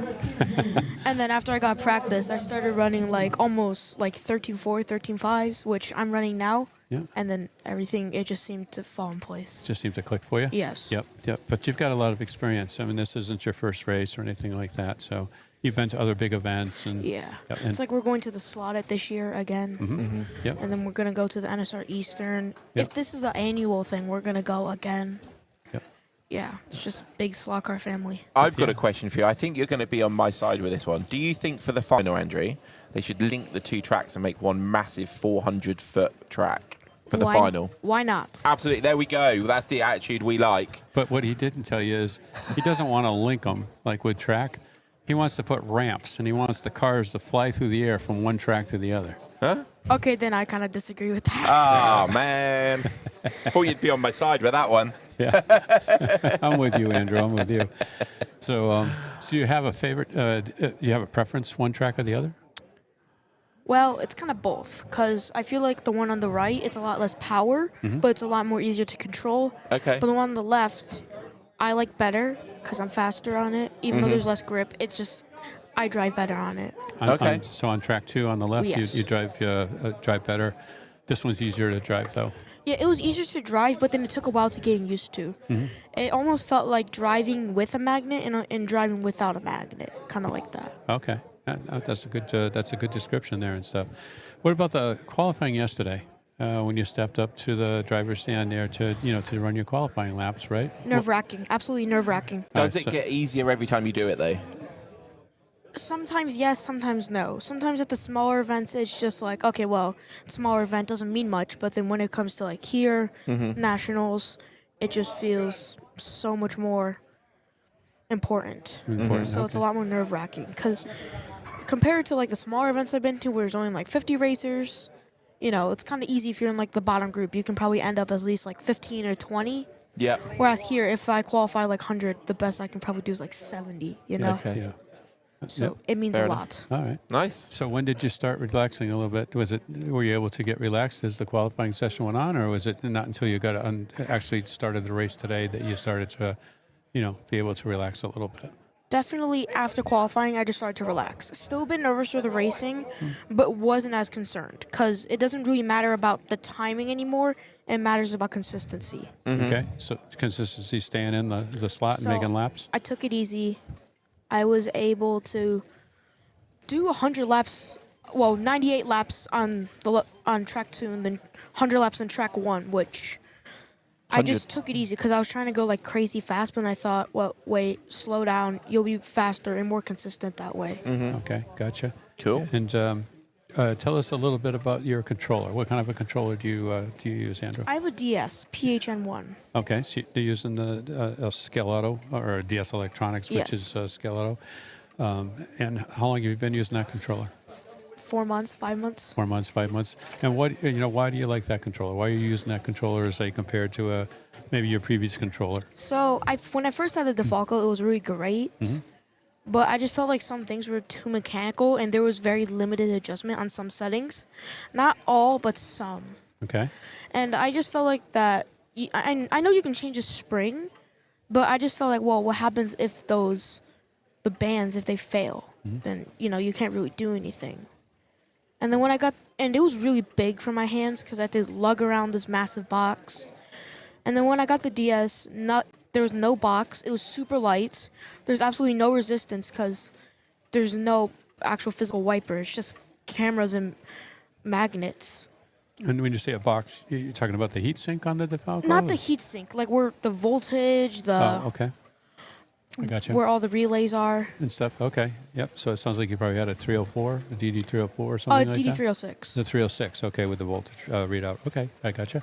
All right. And as far as how you adjust your controller, do you find that you're able to run are you making adjustments as you move from lane to lane to lane, or are you pretty much just set it where it is and you run all 8 lanes with the same adjustments? Occasionally, I will turn down the brake and sensitivity, like adjust the sensitivity and brake. But besides that, everything else I just keep the same. All right. And when you make those adjustments, are you doing it on the fly, or do you wait for a track call? I do it when I'm changing lanes and my dad's cleaning my tires. Then that's when I do it. That's when you make your adjustments. Okay. Yes. So you're not distracted while you're racing, trying to fiddle with it or anything. You just stay focused It's like until the I end of don't the pay heat. attention to my times at all until the race is actually over. Because I just think it distracts me, making me more worried. Okay. Interesting. So you're focused on driving the lane, Just driving your driving. car, and not Like, so don't much. race anybody. That was one of the mistakes I made when I started out, as I want to, race somebody, to keep up. But then if you just don't keep up but let them make the mistake, you just pass them like it's nothing. Yeah. Get a free pass, essentially, if they deslot, right? Yes. So, all right. Ian, do you have any other questions? Yeah, for no, that's Andrew? really interesting. Do you think if you were in the final of this race and you're in contention and you've got 3 heats left, would you be tempted to look at the screen and see what your times were at that point? Maybe, because it's the finals. Okay. This is just... I'm not saying it's not important, but the finals are pretty much the most important part of this race, in my opinion. Yep. For, Ian Douglas, all the NorCal slot car scene guys. Yeah. Because they're really good. They may be actually they're probably the best here. Okay. And, Ian Douglas, it really matters about him being, really good. So, the finals, in my opinion, if I was Ian, that would probably be the most important part for me. And so have you chatted much with Ian Douglas and Braden to maybe get some tips from them, or? Yeah, actually, at the slaughter, we introduced each other, and then here we're actually socializing with each other. Cool. Gave me some tips. Good. Any that you can share with us common people? For what? Controller settings? Yeah, anything that made you go faster. What did Ian Douglas tell you that made you faster on the track? What did he say? Yeah. He said definitely just take it easier. In the first laps, just get warmed up. Yep. Don't get too comfortable with a lane. Okay. Because you're going to be changing soon. No, not necessarily that. Okay. It causes you to be more comfortable and try to push the car, which will cause you to slide to make you slower. Oh, okay. Interesting. Yep. Nice. Yeah. There you go. I think that's learning for everyone there. Yeah. Yeah, definitely. About the cars, he didn't really say much about that because he said, well, your car is probably the best it can get. It's just your driving. Okay. Definitely, I'm running GT3. Yep.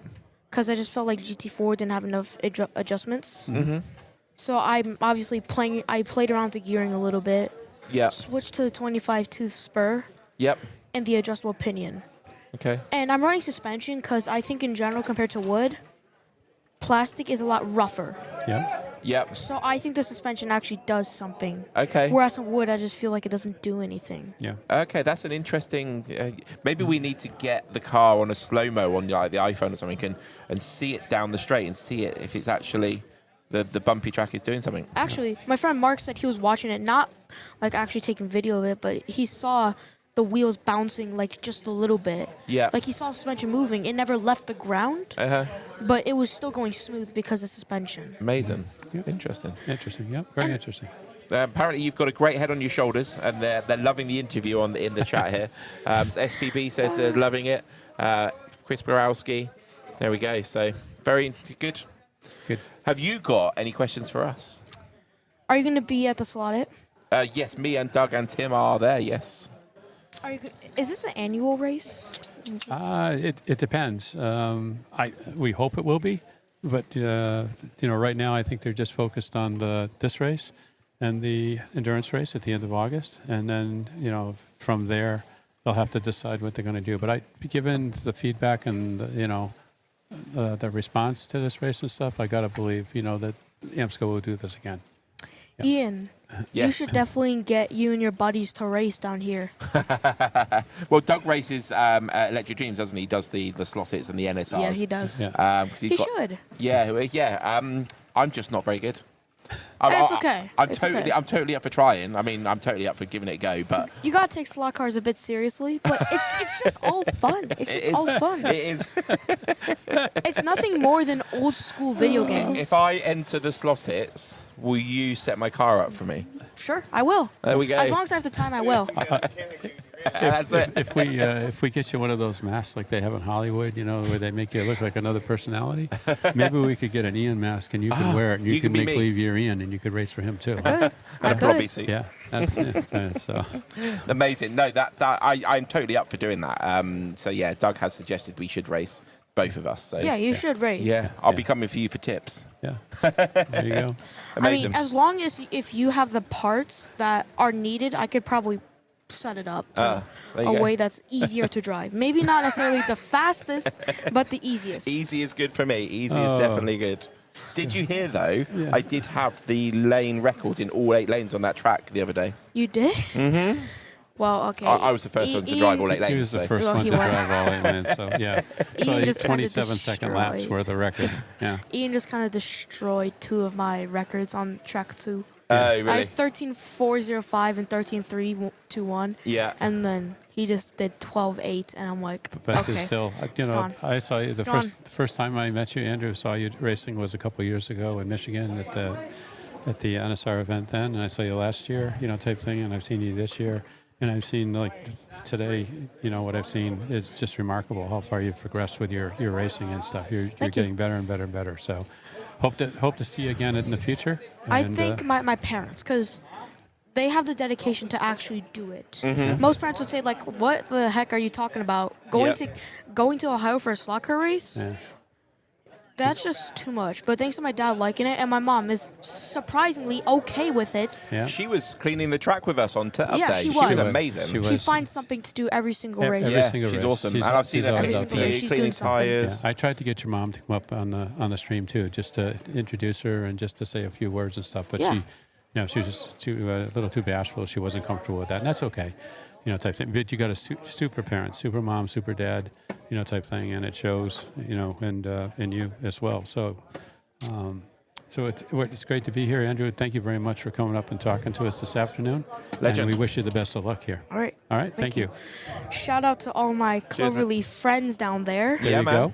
They helped me get to this far, tuning setups wise. Yeah. I think some of the Electric Dreams guys too for just helping me getting this far too. That's it. All right. And Mike Stott from Cloverleaf. Thank you very much. Have a look that way for a picture. All right. I'm like, get on stream. Get on stream, Mom. You should. Okay. Thank you very much. Thank you. Good luck going forward. Take care. Thank you very much, Andrew. Well, I think we have a world exclusive there. Ian Weir from Magnetic Racing is racing at the Slottit Nationals. I would frame that just a little bit differently. Sorry. Go on. I think he absolutely owned you.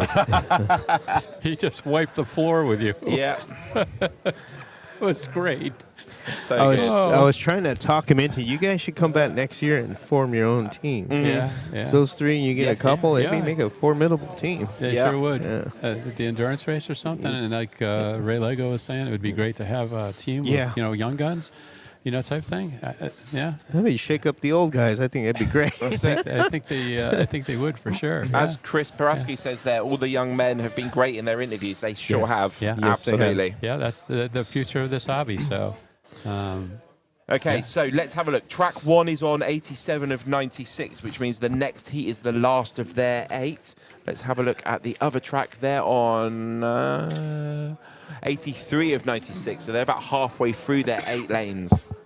So let's keep an eye on this one.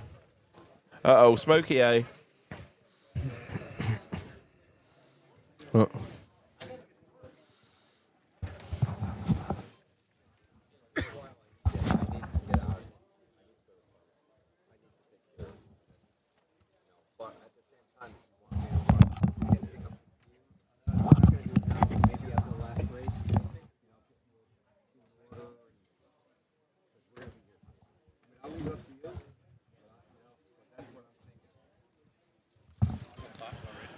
Quarter past 5. Ohio time, USA.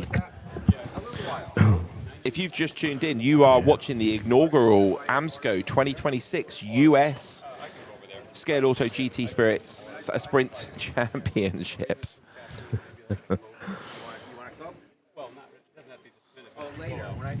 Okay, so let's have a look. Track 1. We're going to have a look at track 1 at the moment because they're coming up towards the end.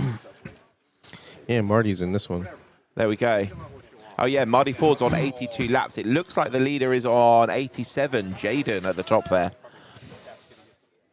Okay, so they're going to be, they've got their last 3 minutes coming up. They've just had a track call, though, so they've got 36 seconds to go. 87 of 96 of all its heats here. Getting Yes, close. It's very close. There's a couple of people in here that could take this. Let's have a look. Let's see what Marty is looking like. Is he looking cool, calm, and collected? Oh, he's got a bit of a swagger going on there, isn't he? Yeah, he does. Bit of a lean. Now we've got 3 people on the right there from, what club are they from? MSA, is it? Those 3 on the right? I think so. Yeah, Midtown Soccer. Yes, and then one of their guys is marshalling there on the seat in front. Yes. They're all wearing the purple shirts. Black so let's sleeves. zoom in on their screen. Okay, so the heat is over. We're going to have a look at the current standard. Let's put the other track on that's racing until we've got the information we need on the other track. You're good. You're good. You're good. Put him? Can I get Coke? Does he have Coke? Yeah, Yes. he has. Yeah. It's Pepsi, I think, that's over there. fine. That's Yeah. cherry Pepsi or whatever. No, I got some already. Thank you. I'm good. Just move that out of the way, Steven. Just come back. Okay, so yes, we've got racing going on track number 2 at the moment, but they're halfway through their heats. Let's get rid of that. Debbie Freighter says, I've been impressed with all the interviews with the younger generation. Yep. Absolutely. Need more of it. Main Street Racing. I'm sorry. I said Midtown. I apologize.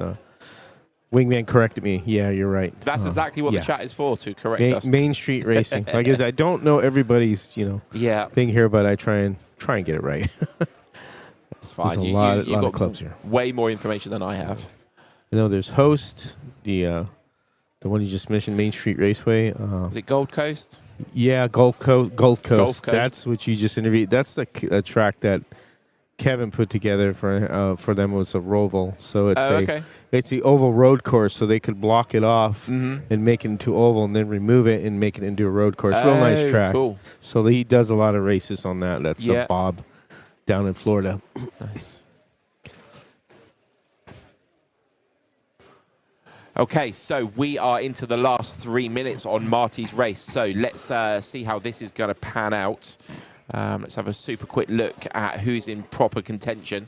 We've got Jaden on 91 laps. We've got Michael on 90, Dwayne on 90. Marty Ford is on 87. Scott's on 87. So he's doing better than he did before. So good. Come on, Mai. You've got 2.5 minutes. You can catch up. Yep.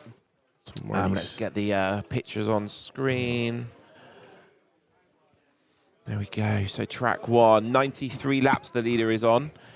I'll let you know when he crosses the line for 94, and then we'll see how far back the next person is. So 94 now. The next person to cross the line for 93 is, it looks like, Michael's in second place. Dwayne's in third. Ray Lego's in fourth place. Thank you very much. Oh.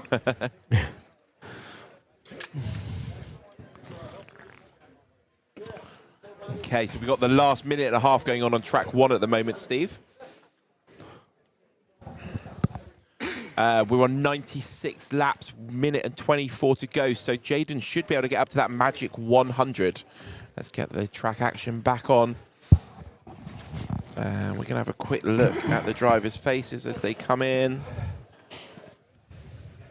Okay. There we go. Jaden is in lane 4. He's one of those teammates with the same shirts on. Main Street Racing. And we need to go back to the computer screen so we can see who's going on. We've got 53 seconds to go. Jaden's about to tick over 100 laps. But the battle for second place is between Ray, Dwayne, and Michael, all on 97 laps. That's where the battle is at. Surely Jaden has won this now. He's 3 laps ahead with 38 seconds to go. So who's going to take that second place? Excuse me. Is it Ray? Is it Dwayne? Is it Michael? They're all battling it out. Let's see who's in second. 101 for Michael's Jaden. in second on 99. 101. Ray's in third place on 99. And Dwayne crosses into fourth place on 99. 15 seconds to go. Is there going to be a change? Is Michael going to lose second place to Ray? Has Ray got the minerals? Can he catch up in those last 10 seconds? Where is Michael? Michael's in lane 8. Ray's in lane 5. 4 laps to go. And Jaden takes the win.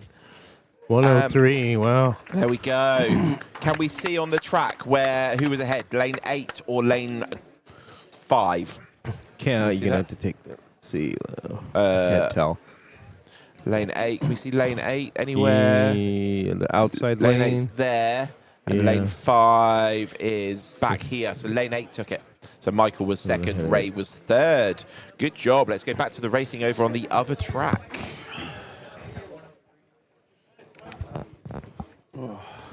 There. On track 1, we're going to need race group A. Race group A to track 1, please. Turn marshals on track 1. Question for you there, George. Yes. On track 1, please. Oh, yeah, I did at the one last year. I had a bunch of setup blocks that we just printed. Yes, I did. Henry is not here because he was a little bit poorly earlier. So he's been hanging out with Debbie. Welcome back, Marty. How did that go? Better Instant than the reaction? first time. I felt pretty good. I had a few offs, but it was really competitive racing on the track. It was. Yeah, it was. It was a lot of fun. You're racing against a lot of guys that were real good out there. I mean, Yes. yeah. The battle for second place was all of in about half a lap. Oh, wow. Fantastic. Between Ray, Chris, and Dwayne. Yeah, I don't even know where I finished and how many laps I had. 98, I think. You cleaned up with 98. Oh, yeah. You squeaked out the 98. I was like, he's got to do it. You've got a shot for semis. You really have. Yeah, it's close. I probably needed to get to 100, but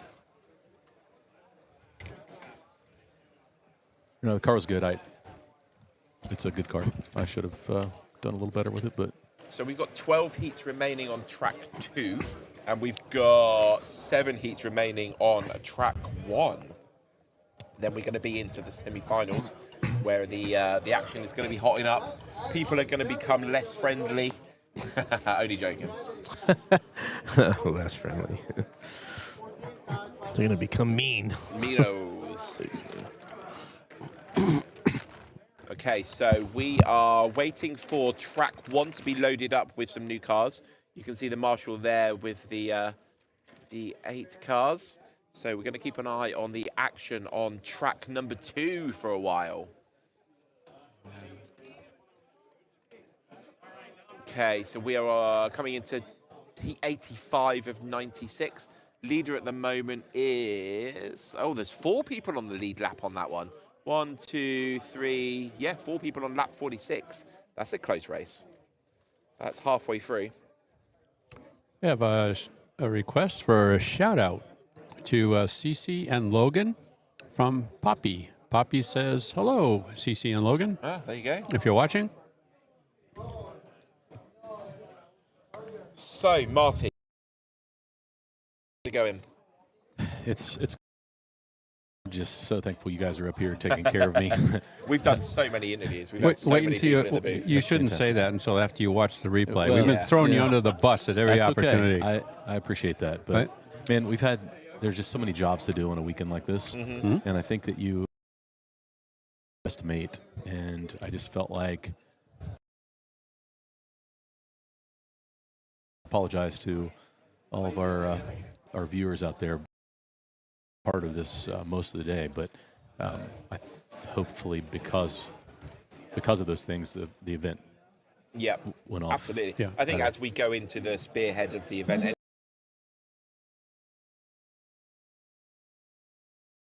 Yeah. so that's good. Yeah, the fact that I probably don't make the semis, I'll be clear. I'll have lots of time. Do we know roughly what sort of figure we need for a semi-final spot? Oh gosh. I'm going to guess somewhere around 190 laps. Yeah, it's going to be pretty close to that. Yeah, the cutoff. I can probably give you a pretty close estimation once track 2 finishes. Okay. And I can put the numbers together for track 2. Yep. The totals, and we can kind of get a better view.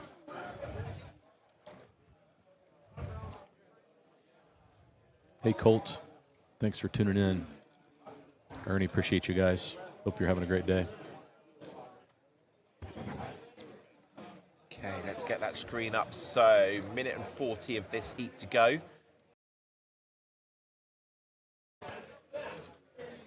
Larry, Joe, Keith, and Christopher all on that lead lap pretty much. 52, 52, 52, 52.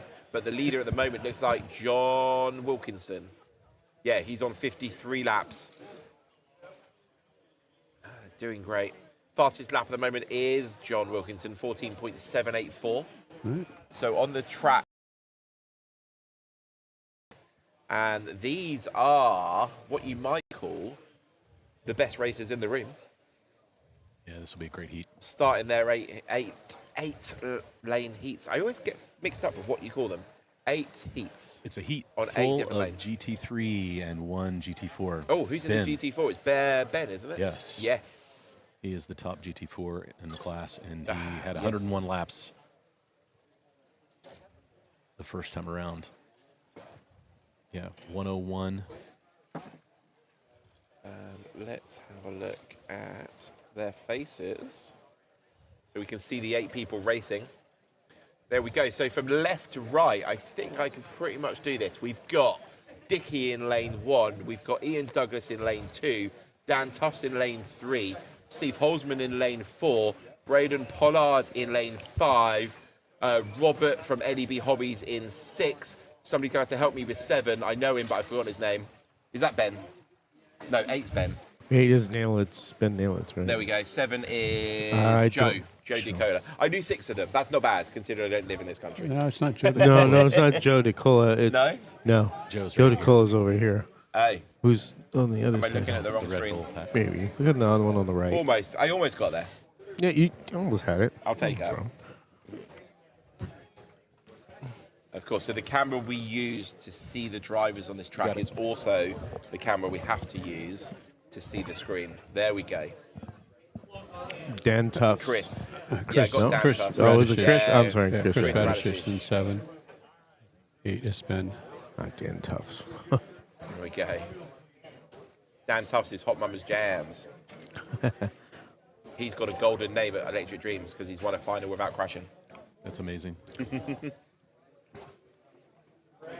I had one heat without an off. Oh, did you? Yeah. Nice. That's about as close as I'd ever get. I have noticed something slightly different. Are we being a bit too generous with track calls here? No. No, I mean, they laid it out, what constitutes a track call, and I really haven't seen anybody. I mean, if it comes off in front of the drivers, which is where a lot of the track calls have been, that's a track call. So, is it a track design thing where we've got that kink before the main straight there? Yeah. Okay. I was already giving you the answer before you asked the question. Yeah, that kink has caused a lot of problems. Yeah. Caused a lot of riders too, don't you think? A lot of riders will jump on that. Which has been most of the track calls. Right. Okay. They made a decision early to track call a rider just to try to protect guys' cars. Okay. Yeah. But usually they clear themselves before you get a track called. Okay. So it has slowed down. It just feels like I've seen so many more track calls than I normally do when I'm doing this sort of thing. I just wondered whether it was a generosity thing or just the track design. It's the track design. There's That's interesting. 4 times more, or 2 times more curves and turns in this track. True. Yeah. More opportunities. Well, the nature of that, those kinks, particularly on the inside lane, you've got 7 opportunities to become a rider. Yeah. If you deslot. Yeah. Right. And then the white wall. I thought it was me at first, but yeah, you agree then with that because I was thinking, man, that's kind of a really terrible spot to put a kink. Yeah. I will say it's fun. I mean, it really challenging. Yeah, it's challenging because you've got to slow down. You're coming through the timing, you want to get the best time you can, like especially in the qualifying, but that kink comes up awfully quick. So there's a lot of challenges in this course, and the track. I think that in the end, everybody will be very happy with it because it was a fun layout. Cool. And we've seen, like I saw my heat get better that second time around, even though we switched tracks and it's you're running kind of a different direction. Everybody was, their lap totals are probably ticked up a few. Just because they got better, more comfortable. Okay, so track 1 is just about to start racing again. They're currently switching lanes. So we're looking at track 2 at the moment. They have 2 more heats left after this one. Leading at the moment in this race is John Wilkinson still. Yeah, with still 65 super laps. close. Larry's right behind him. I have to say this. That was the second time I saw those lanes through. So, it was so much more comfortable the second time because I only got 1 round of practice on both tracks yesterday because I missed open practice just putting out fires. So, I'm pretty pleased with that. Okay, let's have a look at the races on track number 1. They're into their second heat of 8. They've all switched lanes. Just have a look at their Here's different the rider styles. call again right there. Yeah. Just we were talking about it. It does seem every heat does have a track call, pretty much. Because we've talked quite a lot with racers about how long does it take them to get back in the rhythm. Yeah. I know me and Doug, we like to go go-karting quite a lot with our friends. And sometimes you get put on the track with a whole load of newbies. And you got red flag, red flag, red flag, red flag. And you just get no rhythm. You just get no lap times. You get no rhythm. So it's probably... Gas carts or electric carts? The camera is on the top heats. Any truth to the rumor that number 1 trophy is a life-size version of the new Shotgun Dave developed Betty? La. Did you catch that one, George? Yeah. Yeah, he's not confirming or denying. Don't know anything about that. So just put it that way. That's fun. Okay, so it does look like Ian Douglas is out there in the lead on 21 laps. Braden Pollard and Steve Holzman on second in 20 laps. Pretty much everybody behind Ian Douglas is on the same lap, bar Dicky. Let's hope Dicky can make some progress. Track call again. Another one. For? Did I jinx it by saying it? Are we going to get hundreds of them now? What happened there? I don't even know. Oh, broken wing, I think. Oh, okay. In the track. Because there shouldn't be any offs or anything on that side. So track number 2, they are just changing lanes at the moment. So we're going to keep an eye on track number 1 for a while. Let's get the screen back.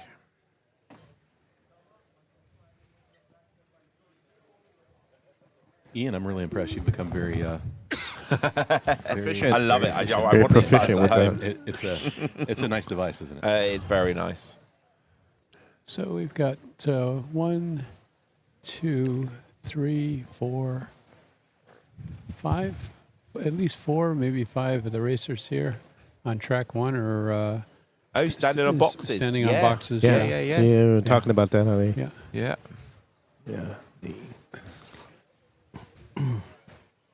They want a higher view, I guess, of the back. Yeah. To get more of a bird's eye view instead of down to peripheral visions higher to look down on there. I would say it helps for Yeah, sure. it would, of course. And being tall helps too. Yeah. At the Nationals, increase your height. At the Nationals, we had a really tall. At the Eastern Nationals, we had a really tall driver's stand, and there were a lot of guys complaining about it because they felt like it was so high. I remember that. They were they were metal, weren't they? I can't remember they were like risers. Yeah. But after the event, I think they realized guys really liked the perspective that they had over top of the track like that. Now they're putting. This is good that they're this height anyway, because then they get to add their little stool and be done with it. Why don't we next time build the tracks on the floor and just get gym mats for the marshals to lie on? And then they're not standing up and getting in the way because they can stay lying down. It would speed up building the track. Yeah. And we would never be able to keep the track clean. But then at the same time also have the driver's stand, so we're really high. You've got an amazing perspective then. It would create some challenges from a wiring standpoint. Yeah, wouldn't it be hard to put wiring?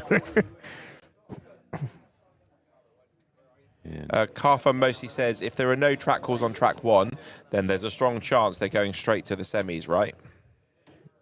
On track Yeah, 1, all these guys will be most going most of those guys will all be in the top 32. Yeah. All the fast guys. Yeah. And Ashley Polar says, Ian's listening to Celine Dion again. Absolutely, it is official. That is on his playlist. I think it was Passenger yesterday he was listening to on his qualifying.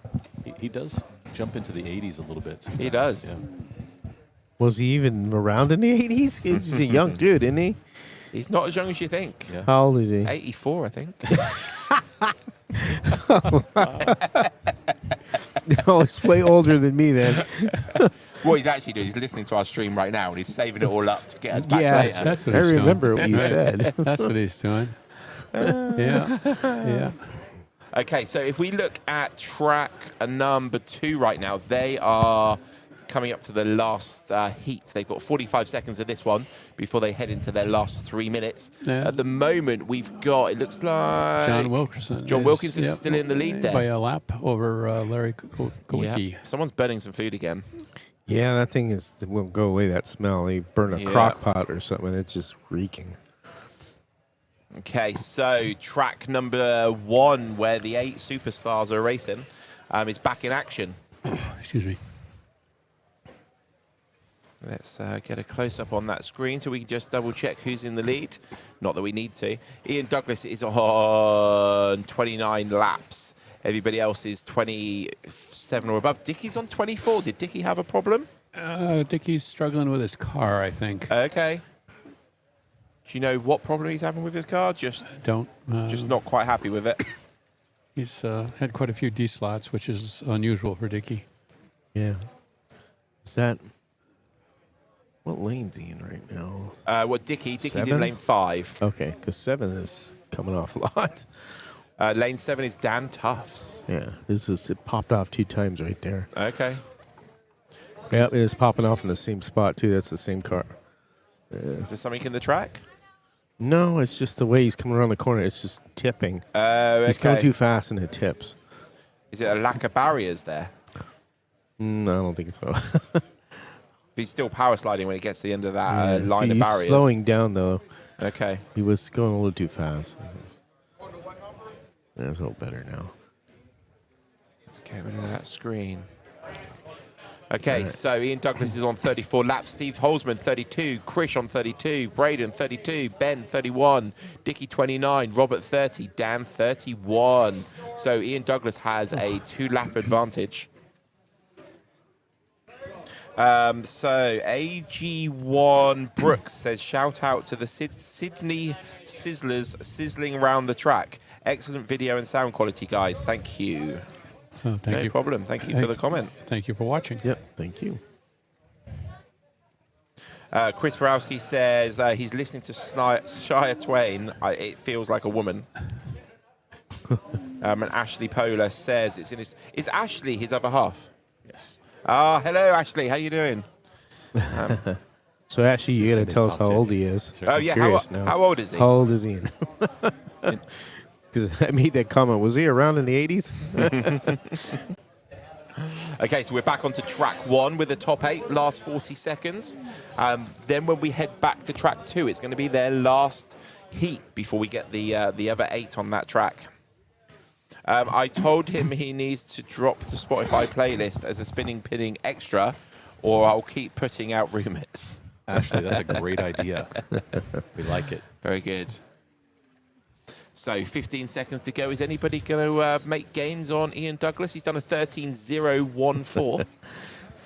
I actually did a cover song of the Spinning Pinion podcast theme song. Oh, you did, didn't you? Yeah. Yes. I was pretty proud of that. Okay, so we're going to head back over to the other track now because they're on to their last 3 minutes. Let's 76. keep an eye on this. Oh, you little smart aleck. Okay, so in the lead of this, we've still got John Wilkinson in the lead. He's got about 2 laps on second place. Again, we've got another race where 3 or 4 people are battling for second place between Larry, Joe, and Christopher, all on the 83, 84 lap line. But John Wilkinson is definitely out there in the lead on 86. 2 minutes to go. All right, 2 minutes Ashley. is about 8 laps, which will take him into the 90s. Sorry, George. No, that's okay. I mean, she says he's nearly 40. So, Ashley, your name is very unique because I have a daughter named Ashley, and she is 36 years old. So that's my oldest. So, good name. I like that name. If you were 44 years old, are you nearly 40? I don't know about that. That's a fair question. Okay, minute and 33 seconds to go. John Wilkinson is still out there in the lead. So we're going to keep an eye on lane 8, lane 4, and lane 5 for the battle for second place. John Wilkinson, I reckon, has got this wrapped up unless he makes a mistake or 3. He's got a good lap and a half on everybody at the moment. John Wilkinson is in lane 7. Let's get the driver on. Lane 7 is lane 15. Let's get the driver on. That's the guy in the green T-shirt. Ah, we were chatting to him earlier. Yeah, that was the Gulf team. Coast guys. Yeah, so that must have been a lucky charm. Well, it's Bob's, so. Oh, we got a track call. What's going on there? Oh, rider down the front end there that John Cook is grabbing. That's it. Oh, John Wilkerson. There we go. Let's get this screen on without that on. She said no, early 40s. Ashley said your cover was great. Okay, the fast 8 are just heading off again, but we will come back to them in 40 seconds' time because we've got the last 40 seconds going on track 2. Okay, John Wilkinson, you're on 91. The track call gives us a chance. There we go. Christopher, Larry, and Joe all on 89 laps. So that's where the battle is at. Lane 4, lane 8, and lane 5. 40 seconds to duel it off. And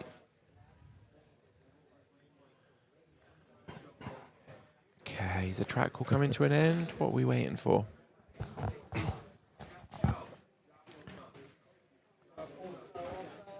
Here we go. They are racing again. 35 seconds to go. Super quick look at this one before we go back here for the last 30 seconds.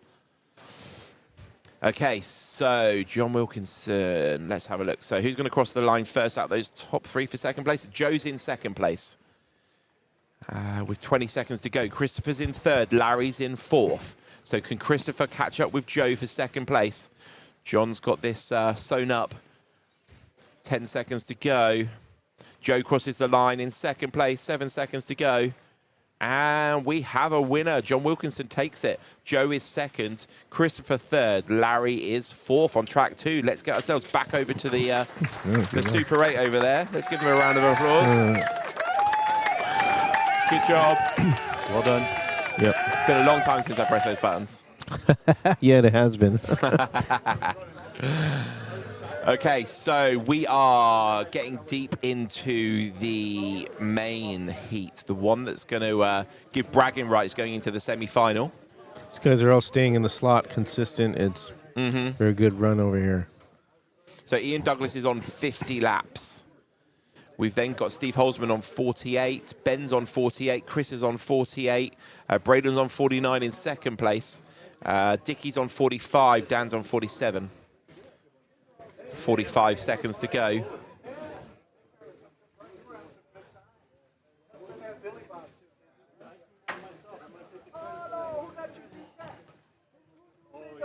All right, on track 2, we need race group G, please. Track 2, race group G. Okay, so great race.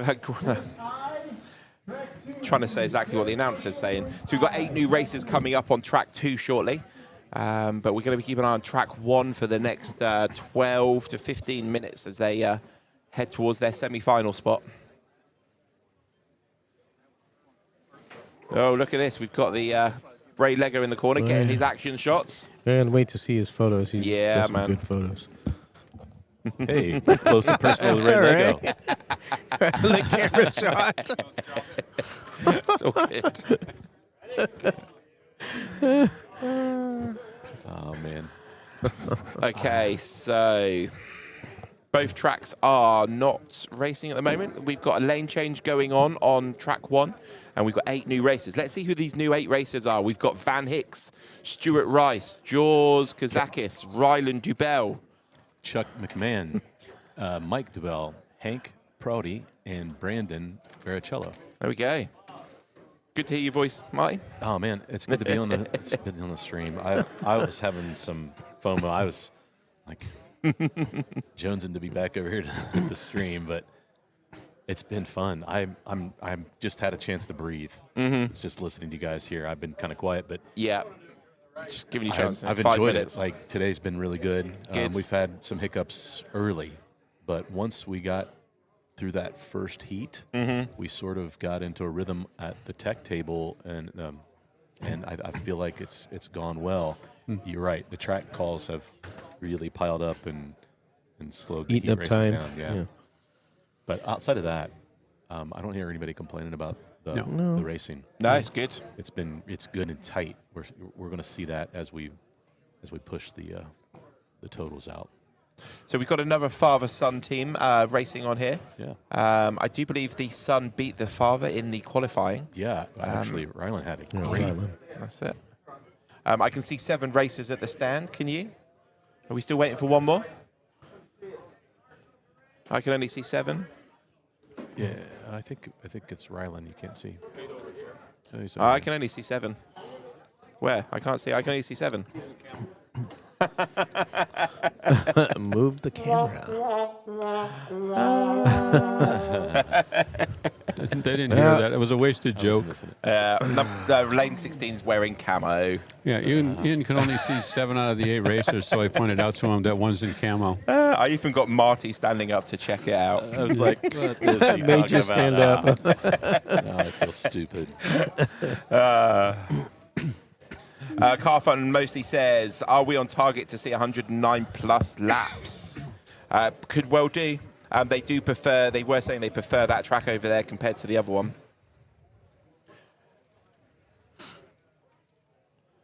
Marty is in 7th heaven, apparently.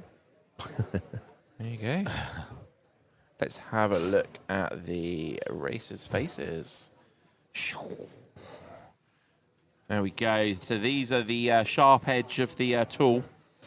These are the ones that are going to be in the semi-final. And I reckon 6 of those 8 are probably going to be in the final, at least. Yeah. Possibly all 8 of them. Yeah, possibly all 8 of them. We could just skip the semis, go straight to the final with these 8. Probably could. You could run the other 3 semis on the other track. Yeah, and let those guys that's run it. the finals because they are kind of head and shoulders above everybody. Or they are standing on boxes. Yeah. There you go. Oh dear. So Braden Pollard is on 59 laps. Ian Douglas 62. Steve Holzman 59. Chris 59. Ben 59. Robert 55. Dan 57 and Dickie 55. Note to self, Marty. Yes. 3D print a cover with a lock. To keep the buttons remaining. For these 8 buttons. I'll just reprogram them to silence. A chastity box. Yeah. Chastity box. Yeah. It's we can come up with something. No, just get better sounds. Although those ones are pretty good. I don't think you need many different ones. Either that or we just move the Roadcaster down next to George where Ian can't reach it. That would solve the problem too. I'll just bring a whole load of dollar notes. Just chuck them at him. Yeah. There we go. Racing shoes.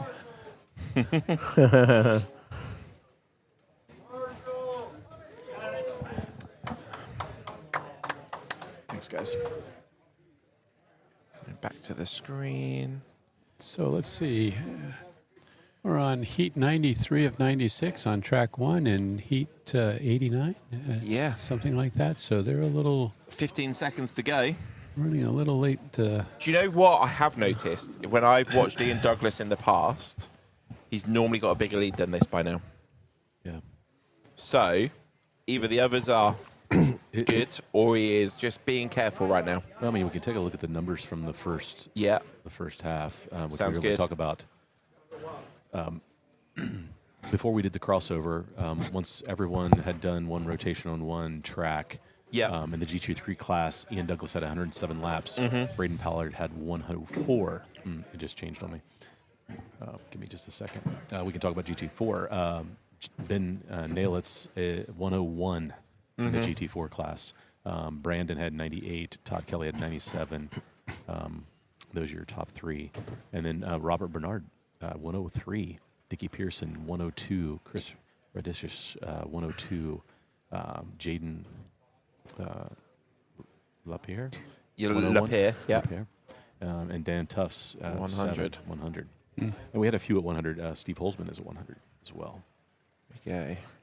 So we're just on the main track with the top 8. We do have a lane change going on. So we are currently watching track 2. DeFingers says driving but listening. Make sure you concentrate on the road, please, DeFingers. I'll tell you what, for somebody that's supposed to be doing yard work, he was up to White Castle for a chocolate milkshake. Maybe he's on his way back home from White Castle. Did he go to the White Castle in the opposite state? Yeah. Who knows? Is DeFingers in the US? Yes, from my understanding, yes, in the US. Yeah, he definitely went to another state for his hot chocolate. Okay, so looking at the track 2, who's in the lead? It looks like we've got Mike. Mike Dubell is in the lead with 1 minute and 9 seconds to go. Second place is George. Third place is Brandon. Fourth place is Hank. Then Chuck, then Van, then Rylan, then Stuart. We're about to get racing back on the other track. Let's get that up. Here it comes.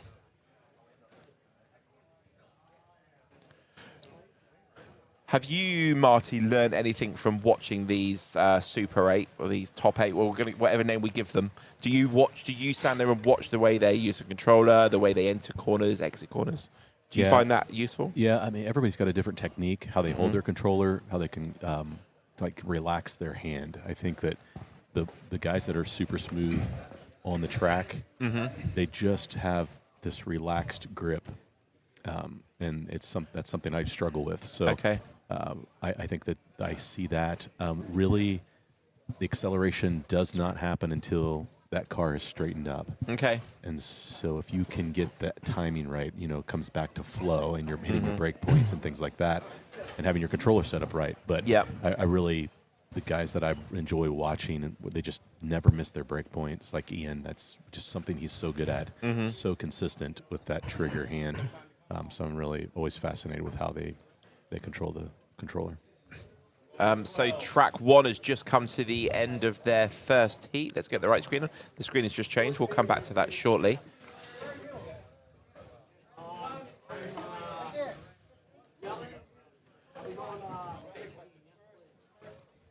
So another question for you, Marty. How long did it take you when you came into the hobby before you got to a point that you thought you were semi-competitive in an environment like this? Oh gosh, I'm not sure. I still feel like I'm. You won a trophy yesterday. Come on. Okay. Pick yourself up a little bit. So I think I surprised myself on the first nationals race that I attended. Okay. I put down a really good lap. I qualified in the fast heat, and it was pretty overwhelming from a situation. But it set me up for I know what to expect. So I learned a ton. Yeah. The first year in the hobby, I was not close. I was not very competitive. Once I started going to the club, like I was competitive on my own home track, but walking into another track, and that's a whole nother thing. And I think one of the things that I've been able to develop over the last year or two is to settle in on a track pretty quick and find my rhythm. If I get some practice in, I think that it comes way faster. And so that's just only experience. That's it. You just don't walk onto a track and do that, or even as in being young in the hobby. It's practice and experience, and But it took me a while. I would say I'm 4 years into this hobby. It took me 2 years to feel comfortable, confident jumping on the track and thinking that I could post some good times and lay down some good laps, and always trying to improve. So at the end of heat 94 of 96, Ian Douglas is still leading. The other track has just started racing, so let's pick that one up. We've got, looks like Michael Dubell is in the lead. Track call already. Okay. Got a track call going on. Looks like, is there not a lane sticker on the car? We're missing a lane sticker from a white car from this. Do we blame the pitman? Do we blame the marshal? It's been a long day, to be fair. We're coming towards the end of the heat, so people just need to get some sugar in them, maybe. Plenty of sodas over there to buy. Yeah. Okay. We have Mr. Josh. Yes. Hey, Josh. I'm not talking about that. I'm talking for you guys are. Okay, we're back racing on track number 2 after that track call and the placement of the lane sticker.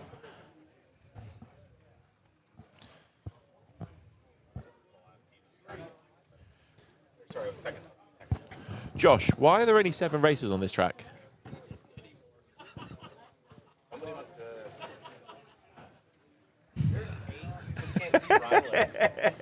As I say, there's 8. You just can't see Rylan. We got Josh too. He had a look. There's a guy in camo. Oh, I said Rylan. There's just a floating parachute. That's it. Right. I do apologise. I'm only here for the rest of the day. Don't worry about it. I'm gone after that.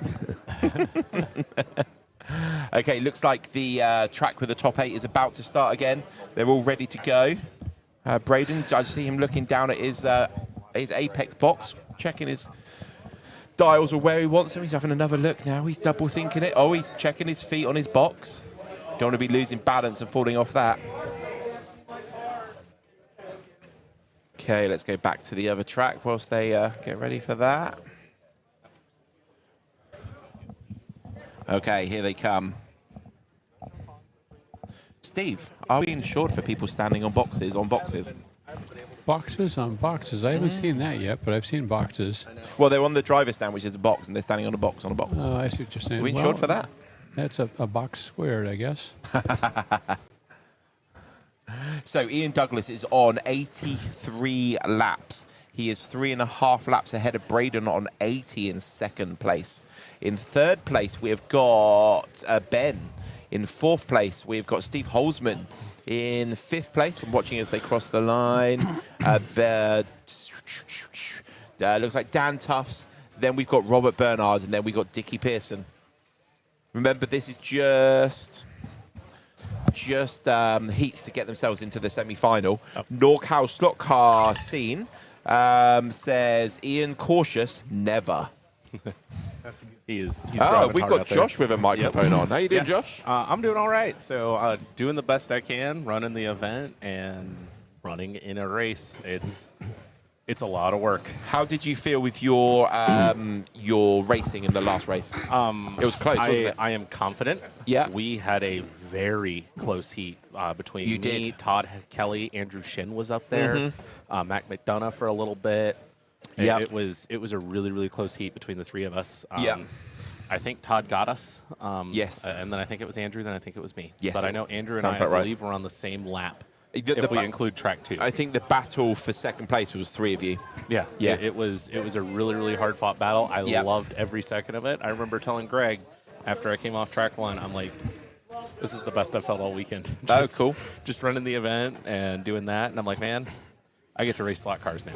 Nice. It's fun. I'm glad to see everyone here from out of town just having a good time. And Yeah. everyone I talk to seems really happy and really, really positive. Good. So it's been a lot of work, but been fun.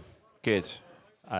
Whatchamacallit, did you guys see that Ian Douglas did lose his rear bumper like Steve Holzman did? What? Oh, it was a bumper, not a wing. Okay. That was the rear bumper. I was talking to Todd Ulrey. The same thing happened to Steve Holzman's car, the lint roller, because of how low that Porsche bumper sits. And you snags it. It snagged it and pulled it off. Is So that going to affect it's- performance? the body's lighter. It's to say weight reduction. It is weight reduction. Hey. Yeah. So my buddy Mike Cost, he was running this morning earlier. I think he's headed home because I don't see him here anymore. Okay. But which I don't blame him. He drove up here yesterday and today from his house, which he lives down by me in Dayton, Ohio. So Yep. 3-hour drive.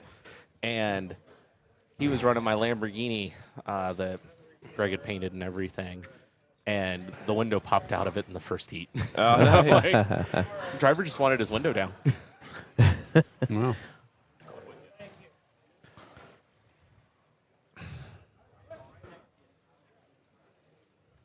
There we go. That's the end of the heat. They've got one more. Yeah, one more heat One to go, more. and then they're done with their initial 96 heats. Let's have a look back at the other track. So they are on 91 of 96. Who have we got in the lead at the moment? 27. Mike Dubell is in the lead on track number 2. Track number 1 is just doing a lane change. They'll be back in action in a minute and a half. So we're going to watch the action on this track for a bit. We have got George in second place. And then we've got the battle for third place is between 3 people. Brandon, Van, and... the weatherman's got in the way. There we go. There we go. We can see the front now. Good. So, who is your money on for the final? Which give me the 8 that's going to be in the final. Josh. Ian Douglas, Braden course. Pollard. Yep. Not me. Not you. Okay. Not me. No, not me. There's a lot of really fast guys. Both, shoot, what are their names? Jaden, the father-son that came from MSR. Jaden Yep. and Brylan. I forget. Yeah, the dad. yeah. Braylon Duke. Oh yeah, he's very consistent and he's an amazing driver. We'll see with the totals. I think he'll be at least in the semis. I really do. Oh, And I really hope. I think he's definitely in the semis. Yes, Yeah. I think he's in the semis. But if we're talking finals, both the Lapierres, that's their last name, from MSR, they're showing some speed. I know Marty Ford's probably going to be in the semis, even though he's probably going to look at me right now and go, no, he's not. He's going, no, he's not. And, let's see up here. I mean, Ben Nailitz, he's a guy I got to call out. Just talk about him. He was one of the first guys to email us asking a bunch of questions, trying to figure out how to tune these cars. And he's running a GT4 car, and he's up here with a field of GT3s. Yep. And he is killing it. I've seen he's been coming to races for a few years that I've been to with, and I've seen him grow as a driver quite a bit. Oh, cool. Because of all this. I think he's a potential. I think LEB Robert is also a potential. Dickey will probably sneak in there, just turning out those consistent laps. Oh, it's interesting you mentioned Dan running a GT4. So if he doesn't make the finals, if he makes Yeah. the semifinals, and he's the top GT4 in the semis, then he will win the GT4 class. Yes. Nice. I know Todd Kelly's right there in the mix for GT4 from what Marty's had in some of his notes and stuff like that. I think he still is. He's been killing it. There's been quite a few people just killing it. I mean, it's awesome. I'm loving to see a lot of these guys. Like Todd, this is his first really nationals level event. He did the Michigan 24 with us about a month ago. Yep. But this is the first time, and I was peer pressuring him because I race with him locally on a weekly basis. And I'm like, dude, you need to come out. You need to come out. You need to come out. He's like, oh, I'm going to suck. I'm going to suck. And I'm hoping this just changed his mind. So this is the final heat on track 1. So we got Ian Douglas already on 102 in second place, or battling for second place. Oh no, Braden's second place. Battling for third is Chris, Steve, and Ben. We've got Dan Tufts on 96 and Dickie on 93. Minute and 20 seconds to go. So just by sheer maths, we pretty much know that Ian is going to win. Braden's going to be second, but Chris is very close to Braden.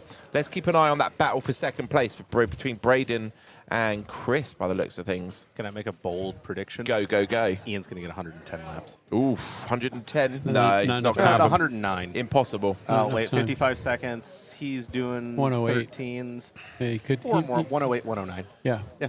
Yeah, probably That's 109. realistic. I think 109 is a good prediction. So can Chris or Ben catch Braden for second place, or is Braden going to bring it home for second place in this group of 8 heats? 103. Chris is on 102. So Chris is in a strong second place. Now Ben's down to third. We've got 30 seconds to go. Can Chris catch up with Braden? Well, I'll let you know when Braden crosses the line next. It's such a long lap. There he goes. 104, 103. It's exactly 1 lap in it. So I think Braden has this wrapped up unless he has a couple of serious offs. So the battle for third place then is between Ben and Chris. 12 seconds to go. And Chris crosses the line. Ben crosses the line when I say... Okay, Chris is third and Ben is fourth. Looks like Dan was fifth. There we go. End of the heats on track 1 there. Well done, Ian Douglas. All right. 109. All right, I'm going to go help calculate. Go calculate. So I'll be back. Go calculate. DD, there you go. DD Pienda says, I've been watching the last couple of days. Great coverage, guys. It's Dee Pineda. That is my wife. Sorry. No, that's okay. I'm so sorry, George's It's wife. okay. Oh, my God. The one person I get it wrong, eh? And it is. We agree. It's great to see these young drivers. Yes. Hello, dear. Thank you for watching us. Car Fun Mostly says, Norcal slot car. Yep, sure does. Car Fun Mostly says 109 plus. I called it. You did. Absolutely. Good job. Okay, so let's go back to the other track. They're just starting again. So they've got still 4 heats to go. So we're going to keep an eye on these guys. Yep. Oh, it suddenly got really loud in there. Celebrating their laps. Can you ask them to keep it down? we have a quiet ship going on. If you weren't awake, you are now. Oh, gosh. Frankie Vows says, that's a boy, Ian. Absolutely. Right, so let's have a look what's going on over here. They are on a track call at the moment. Right, Marty is, so track 2 is finishing up their remaining heats here. And Marty is off starting to put together the data for the semi-final. For the semi, figure out who the top 32, the finish combined. So they have the order for track 1, they have the order for track 2, and now it's like shuffling a deck of cards. He's kind of got to bring them together. Get them all organized. So I believe it was like all the odd numbers and all the evens together. So it's like they're perfectly mixed up of an equal amount of good and bad, or good and average. No one's bad. Yeah. Rachel CP says, good job, Braden, on the semis. Hey, Rachel, are you Braden's mum? Norcal Slot Car Scene Vinter 3518 says car fun mostly. No, now you see what I have to race against. Yeah, tough competition there for sure. I mean, you could always ban him. Yeah. Let's have a look. That's what's going on track number 2. 50 seconds to go with this heat before they have the last 4. Let's have a look. We've got a leader with George and Mike. Mike Dubell is leading on 45. George is on the same lap of 45. We've got Van Hicks on 44. Oh, Mike and George are literally side by side. Lane 1 and lane 8. Are they literally running around side by side? I think so. Yeah, they are. Down Yeah, the back 8. straight there, down towards the timing bridge. They're pretty much side by side. I wonder if they're aware of each other or whether they're totally not aware that they're on the same lap, fighting for position halfway through their stint. Okay, so track number 1 is not going to be active now till the semi-finals happen. So we're going to be fully concentrating on this lap at this track over here. We've got another 12 or 15 minutes of racing to go on track 2. We do. We got 4 times 3, 12 plus the interludes. There you go, 15 minutes of 15 racing. minutes, yeah. It's like you're a human calculator. That's, what can I say? You say no, because I'm going to ask you lots of questions. No, Ian. You're right again, Ian.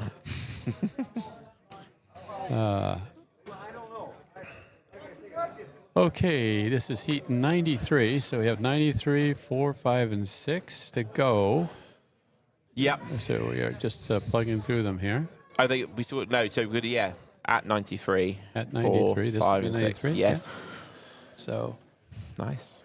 The two tracks are a bit out of sync. I think it's a little bit of management of the gap between. I think one track was being a bit more active in just getting them going as soon as they were ready, and the amount of red flags, yellow flags, like track calls. Here's Kurt Moser again. And what did Kurt say? Here you go. That will make you better. Because NorCal applied that on you. Yeah. Sure, you're up to the challenge. Okay, so when we get to the semi-finals, will we have both semi-finals running at the same time? We will, won't we? Yes. And then they'll swap sides. And then we'll go into the final, which will be on track number 2, I believe, has been designated. Same as qualifying. Okay, we're heading back to the action here on track number 2. Remember, at the end of these heats, we're going to end this stream because the maximum we can do is 12 hours. And then we will start a new stream. I believe the link is already on Marty's page, but if you haven't pressed the like button, please press that. Make sure you subscribe and press the cowbell so that you get a notification of every Tuesday night 2 lines. But also, if we have any issues this evening and the stream drops out, when we restart it, you'll get that notification to come straight back in. Right.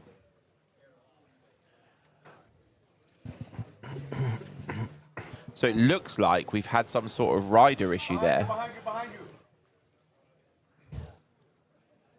Call the track.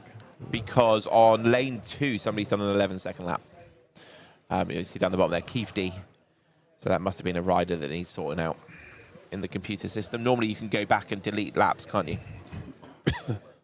Within the software. Another rider. That's kind of a lot of riders over there. Yeah, well. I mean, I'd be a little bit controversial. This is the best of the bottom half. So it's not like when we were watching the best of the best. Yeah, well, yeah, I guess I see what you're saying. I'm trying to see where they're getting that rider the most. It is up that far corner. On that kink. Yeah. Oh, that kink after the straight, right? Yeah. Where it just doink. Particularly lane 9 as it goes through that first Rad 2 winner. Yeah, well, again, they have that inside lane. Lane 9 has 7 opportunities to become a rider. And if they're going fast enough, they can hit the wall and then bounce back and have a few more opportunities. There you go. A couple of free ones. Like a pinball machine. There we go. Colt Snook says, where's Marty? So Marty has been taking up a lot of the race management software responsibilities today, so he has left the stream to us three, I'm afraid. He has been with us a few times. He's also been racing as well. If you didn't watch yesterday, he qualified second best GT4 of the day, which is amazing. And then he did pretty well in his racing today as well. He wasn't happy with his first 8 laps, 8 lanes, but the second 8 he was much happier with. Yeah, he seemed more comfortable. Then he said that second lot of 8 lanes was so much better.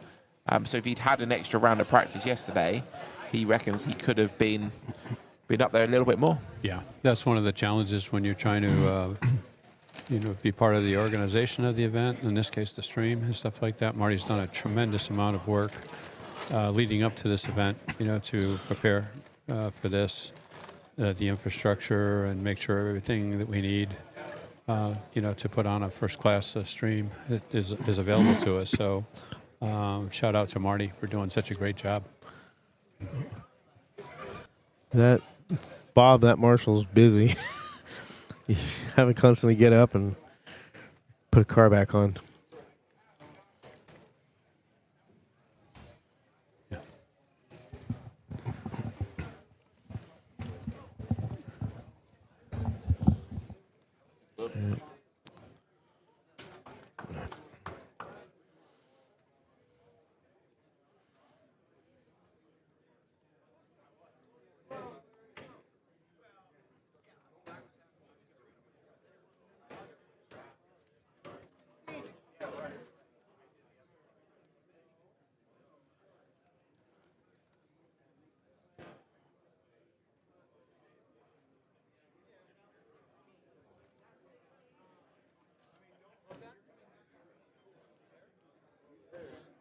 Yeah, sorry for the silence there. I'm just having a little bit of popcorn.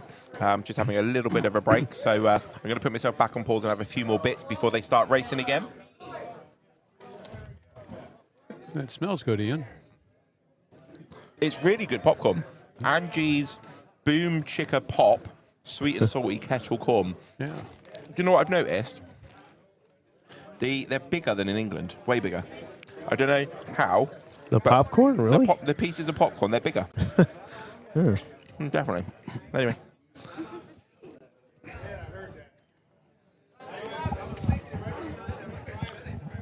I'm going to just go offline here for just a few seconds and talk to somebody on the side here.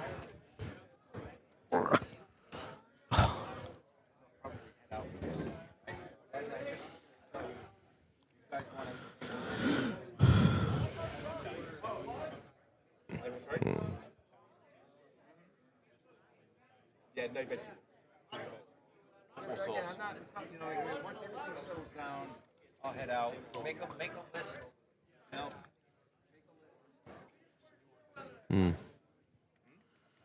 Yeah, Italian's good. Thanks to 130 people that are watching. That's a good amount of people watching the stream.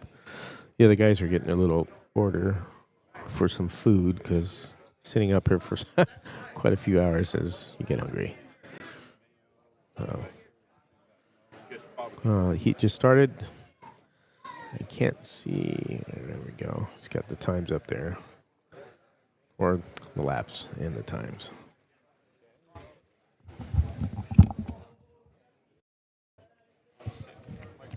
Okay, so we are into heat 94 of 96 on track 2.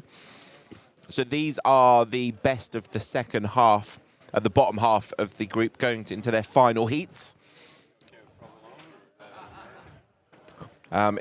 If possible, if somebody had a bad qualifying, there is a possibility that they can put in enough laps to get themselves into the semi-final. Let's have a look how our... So we got lane 15, which is 7. So we got Rylan. Is he beating his dad in 13, which is...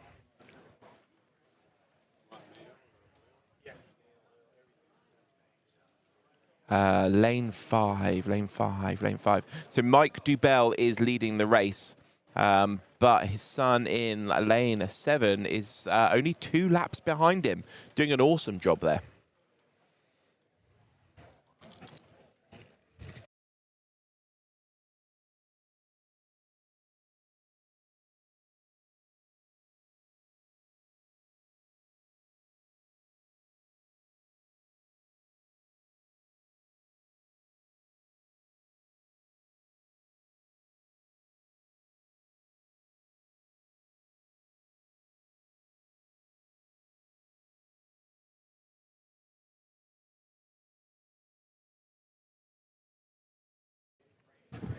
Okay, my popcorn snack is done. We've got 1 minute and 7 seconds of this one to go.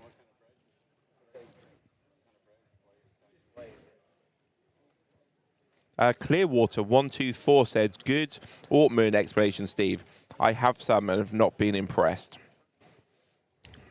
GGAUB says he definitely knew that was his last lap and he didn't let up. Sorry, was watching back some older stuff, lol. That's okay. If you press the live button, that should catch you up. Remember, we're going to be... Am I paused? Oh, yeah, you can pause me. That's fine. Yeah, that's Greg Gaub. G Gaub. So Italian white weather, yeah. Greg.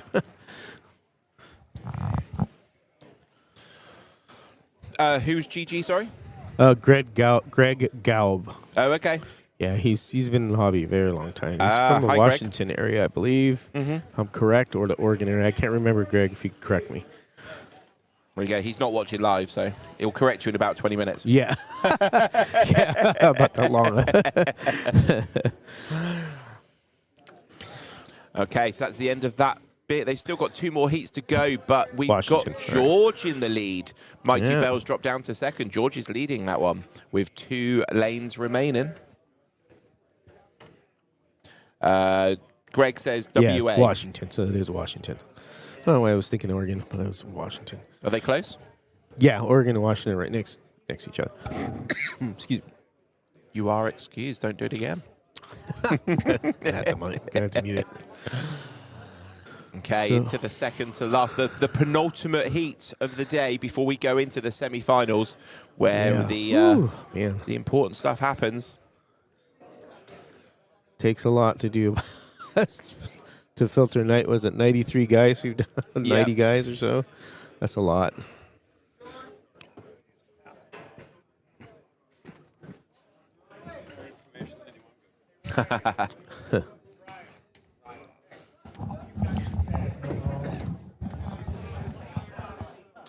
Alright.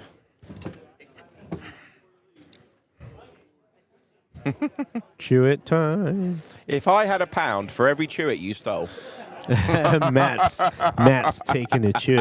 Hey, every time you take a chew, it means he's got to come up here, you know? Yeah. Got to pay for it. Greg Gaub says, Yeah, worldwide that's slot right. car chat. And I forgot about that. Worldwide slot car chat. on Yeah, he Facebook. does. Huh? Is that Yeah. on Facebook? Yeah. Well, no, on YouTube. YouTube. But he posts on Home Racing World, and it's Mhm. just the guys from all over, basically all over the world. Okay. England, Germany, you know, you name it. That's a me. Yep. Had a great lunch today with Courtney. So how long have you been into slot cars, George? Oh, a little kid. I used to play with the AFX stuff. And, you know, like Steve says, you get older. In the 90s, I did a little bit of commercial track racing because my kids were into it. Yeah. Because they were little. And then after that, you know, life goes on. Mhm. And I got back into it, I think, around before the pandemic. Yeah. I started doing it again, just getting back into it. And just kind of, after I left California and moved to North Carolina, I just kind of really branched out with just doing more. Yeah. So I was able to afford a home. You can't afford a home in California. Okay. So I left. There's no way I could do it. So Okay, so we have got in total 5 minutes of heats left. At the moment, we did have a new leader of George, but it looks like Mike and George are pretty much... Let's have a look. George is on lap 77. Mike's going to join lap 77. Let's have a look. Any second. It's a long lap, like we said. 15 seconds. There we Yeah. go. So they are on the same lap as each other, but George has got almost a whole lap on Mike. yeah, he's pulled ahead of him. He has. What lanes are they in? So Mike is in lane 7. Yeah. George is in lane 2. So George has got the advantage right now. And unfortunately, Mike's now going to move into lane 8, which means Mike probably had the favourable lanes earlier on in his session. Hence, he got himself ahead a little bit. Yeah. Now George is getting the advantage of the better lanes and able to catch up and hopefully pull away. Possibly pull away.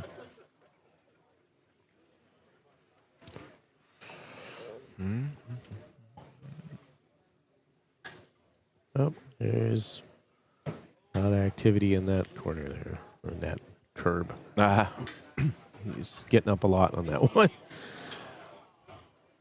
Okay, so we've got George on 81, Mike on 80. Let's get rid of the popcorn. Yeah, Greg, this is going to be it tonight. We'll do semifinals and then finals, and then that'll be. Greg's asking if they're going to race tomorrow, and that's be no racing tomorrow. Okay, no, all done tonight. Yeah, all done tonight. So it'll be in separate streams. So if you want to stay tuned, tune back into it.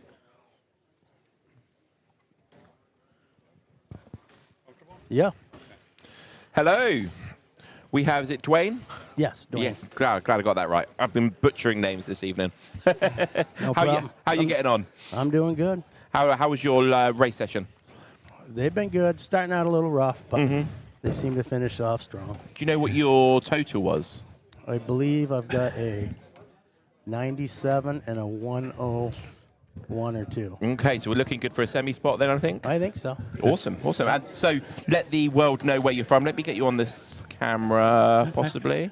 The other one. It should be facing you guys now. There it is. I'll sit back. There we go. So this is what everyone can see. So introduce yourself. Let me know where you're from. All right. My name is Dwayne Jarvis. Yeah. I'm from Heartland, Vermont, but I have a MSR Racing building in Windsor, Vermont. Okay. So MSR stands for Main Street Racing. Yep. Right. And how long have you been? How long have you been there, Dwayne? I've been there since 21. Since 21, Yep. right? And you have a rather unique track. Tell us a little bit about your track. Yeah. So it's a routed track, but I elected to make it out of 5/8. Well, it's a plastic material. Mm-hmm. It's got a little texture to it. Is it Sintra? Like kind of? Well, it's kind of a soft plastic, but okay. I can't remember the name. I was in the machining industry for a while, so. It's not Perspex then? No. Okay. Yeah, but so I picked it because it's supposed to be less susceptible to heat, shrinking and growing, but it still does a little bit. Okay. But, do you like it? I mean, are you? Oh yeah, cool. we, All right, we cool. like it now. Yeah, started out a little rough. As a matter of fact, I think I talked to Steve way back when I built it. And said, "Man, this thing is slippery." Yeah. But now we've got a handle on it. So. Yeah. And the running length on that track? Is 192 feet. Right. So you guys haven't seen it. It's not configured, obviously, like these tracks and stuff, but the length and the distance, from the driver stations and stuff. Yeah, it's a whole different look because this one seems to be deeper than it is wide as far as the drivers are concerned. But my track is not as deep, but it's a lot longer. Right. So my straightaway is like 36 feet or 34 feet. These are probably only 20 or 24 or something like that. So it's a little configured quite differently, actually. Right. And then tell us about your race program and, what days or nights do you race? Yeah, so we're open on Monday nights. We call it Monday Night Round Racing. That's for, well, I'm going to say pros, but it's for the guys that've been doing it all, for years. Right. And then I have the same exact thing. It's a little 5-week series. I have the same thing that runs on Friday nights, which are more for amateurs and guys that want to get into the game. And, so we run the identical cars and identical, weeks. We run it the same way, 5-week series. So, once the kids come, and actually, well, it's still mostly grown-ups that come, but once that series starts, they're all. The thing I like is when the kids start looking at the points, and like Chuck always helps me, so I say, look at the points. They're they're starting to get into it now, and that's what I like. The competition part of it, So, absolutely, yeah, it's pretty cool. Yep. So, and you've got quite a contingent here. You've got. I brought 9 of us. 9 of us. All right. All the way from Vermont. Yeah. I hope you got bulk booking discount. We did, actually. I think they're treating us pretty good at the hotel. Yeah. Yep. Yeah, kids. And how long was the drive out here, Dwayne? Took us about 11 and a half hours. Okay. And you came out like Niagara Falls, Buffalo, up that way, kind of the northern route, Lake Erie. Yep. And it was actually a good ride. Good ride. So a couple of vans? Is there a couple of cars? One van. One van. Actually, 2 of my guys actually drove their own rig because Mike had to work. So so he left a little later. But right now, as I recall, when you first opened up Main Street Racing, you were mostly racing like Carrera, Pioneer. Not a whole lot of tuning and modifications and stuff like that, right? Right. And then somewhere along the line, I suspect you probably got corrupted by Dickie Pearson. A little bit, yeah. Right. You started sneaking some, some Slottits and some NSRs onto the track, and guys. We've had quite a few series and weekend interviews, runs with Dickie. Right. And so what kind of so the classes that you run now? What kind of cars do you mostly run in these classes, Dwayne? Well, I kind of let the guys that have been doing it a while. We kind of pick. As we're finishing one, we talk about what we're going to run next. So we still run Carreras, we still run Pioneers, but we do run, we do mostly run NSRs, both the GT and the classic ones, and obviously now we're going to be running some Scaleautos. Right. I'm just going to jump in super quickly. We're in the last 50 seconds of this heat, so let's just get the rundown of what's going on. We've still got George in the lead, and Mike is trying to chase him down. He is just over a lap behind, though, so I think the battle for the lead is probably gone for Mike. The battle for second place, Brandon isn't that far behind Mike either, so there could be a change for second place with 30 seconds to go. George is on 95 laps. He should be able to get 2 more in that will take him to 97. Very respectable. If you haven't pressed that like button, please press it now. Remember to press that cowbell when you subscribe. It looks like George is going to be winning this bit. It looks like Mike's going to be second. Brandon's going to be third, unless it all changes in the last 10 seconds. And then we'll get back to Dwayne's chat. Yeah, that's the order. George, Mike, and Brandon. Good racing, guys. Let's give you a little round of applause. And we'll come back to our interview. There we go. Sorry about that, guys. Okay. Yeah. All right. So before Ian so rudely interrupted us. Sorry about that. The brakes on the side is so annoying, to be honest. Yeah. What types of cars, Dwayne? Like I said, we still run Carrera, Pioneer, NSRs, right, and of course Scaleautos now. But I also have, and honestly, so what I do is I run 15 racks of cars, like well, I get 2 different ways. So we run round racing on Mondays and Fridays, and then we run leagues on Thursdays. Thursdays is a 5-week series also, and we pick out, we kind of take a vote on what we want to run, and it's basically what guys already have for cars. So, but they want to get in these hypercars now, so I'll buy a boatload of those, and we'll new class, and that's the way it works. We just pick. So we're pretty much running everything. We're in Slaudits. Right. We have, that's a good class, and everything we run and sell there. So nice. And you've also hosted some endurance races. Yep. In fact, we got a fall fiasco coming. Dickie's putting that on. He puts that on every year. How many hours is that going to be? 8 hours. That's an 8-hour race. Okay. Yeah. Team event. And how many teams? How many lanes on the track? 8 lanes. 8 lanes. It's going to be 8 teams of 4. Yep. Which I think it's already getting full. So. Right. Yeah. Right. And that's great. And if people want to, let's say somebody wants to get involved, they might be listening on the stream, wasn't aware that Main Street Racing exists. How do they reach out to you if they want to get involved? Find us on the website, mainstreetracingbt.com. Vermont, yeah. okay, .com. Yeah. All right. And if people are vacationing up in New England and stop in, they want to stop in, should they call first or just to make sure you're open? They can. Well, yeah, I probably could call me or something, or go on the website and the hours are there. Yep. I've been doing Sundays. I've been there every Sunday for, well, this Sunday obviously I'm not, but I'm putting on birthday parties. That's been, very popular birthday parties. Now normally I will slow down in the summer. Obviously nice weather and hey, you want to get out and do stuff. Yes, but so far it's been so busy, and I've told all the guys as soon as it gets down below 6-7 guys a night or something, I'm going to close for that night. Yeah, but it hasn't. So it's actually ramping up on Fridays because it's the new people. A couple new guys will show. Yep. They'll bring a couple. They'll sit in the bleachers and watch, and then next week those 2.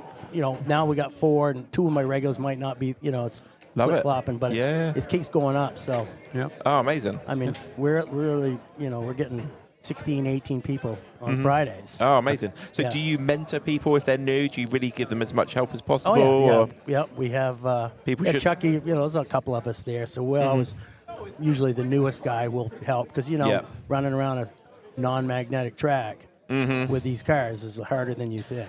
Oh, yeah. And I suppose the more you help them, the less they crash, the less you have to marshal. Exactly, yeah, for sure. So then it's funny because as the weeks go, you got only 2 or 3 weeks, and these guys start to pick it up. Well, then you have new guys come. They don't have it picked up yet. So, of course, the newer guys want to run the voltage up.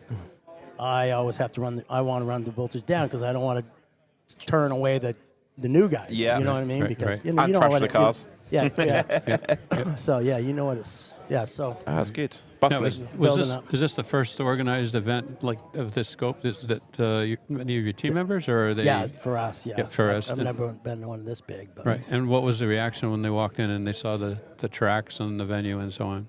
It was wow, actually. Yeah. I mean, they weren't ready, but right. That should change the next time. But Now, I would definitely come. We would definitely come again. We've already talked about it. So. Now, is everybody racing one class or the other class, or is there a mix? Mix. It's a mix. Yeah. So you got some guys running Yeah. GT4, some guys running GT3. Right. Yeah. So where did you find these? Is it Lapierre? Yeah. Is that how they pronounce that name? Yeah. Where did you find these guys? Well, they just came over from Claremont. Yeah, they're just. They're good. They're 15 minutes. Oh yeah, they're good. they're tearing it up. They've been doing it their whole lives too. So. Right. Yeah. Yeah. No, they seem to be having a good time, and they're. Jaden's. Well, they're always the ones to beat. In our group, Mm-hmm. like round racing on Monday night. It's Mike or Jaden. Okay. Oh wow. Cool. Yeah. They seem to be doing very, very well. Yeah. Real Very good well. characters. I like them. They're very Yeah. easy to talk to. Very nice. Yeah, very they're friendly good and open. people. Yeah. Yep. So. Unlike myself, good man. They're nice. You're a little bit more grizzly and hard. Yeah, right. All right. So, how long have you been involved with slot cars, Dwayne? Since I was 5. Okay. But I'll be honest with you, I never touched the 30-second scale until 21. Okay. Until I built this track. When I built the track, Mm-hmm. the first cars I bought I bought a bunch of Pioneers. Okay. And because I like the legend cars. Yeah. Because that's what I raced Yeah. when I was young. So, of course, I bought those, and I think I talked to you about these tires. The tires, they yeah. suck, and Yeah. I hate the track now, but now it's good. But Yeah. so yes, so that was the first time I ever drove a 30-second car was in 1921, but 2021. Oh, so that was at HO or 124th? Or? It was always HOs. HO. Okay. Yeah. In fact, I still got a huge track, comparable to the one I have now, upstairs in a huge room that I built for all my buddies. It's a 100-footer. Yep. But it's still 8 lanes, and it's the same plastic I built this one out of. So it's kind of. Oh, cool. Yeah, it's pretty cool. Yeah. Wingman 7728 says great programs, Dwayne. Oh, thanks. Yep. Appreciate it. Yep. All right. Any other questions for Dwayne?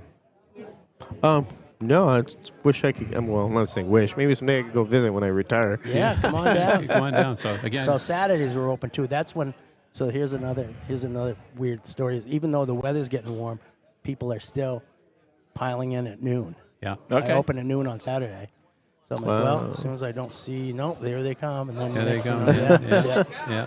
Yeah. All right. Yeah. All right. So again, Dwayne Jarvis, owner of Main Street Racing, MSR in where is it? Windsor, Vermont. Windsor, Vermont. Yeah. Windsor, Vermont, Yeah, and right on Main Street. Right on Main Street, and Yeah. it's Main Street Racing VT Vermont.com. If you want to get a hold of Dwayne. So, Cool. Dwayne, thank you very much for spending a few minutes with us. Nice talking to you, Thank Dwayne, and meeting you because I never met you. Pleasure. There we go. Take it easy. Take it easy. See ya. We'll keep an eye out for you in the semis.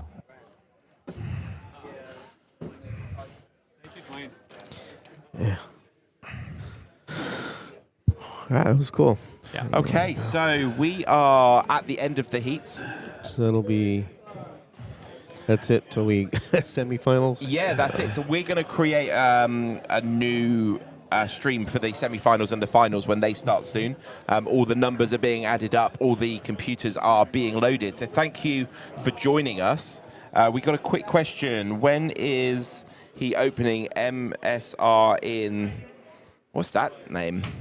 I have no idea. Typo? I don't know. Oh, can't answer that question. No. He says, oops. Sell him some trucks. Yeah, there'd be a hoot running around on that track. What's that? The 190-foot.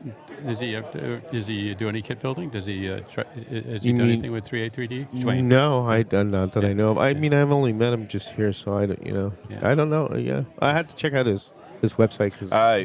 Ogden, Utah. Oh, That's the type. Utah. Okay, well, that's quite a stretch from Vermont. Right. Good. So we're going to wrap up this stream because we're going to be coming back with the semi-finals and the finals in a little bit. We're going to go and have a break, have a refresh, get some energy. Yes, definitely. And we will be back with the semi-finals and the very exciting final. So we will catch you very soon. Thank you for joining us. Hit that like and subscribe, and we will see you very soon. Thank you.